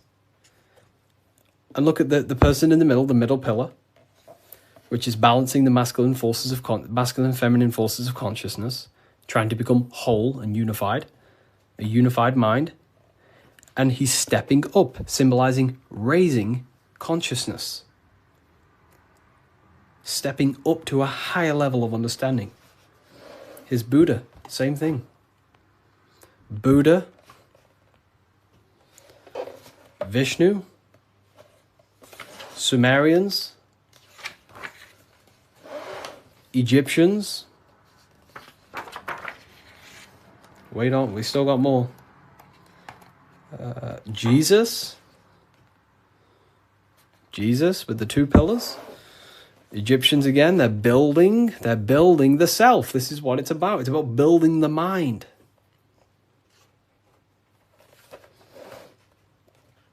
Royal Arch of Freemasonry. Knights Templars. It's everywhere. This symbolism is everywhere. It's in every tradition because this is the universal system of constructing the mind. This was way before religion. This is what it was about. It was the religion of the serpent. The serpent used to symbolize this knowledge about the serpent can shed its skin and transform. So it's about transforming the mind. The serpent was the universal symbol of this spiritual journey. What does the G mean? So here, you see the G. It wasn't a religion of the serpent. I wouldn't say religion, but I in my conclusion, you can take this as a pinch of salt. In my conclusion, I think the serpent, found in every religion. It's the Vatican. It was in the Garden of Eden. It's in every religion you can possibly imagine. There's a serpent, and there's serpent symbolism all around the world. I personally think the serpent was the symbol for gnosis, for the I don't like calling it religion, but a spiritual system that was universal before religion. It was the wisdom of Kundalini. It was the wisdom of awakening. It was the knowledge of the self. And then I think the serpent got demonized because then religion took over and started to externalize all the spiritual teachings, and then following man-made gods and gods in the sky and stuff. But before all of that, I believe that me personally, I believe the serpent was a symbol for the universal spiritual system of knowledge that was before all the religion. That's my interpretation. It's about self-transformation. Yeah. Someone asked about the G. And now they say serpent is Satan. Yeah, very well said. Now everything about the serpent is demonized. And it's crazy to me when you realize, well, everything's inverted nowadays. So, I guess we'll never know, but based on my symbolism studies, that's what I think it is. I could be wrong, but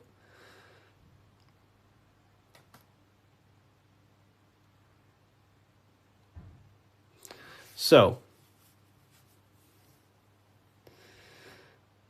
okay, why didn't you join Freemasonry if you believe their teachings? It's not believing anything. These symbols are self-awakening.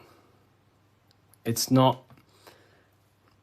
Everything I teach you is not about believing anything. It's about shedding light on what was there, but you just may not be conscious of it. So, for example, the G, this is a Masonic symbol, and the G represents the force of care, the force of love, the heart, the generative principle, the G, the generating force of reality. That is love. The heart generates your reality. You right now are watching this live because you have a care. You care for the information I'm sharing. So that care is allowing you to take the action to generate this experience you're having right now. So in order to go through the Masonic temple and walk the path towards the light, you have to have the G inside of you, the care to walk that path. If you do not have the care, you will not take the action. If you do not have the care to watch this live, you will continue to scroll.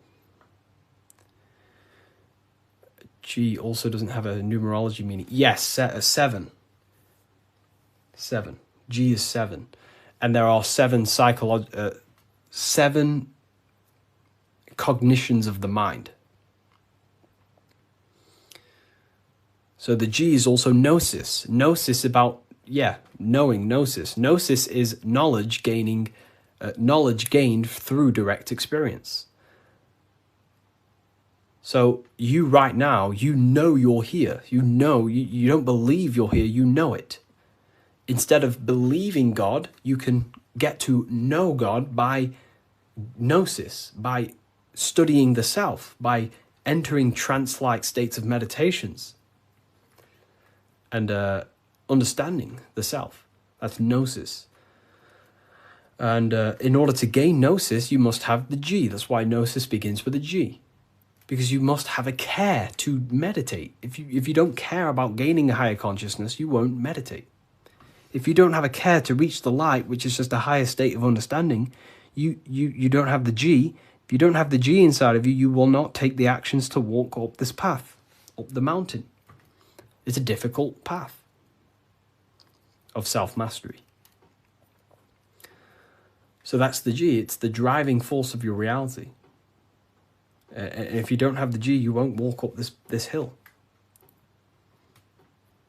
You know, so the teachings that I teach is, you know, it's about shedding light on something that was already there. Does the Book of Symbolism teach us how to get the G? Well, yeah, the G is just simply your care. Do you care about gaining information? Or do you not? You either have it or you don't, and you can cultivate it. We do talk about it here, all about the G and different symbolic here. So in order to get off the checkered board and rise towards the light, so we're going from base consciousness to high consciousness, from material to spiritual, in order to do that, you have to go through the woman. And what is she doing? She's caring. She's caring for the little baby. So it's symbolizing, in order to go from low consciousness to high consciousness, you have to care. You have to go through the feminine, the heart. You must have a desire in your heart to truly raise your consciousness. That's why there's a woman here caring for a little baby. You have to go through the feminine to reach a higher consciousness. So anyways, is that why religion is against women? You know, there's so much that goes into that. I believe they don't want us in contact with the feminine energy of consciousness. We're all masculine and feminine. We all have feminine qualities. We all have masculine qualities. They suppress the feminine aspect of consciousness because that's what unites. If we all loved each other, we would be united. They don't want us to love each other because that creates division. And divided people are easier to control. If we all united, we'd all realize we can take over the government. So they destroy the feminine because that's all about caring, nurturing, growing as a community and as humans with the earth, caring for the earth and things, but it's just completely demonized nowadays. And now it's just a masculine-dominated world. But Freemasonry says that the G is geometry or God. It's all the same. God, what is God? God is a creator. How do you create something? Through the G, you have to care. If you don't care about something, you will not create it. If you don't care about the live, you will take action to scroll away until you do find something you care about and you take the action to watch it. So it's about generating reality. God, which is a G, which is about care, creation. Geometry is the same. It's all about creation. The mathematical codes. But it's all to do with the G principle, the generative principle. If that makes sense. So most words with G are all to do with care. Gift. If I gift you something, it's because I care. I have a G. I have a care towards you, and I'm gifting this.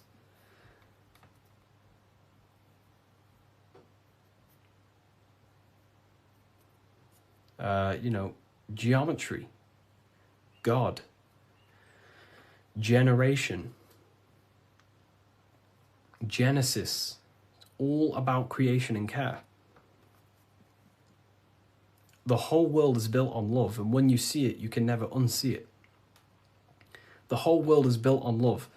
All creation is built upon the principle of love. That's why the earth is called heart.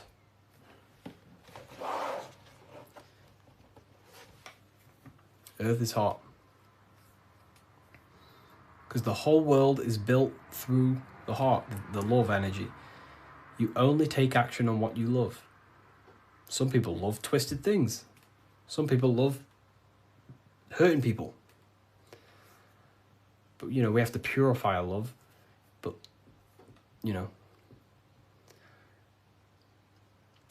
The Book of Wisdom by Harry B. Joseph has really piqued my interest. It's 119 pages of curated spiritual insight. This book has really piqued my curiosity. And regardless if I believe in everything I read out of here or not, I am just so mesmerized by a lot of these topics. It's all, some of them are controversial, some of them are based in Christianity, some are not, but it's just a really insightful book, and I'm super excited to check it all out. If you want to check it out too, I'll link it for you. Get your copy. Visit bookofwisdom.com. The Freemasonic square and compass is not just a symbol that represents Freemasonry, a lodge, or a secret society. It is a symbol of gaining your own personal power. Now, in this video, I'm going to be breaking down this symbol in the most detail I can possibly go into. Most people live in a state of illusion. They live their life impulsively, acting based on their five senses, tasting. They want to feel a certain thing like an orgasm, or they're basically just slaves to external things and their five senses, which leads to a very dark path where you'll never actually become a conscious creator and you'll never actually be internally happy.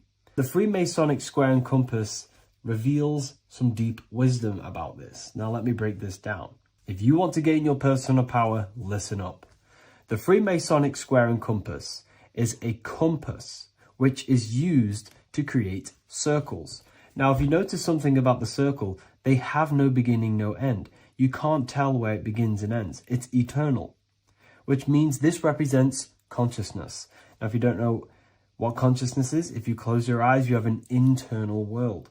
You have thoughts, emotion, visualization. This is all consciousness, spiritual. Then we have the square. The square creates squares or lines, which represents matter. It has a beginning and an end. You can quite see where the beginning of the end is, right? So we can even link this to Leonardo da Vinci, the Vitruvian Man. We see the man in the square with the circle. The circle is the eternal consciousness, and the man is the square, limited to the physical world. But consciousness is not limited. That's why it's outside the square. This is eternal. The body is mortal. The body will die. Consciousness will never die. If we look even closer at the symbol, we notice in this particular symbol, we have the compass overlapping the square. This is very, very symbolic. This represents spirit over matter, also known as mind over matter, consciousness over matter, the circle over the square. Like I mentioned earlier, most people are slaves to their senses. They go through their day and all they do is chase validation and feelings. They eat all day to feel good, which means they're a slave to their taste. They're slaves to their feeling. They masturbate, which means they're a slave to orgasms and external things. They're literally being governed by the external world controlling their internal world. They're literally living life on autopilot. And don't get me wrong, I was guilty of this too. We're all guilty of this when we join this world because we're not taught this sacred knowledge. Until you actually stop and recognize this, you'll be living life on autopilot, literally not even living. You'll be running off subconscious programs, seeking external validation and being ruled by these five senses. The square underneath the compass represents consciousness on top of matter, which means the internal world is controlling the external world. It is the mind controlling matter and not matter manipulating the mind. In the occult and esoteric world, it's very important that you are conscious of every action that you are taking in your day-to-day life. Never act subconsciously. Always be conscious. What are you thinking? What are you acting? What are you giving your attention? All of this is contributing towards creating because you are a creator. Consciousness is a creative force. You need to make sure that the compass is on top of the square, that your inner world is controlling the outer world and not the outer world controlling the inner. As I've mentioned in many videos before, the internal world of consciousness is what's producing the external world. Your life is just a result of every thought and emotion that you felt in the past. Everything you own, everything you possess, your friends are all reflections of your consciousness. They're all reflections of what you are thinking about. When you change your thinking, your external world starts to rearrange itself. On a basic level, this symbol represents the combination of spirit and matter. You are a spiritual being and a material being. You are heaven, the sky, and earth, the ground. You are heaven and earth, spirit and matter infused into one. You are a bridge between the divine and the earthly worlds. And you can bring down these higher realms of consciousness, thought, imagination, and emotions into a physical, tangible reality. To do this consciously, we need to make sure the external world is not manipulating the inner world. Because if your internal world is being controlled by external circumstances, for example, you have a circumstance happen in your reality, an emotion triggers inside of you, and that emotion is a command to create more of that. And the thoughts that you think are creating more of that negativity. So it's a constant cycle of negative manifestation if you let the external world control your internal world of consciousness. So we need to make sure the compass is on top of the square, that the internal world are commands and not reactions to create your external reality. And not only just to create, but to actually enjoy life. If we let the external world bother our internal world, this means that we have some sort of mental or emotional attachment to the external world. We need to detach from the external world. Why do I say that? Because it's temporary. It's an illusion. We are going to die one day, and none of this will matter. You need to understand that everything in this world is temporary. You have to be okay with losing things, losing family, losing things in this world, because it's guaranteed to be temporary. We need to make sure the internal world is order and not chaos, commands and not reactions. Now, at the back of the Book of Wisdom, Volume 2, the book that I've wrote here, I go over the different meanings of the different arrangements of the square and compass. Sometimes we see the square overlapping the compass, which is the opposite of what we've just broken down. Or sometimes we see one leg of the compass on top of the square and one leg of the square on top of the compass. These are all highly symbolic. When we see the square overlapping the compass, this pretty much represents the beginning of the Freemasons' journey. When their internal world is being controlled by the external, they have a lot of spiritual growth and a lot of learning and inner work to do.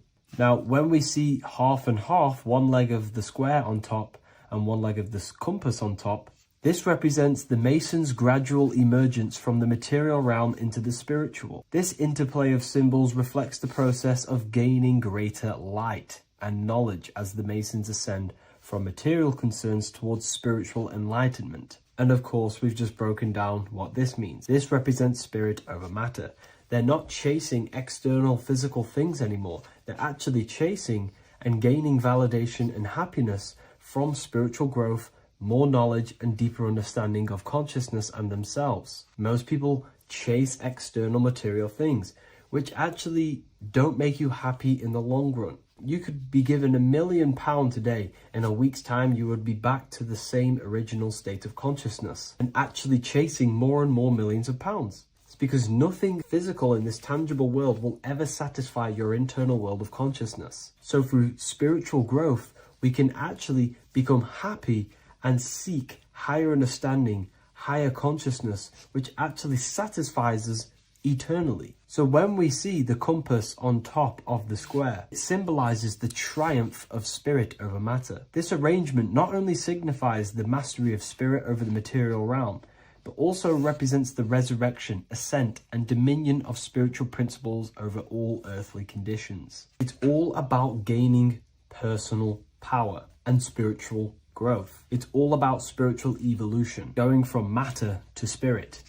The external world controlling the internal world, to the internal world ruling over the external world, where the mind becomes a powerful tool to actually create and command reality. The mind cannot create and command reality if it's being governed and tossed all over the place by external circumstances and thoughts. Here's a quick tip on how to know if your mind is controlling you. If your phone notification goes off and you're working on something and you instantly go to reach and pick up the phone as soon as the notification goes off, that is an indication that your mind is controlling you and you are not controlling it. The mind is the direction of consciousness, the direction. It directs the flow of your attention, your energy, your consciousness. So to practice to gain mind over matter is simply just meditation, allowing the mind to sit still and focus on one thing for long periods of time. And over time, this will gain mastery over your attention and your mind. If you are on your spiritual path, this should be your goal, your internal world becoming the master. The mind becoming a vessel for you and not a vessel controlling you. It needs to become a command center and not a reaction. Please like, share this with a friend, and subscribe to the channel if you're new. Leave a link in the description for the Book of Wisdom Volume 2.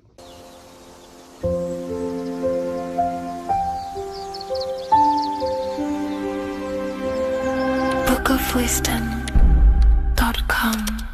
Visit today.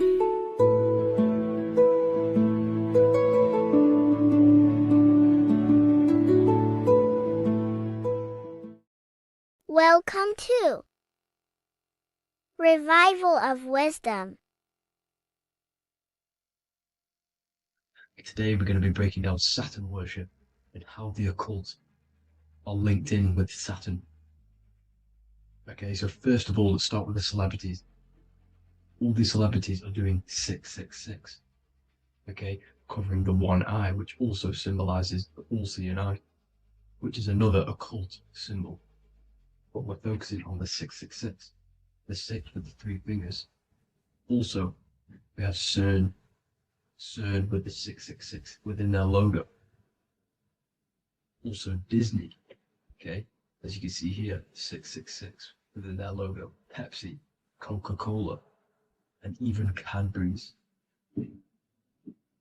Monster Energy with the 666 in Hebrew numerals. Unleash the beast. So what is 666 to do with Saturn? Because on Saturn, there is on their north pole of Saturn, there is a 6-sided hexagon, okay? So Saturday is named after Saturn Day, the 6th planet. It is also the 6th day of the week and has a 6-sided polygon on its north pole, 666. Not only that, when you create a star out of the hexagon, you will create a 6-pointed star. Okay, with 6 triangles within the star and a 6-sided hexagon, which all adds up to 666. Okay, so this is why all these symbols contain 666. So why do they worship 666? Saturn. Because Saturn is the god of time and death. Okay, and order and lessons. Okay, Saturn is a very cold and dry being. That is the 6th planet from the sun. Okay, Saturn represents the winter, which symbolizes death. Okay, because all nature dies within winter because the sun's not there. So it represents darkness and death. It rules the zodiac sign of Capricorn. Okay, so in the celestial cycle, Saturn is always opposite the sun. So it's the opposite of the sun. So they're worshipping this energy which is death-like, okay? This god which is death and does not bring life, okay? Also is the god of time, okay? Also in the Roman and in Greek it's called Chronos, okay, which is just a translation for time. It's also known as the Father Time, aka the Grim Reaper, okay?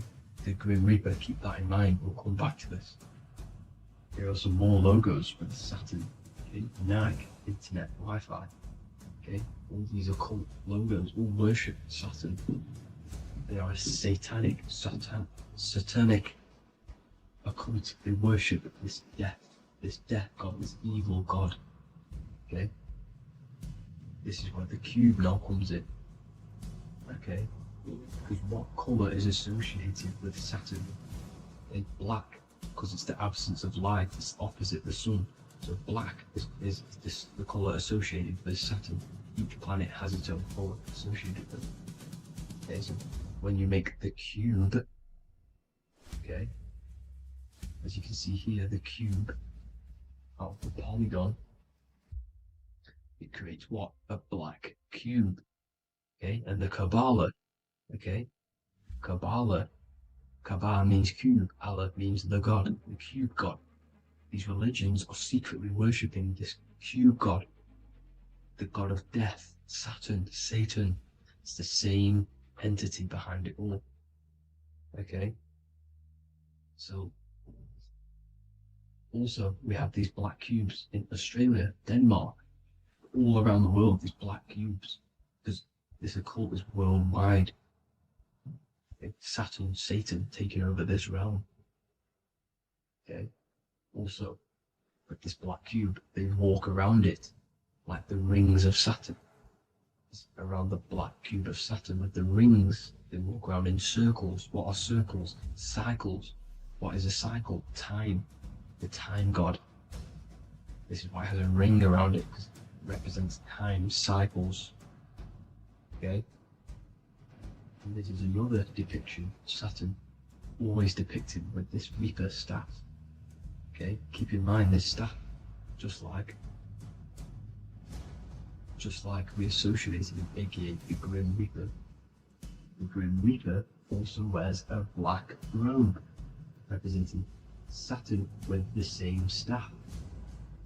Can you see it? This is where it comes in. Okay? The same thing, look, the same staff with the black robe. Black representing Saturn, the god of death. Okay, the Grim Reaper, Satan. Okay. Also, when you graduate from university, what do? You wear a cube on your head, a black cube with a black robe. This is Saturn worship. See, this is how Saturn, Satan, has tricked the world into worshipping him, not God, the sun, which represents God. So what is a corona? Because a corona is a crown, a circle, okay? A set of concentric circles of light seen around a luminous body. So Saturn. So this is why they used to worship Saturn by wearing crowns in ancient days. And we still do to this day. The king or queen has a crown, a corona. Also, corona, the drink. Corona adds up to 666, just like Saturn is 666. But like you see in the corona, you see the staff. You see this staff, just like the staff of Saturn, the Saturn god, like the Grim Reaper, with the black robe and the staff, just like the Saturn god. What is the Grim Reaper? It's a killer, it represents death, just like Saturn, the god of death and time. So all these occults and secret societies all worship the 666 god, which is Saturn, Satan. All of our energy is being put into Saturn. Okay, and Saturn, Satan, is harnessing all of this energy. So gradually, this is what the mark of the beast is. Like it says in the Bible, the mark of the beast, or the name of the beast. Here is wisdom, let it know that you have to understand and count the number of the beast, for it is 6. It is the number 6 of a man, and is 600, 3 score is 6, 666. So this is what the mark of the beast is. They are going to eventually put green chips, just like Neuralink, which is what Elon Musk is pushing. Okay, so this chip is the mark of the beast, and it's going to be implanted to our hands or brains. Okay, and they will manipulate our consciousness, and it will manipulate our DNA, and it will directly connect us to AI, and AI is linked in with Saturn, Satan, as the demons and the people who rule this world are in love with AI. They want to connect humans to AI. And this will control our consciousness completely and give all of our energy back to Saturn, Satan, this deity that they all worship. Just like when you get married, you wear a wedding ring, the rings of Saturn. over the finger, which represents the sun. So you're basically seeing Saturn over the sun. The sun is the Son of God. It represents the sun, represents God. So you're putting Saturn over the sun. So thank you guys all for tuning in. I'm going to leave you guys here. Please leave a like, comment some topics that you want me to talk about. And please, please subscribe for more amazing content. God bless.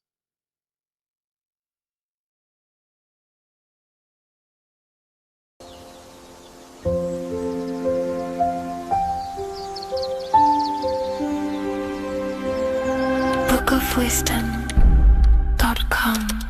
Visit today.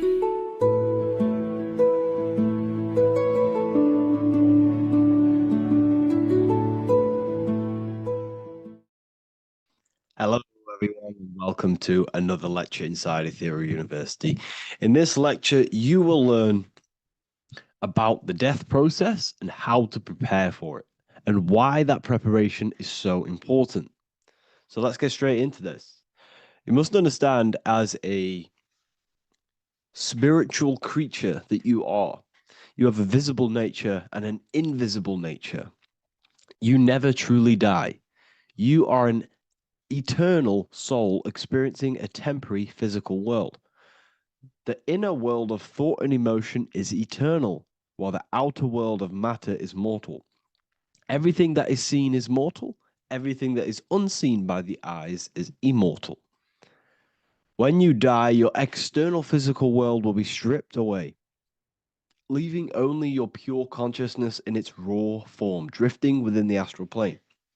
So here you see your physical external body and your internal world. And your internal world is your state of consciousness. It's your state of consciousness. Your thought and emotion is one overall state. Okay? So you must understand these planes. You have the physical body, the etheric double, an astral body, a mental body, and the Buddhic body. When you die, you leave the physical plane. Then you will more than likely leave the etheric plane, because the ether acts as like a portal. Everything comes out of the ether and returns back to the ether. I can break that down in another video in electromagnetism. But electromagnetism is ether, energy coming in and out of the ether. You will, every single day you die, every single day. There's a cycle of life and death occurring all the time. Every single day, you go to sleep, you go back, your consciousness slips back through the ether. And then when you wake up, your consciousness comes back through the ether into the physical plane. Death is just a bigger macrocosm of the microcosm cycle of life and death. So you will return back to the astral, which is the realm of imagination, infinite possibilities. And this is where thought forms start to manifest. Okay, so depending on how advanced you actually are mentally and emotionally, will depend how long you stay in the astral. Now, what we must understand is that there is many different components to the astral. We have the higher astral, the middle astral, and the lower astral. These are all vibrational states. So if your mind and soul is operating in lust, lust, desire, hate, food, physical addiction, smoking addictions, then these are quite heavy. These are quite heavy attachments to your consciousness, and they're quite low level desire, which means they have a low vibration. You will manifest in the lower astral when you're stripped from your physical body. The lower astral is not inherently evil. However, there's just low vibrating things going on there. Low vibration does not mean evil. Okay? So, just like bad doesn't mean evil. Okay? In the lower astral, you are going to see lower astral beings. You're going to see spirits, souls with low level desire. Okay? People who are attached to the physical plane, people that lust, people that do these things. Technically, this is hell, but you can escape it by escaping yourself. Now we're going to break all this down. I'll break all this down properly once you understand the full context. So depending on your level of desire, you will manifest in a corresponding layer of the astral plane. If your mind is still attached to the low physical desires, you will find yourself in the lower astral realms. But if you have few desires and have detached from the worldly attachments while you are encased in a body, then you will rise into a higher or middle astral plane, mainly the middle. Okay. The higher astral plane is very formless. So as I broke down here, this is, well, the physical plane is the lowest dimension. This is the most form, the most matter. It's quite heavy. The higher you go, the lighter it becomes, the more fluid, the more formless it becomes. So you see here, it says denser down and lucidic up. So this is more lucidic in these higher realms. This is more dense in the lower realms. So this is why the ancient Egyptians were always talking about, I'll show you this. This is showing you death. So first of all, we have Anubis, which represents death. Here you have the heart, which represents the soul. And here you have a feather. And this is a scale. You see how this is a balanced scale? So what this is symbolizing, this represents death. This represents your heart, and this is a feather. So when you die, your heart must be as light as a feather, which means your emotions, your soul, should have no attachments to the world. It should be light. It should be detached. This is why the word light and light are the same. Light is in heavy and light is in very bright. Because when you're less attached to the things, your soul shines. You're authentic. You're light. You're very bright soul. And you have no attachments. Your light is in not heavy. So you must detach from the worldly desires. We have to detach from the smoking, the food. This is why we should fast. Smoking, this is why we should detox. We should also meditate. We should also be able to sit with ourselves for long periods of times. Okay, I'm going to break all this down properly. But that's why the Egyptians show you the symbolism here. Okay. So you're stripped of your material body. So that state of consciousness you're in right now, your inside world, if you shut your eyes, that state you're in, that is what you're going to experience when you die. Okay. And you're going to be manifested into the astral.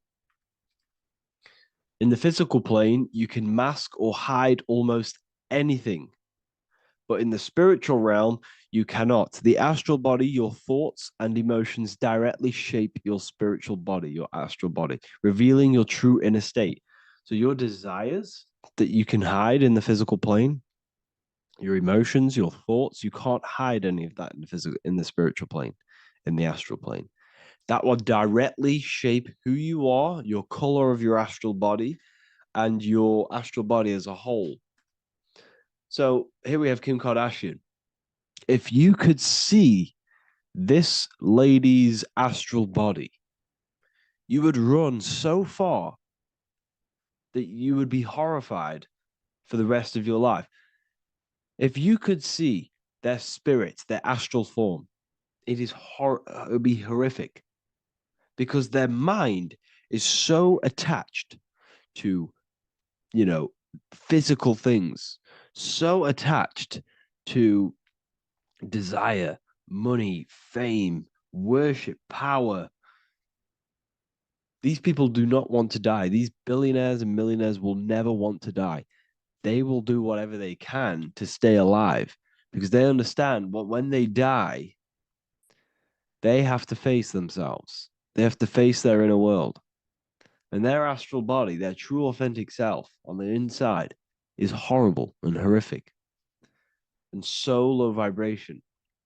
So this is where it comes in. You must be as light as a feather. This is what the Egyptians are showing you in their artwork. Your soul must be as light as a feather.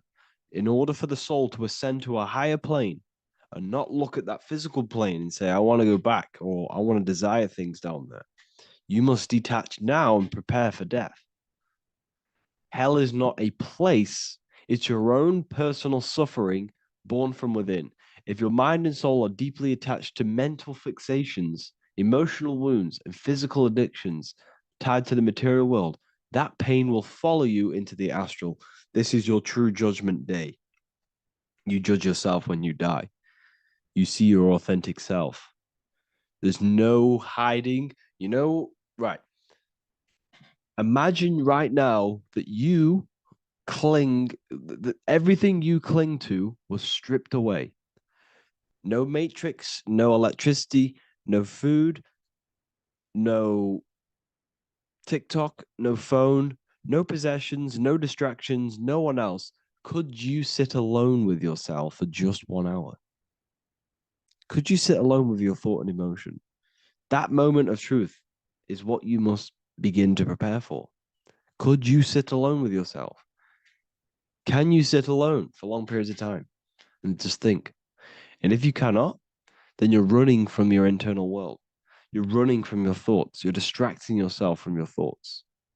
This is what we must address. Now, don't feel bad if this is you. We've all have problems. We all have internal problems. But this is what we have to face directly in order to prepare for life after death. We must meditate for long periods of time. Not even meditation. We should be able to sit with ourselves with no distractions and just think. This is what the people of the past used to do when we had no technology. People would sit and think for hours. This is what we need. Because if you cannot sit with yourself, imagine sitting with yourself with no physical body. That's the level that's going to happen. And we need to prepare for that. The soul and mind must become as light, as weightless, as radiant as a feather to ascend to a higher plane and move beyond the physical life. To rise, they must release heaviness, attachments, burdens, fears, and desires.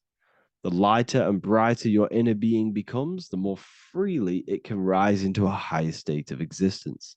Ascension is not about going somewhere, it's about becoming something pure, clear, and luminous.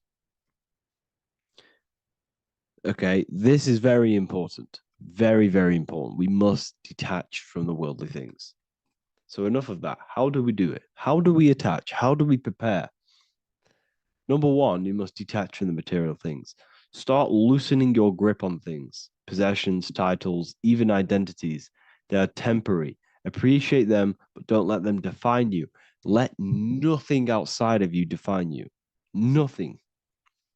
Your name is not you. Your job is not you. Your reputation is not you. Your bad past is not you. Your good past is not you. Your business is not you. Everything outside of you is not you.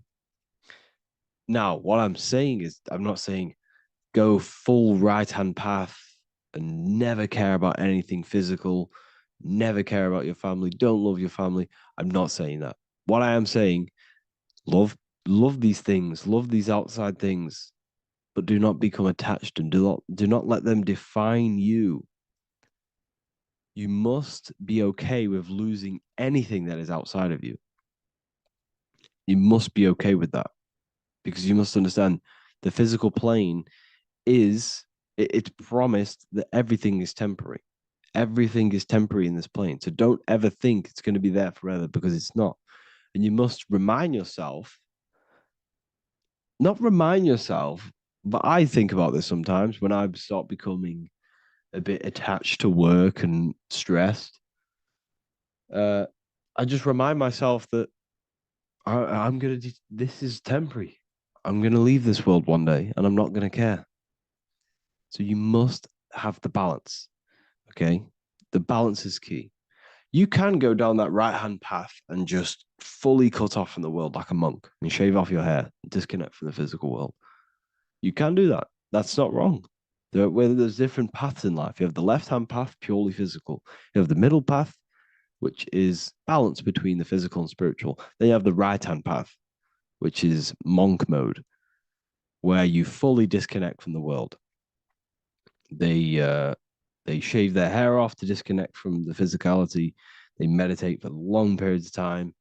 This is what they're doing. They're preparing for death. Monks prepare for death. They understand this. They understand that you don't die. Your inner world is the true world. The inner world is the only world that exists. Everything outside of you is an extension of you. Number 2, cleanse the mind. Watch your thoughts. Are they rooted in fear, anger, regret, or craving? Meditation, mindfulness, and inner reflection help purify the mind. The cleaner your thoughts, the lighter your spirit. So your astral body is formed by your thoughts. It's formed by your emotions. If you sit around thinking about eating all day, you're going to have a very heavy astral body. It's going to manifest in the lower planes. But if your mind is thinking about good things with good intentions, love, knowledge, expansion, you're going to manifest even the middle or the higher.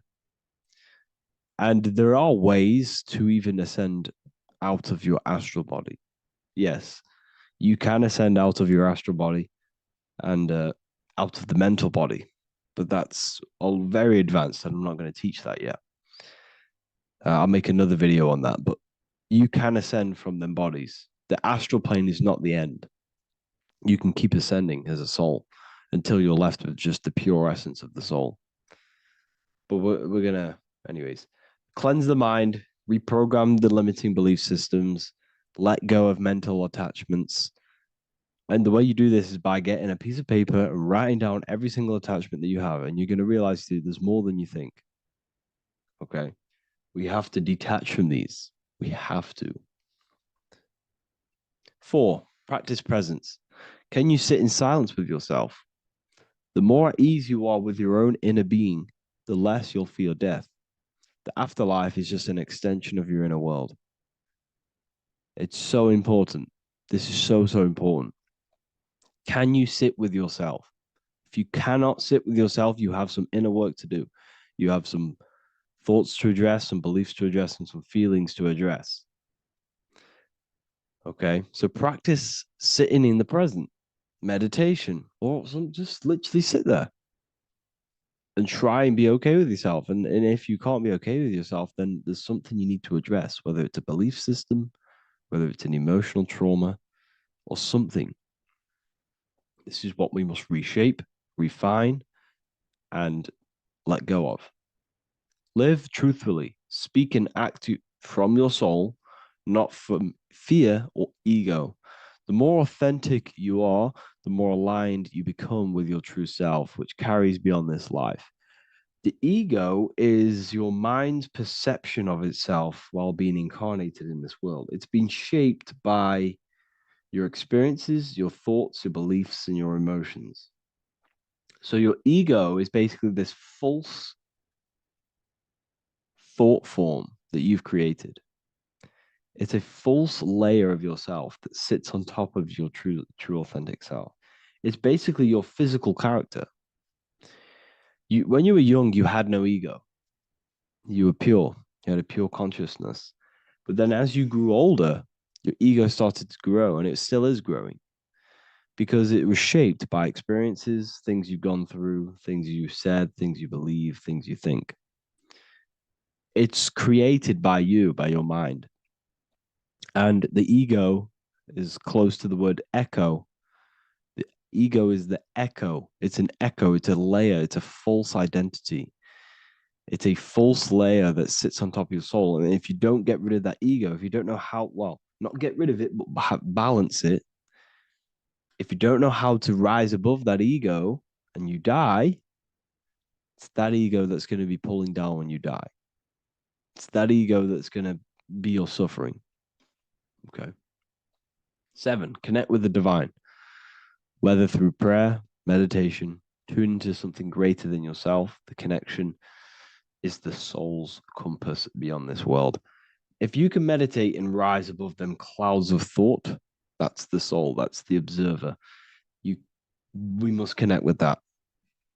Okay, this will definitely help with just allowing yourself to connect with your true self. Meditation's great because you can just fully detach from the world. And the more you meditate, the more you can prepare for death. A powerful way to cultivate detachment is through daily detachment meditation, done either at night or in the morning or the first breath upon waking. Or do this as many times as possible per day. Start by physically grounding yourself in the present moment. Say out loud, I am here right now, nothing else matters. Let that phrase draw your awareness into the now. Just keep saying it until you're present. Then begin to slowly list everything you identify yourself with, one by one. I am not your body. I am not my body. I am not my name. I am not my possessions. I am not my house. I'm not my children. I'm not my everything. I am not my thoughts. Release each layer gently. Imagine, if you want to, if you have a good imagination, imagine placing these things into a big box. Placing your body, placing your name, placing your possessions, placing your house, your car, your thoughts, your beliefs into a box, and then shut that box. If you have a good imagination, do that. That can help. And you'll be left with yourself. And you're not even that. It goes even deeper. Eventually, you'll reach the mind itself. Detach from the language that the mind is even using. Now, that's very difficult. And not many people have ever thought about that, and they've ever even been there. Detach from the language that the mind is using. Think about that for a second. Your mind is not what you actually think. It goes very deeper. Your mind is not that little voice. It's that voice that the language is using. So even the language is a spell on your mind. Okay, it's an attachment. Eventually, you'll reach the mind itself, detached from the language it uses, the voice in your head, the need to define. What remains is something beyond thought and beyond words. I can't even describe what's left, because words, once the language is gone, it's purely metaphysical. All I can say it is pure awareness, and it's symbolized. This is why symbols are so amazing, because they can symbolize things that are beyond words. A flame. It's just a flame. And you won't be able to understand that until you've been there. It's just a flame. It's pure cause. Words can't describe it. You'd have to experience it. Connect with this essence daily. This is truly who you are. So this is a great way to detach. We can do these detachments every single day during meditation. This will definitely help over long periods of time. Of course, you're not going to be ready tomorrow for death, but just try and prepare for these things. This is the whole reason people used to meditate. It's the whole reason why people do these spiritual practices, because they understood that this plane is temporary and your soul moves on from this plane. And you'll never truly believe in the soul until you experience it. So I can show you these things, but you must go out and experience it. The soul is real, but you won't understand unless you cast off everything else. Okay. So I hope this video helps. It's a very deep video. I'm going to be making more of these stuff, of more self-mastery. And of course, we've made the self-mastery section now. So I'm going to start filling up this place with lectures. And I think it's a great time to start this, because a lot of people have been asking on how to master yourself, prepare to death. So hope this video helps. See you in the next one.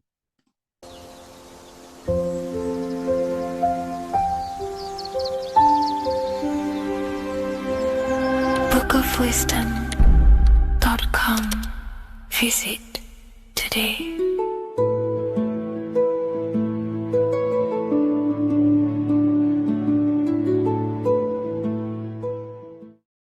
Hello, Seeker. Welcome to Revival of Symbolism, a channel devoted to the language of esoteric symbolism, helping you discover yourself and expand your consciousness into new realms of thought. I'm Harry B. Joseph, also known as Revival of Wisdom, and in this video, we're going to be discussing the symbol of the double-headed eagle, also known as the emblem to represent the 33rd degree Freemason. So let's jump straight into this. we have a piece of Masonic artwork here, which is what we call a complex symbol. A complex symbol is not just one symbol, but many different symbols in one piece of artwork coming together, forming a greater meaning. So we have many different symbols to break down here. And we're going to start off with a little bit of context so we can understand this symbol. This symbol represents the 33rd degree Freemason. Once you reach the 33rd degree of the York Scottish Rite Mason system. So once you reach this level, this symbolism corresponds to that individual. So therefore, this piece of artwork is representing the consciousness, the mindset, the ways of thinking, the ways of viewing the world of the 33rd degree Mason. It represents the consciousness of the 33rd degree Mason. And this is what esoteric symbolism is about. Esoteric symbolism is symbols and emblems representing states of consciousness and teachings within the forces of consciousness. So let's jump straight into this. The first thing that I see when I look at this piece of symbolism is the double-headed eagle, okay? The double-headed eagle. What is this eagle doing? So the thing with symbolism is that symbolism trains the mind to think in a subconscious way. Now, what do I mean? To the person who thinks in linear thought, straight line thought, A to B thought, they see an eagle. They see a piece of artwork. They just see a piece of artwork with no meaning. But to the person who is trained in the occult, these symbols are representing thought vibrations. One example would be in occult symbolism, what we're meant to do. These symbols represent thought forms in the mental plane, within the mind of the individual. Instead of me just giving you the answers, in the occult, they give you symbols. And what you're meant to do is look at these symbols, stare at these symbols, and see what kind of thought arises in your mind, and follow the chain of thought. This is how you unlock deeper levels of symbolism. This is what we call the chain of thought. Now, what do I mean by the chain of thought? If I look at the eagle, I see an eagle on a basic level thought. But then that thought leads to another connection, because this is how thought works. Whatever the character of the thought we think is, or whatever the vibration of that thought, for example, the character of the thought right now would be an eagle, then that leads to another thought. For example, flying. Then flying is connected like a chain to another thought, higher perspective. So we follow the chain of thoughts until we unlock the deeper levels of the meaning of the symbol. And this is what the occult seeks to do. Symbols make and force the individual to go inward. You look at the symbol, it's not a direct meaning, but you have to go inward and start to think and follow the chain of thought that this symbol is connected to until you find its deeper meaning that relates to the individual, to you, to a teaching or a force of consciousness or a state of consciousness. Okay? It's very difficult to explain in words because symbols transcend the barrier of words. Okay? So what we're looking at here is a eagle. And what does the eagle do? Well, the eagle has the ability to fly above the earth. It looks down upon the earth. In allegory and metaphor, this represents a higher perspective of reality, a higher perspective of the world, of the self. So this is representing the consciousness of the 33rd degree Mason. They have a higher perspective of themselves. Why? Because they studied the mysteries. They studied the Kabbalah. They understand consciousness. They understand the human psyche. They understand the origins of consciousness, the forces of consciousness. They understand how the material world is created through the forces of consciousness. So the eagle represents higher perspective because it can fly above the earth. And here you have the earth, this circle here, this sphere. So it's flying above, symbolizing a higher perspective of reality, a higher perspective of the physical world, the physical body, and the self. because ultimately this is what it's about. Freemasonry is about, of course, self-mastery, building a better self. That's what the craft is, but it's ultimately trying to figure out the mysteries of consciousness itself and the origins of reality. We gain this insight through Kabbalah, the study of the Kabbalah tree. So let's not get off track here. So the eagle ultimately represents a higher perspective of reality because it can fly. On a deeper level, it also represents the astral body, because the astral body can fly above the material plane. It has no connection, no limitation to the physical plane. It does have a connection to the physical plane because all of the dimensions, the mental, the astral, the etheric, the physical, are all interwoven to each other. However, it also represents the activation of the light body, hence why we see this light rays around it. But that's a bit too deep for now. Let's go a little bit deeper into about the basics of this symbol. If you look at this eagle here, this eagle's looking backwards, and this eagle's looking forward. So this is forward and backwards. This is symbolizing time. So we have an eagle looking into the past and an eagle looking into the future. This is called the mastery of time. This is how you master time.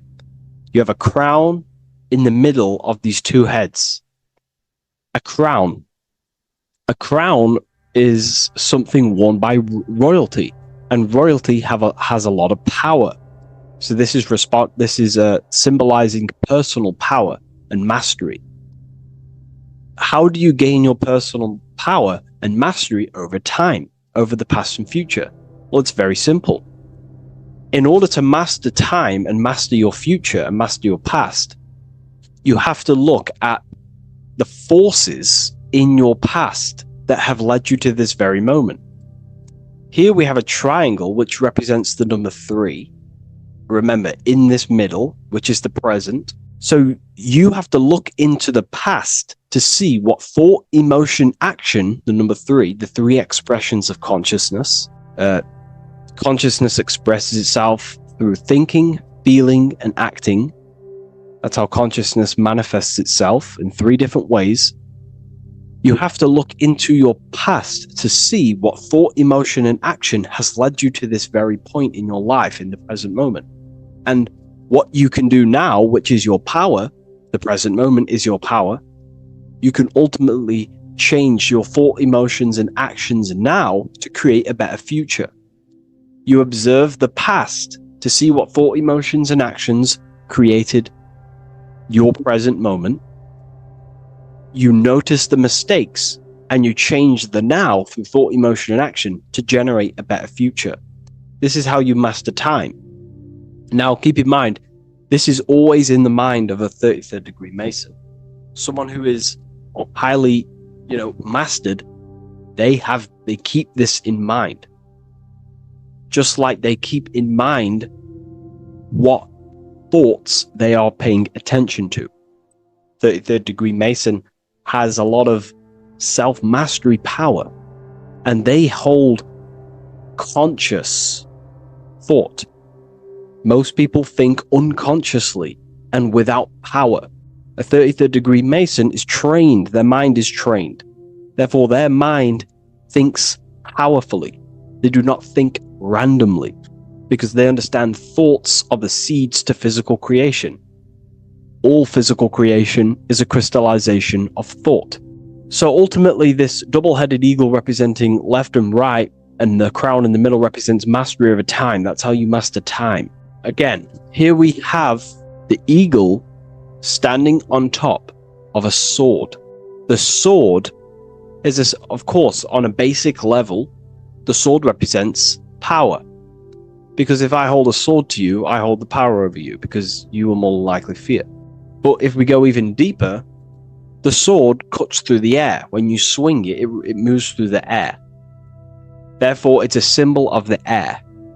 Because you can't really make a symbol of the air, because air is invisible. So the sword is a symbol of the air. And the air is one of the 4 physical elements in alchemy. We have water symbolizing emotion. We have fire representing the spirit.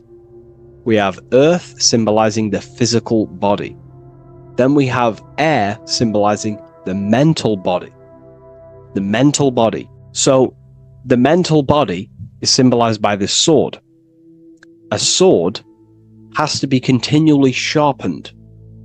If you don't sharpen the sword over a long period of time after using it, it will become dull and it won't be very effective.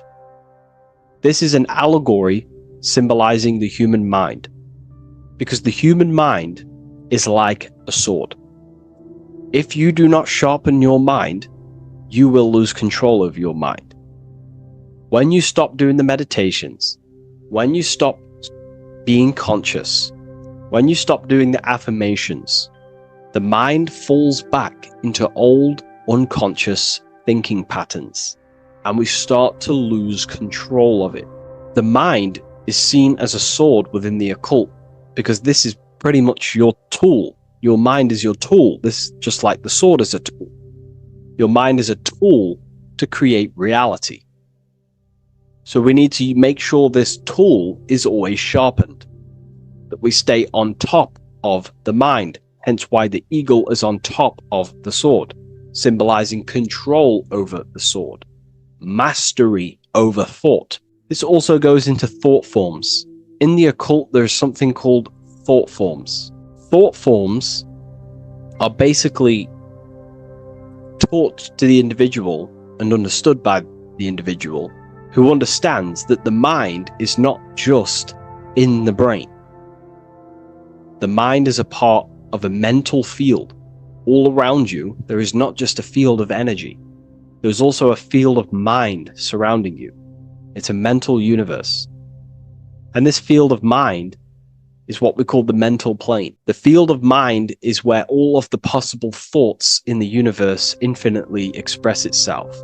So each area has different thought forms. Each postcode, each place you go has different thought forms. This is why if you walk into a cathedral, for example, an ancient, amazing structure, your mind instantly becomes, you're amazed.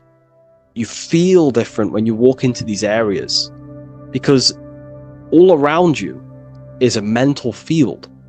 And there's something called thought forms.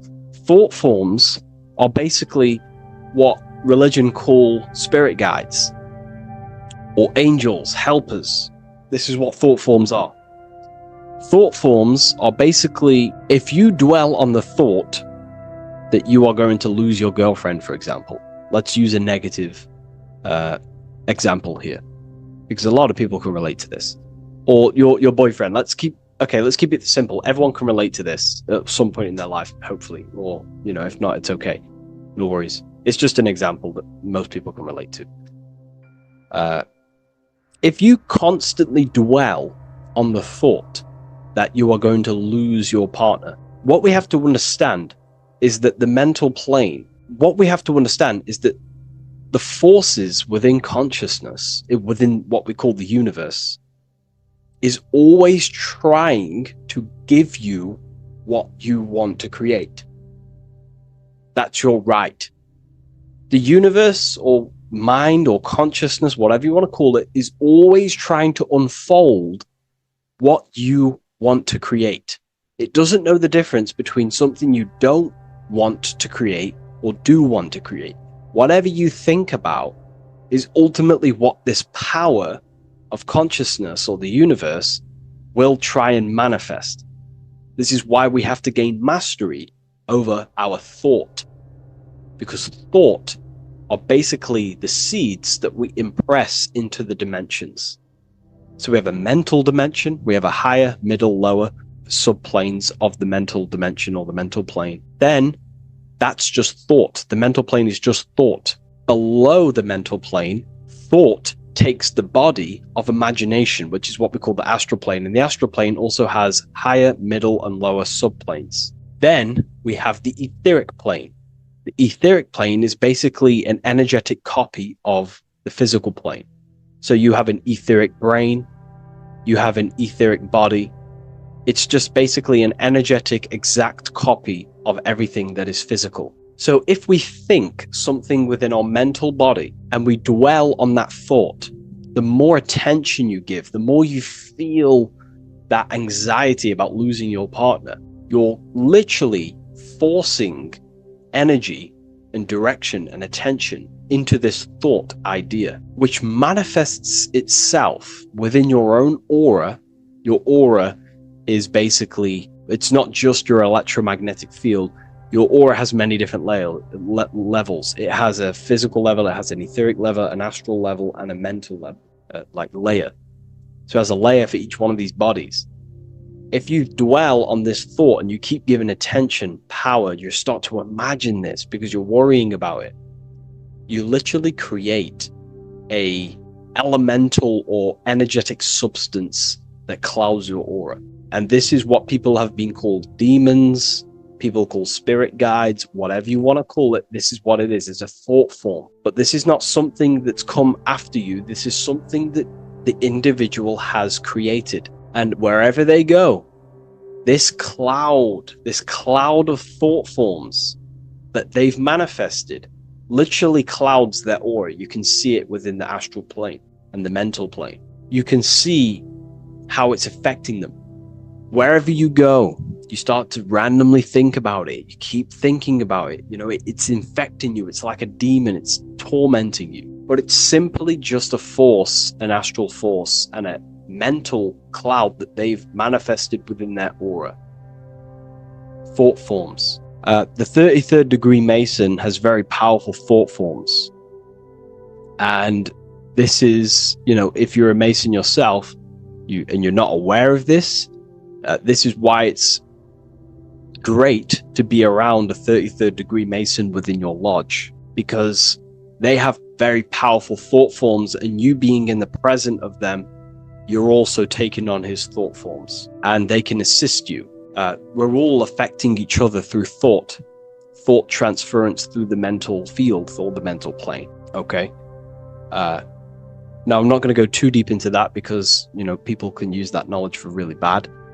But ultimately it represents thought forms also, symbolized by these clouds. Clouds are a symbol of thought forms, because they manifest themselves as basically like a cloud form energy within the aura of an individual. So this represents the mastery over the intellectual side of consciousness, of thought, sharpening the mind, gaining mastery. Then we have 33 in a triangle.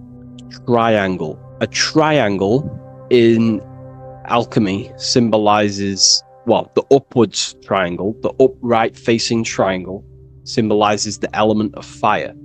The downright facing triangle represents the element of water. So an upright triangle represents fire. Fire is very transformative. If you place, I don't know, a pencil into fire, the fire will burn it down into its raw material. And this is ultimately what this triangle represents.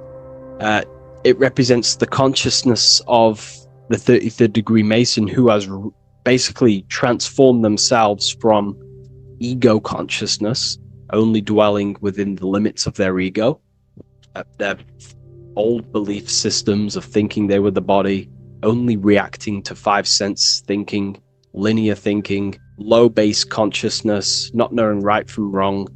It's basically transforming themselves. They have burnt themselves down to their raw soul form, and they understand that they are a soul, and they've experienced this, by casting off all the attachments to consciousness. This is why there is the number 33 within this triangle, because 33 is the age that Jesus dies.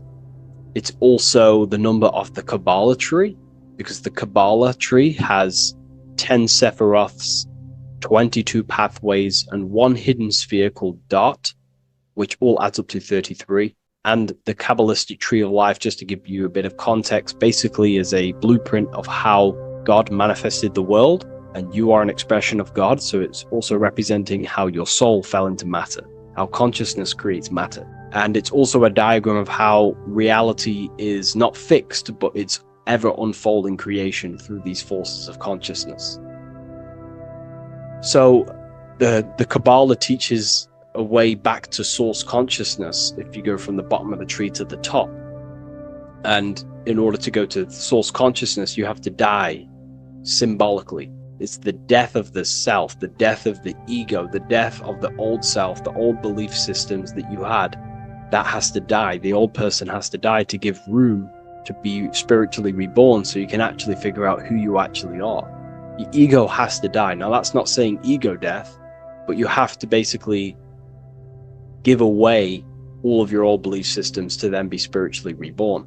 That's why Jesus dies at 33 and is resurrected. Ice melts from ice into water at 33rd degree. So it's symbolic of transforming. And again, the upright triangle is the fire element, symbolizing burning things to its base raw material. 33, which is again death and resurrection. So it's all about burning the old self and being spiritually reborn again. This is the teachings of Hermeticism, Christianity. It's in everything. You'll see this symbolism or this story of death and resurrection absolutely everywhere in the ancient myths, because it's all talking about the same thing. You have to symbolically die. You have to kill off the old self to be spiritually reborn, to be initiated into a mystery school. So the 33rd degree Masons basically saying, well, they have resurrected. They have resurrected the connection to their soul, because as we grow older in this life, we lose connection with our true authentic self as the ego develops as we get older. And if we don't stop developing the ego, we never actually connect with who we truly are, which is a divine, immortal, formless being who has the infinite power of creation. This is what you actually are. Okay, so it's also symbolizing the union of opposites, hence why we have a double-headed eagle here. It has opposites. Obviously, this is massive within the occult. You see this everywhere, union of opposites. Okay, so union of opposites goes from, basic teachings to the most advanced teachings that most minds are not ready for. Union of opposites is on a basic level, is union of the mind and the heart, going from mind consciousness, which is basically ego, the lower self. That's not to say the mind isn't powerful, but that is the house of the lower self. The ego. It's the house of the ego. So we have to learn how to use the mind for what its proper use. The mind's proper use is for the soul to create. However, we're not taught this in school, so we've basically developed a false personality within our minds, and our minds have become a vessel for a false identity. So what we need to do is integrate the heart, which is the soul self, the true self, with the true powers of the mind. And the mind is basically a powerhouse of creation, infinite possibility. And that's the mind's true usage is for creation, not a false identity. So it's about integrating the mind and heart. It's also symbolizing a balanced mind, and we do this by aligning the left and right hemispheres of the brain, which help you perceive reality for what it truly is. Because the two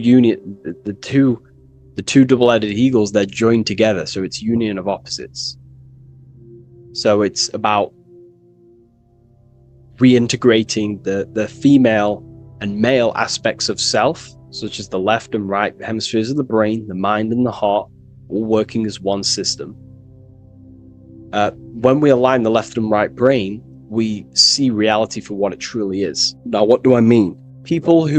Most 90% of people, I'm not putting anyone down, if you relate with this, it's fine. We're all here to work on ourselves. I'm not putting anyone down. People with a left hemisphere dominated view on reality see things as a very logical. They see reality logically, basically. Now, what do I mean? They see things as this is science, that's mathematics, that's religion, that's metaphysics. They're all separate and divided because that's what the left hemisphere does. The left hemisphere basically dissects everything down. The way the brain works is truly magical. The right hemisphere of the brain allows us to basically see a bigger perception on reality. It sees the bigger picture. The bigger picture, for example, the woods. It sees the woods as a whole unified woods.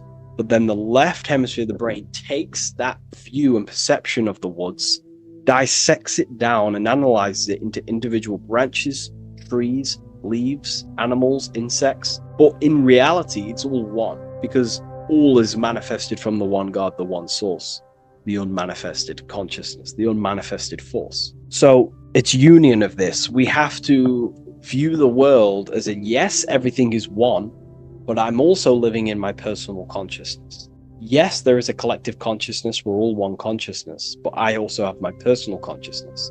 I need to think about both, making sure that my thought, emotion, and action is contributing towards the evolution of myself and the evolution of humanity. A person who is only left hemisphered only thinks about themselves mainly, 90% of the time.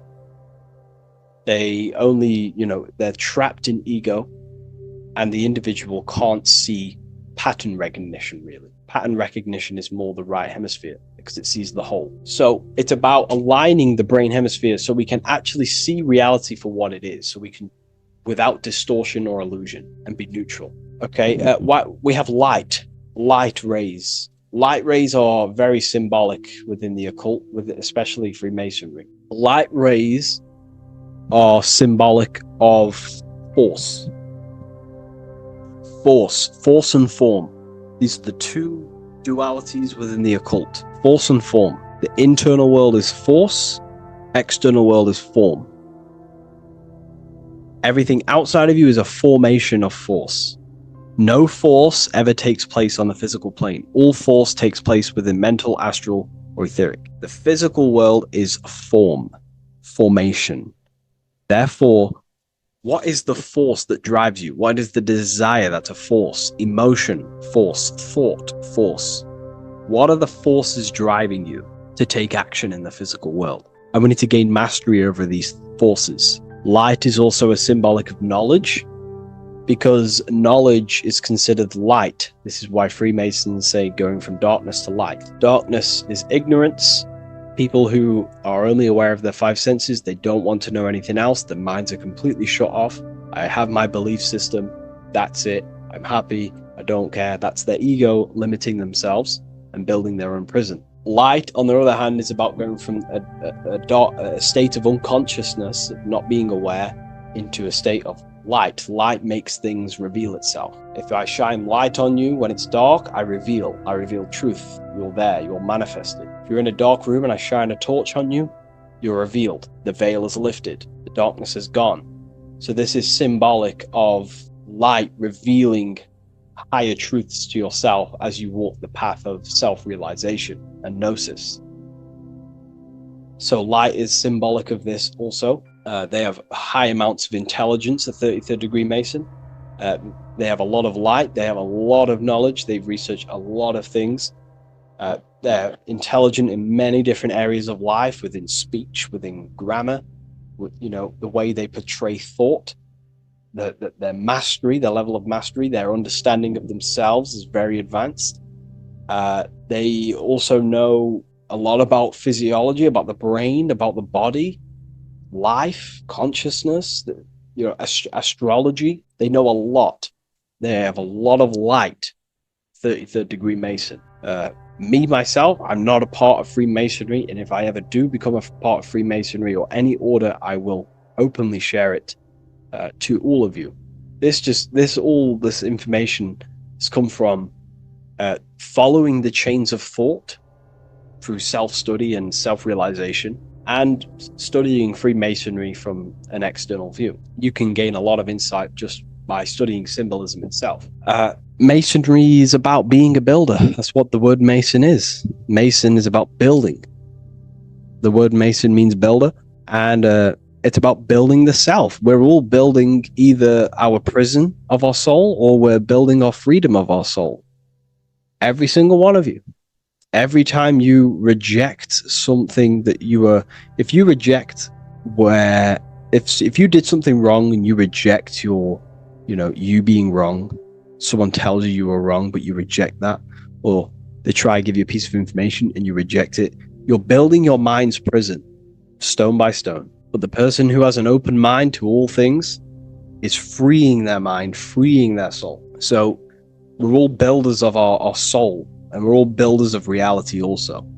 And we're all building Earth. This is the building project is Earth. We're all contributing towards it through our thoughts, emotions, and actions. These are our God-gifted powers: thought, emotion, action. These are our rights to operate in the world. These are your buttons to control the character in the game.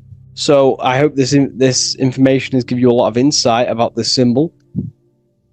Please leave.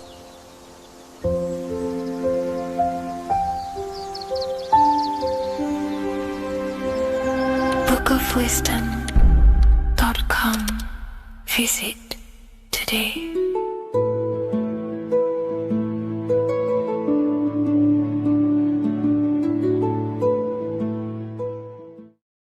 Watching pornography makes you see people as objects. It does a lot of psychological damage to the human mind. And if you truly want to progress in life, your spiritual journey, mastery, whatever it is, mastering your sexual urges is essential to become powerful, successful, and become the best version of yourself. And there are some occult practices that I used to help master this urge. They're not really techniques, they're more mindsets, which will definitely help you overcome your urges. So if you want to quit pornography today, this is the way forward that I used to create this version of myself. Before we go into the tactics, we must understand that whatever we do in darkness comes into light some way or another. If you watch pornography, you know you have a problem, you keep this to yourself. We all naturally do. These things are private, and what we do in our private time molds our subconscious mind, and we keep it away from people. But whatever we do in darkness always comes to light. If you're doing things you don't want others to see, such as watching pornography, it will come out through a subconscious force. It will come out in your eye contact. You won't really be able to make eye contact with the person you're attracted to. It comes out in your energy, your aura, your presence, your confidence. All of this plays a role in molding your consciousness. And especially women can pick this up so easily. Females are more subconscious, males are more conscious. Females speak indirectly, males should speak directly. If a woman is hungry, they will say, "I'm hungry." "Are you hungry?" But a male will say, "Let's go get some food." You have to see the underlying subconscious messages in women because they speak in more of a subconscious language. Men speak in a direct language. And maybe even men will pick this up. If you want to be taken seriously in the business world or your career, whatever it is, this is essential for your body language and your personal power. So you must master your sexual urges. Releasing your sexual energy, your sexual fluids, removes the life in your eyes. A lot of people get dark bags underneath their eyes. I used to have them years and years ago. My eyes were always half shut. There was no life in my eyes. But as you purify yourself, the life and the energy comes back into your glaring eyes. The first tactic on mastering your sexual urges is understanding that thoughts produce emotions. Whatever we think about inside of our mental body directly corresponds to what we feel in our emotional body. What we see here is a piece of alchemical artwork showing you the light of the mind shining down into the heart. This represents the mental body with the clouds. This represents the human heart, the emotional body of consciousness. What we think about, if we think about sex, or if we watch things that are stimulating to us on Instagram, TikTok, that thought goes into the mind and the feeling gets then produced in the heart and the body becomes aroused. What we think inside of our brain becomes emotional energy in our heart. As above, so below. And what becomes in our heart is what we take action on. We take action on emotion. Human action, human behavior pretty much comes down to what we feel. We only act on what we care about or what we love. If you love that feeling of watching pornography, that is the reason why you're taking the action. So keeping this in mind at all times is very important in your journey of self-mastery. What you think is what you feel, and what you feel is what you act upon. Remove stimulations that can possibly produce that thought of watching pornography. Unfollow the people. Purify your environment so these thoughts do not enter your mind. And if you do become stimulated, remember, thoughts produce emotions. Change your thoughts. Think about something else instantly. The more you think about it, the more you feel, and the easier it is to take action upon it. And the second tactic that I say to myself is that it's all mental. World, the universe, life is all mental. For example, unfortunately, my brother passed away recently. I've never gone through something like this in my life. It's tough. It's horrible. It's not nice losing a loved one. However, if I sit around and focus just on the negative side of that, yes, of course, I'm going to have my moments. But if I just sit there and focus on the negative, it will destroy my life. It will pull me down. The only thing that I can do to benefit from this situation is to become a better family person out of this. Become more loving. Spend more time with the people who mean a lot to you. You can always change and transmute the mindset of every situation in your reality. There's a famous saying I like to say, if you can change it, change it. But if you cannot change it, change the mental attitude towards it. Never just sit there focusing on the negative side of reality. This helped me with mastering myself watching pornography. It's all mental. You hold the power over the mind. And the next tactic is probably the best one ever. And I still use this today in everything in my life. Before I make any decision in life, I always say to myself, what is the effect of this cause? Is that effect going to push me towards who I want to be? Or is that effect going to pull me away of who I want to be and become and where I want to go in life? If the effect is not pushing me towards who I want to be, I will not take the action which is the cause. Consciousness cannot escape the law of cause and effect. It is an immutable, inchangeable law that is governing your consciousness and your mind. You have to keep this law in mind because it is the law that is creating and crystallizing your reality. Any decision you make, what is the effect of this cause? The law of cause and effect is a force that you cannot escape. So you have to work with this law and become conscious of the law. So before you do take the action, what is the effect? Is watching pornography going to push me towards who I want to be and where I want to go? If it's not, do not take the action. That's where willpower comes in. You can do little exercises for willpower, meditation for 30 minutes of not thinking. You can do rituals that strengthen the connection to your mind with your willpower. At the end of the day, the willpower is the most essential force in the consciousness. Another thing is remove any music that talks about it. Even the words will be producing thoughts in your mind. What you feed your consciousness is ultimately what you project back outwards. Don't listen to the rap music. Don't listen to any music that talks about it. Try and remove this from your environment. These tips that I've given you don't just work in quitting pornography. These work in every aspect of your life, and they will dramatically change your life if you become conscious of them and actively use your mind. Don't fall under the spell of becoming unconscious. Never act unconsciously. Never think unconsciously. Never feel unconsciously. Stay on top of your mind. Be the observing eye in your mind. Never fall unconscious. Of course, we all need to sleep, but I mean in the waking times. And this is why learning about yourself or consciousness is essential for every aspect of life. Business, your career, money, whatever it is. Whatever you're doing in your life comes down to understanding human consciousness. And that's why I wrote these books, so you understand yourself, so you gain your understanding of the functions of your own mind, body, emotions, and how you are creating reality. That's why I wrote the book of symbolism, because symbols are not just symbols. These symbols represent forces and aspects of the human psyche themselves, and they are veils, they are keys that help you remember and become conscious of what has fallen unconscious in your mind. We're simply just becoming conscious of what we are unconscious of and becoming conscious of them and using these powers. You want to take your life to the next level? Feel free to get the book of symbolism. I'll leave a link in the description. Take care, everyone. You don't just have a physical body. You have a physical, mental, spiritual, and emotional body. Each one of these aspects are a body of its own. Body does not just refer to a physical substance. You have a mental body for thinking.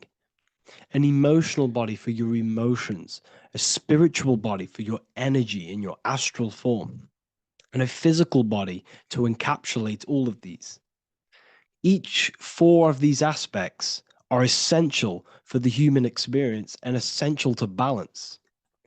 Now, today we're going to be syncing the four aspects of your consciousness with the four seasons and the four elements and how this ties into the Bible.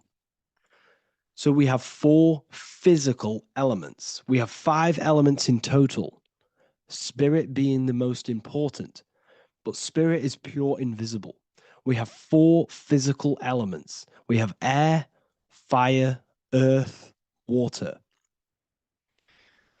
Air and earth, earth and water are feminine. Air and fire are masculine. Air and fire are active. Water and earth are passive. The air corresponds with the mental body of consciousness. This is where your intellect, this is where your communication, this is where your thoughts, intuition all comes from. This is the mental body of consciousness that allows you to think, allows you to process, figure things out, and have intellect and gain knowledge. This is your intellectual aspect of your consciousness, located in the head region. We have a fire nature, a spiritual nature. This is our astral body. Our astral body is all to do with the subconscious realms, the higher realms of consciousness. This is the body that allows us to be free from the physical body. Our spirit is more of our energy. Water is our emotional body. This is what allows us to feel things, that allows us to gain intuitive feelings of conscience. So emotion allows us to understand what is right and what is wrong. When we feel something bad, we know that this is wrong. When we feel something good, we know that we are doing good. Emotions are a creational force that allows us to feel certain things to bring them into existence. Our emotional body is a creational force and should not be reactive, and they should be controlled. Most actions are stemmed from emotions. Actions bring thought into physical existence. Emotions are the driving power. They are what drives your actions. The thought, then the emotion, then the action. Earth is your physical body. This is your physical state that allows you to take mind and emotion into action, into fruition, into physical matter. This is what your physical body allows your consciousness, your soul, to interact with the physical world and bring things into physical existence. The physical body, the physical world, is an outcome and an effect of the thinking mind. All physical substance comes from the thinking mind. The pen, the phone you're holding, the microphone I'm speaking into, all began as a thought in the thinking mind, then it was brought into physical reality. Earth is the most dense. So it goes in this order: body, emotions, spirit, mind. The higher you go up, the more lucid and fluidic it becomes. The lower you go down, the more dense and dull it becomes. Air is the mind, fire is the spirit, water is the emotion, earth is the physical body. So this is why you are a microcosm. You have these 4 things within you. You contain of these 4 elements, which correspond to the 4 bodies of your consciousness, the 4 bodies of the soul. You are the soul. You are the spirit. So this is why in Theologians 4:17 it says, "Caught up together with them in the clouds to meet the Lord in the air."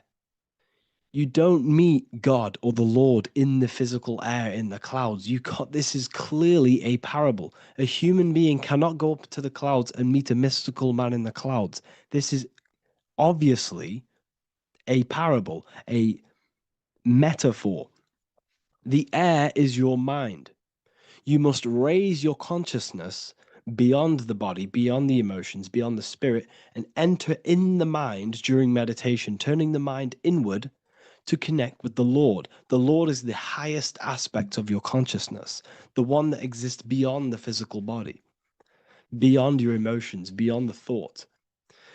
So you meet the Lord in the air, in the mind. The mind represents the air. This is why in America there's a saying called an airhead. You're an airhead. This means that you are stupid, or you don't think, or you have nothing in your mind. You have nothing in your head. When someone's very stupid, you call them an airhead, because air represents the mind. The air is elevated. The air is invisible. The mind is totally invisible to the human eyes. It is a metaphysical substance. In fact, it's not a substance at all. It's so fluidic, it's everywhere. The mind can be everywhere at all times. It can be anything. Nothing is impossible within the mind. Now, this is synced with the 4 seasons. The 4 seasons represent the 4 aspects of human consciousness, the 4 bodies of your consciousness, the 4 bodies of your soul. The sun is your soul. Okay, and the sun travels around 4 seasons. Summer, when the sun is the most hottest point. Autumn, when the sun starts to move away from the hottest point. Things start to die. Then it goes to winter. This is when everything dies. This is when things enter in within itself. This is when darkness occurs. Then spring. This is the reignition of the sun. This is when the sun starts to bring back the warmth back to the summer. You have 4 seasons, which correspond to the 4 bodies of consciousness. Fire is the spirit. This is when you are passionate. This is when you are taking action. This is when you are fiery. The sun is blazing. You're taking action. You're very passionate. You're very spirit. You're in the spirit. Autumn is water, emotion. This is when you start to become very reflecting. This is when you start to feel emotional, because in autumn there's lots of water. This represents the emotional body of consciousness. Winter is the mind. This is air. Winter, what happens in winter? Everything enters within itself. The leaves die, the trees die, everything dies and goes within. This is the mind. The mind is the darkness, remember. You close your eyes to enter within the mind.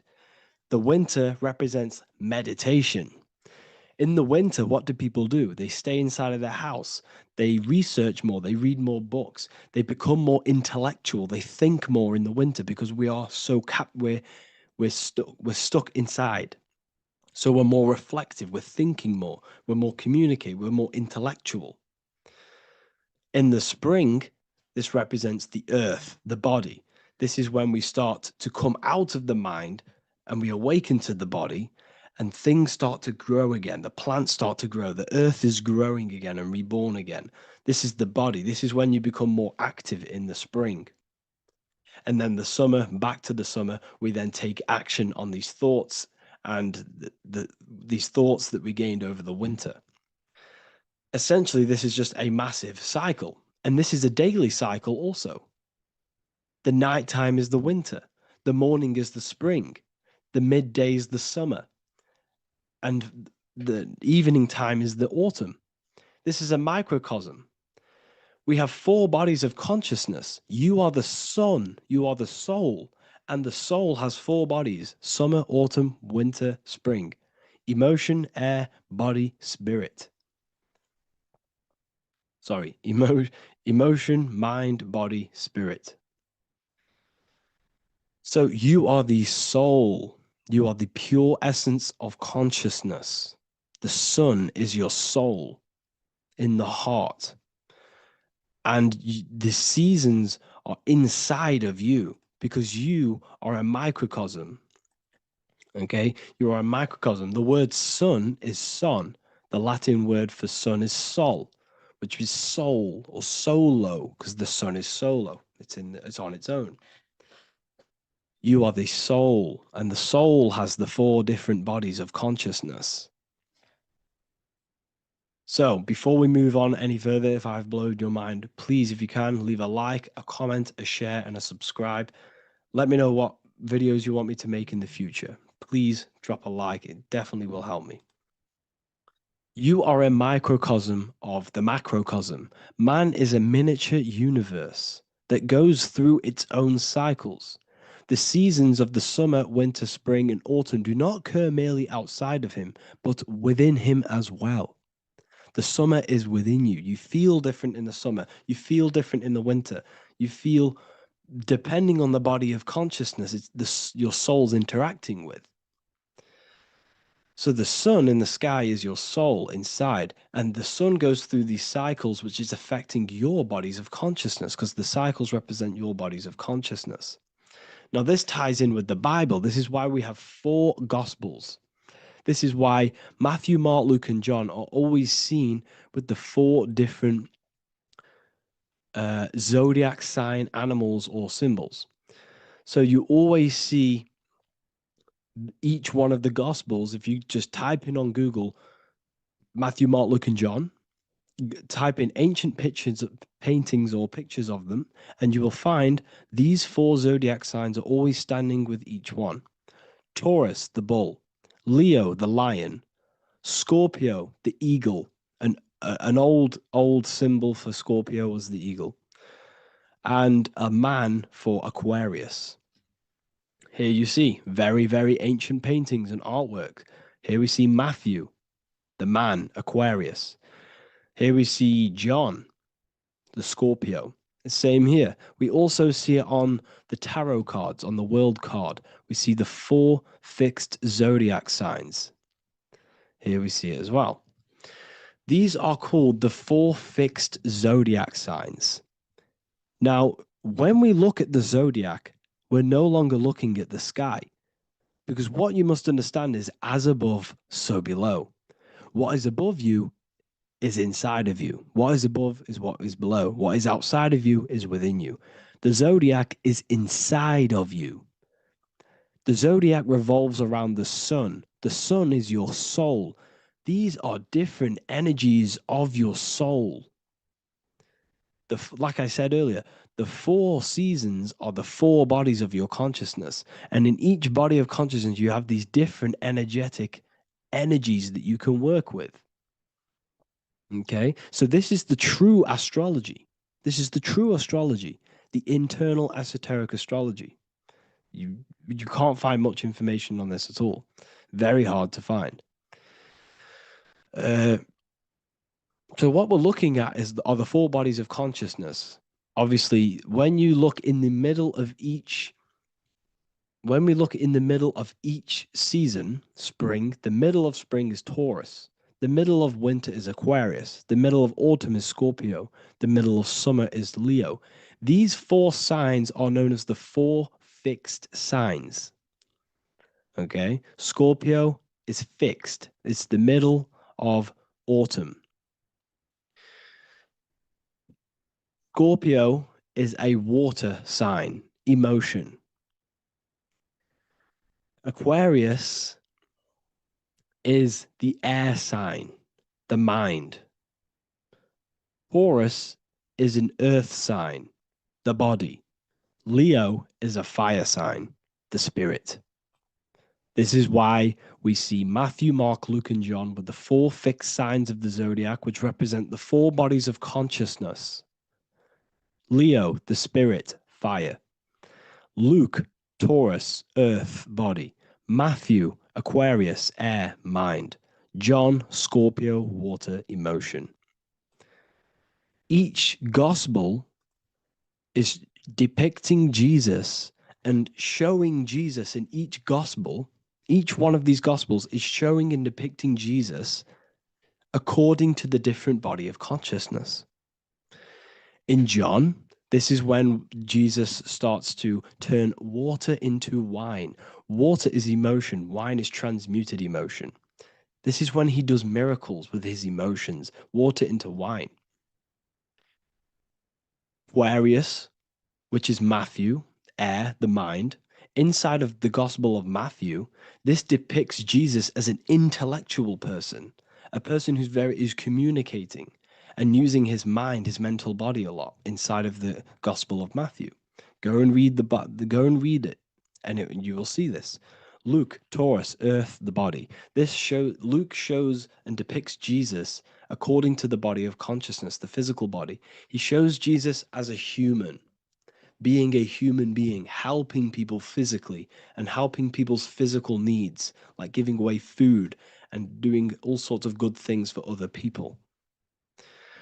Leo, Mark, inside of the Gospel of Mark, this shows Jesus as a spiritual teacher, a passionate person who is taking action. Each gospel is showing Jesus according to the different body of consciousness. And Jesus represents you, the Son. That's why it's called the Son of God, the light of the world. Jesus represents your soul, and your soul has these four gospels, the four bodies of consciousness, the four fixed signs, the four elements, and the four seasons. These things all correspond to your consciousness. So this is Leonardo da Vinci showing you the exact same thing. Jesus is the I am, the Son, the soul, in the middle, on his own. Luke, spring, earth, body. There are 3 people in each group. There are 4 groups, and there are 3 people in each group. 1, 2, 3. 1, 2, 3, 1, 2, 3, 1, 2, 3. Fall, winter, summer, spring. These are according to the 4 bodies of consciousness. Here we see Aries, which rules the head region. He's on the head of the table. Gemini, he's holding up the 2 hands because Gemini rules the 2 hands, the 2 arms. Gemini is the 2 twins, which is the 2 arms and 2 hands, and the 2 lungs. Here we see the beginning of summer, which is Cancer. You see the big knife here. Cancer, him here, this gray-haired guy, holding a knife for the crab. Cancer, they pinch. You have a knife, symbolizing the crab. Leo, the middle of summer, showing dominance. The sun is very dominant. He's got his elbow on the table, showing dominance. Virgo has no Adam's apple. Cancer here is pointing at this woman's neck, saying there's no Adam's apple. This is Virgo, the virgin, the only woman. Jesus, the sun. This is Libra, the balancing. He's holding his arms out balanced, showing the balancing of the sun, because when the sun enters Libra, the sun is balanced between winter and summer. So it's balanced.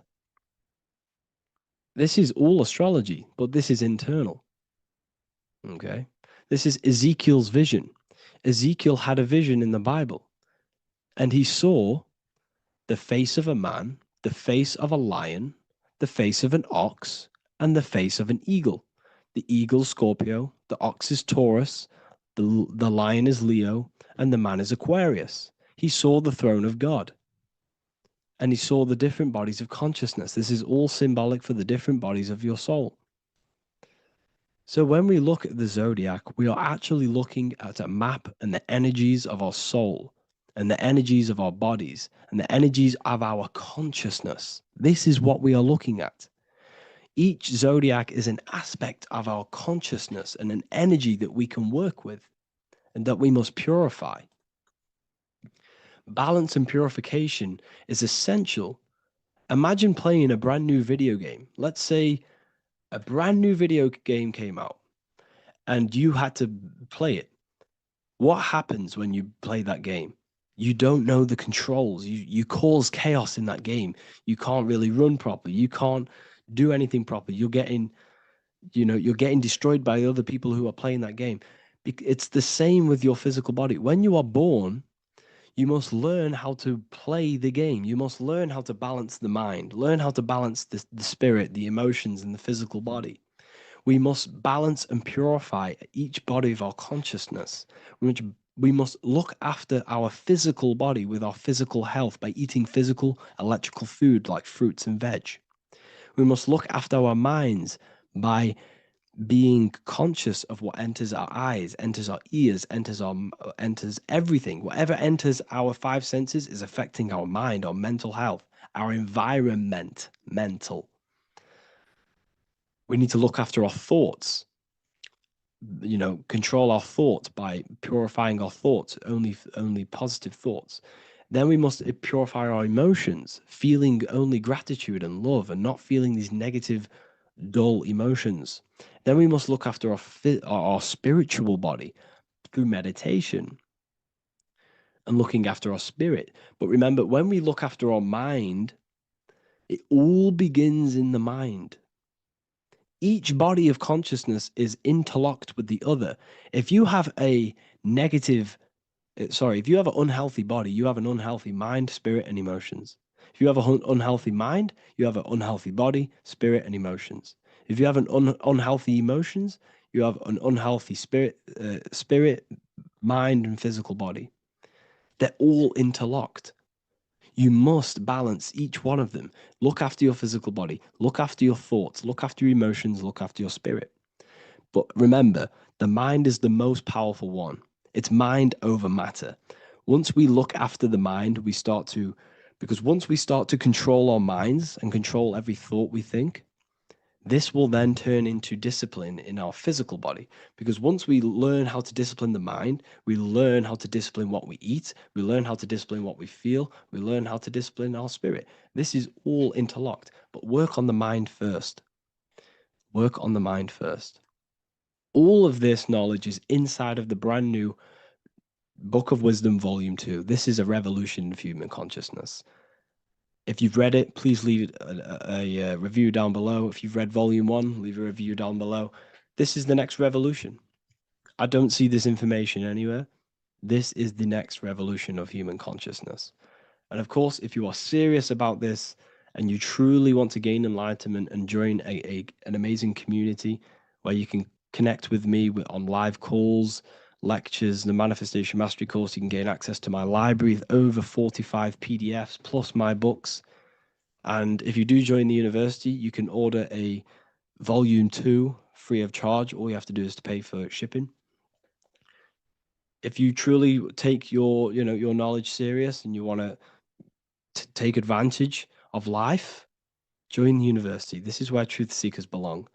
Just want to say thank you all. Please leave a comment.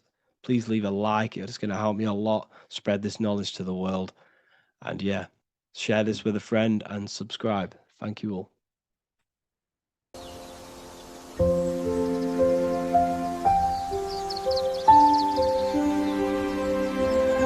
bookofwisdom.com. Visit today.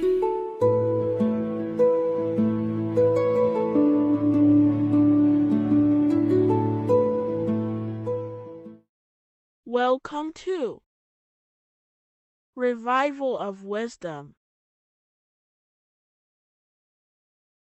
What is good, people? Is Revival of Wisdom. We're back with another video. Today we're going to be talking about the importance of Saturn and the occult. Let's jump straight into this. So Saturn is the god of the earth, right? It's the time of God, change, destruction, physical matter. He creates and destroys, because the energy of Saturn is the key to crystallization.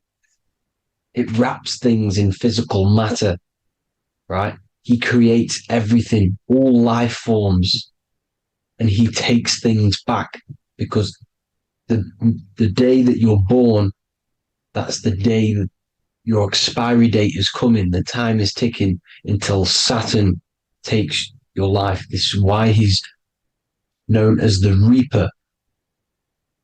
Okay? As he's personified as eating his child here in this ancient Roman painting. As you can see, he's eating the child. We are all children of Saturn, right? He creates physical matter, our physical bodies, right? He's the god of time because he's the slowest moving celestial body. He's the Lord of the Rings, as you can see here. He's the last one on the ring. He's the slowest one moving, okay? So he is the Lord of time, destruction and creation, okay? This is why his name is Saturn, Satan. He's the devil, Okay, but I'm not saying Saturn's evil, guys. It's a part of life. Everything lives and dies, right? He's the key to crystallization. Now, as we have the clock here, our god Saturn, or Chronos in Greek, just means time. He's also the god of time, as I've already said. 60 seconds in a minute, 60 minutes in an hour, 24 hours in a day. Add 2 plus 4 equals 6. 60 seconds, 60 minutes, 2 plus 4 equals 6. That's 666. Okay? And as you see on the clock, 6 take away 12 equals 6. 7 take away 1 equals 6. 9 take away 3 equals 6. 6 is the number of Saturn. It's associated with Saturn, right? He's the god of time, of justice. Everything goes back to the Reaper in the end. Everything lives and dies. Now, the artwork of him, he's always got the Reaper staff. You see, it's personifying death. Now, when you see this, the Romans were not saying Saturn was a real person, a real god in human form. No, this is personification. This is what the ancients always did. They personified, just like the Bible. It's all personification. So the personifying Saturn eating its children because it eats, it's the Reaper. No one can escape the Reaper. No one can escape death. Now, Saturn is 666, which is in the Bible, the number of the beast, right? The number of the beast, Satan, 666, right? So on the North Pole of Saturn, you have a hexagon which makes a cube, right? Now this hexagon, when you join up all the corners, creates the 6-pointed star known as the Star of David, right? In the Jewish religion. Now, as you can see, the 6-pointed star has 6 points, 6 mini triangles, and a 6-sided hexagon. That makes 666. And also, your Saturday is named after Saturn, the 6th planet, the 6th day of the week, and has a 6-sided polygon in its north pole. That's also 666. Now, this Star of David, this symbol goes back thousands of years, and it originates from Saturn. It's not the Star of David, right? It originates from Saturn. It symbolizes the physical and spiritual aspect combined into one, which makes us humans, right? Also symbolizes the male and female combined into one. These two sacred energies create the human. We consist of both male and female energy, also known as the Seal of Solomon. And we all know if Solomon was a real person, he talks about communicating with 72 demons. He could apparently, in the text, he could communicate with 72 demons, and this is sorcery. This is black magic. Now, this symbol is associated with hexing people. When you place a hex on someone, that is a form of witchcraft, which a hex is just a curse. When you're cursing someone, this is black magic.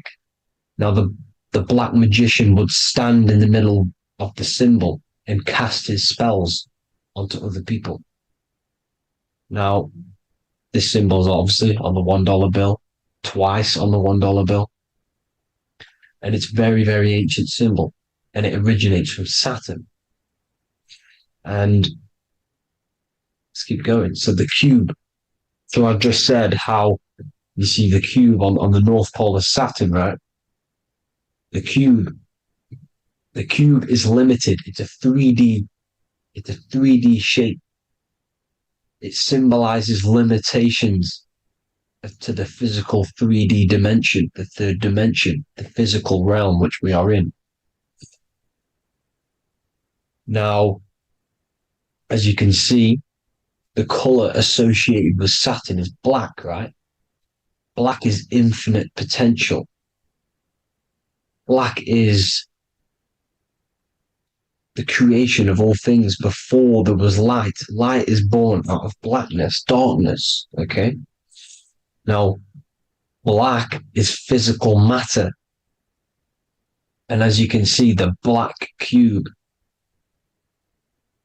black symbolizing physical matter, the cube being limited, as the physical realm that we are in is limited. It's not like the fourth dimension where everything can exist in a thought. The third dimension is limited, right? And this is what Saturn is. It limits you to the 3D 666. Your body limits you to your physical body. Now these black cubes are placed everywhere, as you can see: Australia, Denmark, Manhattan. There's one in New York. As you can see, the Apple have a cube. The Nintendo GameCube, Trump Tower is a black cube. This is worshipping the energy of Saturn, the god Saturn. Okay, it's not a god; it's a celestial energy. However, it rules over Earth because it pretty much created the physical realm. Now, as you see, when you go to a funeral, you wear black, a black suit symbolizing Saturn, which is the color associated, black. And as you see in Mecca, they walk around the black cube in rings. As you can see here, they're stood around in rings, like the Saturn, the rings of Saturn. The Mercedes symbol. You probably wouldn't notice that, but yes, it's Saturn. And when you graduate from university, you wear a black cube on your head. This is all symbolizing Saturn. Okay. Now, as you can see, the Jews here have a black cube on their third eye whilst they pray. Notice how he's shutting his eyes into blackness, darkness, and he's wrapped around a black strap around his arm. This is symbolizing the wrapping of physical matter, of how physical matter wraps things into existence. And as we all know, the Star of David is a Jewish symbol. So he has the black cube and the Star of David, right? So all of these religions are secretly worshipping Saturn. Okay, this is all Saturn worship, Kronos, the god of time and destruction, the physical reality. Now, as you can see, it's symbolized everywhere in all major corporations. Pepsi, internet, that's obvious. NASA, of course, NASA. NASA means to deceive in Hebrew. Universal, Walkers, that one's so obvious. Nike, Toyota. So many different ways they symbolize it. You either see the rings of Saturn or the black cube, as I just showed you here, the Nintendo and the Mercedes, right? It's absolutely everywhere. Now, they also use 666 to symbolize it, as I've just broken it down to you. 666, the World Economic Forum. We all know how they're trying to enslave us into this new world agenda. Google Chrome, CERN, Disney, Coca-Cola, Cadbury's, all of these have 666. Now, every UPS barcode has 666. And even www. Is Hebrew for 666, as you can see here. Monster. It's the same Hebrew letter that means 666. Drake, 6 God. That's his God, Saturn. Why? Because they love physical realm. They love the physical dimension, the third dimension. Because they can rule here through riches. They can build an empire here. It's not like the fourth dimension. They don't want to ascend. They want to stay down here in the physical realm. Okay? Now, this is why they're cloning. They can move their consciousness into other clones to live forever.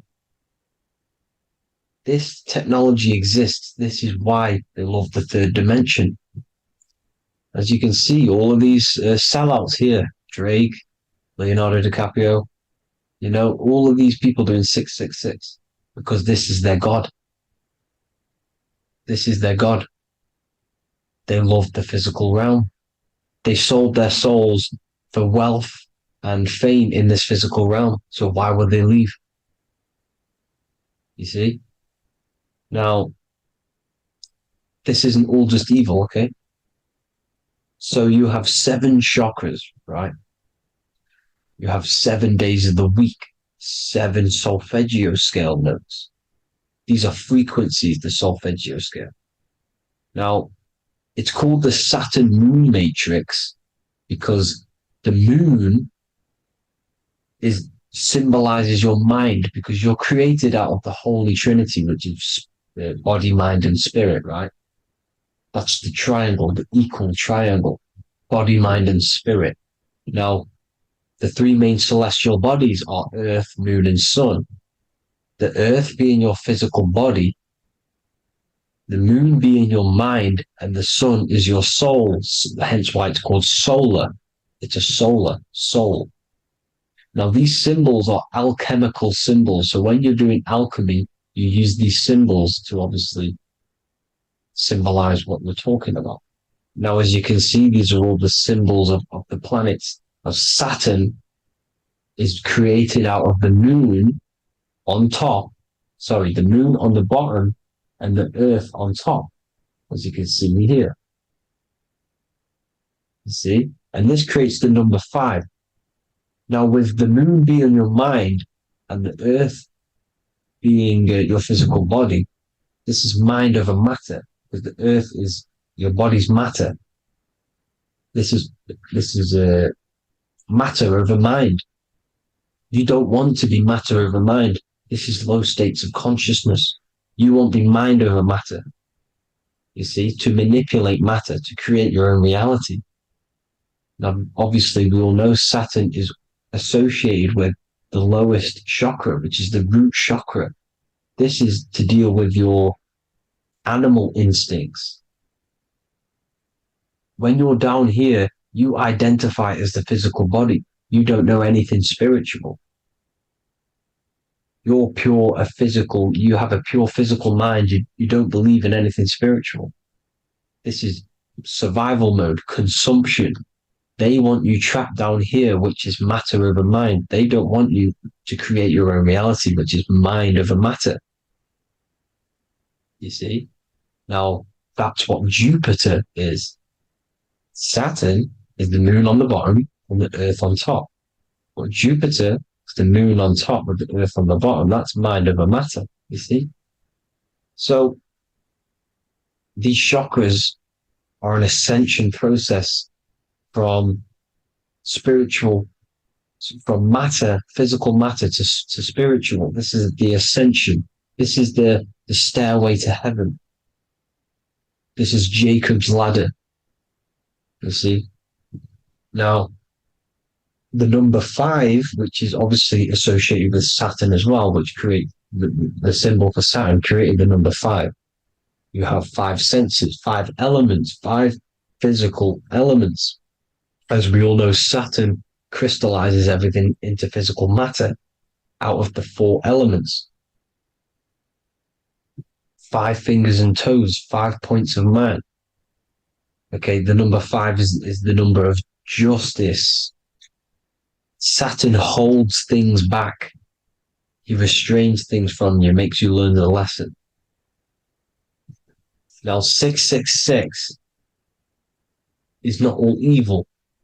666 is the atomic structure of the carbon atom. 6 protons, 6 electrons, 6 neutrons, right? We are carbon-based life forms. All life forms are based on the bonding properties of the element carbon. Because Saturn crystallizes everything into physical matter. Now, the Masons symbolize this with the checkered boards. They have the black square, which is obviously matter. As I just said, the black cube. And spirit is the white square. Because white is eternal light. White and light. You see? Black is physical matter. Now, this is what we are. The point of our soul is to transmute from matter to spirit, but these are interchangeable. This is the constant cycle between spirit and matter, spirit and matter. High vibrational matter turns into spirit. Low vibrational spirit turns into physical matter.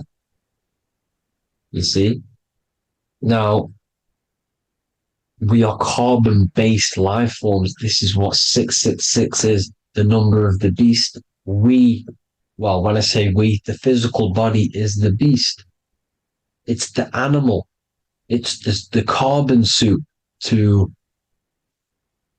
operate in this physical dimension, in this physical realm. See? It's the vehicle used to operate in this physical realm. But your mind isn't from this physical realm, you see? The brain is the physical manifestation of the soul. Okay? So, as you can see here, the spine is an extension of the brain. Everything goes back to the brain. This is literally what your physical body is. You see, this is the nervous system, and everything reports back to the brain, and everything's controlled from this control center. And this spinal column, at the top of the spinal column, is your third eye, which is known as the pineal gland. And this is the seat of consciousness. It's the center of consciousness. That is your true self, pure consciousness. This body is just a physical body. This body is mortal. This body runs out, but your consciousness lives forever. They don't want you knowing this. This is why they keep you down here in your lower chakra. They want you to believe everything is just physical. They don't want you to believe in the spiritual side of reality. Because this way they can manipulate you, right? They want you matter over mind because they know your mind creates reality. They know your mind is the root cause of reality. You manifest your own reality from the inside out. So this is why they control your perception of reality. They control your information in order to manifest their new world order. You, who are ignorant to knowledge and wisdom, you who are ignorant are manifesting their agenda because you accept their information and their perception of this reality. Now, this is why they tell you the globe model, the heliocentric model, to trap you into physical matter. Now, if you understood about this true form of this realm, you'd understand that there's a spiritual side behind everything. The spiritual side, something has to exist. The root cause of reality is higher planes of existence. It happens in the mind before it happens on the physical plane. You see? They don't want you knowing this. They want you matter over mind, which is the symbol for Saturn. Moon over Earth. The Holy Trinity.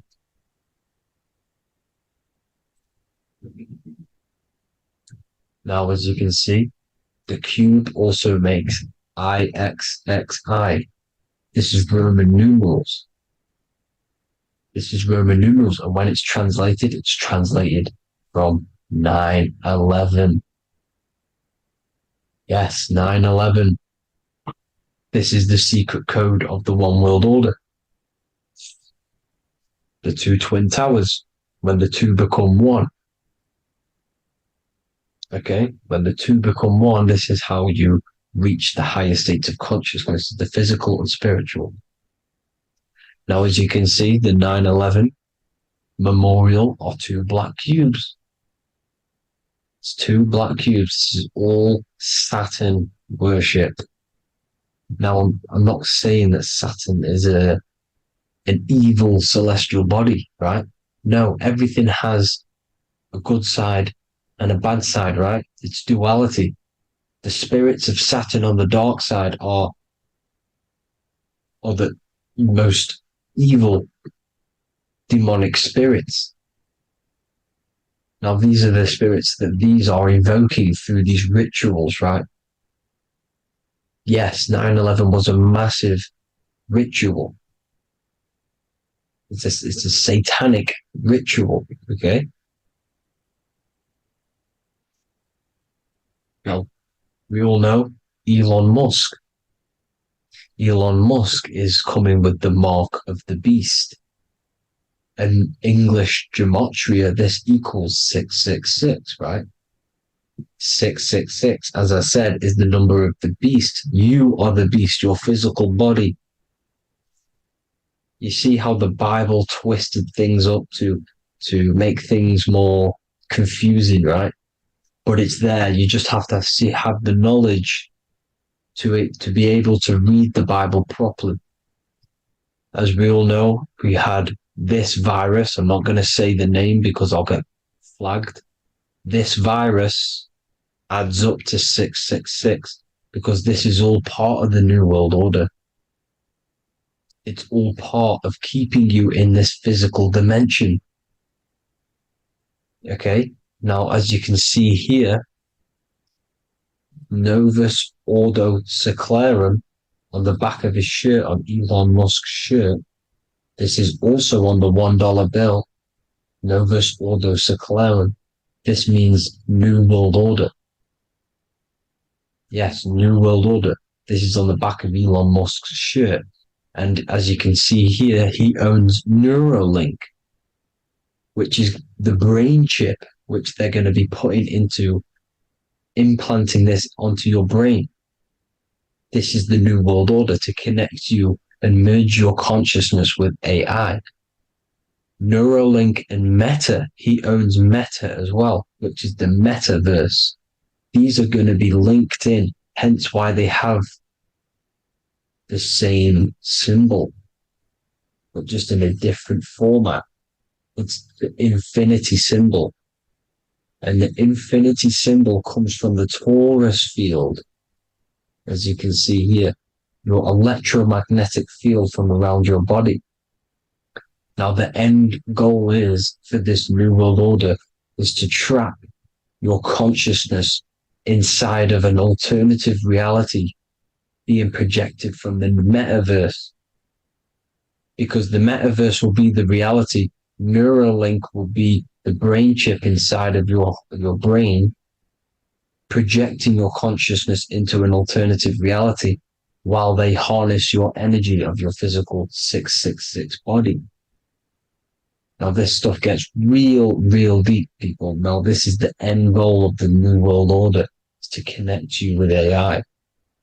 This is why they're trapping you and keeping you in these lower states of consciousness in the Saturn-associated root chakra, so you don't find out about the spiritual side of reality. Because if you knew the truth of this reality, you wouldn't connect to AI. You see, you have the power within you to travel to other worlds, the astral plane, for example. You travel to different worlds when you are sleeping. Okay? They want you to know it's just a dream. However, their end goal is to trap your consciousness and feed off your energy, spiritually and physically. Okay? I don't know why these people are just pure evil. As I said, evil love bondage. They love the physical dimension. They don't want to ascend to other realms. These evil love the third dimension. This is why evil spirits will inhabit bodies, exorcisms, because they miss being in the physical realm. They miss it. Evil love bondage. So this is why they're cloning and putting their consciousness in clones to stay in this third dimension, to stay as further away from the source as possible. Okay? This is why they're doing it. And this is how it's all linked in. So I hope you all enjoyed this video. Hope you gained some wisdom. Please feel free to join the Telegram. And please leave a like and a subscribe. Thank you all, people. God bless.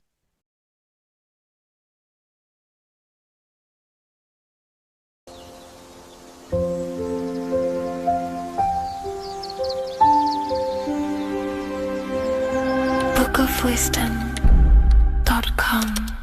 Visit today.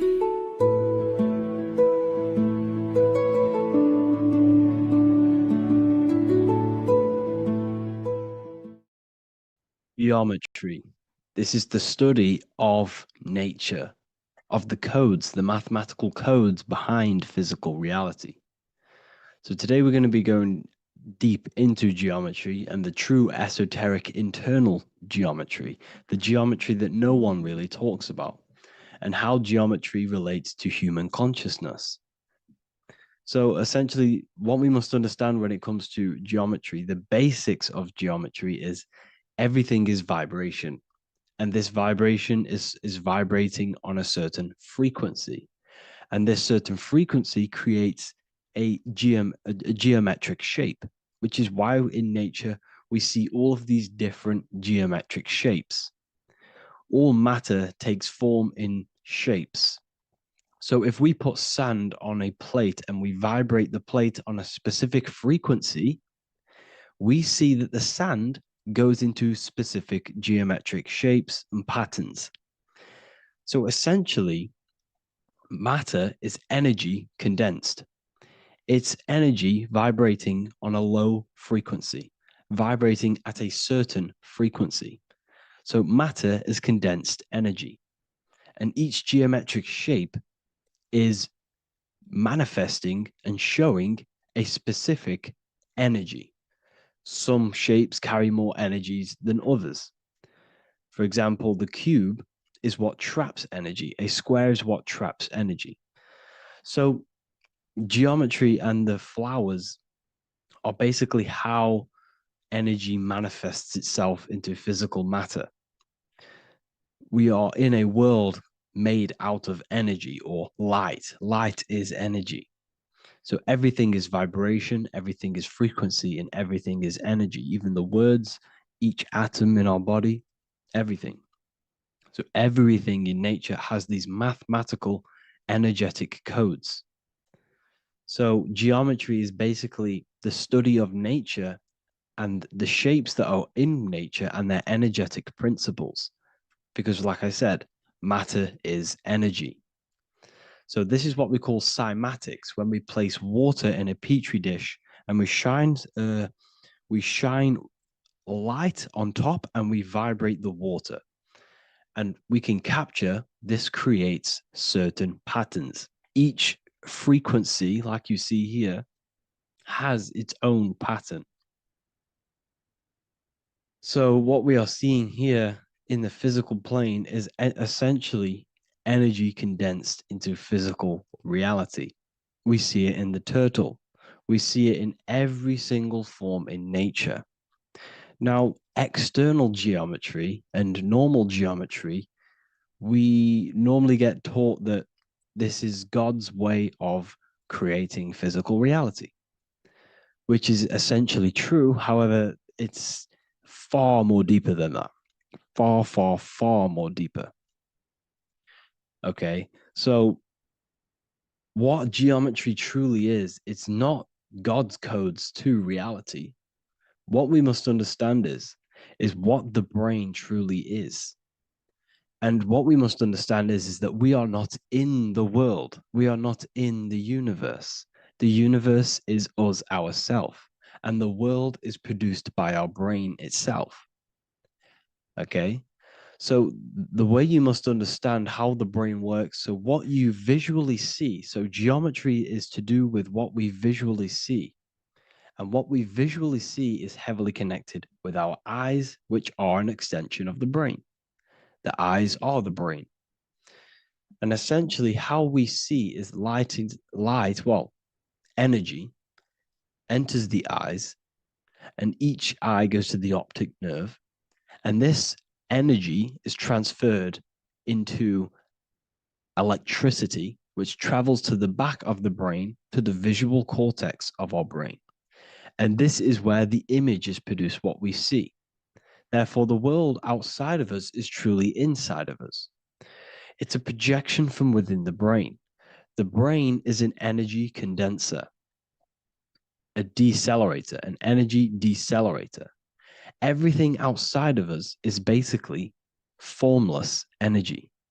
It is formless energy vibrating at a certain frequency. So what the brain is, it's sucking in this energy, this light, and turning that frequency, that code, that light code, into a physical reality. It's condensing the energy and turning it into a visual image inside of the brain. Therefore, everything outside of you is not what it looks like. Everything outside of you is basically energy, infinite energy. And our brain is condensing this into a physical reality and projecting it outwardly, which you experience your visual field. Okay? And the ancients knew this. So this is basically called the sigil of Lucifer. Lucifer is known as the light bringer. Lucifer in Latin means to bring the light. This is the sigil of Lucifer, which shows the visual field and the brain. We also see this in the Google Play symbol.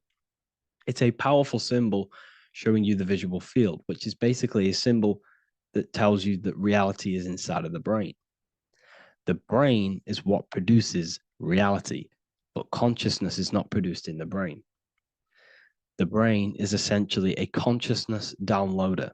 It's a computer, and it's a reality simulator. The body is a simulation of physical reality. You are inside of the body experiencing the body simulation. The body produces this reality. It's a piece of technology. So Lucifer is to bring the light. Lucifer is the light being produced in our brains. Okay? So this is why they say Lucifer can tempt you. Lucifer can be the devil because it represents physicality. It represents the false light. Lucifer can trick you because it represents the physical world can trick who you truly are. So now that you understand how the brain is basically an energy decelerator and it creates and simulates a reality to your consciousness, you are no longer a person in a universe. You are the universe itself experiencing itself. Therefore, geometry is heavily linked in with the brain. Geometry is essentially how your brain and how your eyes decode energy. So what you are seeing is the mathematical codes of your brain creating reality. So what they teach you is the external is that geometry is God's way of creating this world, and these are the mathematical codes God's created. But now I'm telling you the internal. This is the truth. Geometry is how your brain mathematically condenses energy and light into a physical reality. So therefore, your brain is a computer program. So now geometry is nothing outside of you. Geometry is not something created by something else. It's created by your brain. Your brain produces these patterns through mathematical codes by breaking down energy into physical reality. And this is why you see geometry in everything around you. This completely changes your view on geometry. It's in your ear, it's in your face, it's in everything. Geometry is everything. Okay? So now that you understand this, now, as we were talking about the visual field earlier, the ancients knew about this. The ancient Egyptians knew about this. We can see this symbolism inside of the casket, the Egyptian casket. See, this crossover represents the visual field. This represents the back of the brain. This is the left hemisphere, the right hemisphere. And now some of the most simplest teachings in geometry is that straight lines are masculine and curved lines are feminine. And we even see this in the human body. The feminine human body is curvy and the masculine human body is liney. And even with the genital reproductive area, We have a line and a curve, 0 and 1, the binary code of all creation, 0 and 1, because that's basically all that exists. Nothingness and 1, nothingness and God, nothingness and consciousness. That's all that exists. Now that I've told you that, the basics of geometry and the line and the curve and the feminine and the masculine, what do we have here? You see this stick here? This is a curve. And what's the right hemisphere? The right hemisphere is the feminine, the feminine energy, the feminine aspect of our brain. Then we have a straight line. This is straight lines. Now this represents the left brain. So the Egyptians are showing you the left masculine brain and the right feminine brain because of the curve and the straight line. And this is the visual field, the crossover. So there's a crossover in the brain. The left eye is connected to the right brain. The right eye is connected to the left brain. Okay, so the left eye is connected to the right brain. The right eye is connected to the left brain. The solar and the lunar. So, like I said, everything outside of you is basically energy. Your body is basically a holographic avatar, condensed energy produced by your brain. There's nothing actually outside of you. Your 5 senses are electrical threads of light. And when you touch something, this is basically electrical signals in your nervous system, which are reporting back to the brain. Therefore, what you touch is actually, you're not touching. The feeling that you feel when you touch something is not the true feeling. That's your nervous system you're feeling. You're feeling your nervous system in the brain. It's electrical signals to your brain. So the 5 senses do not decode, well,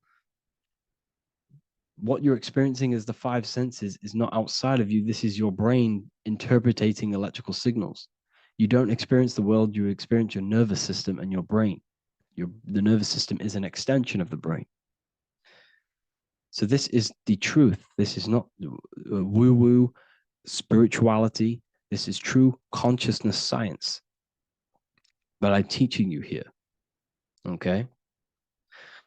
So nothing is truly outside of you. It is a universe. You yourself are the universe, the fabric of the universe itself. The only thing that exists outside of you is essentially energy. That is it. And your body and your brain condenses this energy into reality. So when we look into architecture, why is architecture, the ancient architecture, so important? Because what did I tell you at the beginning? Shapes and physical matter is condensed energy. Each shape holds specific energy. Some shapes hold more energy, emit more energy. Some shapes condense energy. Some shapes transfer energy. Each shape, each geometric shape has an energetic principle because matter is essentially energy. So when we look into cathedrals and the ancient buildings, they were filled with geometric patterns, geometric shapes, because they understood the energy principle.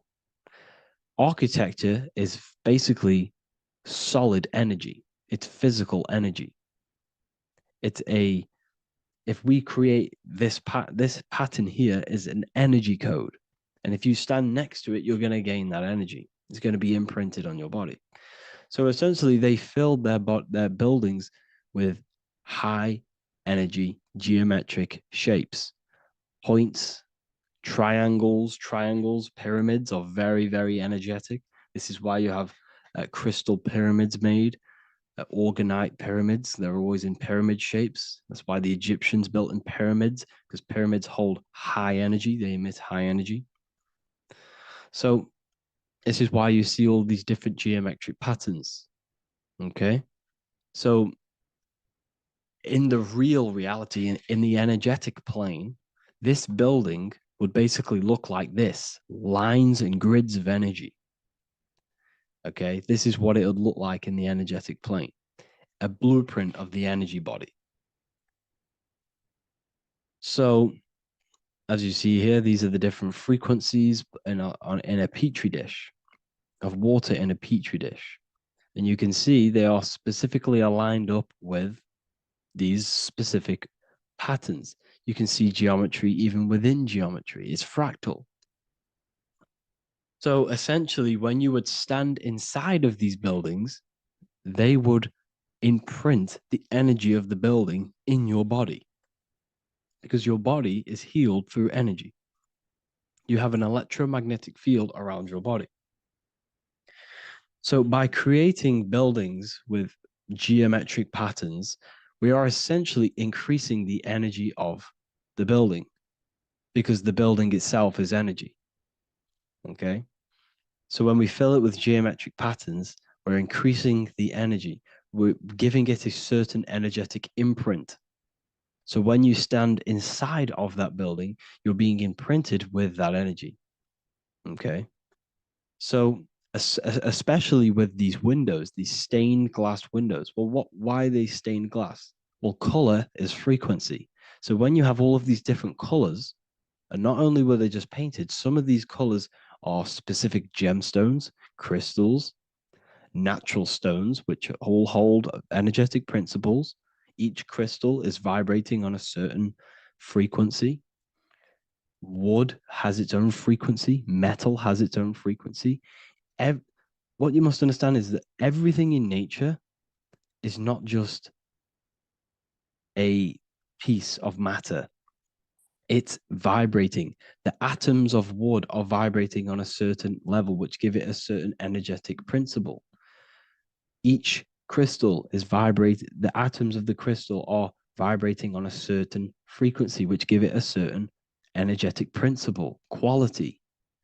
So each thing, this is why the ancients were obsessed with natural stones, natural things, crystals, natural metals, and they wore different metals, different things like copper on their bodies because they understood the atoms of these natural things are vibrating, which give certain qualities to you if you wear them. So you're not wearing it, you're basically putting that frequency onto your body because they understood this is energy. If I put copper on my body, I'm not putting copper on the body. I'm putting the frequency and the energy of the atoms onto my skin. And that frequency of them atoms are going to vibrate my skin, that frequency, and heal my body. So this is why this is so important. So each building is an energetic code. Okay. So when you stand in these buildings, it can heal your body. This is why when people walk into these ancient churches, they feel like they've met God. They feel a certain way. They feel so amazing when they enter these churches. They feel holy, for example. It's not because God's there. It's not because these man in the sky dwells in these holy places. It's because the energy of these buildings affect our consciousness. They increase your energy. They raise your vibration. They heal your body. They heal your cells. They imprint the water in your body, especially with these stained glass windows. Like I went a bit on a tangent there, but these stained glass windows were encoded. Well, they use different gemstones, different lights, different colors. And when the sun would shine through this window, well, what's the sun? The sun is light. Light is energy. The sun's light would go through this filter of the window of the crystals and the different gemstones and the different colors, and the sun's light would be encoded, imprinted with these crystals, with these colors and these natural glasses, which have healing energetic principles. And when you are inside that building, the sun's encoded energy of the window would be imprinted into your body, into your energy field, and it will heal your energy field, and it would heal your body, your cells on a cellular level. Because your body is what? 60 to 70 to 80, some people say 80% water. And water is encoded with vibration. If you say certain things into water, it gives it a specific geometric pattern, like I broke down in the beginning. If you say love to a water and then freeze it, it will go to this. If you say hate, it will go to a distorted pattern. So when you are in these buildings, you're being imprinted by the energetic codes of these buildings, the energetic principles of the windows, of the structure itself. The ancients never used to build in squares. Their buildings, their insides were never square rooms because they understood squares trap energy. They always had pointed roofs so energy can escape. So there's many little things that we need to look into geometry. For example, when you see magicians, when you look at ancient magic, why do they stand in circles with different geometric patterns? They use different geometric shapes. Why? Because shapes are energy. They hold specific energy. So when the magician stands in a circle with a pentacle, they're working with the energy of that pentacle. You can work with different energies based upon the different geometric shapes that you draw. And you can use this in your structure, in your architecture, in your work, and it can influence everything. So this is the true geometry. I hope you gained a deeper understanding on geometry and how it relates with you and your consciousness. Like I said earlier, your brain produces geometry. It's basically how your brain decodes energy. It's not God, how God creates this reality. And no, you're in this reality. You are the reality itself. Your body produces the reality. Therefore, geometry is one with you. So therefore, if I play with the geometry of the buildings, for example, like the government have, everything's in squares. If you look outside, everything's a square, everything's a rectangle. You go to a city, every window is a rectangle, every building is a rectangle. You live in a box room, everything is boxed and squared off in this reality, in this modern society. Why? Because they're trapping energy. The cube is the most simple geometric shape, which basically condenses energy and it traps energy. And if you subconsciously see squares all the time, your phone's a square, your TV screen, everything's a square, your keyboard, your desk. Go and look at the ancients. They never used to build in squares and cubes. And if you go into nature, you'll never see squares and cubes. Nature doesn't create squares and cubes. Everything in the modern society is squares and cubes to simple your consciousness down, to dumb your brain down. So the ancients built very, very complex structures. Why? Because they understood what we see affects our brains, because our brains decodes reality and creates reality. If you see a sophisticated building, this is going to give you a sophisticated mind and raise your IQ levels over time, subconsciously. I'm not saying if you look at this building, you're going to become smart. I'm saying if every single building in your environment, ment is mind, mental, every single building in your environment was this complex and complicated, it would increase your IQ on a subconscious level.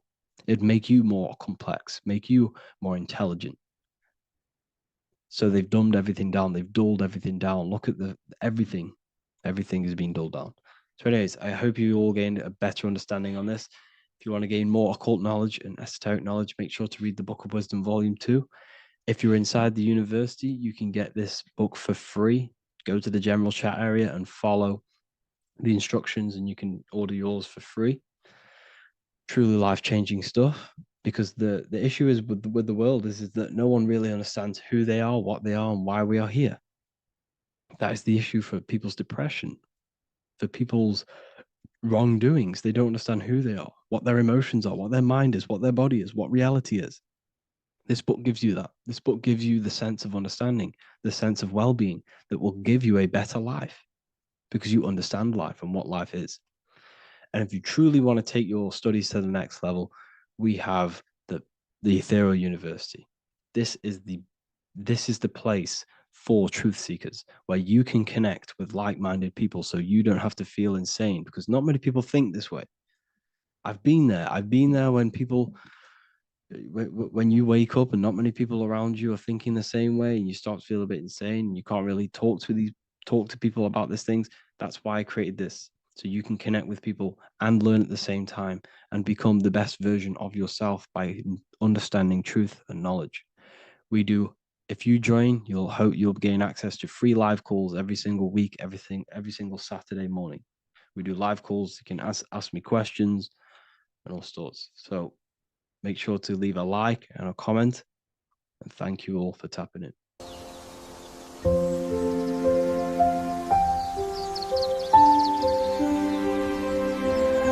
bookofwisdom.com.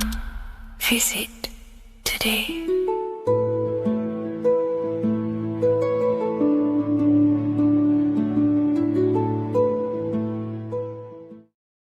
Hello, Seeker. Welcome to Revival of Symbolism, a channel devoted to the language of esoteric symbolism, guiding you to discover yourself and expand your consciousness into deeper realms of thought.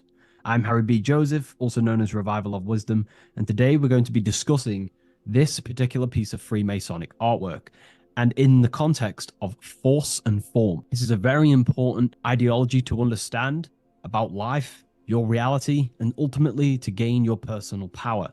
So if you want to gain your personal power, you have to understand force and form, which is one of the most basic understandings and teachings within the occult schools of thought. So if we look at this piece of artwork that we have here on this Freemasonic drawing or painting, whichever it is, we see in this context force and form. Now, there is a lot going on in this piece of symbolism. There's so much more than just force and form. However, in this video, we're just going to be breaking down the force and form aspects so you can gain an understanding. Here at the very top, we have light rays. This represents force. Here below, you have the physical manifested plane, form, force and form. All creation is force and form. It is the interplay of force and form. Force is the invisible energy that moves, and form is the pattern that contains and directs that movement. Force without form is chaos. Form without force is lifeless. So without any force, there would be no movement or manifestation. Without form, there would just be chaotic forces within the universe. So force and form are the opposites in duality, force and form, okay? So without any force, which is your spiritual life force, your consciousness, which is force, your body wouldn't even exist, because your body is the formation of the spiritual forces. Your life is a creation of your forces, such as thought, emotion, imagination, desire. We're going to be breaking that down in detail so you can use these forces in your life, okay? So we have light rays here. This is a force. This is light emanations coming down from above into the world of form. We have to understand, no physical action on the physical plane, there is no force. All force takes place within the astral and etheric realm. So that's what we must understand. Force takes place in a higher dimension. What you see in the material realm is the formation of that force. So every movement in the material is made manifest through the invisible forces. When you take an action, there is a reason why you are moving the body. And for me, for example, I've written the new book of symbolism, and it's out November 17th. The force that driven me to build that, to take the actions to build that, is a force, and that is an emotion or a desire. So that we all have a desire, which is the force that moves us. And that desire is not a chemical reaction within your nervous system. That desire is, in essence, a spiritual force that takes place within the astral plane. So we have mental, we have the mental plane. Below you have the astral plane. Below that you have the etheric plane. And then below that you have the physical plane. All creation begins in the mental plane, what we think about. But then if we have a desire about a specific thought, we have a specific emotion towards a specific thought, such as, I don't know, making money. We all have a desire to make money, right? That desire then focuses down the mind, because you can think any thoughts you wish, but if you do not have a desire or an emotion towards it, the mind will not be narrowed down to one specific thought. So then that thought has an emotion or desire behind it, which then manifests itself. The thought descends into an astral form. The thought takes the body of an astral desire or imagination. That imagination and desire feeds the human heart. That human heart feeds the force through the physical brain, through the nervous system, and then allows the body to take physical actions. So each one of us has forces. So it's very, very important that these forces, such as desires, are not random and they are controlled. Because if you desire many different things, you are uncontrolled, you will have many issues in your life. You will have, if you have uncontrolled desires of lust, uncontrolled desires of vanity, uncontrolled desires of low pleasurable things of the flesh, your desire will not be controlled. Therefore, your force is scattered. So in order to gain self-mastery and to get what you want out of your reality, you have to control your desires, your force. So you have force and form. This is why down here you have people taking physical actions. You have, people running around taking action. And up here you have the forces. So it is the astral forces that is in constant rotation and interplay with the physical material realm, force and form. Force originates in the higher planes of consciousness and descends through the mental and astral into the physical. Within the mental plane, force takes the shape of thought. Thought is the first outline of form, the archetype that gives structure to creative currents. When one conceives an idea, the pure spiritual energy flowing through the consciousness becomes clothed in mental matter. This mental form is the mold through which all subsequent energies must pass. It defines the direction of movement and determines the quality of the outcome. Within the astral plane, the same force becomes emotion, desire, and vitality. Here, the mental pattern receives life. The astral body, being composed of the substance of feeling and magnetism, fills the thought form with motion and color. Force in the astral plane is dynamic, fluid, and responsive to rhythms of desire. If desire is pure and unified, it directs energy faithfully into the form conceived by the mind. If desire is scattered or conflicted, the astral force distorts the form, producing confused results in the physical world, confused actions, chaotic actions, if you do not have your desires and your heart under control and your emotions under control. Thus, the quality of one's emotional life determines how effectively forces passes through the pattern of thought. So the emotional quality of life, of your life, is determining your actions, because we all take action on what we care about, on the force that is driving us.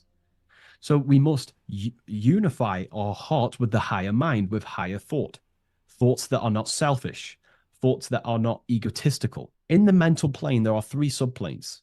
We have higher mental plane, lower, middle mental plane, and lower mental plane. Higher mental plane is higher thought. This is what people call the higher mind. A lot of people say the higher mind, but they don't know truly what it is. You know, a lot of spiritual people will just throw these words around. The higher mind is simply the mind that exists within the higher mental plane where higher thoughts take place. Thoughts that are guided with love, that are guided with selfishness, without being selfless, you know, thinking with, you know, without being egotistical. If you, for example, if you think, how can I make money? How can I gain? How can I do all this stuff? And you're thinking how to make money for yourself, for personal gain. That's a selfish thought, and that will manifest in the lower mental plane. If you want to become more of a powerful mind and gain your personal power, you want to think in a different way to penetrate the higher mental plane, because the lower mental plane, most minds in the collective consciousness operate in the lower mental plane, because that most people think unconsciously. Therefore, their minds are not trained to think in the higher mental plane. So most people dwell in the lower mental plane. This is where all the lower thoughts are. There's not very good ideas because the collective consciousness is there. Once you start to raise your mind, you then start to learn to think differently. Instead of thinking, how can I make money? How can I gain? How can I, get this? Think differently. Think on a collective scale to penetrate the higher mental plane. Think, how can I benefit the world? How can I do something that's going to benefit people? Because money will come as a side effect of that. That's just one example. So when you shift your mindset to use the higher mental plane and train your mind, you're gaining willpower. You're also penetrating the higher mental plane where better thoughts are. You receive better thoughts, better guidance through thought forms. That's a whole other lecture I can make. Thought forms, which are basically demons and spirit guides, what people call. They're just thought forms. So we truly do live in a mental world, and everything is force and form, symbolized by the light and the material reality. The individual who understands this relationship between force and form begins to work consciously with the descent of energy through the different planes of consciousness: mental, astral, etheric, physical. When you hold a clear mental image, you create the form. You fill that image with emotion and desire, you generate the force. When you act upon that energy, you complete the circuit of creation. The process is simple yet exact. Force always seeks form, and form always requires force to live. If the mind is undisciplined and the forms it creates are vague, force dissipates into confusion. Energy without direction creates turmoil in the astral body, manifesting as restlessness, anxiety, or inconsistency. If the emotions are intense but the form is weak, the force becomes misdirected, often leading to chaos in one's actions. Conversely, if the mind creates a strong form but the emotions are dull or lifeless, the form remains unanimated, a structure without vitality. True creation requires the balance and union of a defined mental pattern and vibrant astral current. So it's about aligning your mental and emotional states, symbolized by these two pillars here. Well, they are the extremes. So the moon would be your emotional state, the sun would represent your intellectual, or the masculine and feminine. However, they are the extremes. So this middle pillar represents the balancing of those. So when we balance our mental and emotional state, we become conscious co-creators using force and form. It's a very important lecture, and I know this is a quite complex and advanced lecture, but this is what this channel is about, Revival of Symbolism. It's about more advanced teachings. But hopefully you can get your head around this. There's a few books out there you can definitely read. I can't think off the top of my mind, but you can read this stuff up. It's great information. It will definitely help you in your life. Force and form. And if you haven't already, join the waiting list. I'll leave a link in the description for the Book of Symbolism, November 17th on revivalofwisdom.com. If you wish to be notified, I'll send you an email. I just want to say thank you for your support. Please like, comment, and subscribe, and share to a friend. I'll see you in the next one. Absolutely. Let's refine that into your signature deep and esoteric.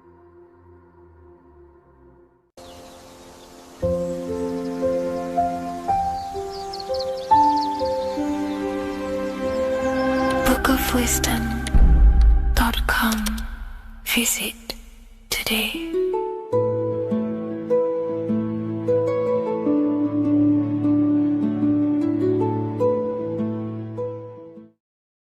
So in this video, we're going to be breaking down the symbolism of the skull and bones.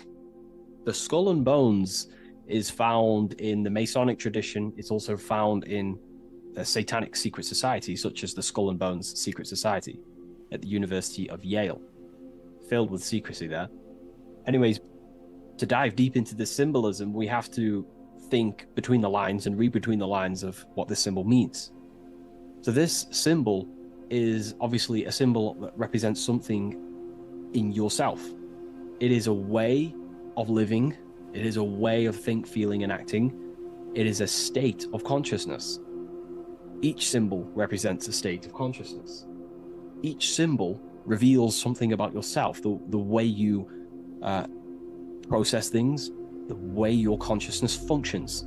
This is what symbolism is for. It is visual representations of modalities of consciousness. So the skull and bones, if we instantly look at this symbol, we typically think of death, because a skull and bones, they are the last things to rot when the body dies. You see this symbol associated with death all the time.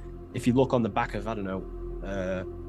of a product such as cigarettes, or what else, vapes or vape liquid, you will see this symbol. Why? Because it represents poison or something that can kill you, or death, something that is toxic. So you always see this symbol on products that are toxic, things that can cause harm or internal damage to the physiology of the body. So that's a very basic exoteric term, which is external. It's a very external teaching. But inside the occult and esoteric traditions and occult schools of thought, this symbol represents the death of someone's consciousness or spirit. It is the death of their soul. Now, what do I mean, the death of their soul? This is used in satanic societies, or it's used in Masonic traditions. Two different meanings, okay? So inside the Masonic tradition, this symbol of the skull and bones is always found on a coffin, on a Masonic coffin. The coffin will have a symbol of the skull and bones. And if we observe the symbol, we have two interesting sections. We have a skull and we have bone, okay? These are two symbolic aspects of consciousness and forces of consciousness. The skull encloses the brain, and the brain is all to do with intellect and thinking, intelligence. However, these bones are for the limbs, such as arms and legs, and the arms and legs are specifically for action. The body uses these bones for taking action in the external material world, in the manifested world. So it's a symbol of thought and action, intelligence and action. But what is that the death of? If this symbol represents death, it is a symbol of the death of something, which is the soul.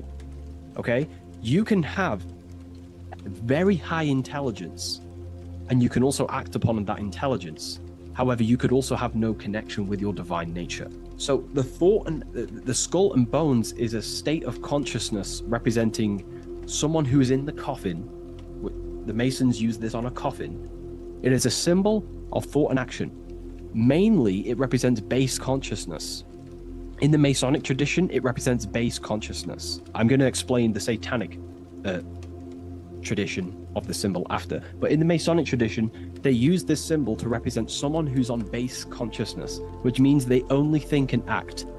They have no connection with the divine self, no connection with their higher self or the spirit or the divine nature of themselves. They only use their intelligence and they only use their body. They have no connection with emotion. There is no emotional symbolism in this image here. Hence why the image is either gray or black. It's normally gray because gray symbolizes dullness.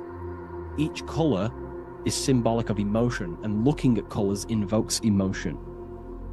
However, gray has no emotional tone. It's dull, it's dead. So it represents disconnection from the emotional body of consciousness, but it represents thinking and acting without the emotions. Why is that significant? It represents the death of emotion. Someone who is in an unconscious state of living. Why is emotion important? Because emotion is basically the connection to law, moral law, natural law. When we're given birth into this world, we have a natural state of consciousness of innocence and love. As a child is not born racist, a child is not born a killer, a child is not born chopping people's heads off. A child is born with love and living in peace in a natural condition of consciousness. Therefore, the skull and bones is the inversion of this. It represents someone who either has high intelligence and they take action, or it just simply represents someone who is unconscious and they only think and act. They have no connection to their heart energy, emotional energy. This is very important, okay? They have no connection with their heart energy. And the heart energy is what allows you to take action on things that are good. For example, if you think of stealing an old lady's purse, the feeling will tell you it's wrong. But if you take an action anyway, that is now going against the heart, which is the feminine, the guidance system, the heart of goodness and righteousness and love and care. So in the unconscious state, in base consciousness, symbolizing the first degree of masonry, base consciousness, the checkerboard floor, you'll see a coffin with a skull and bones on, symbolizing an unconscious way of thinking and acting. They have no connection with their feminine qualities of consciousness, which is the heart energy. Look around in the world today, you will see this everywhere. People only think and act. They have no connection with their intuition, their feminine side. And the feminine side is what guides your soul through this life. So in the Masonic tradition, this is a symbol of someone who only thinks and acts, and they may even think and act unconsciously, because it's a symbol of death, which means the death of consciousness. They are unconscious. They don't even know they exist. They don't question life. They don't question what is this world. They don't question, they think manifestation is just a fairy tale. They unconsciously think and act and create their reality. They wonder why there's so much negative in their reality because they are unconscious. So this is a symbol of the death of consciousness. They have no connection to their internal self, the qualities of the heart, and they only think and act, an unconscious state of living. Now, to go into the satanic side of this, the Skull and Bones tradition, the Skull and Bones is a satanic society, allegedly. We don't actually know what goes on in there, but it's allegedly a satanic society.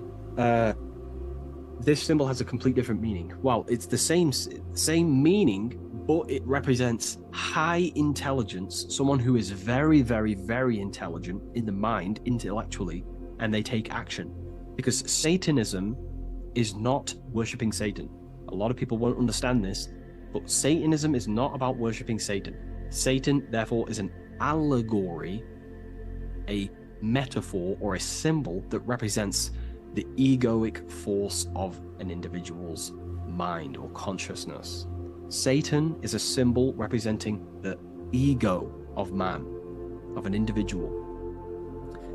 And like I broke down earlier, when we think about stealing an old lady's purse or punching someone in the face, the heart tells you that's wrong, but the body takes an action anyway.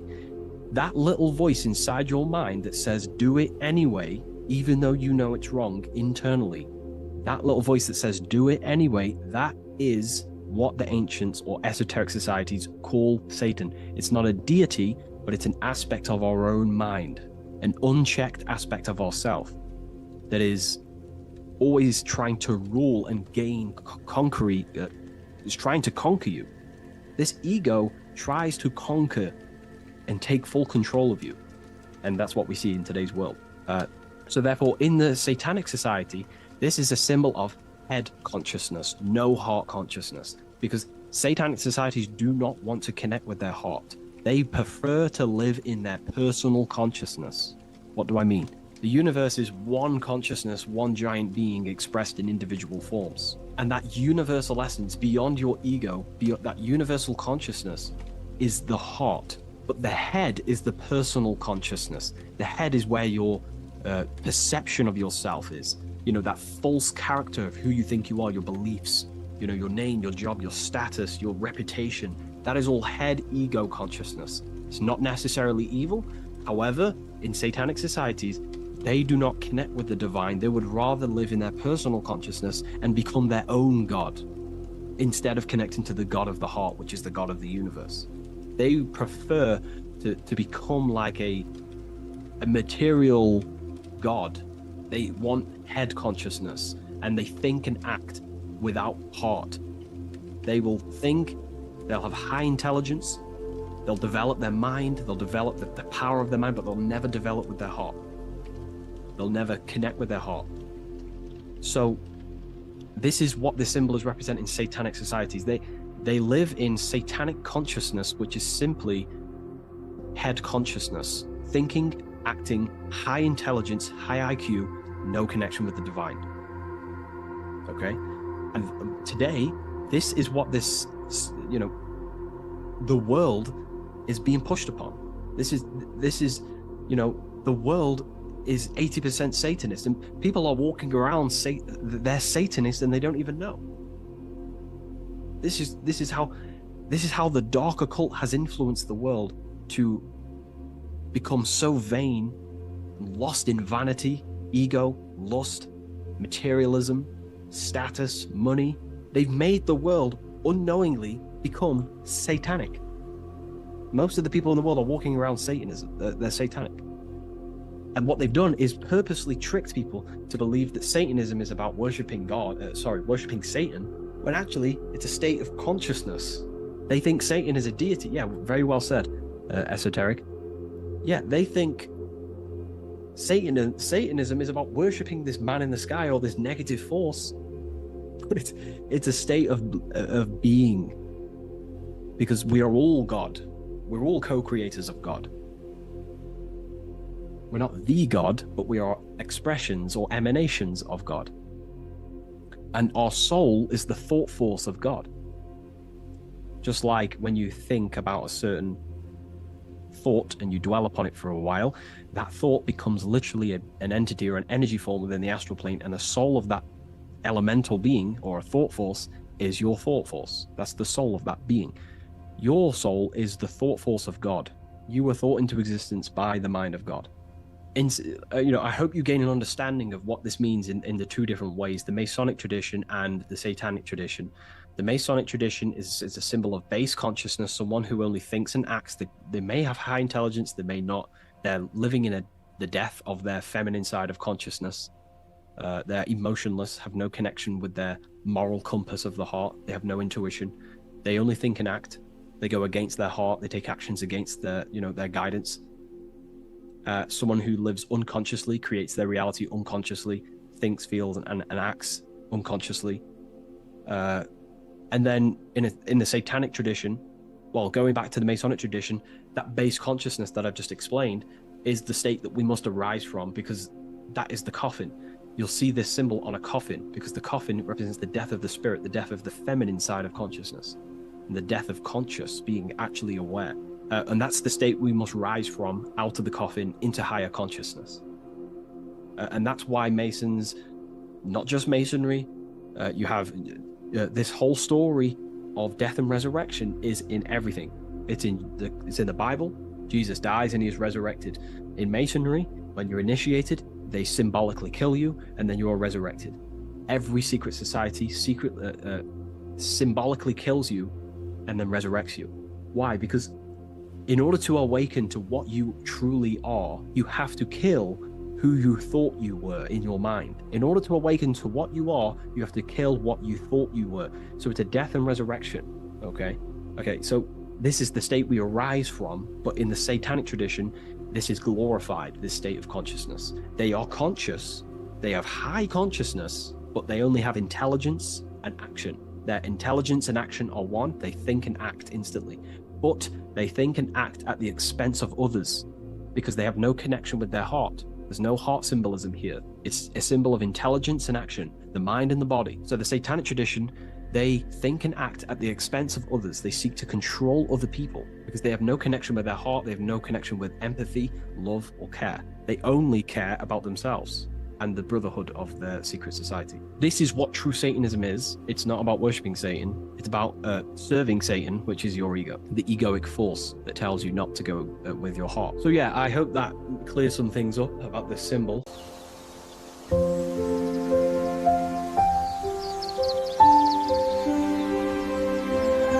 bookofwisdom.com.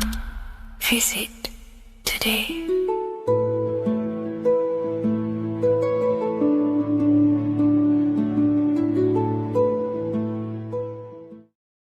Welcome to Revival of Wisdom. Today, we're going to be talking about portal symbolism, what portals are, okay, and how they show them to us, because they have to tell you the truth, guys. This is the thing with the universal law. They have to tell you the truth. And they tell you through symbols, they tell you through movies, and different things like that. But let's jump straight into this. So first, I want to talk about the Freemasonry symbols. Okay, so first we got, obviously this is some Freemasonry art, but notice how you've got the ladder with a key. Okay, so this is ladder symbolism with a key. So maybe this is talking about ascending. Okay, because look, because this is ascending into the heavens, because it's a ladder with humans going up it with a key. In order to ascend, you must have the key. Okay, so what else do we have with a key? Well, the Netflix show Lock and Key, which is all about portals and keys. Because what do keys do? They open doors, gateways. Okay. So what's interesting about this is that they've got this key here, which represents the Kundalini energy rising up the spine. Okay, but we'll come back to this. But it's that same portal key symbolism. We've also got the Vatican. The Vatican is in the shape of a key. Okay, so you can see the start of it here and the end. So this is key symbolisms. Keys open doors. And notice how it's got the 8-pointed star. Okay, what is the 8-pointed star? Okay, we'll come back to this. This all ties in, guys. I'll break it all down for you. But then you've also got the god Janus. Janus, okay, is known as the god of the doorways. He's an ancient god of Rome, and they worshipped him. However, he's not a god, he's more like a high-level ranked demon.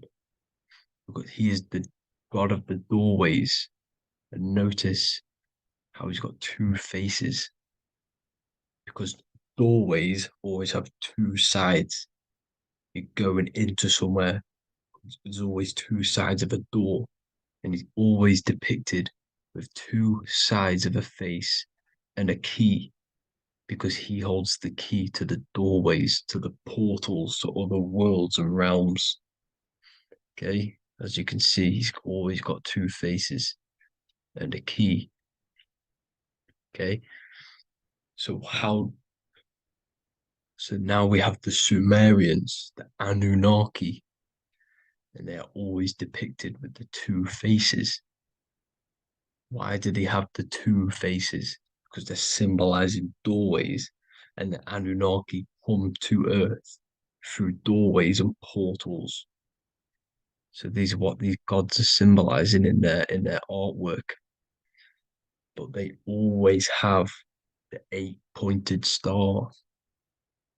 Okay, what is the 8-pointed star? You see how they always have, look, let me try to find another one. It's the 8-pointed star. This 8-pointed star is Polaris. Okay, Polaris, just like the Vatican has the 8-pointed star with a key. Polaris is the center star. Polaris is a fixed star, it doesn't move. Okay, so the Anunnaki's symbol is also the 8-pointed star. So this is symbolizing the portals and doorways that they come through in order to get to the Earth. But Polaris is that center star which does not move. It's always symbolized with the 8-pointed star, just like a compass. Why is a compass the 8-pointed star? Because at the center of our realm is where the most electromagnetic energy is stored. As you can see, we have an aura field, an electromagnetic aura field. So does the Earth. And in the center, so like our heart, for example, is where the most energy is stored. And like the center of the Earth, this is why all compasses point to the center, because this is where the most electromagnetic energy is stored. It's at the center of our realm. Okay. So like I was saying with the lock and key series, see this here? The Kundalini energy rising up the spine, just like your Kundalini energy rising up the spine. Let me try. I can't zoom in, but you know what I'm trying to say here. Let's go back to Polaris, because at the center is where pole. Can you see the pole of electromagnetic energy? Polaris, the North Pole. It's symbolized. The truth is in the words. It's like a pole of electromagnetic energy. And this is where the aurora borealis comes from. Notice how it's got the word aura in it, because it's the Earth's aura, electromagnetic field. Just like you have an aura, also known as the Northern Lights, because it's coming out of this center hole in the center of our realm, where the black sun is. And this is where the electromagnetic energy is coming up from. And this is what the aurora borealis is, or the northern lights. It's just electromagnetic energy. And it's symbolized through our symbols, the original O. Okay, because it's like a pole through the middle. Polaris. So this Polaris is the sky vault. It's the portal into this realm, because this is what the Anunnaki are always talking about, always symbolize it with the 8-pointed star. And just like a compass is the 8-pointed star, pointed to the center, to Polaris. Okay. See here on the Sumerian tablets with the 8-pointed star again. And how we know it's talking about portals with this 8-pointed star is because CERN 666 are opening up portals to the underworld, letting in demonic entities into this realm. How do we know it's a portal? Because their Hydra Collider has 8 points, just like the 8-pointed star. So they are creating synthetic portals to the underworld to let these demonic entities into our realm. But what is the key? Because if we're talking about ascending through Polaris, notice how here on the masonry art, this luminary here, so this is the sun, that's the moon. This is Polaris because it's a luminary with what? 1, 2, 3, 4, 5, 6, 7, 8 beams coming off the luminary, just like the 8-pointed star. So you see the ladder with the key going up to Polaris. It's symbolizing ascending out of Earth. So what is this key that they're keeping from us? Because it's a human holding a key going up the ladder to Polaris. Well, chakras. We have 7 chakras. Okay, so this is what they are telling us in the lock and key symbolism. The Kundalini energy rising up the spine. Okay, just like they have 33 vertebrae on the back of your spine. Okay, this represents the Kundalini energy going up your 33 vertebrae, just like in masonry has 33rd degrees. Okay, so what is the key? Your chakras. Your chakras have to be unlocked. Okay, you have to unlock your chakras, and you can't unlock this one without going through this one. You have to go through them all. It's like a ladder, just like Jacob's ladder. You can't go from the bottom to the top. You have to unlock each one. Okay, just like you have 7 chakras, you have 7 layers of your aura. Okay, you have to unlock your chakras to the highest point in order to reach Christ consciousness. And this is the key that they're talking about. They're symbolizing the organic portal within each and every one of us to ascend out of this realm.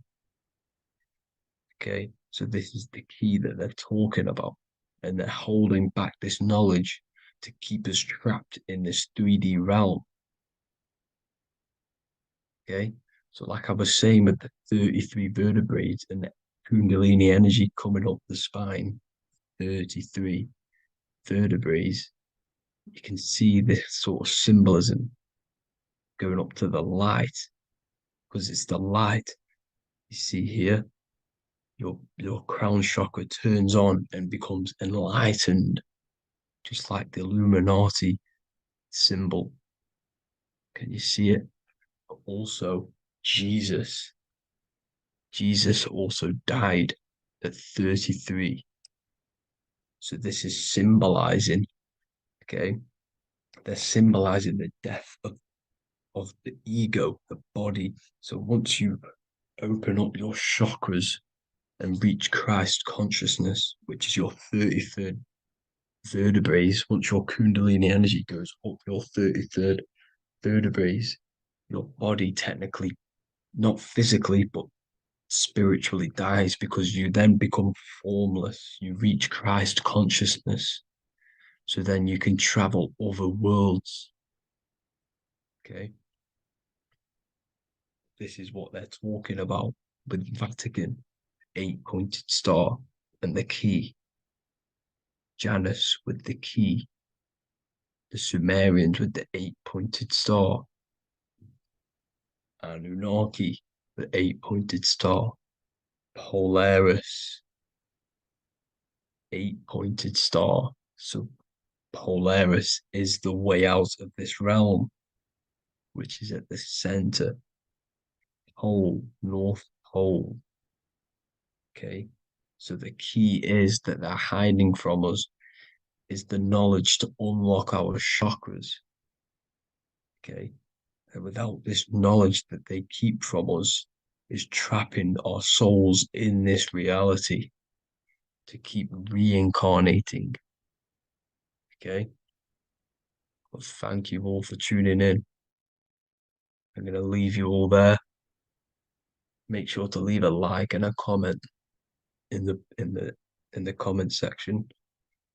Let me know some topics to talk about so I can break it down for you. God bless you all.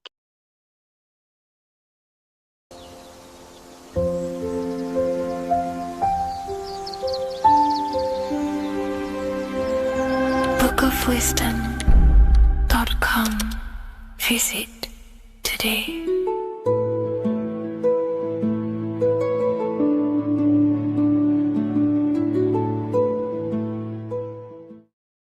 Before you call the Baphomet evil, make sure that you watch this video until the end so you gain a full understanding on what the Baphomet truly is.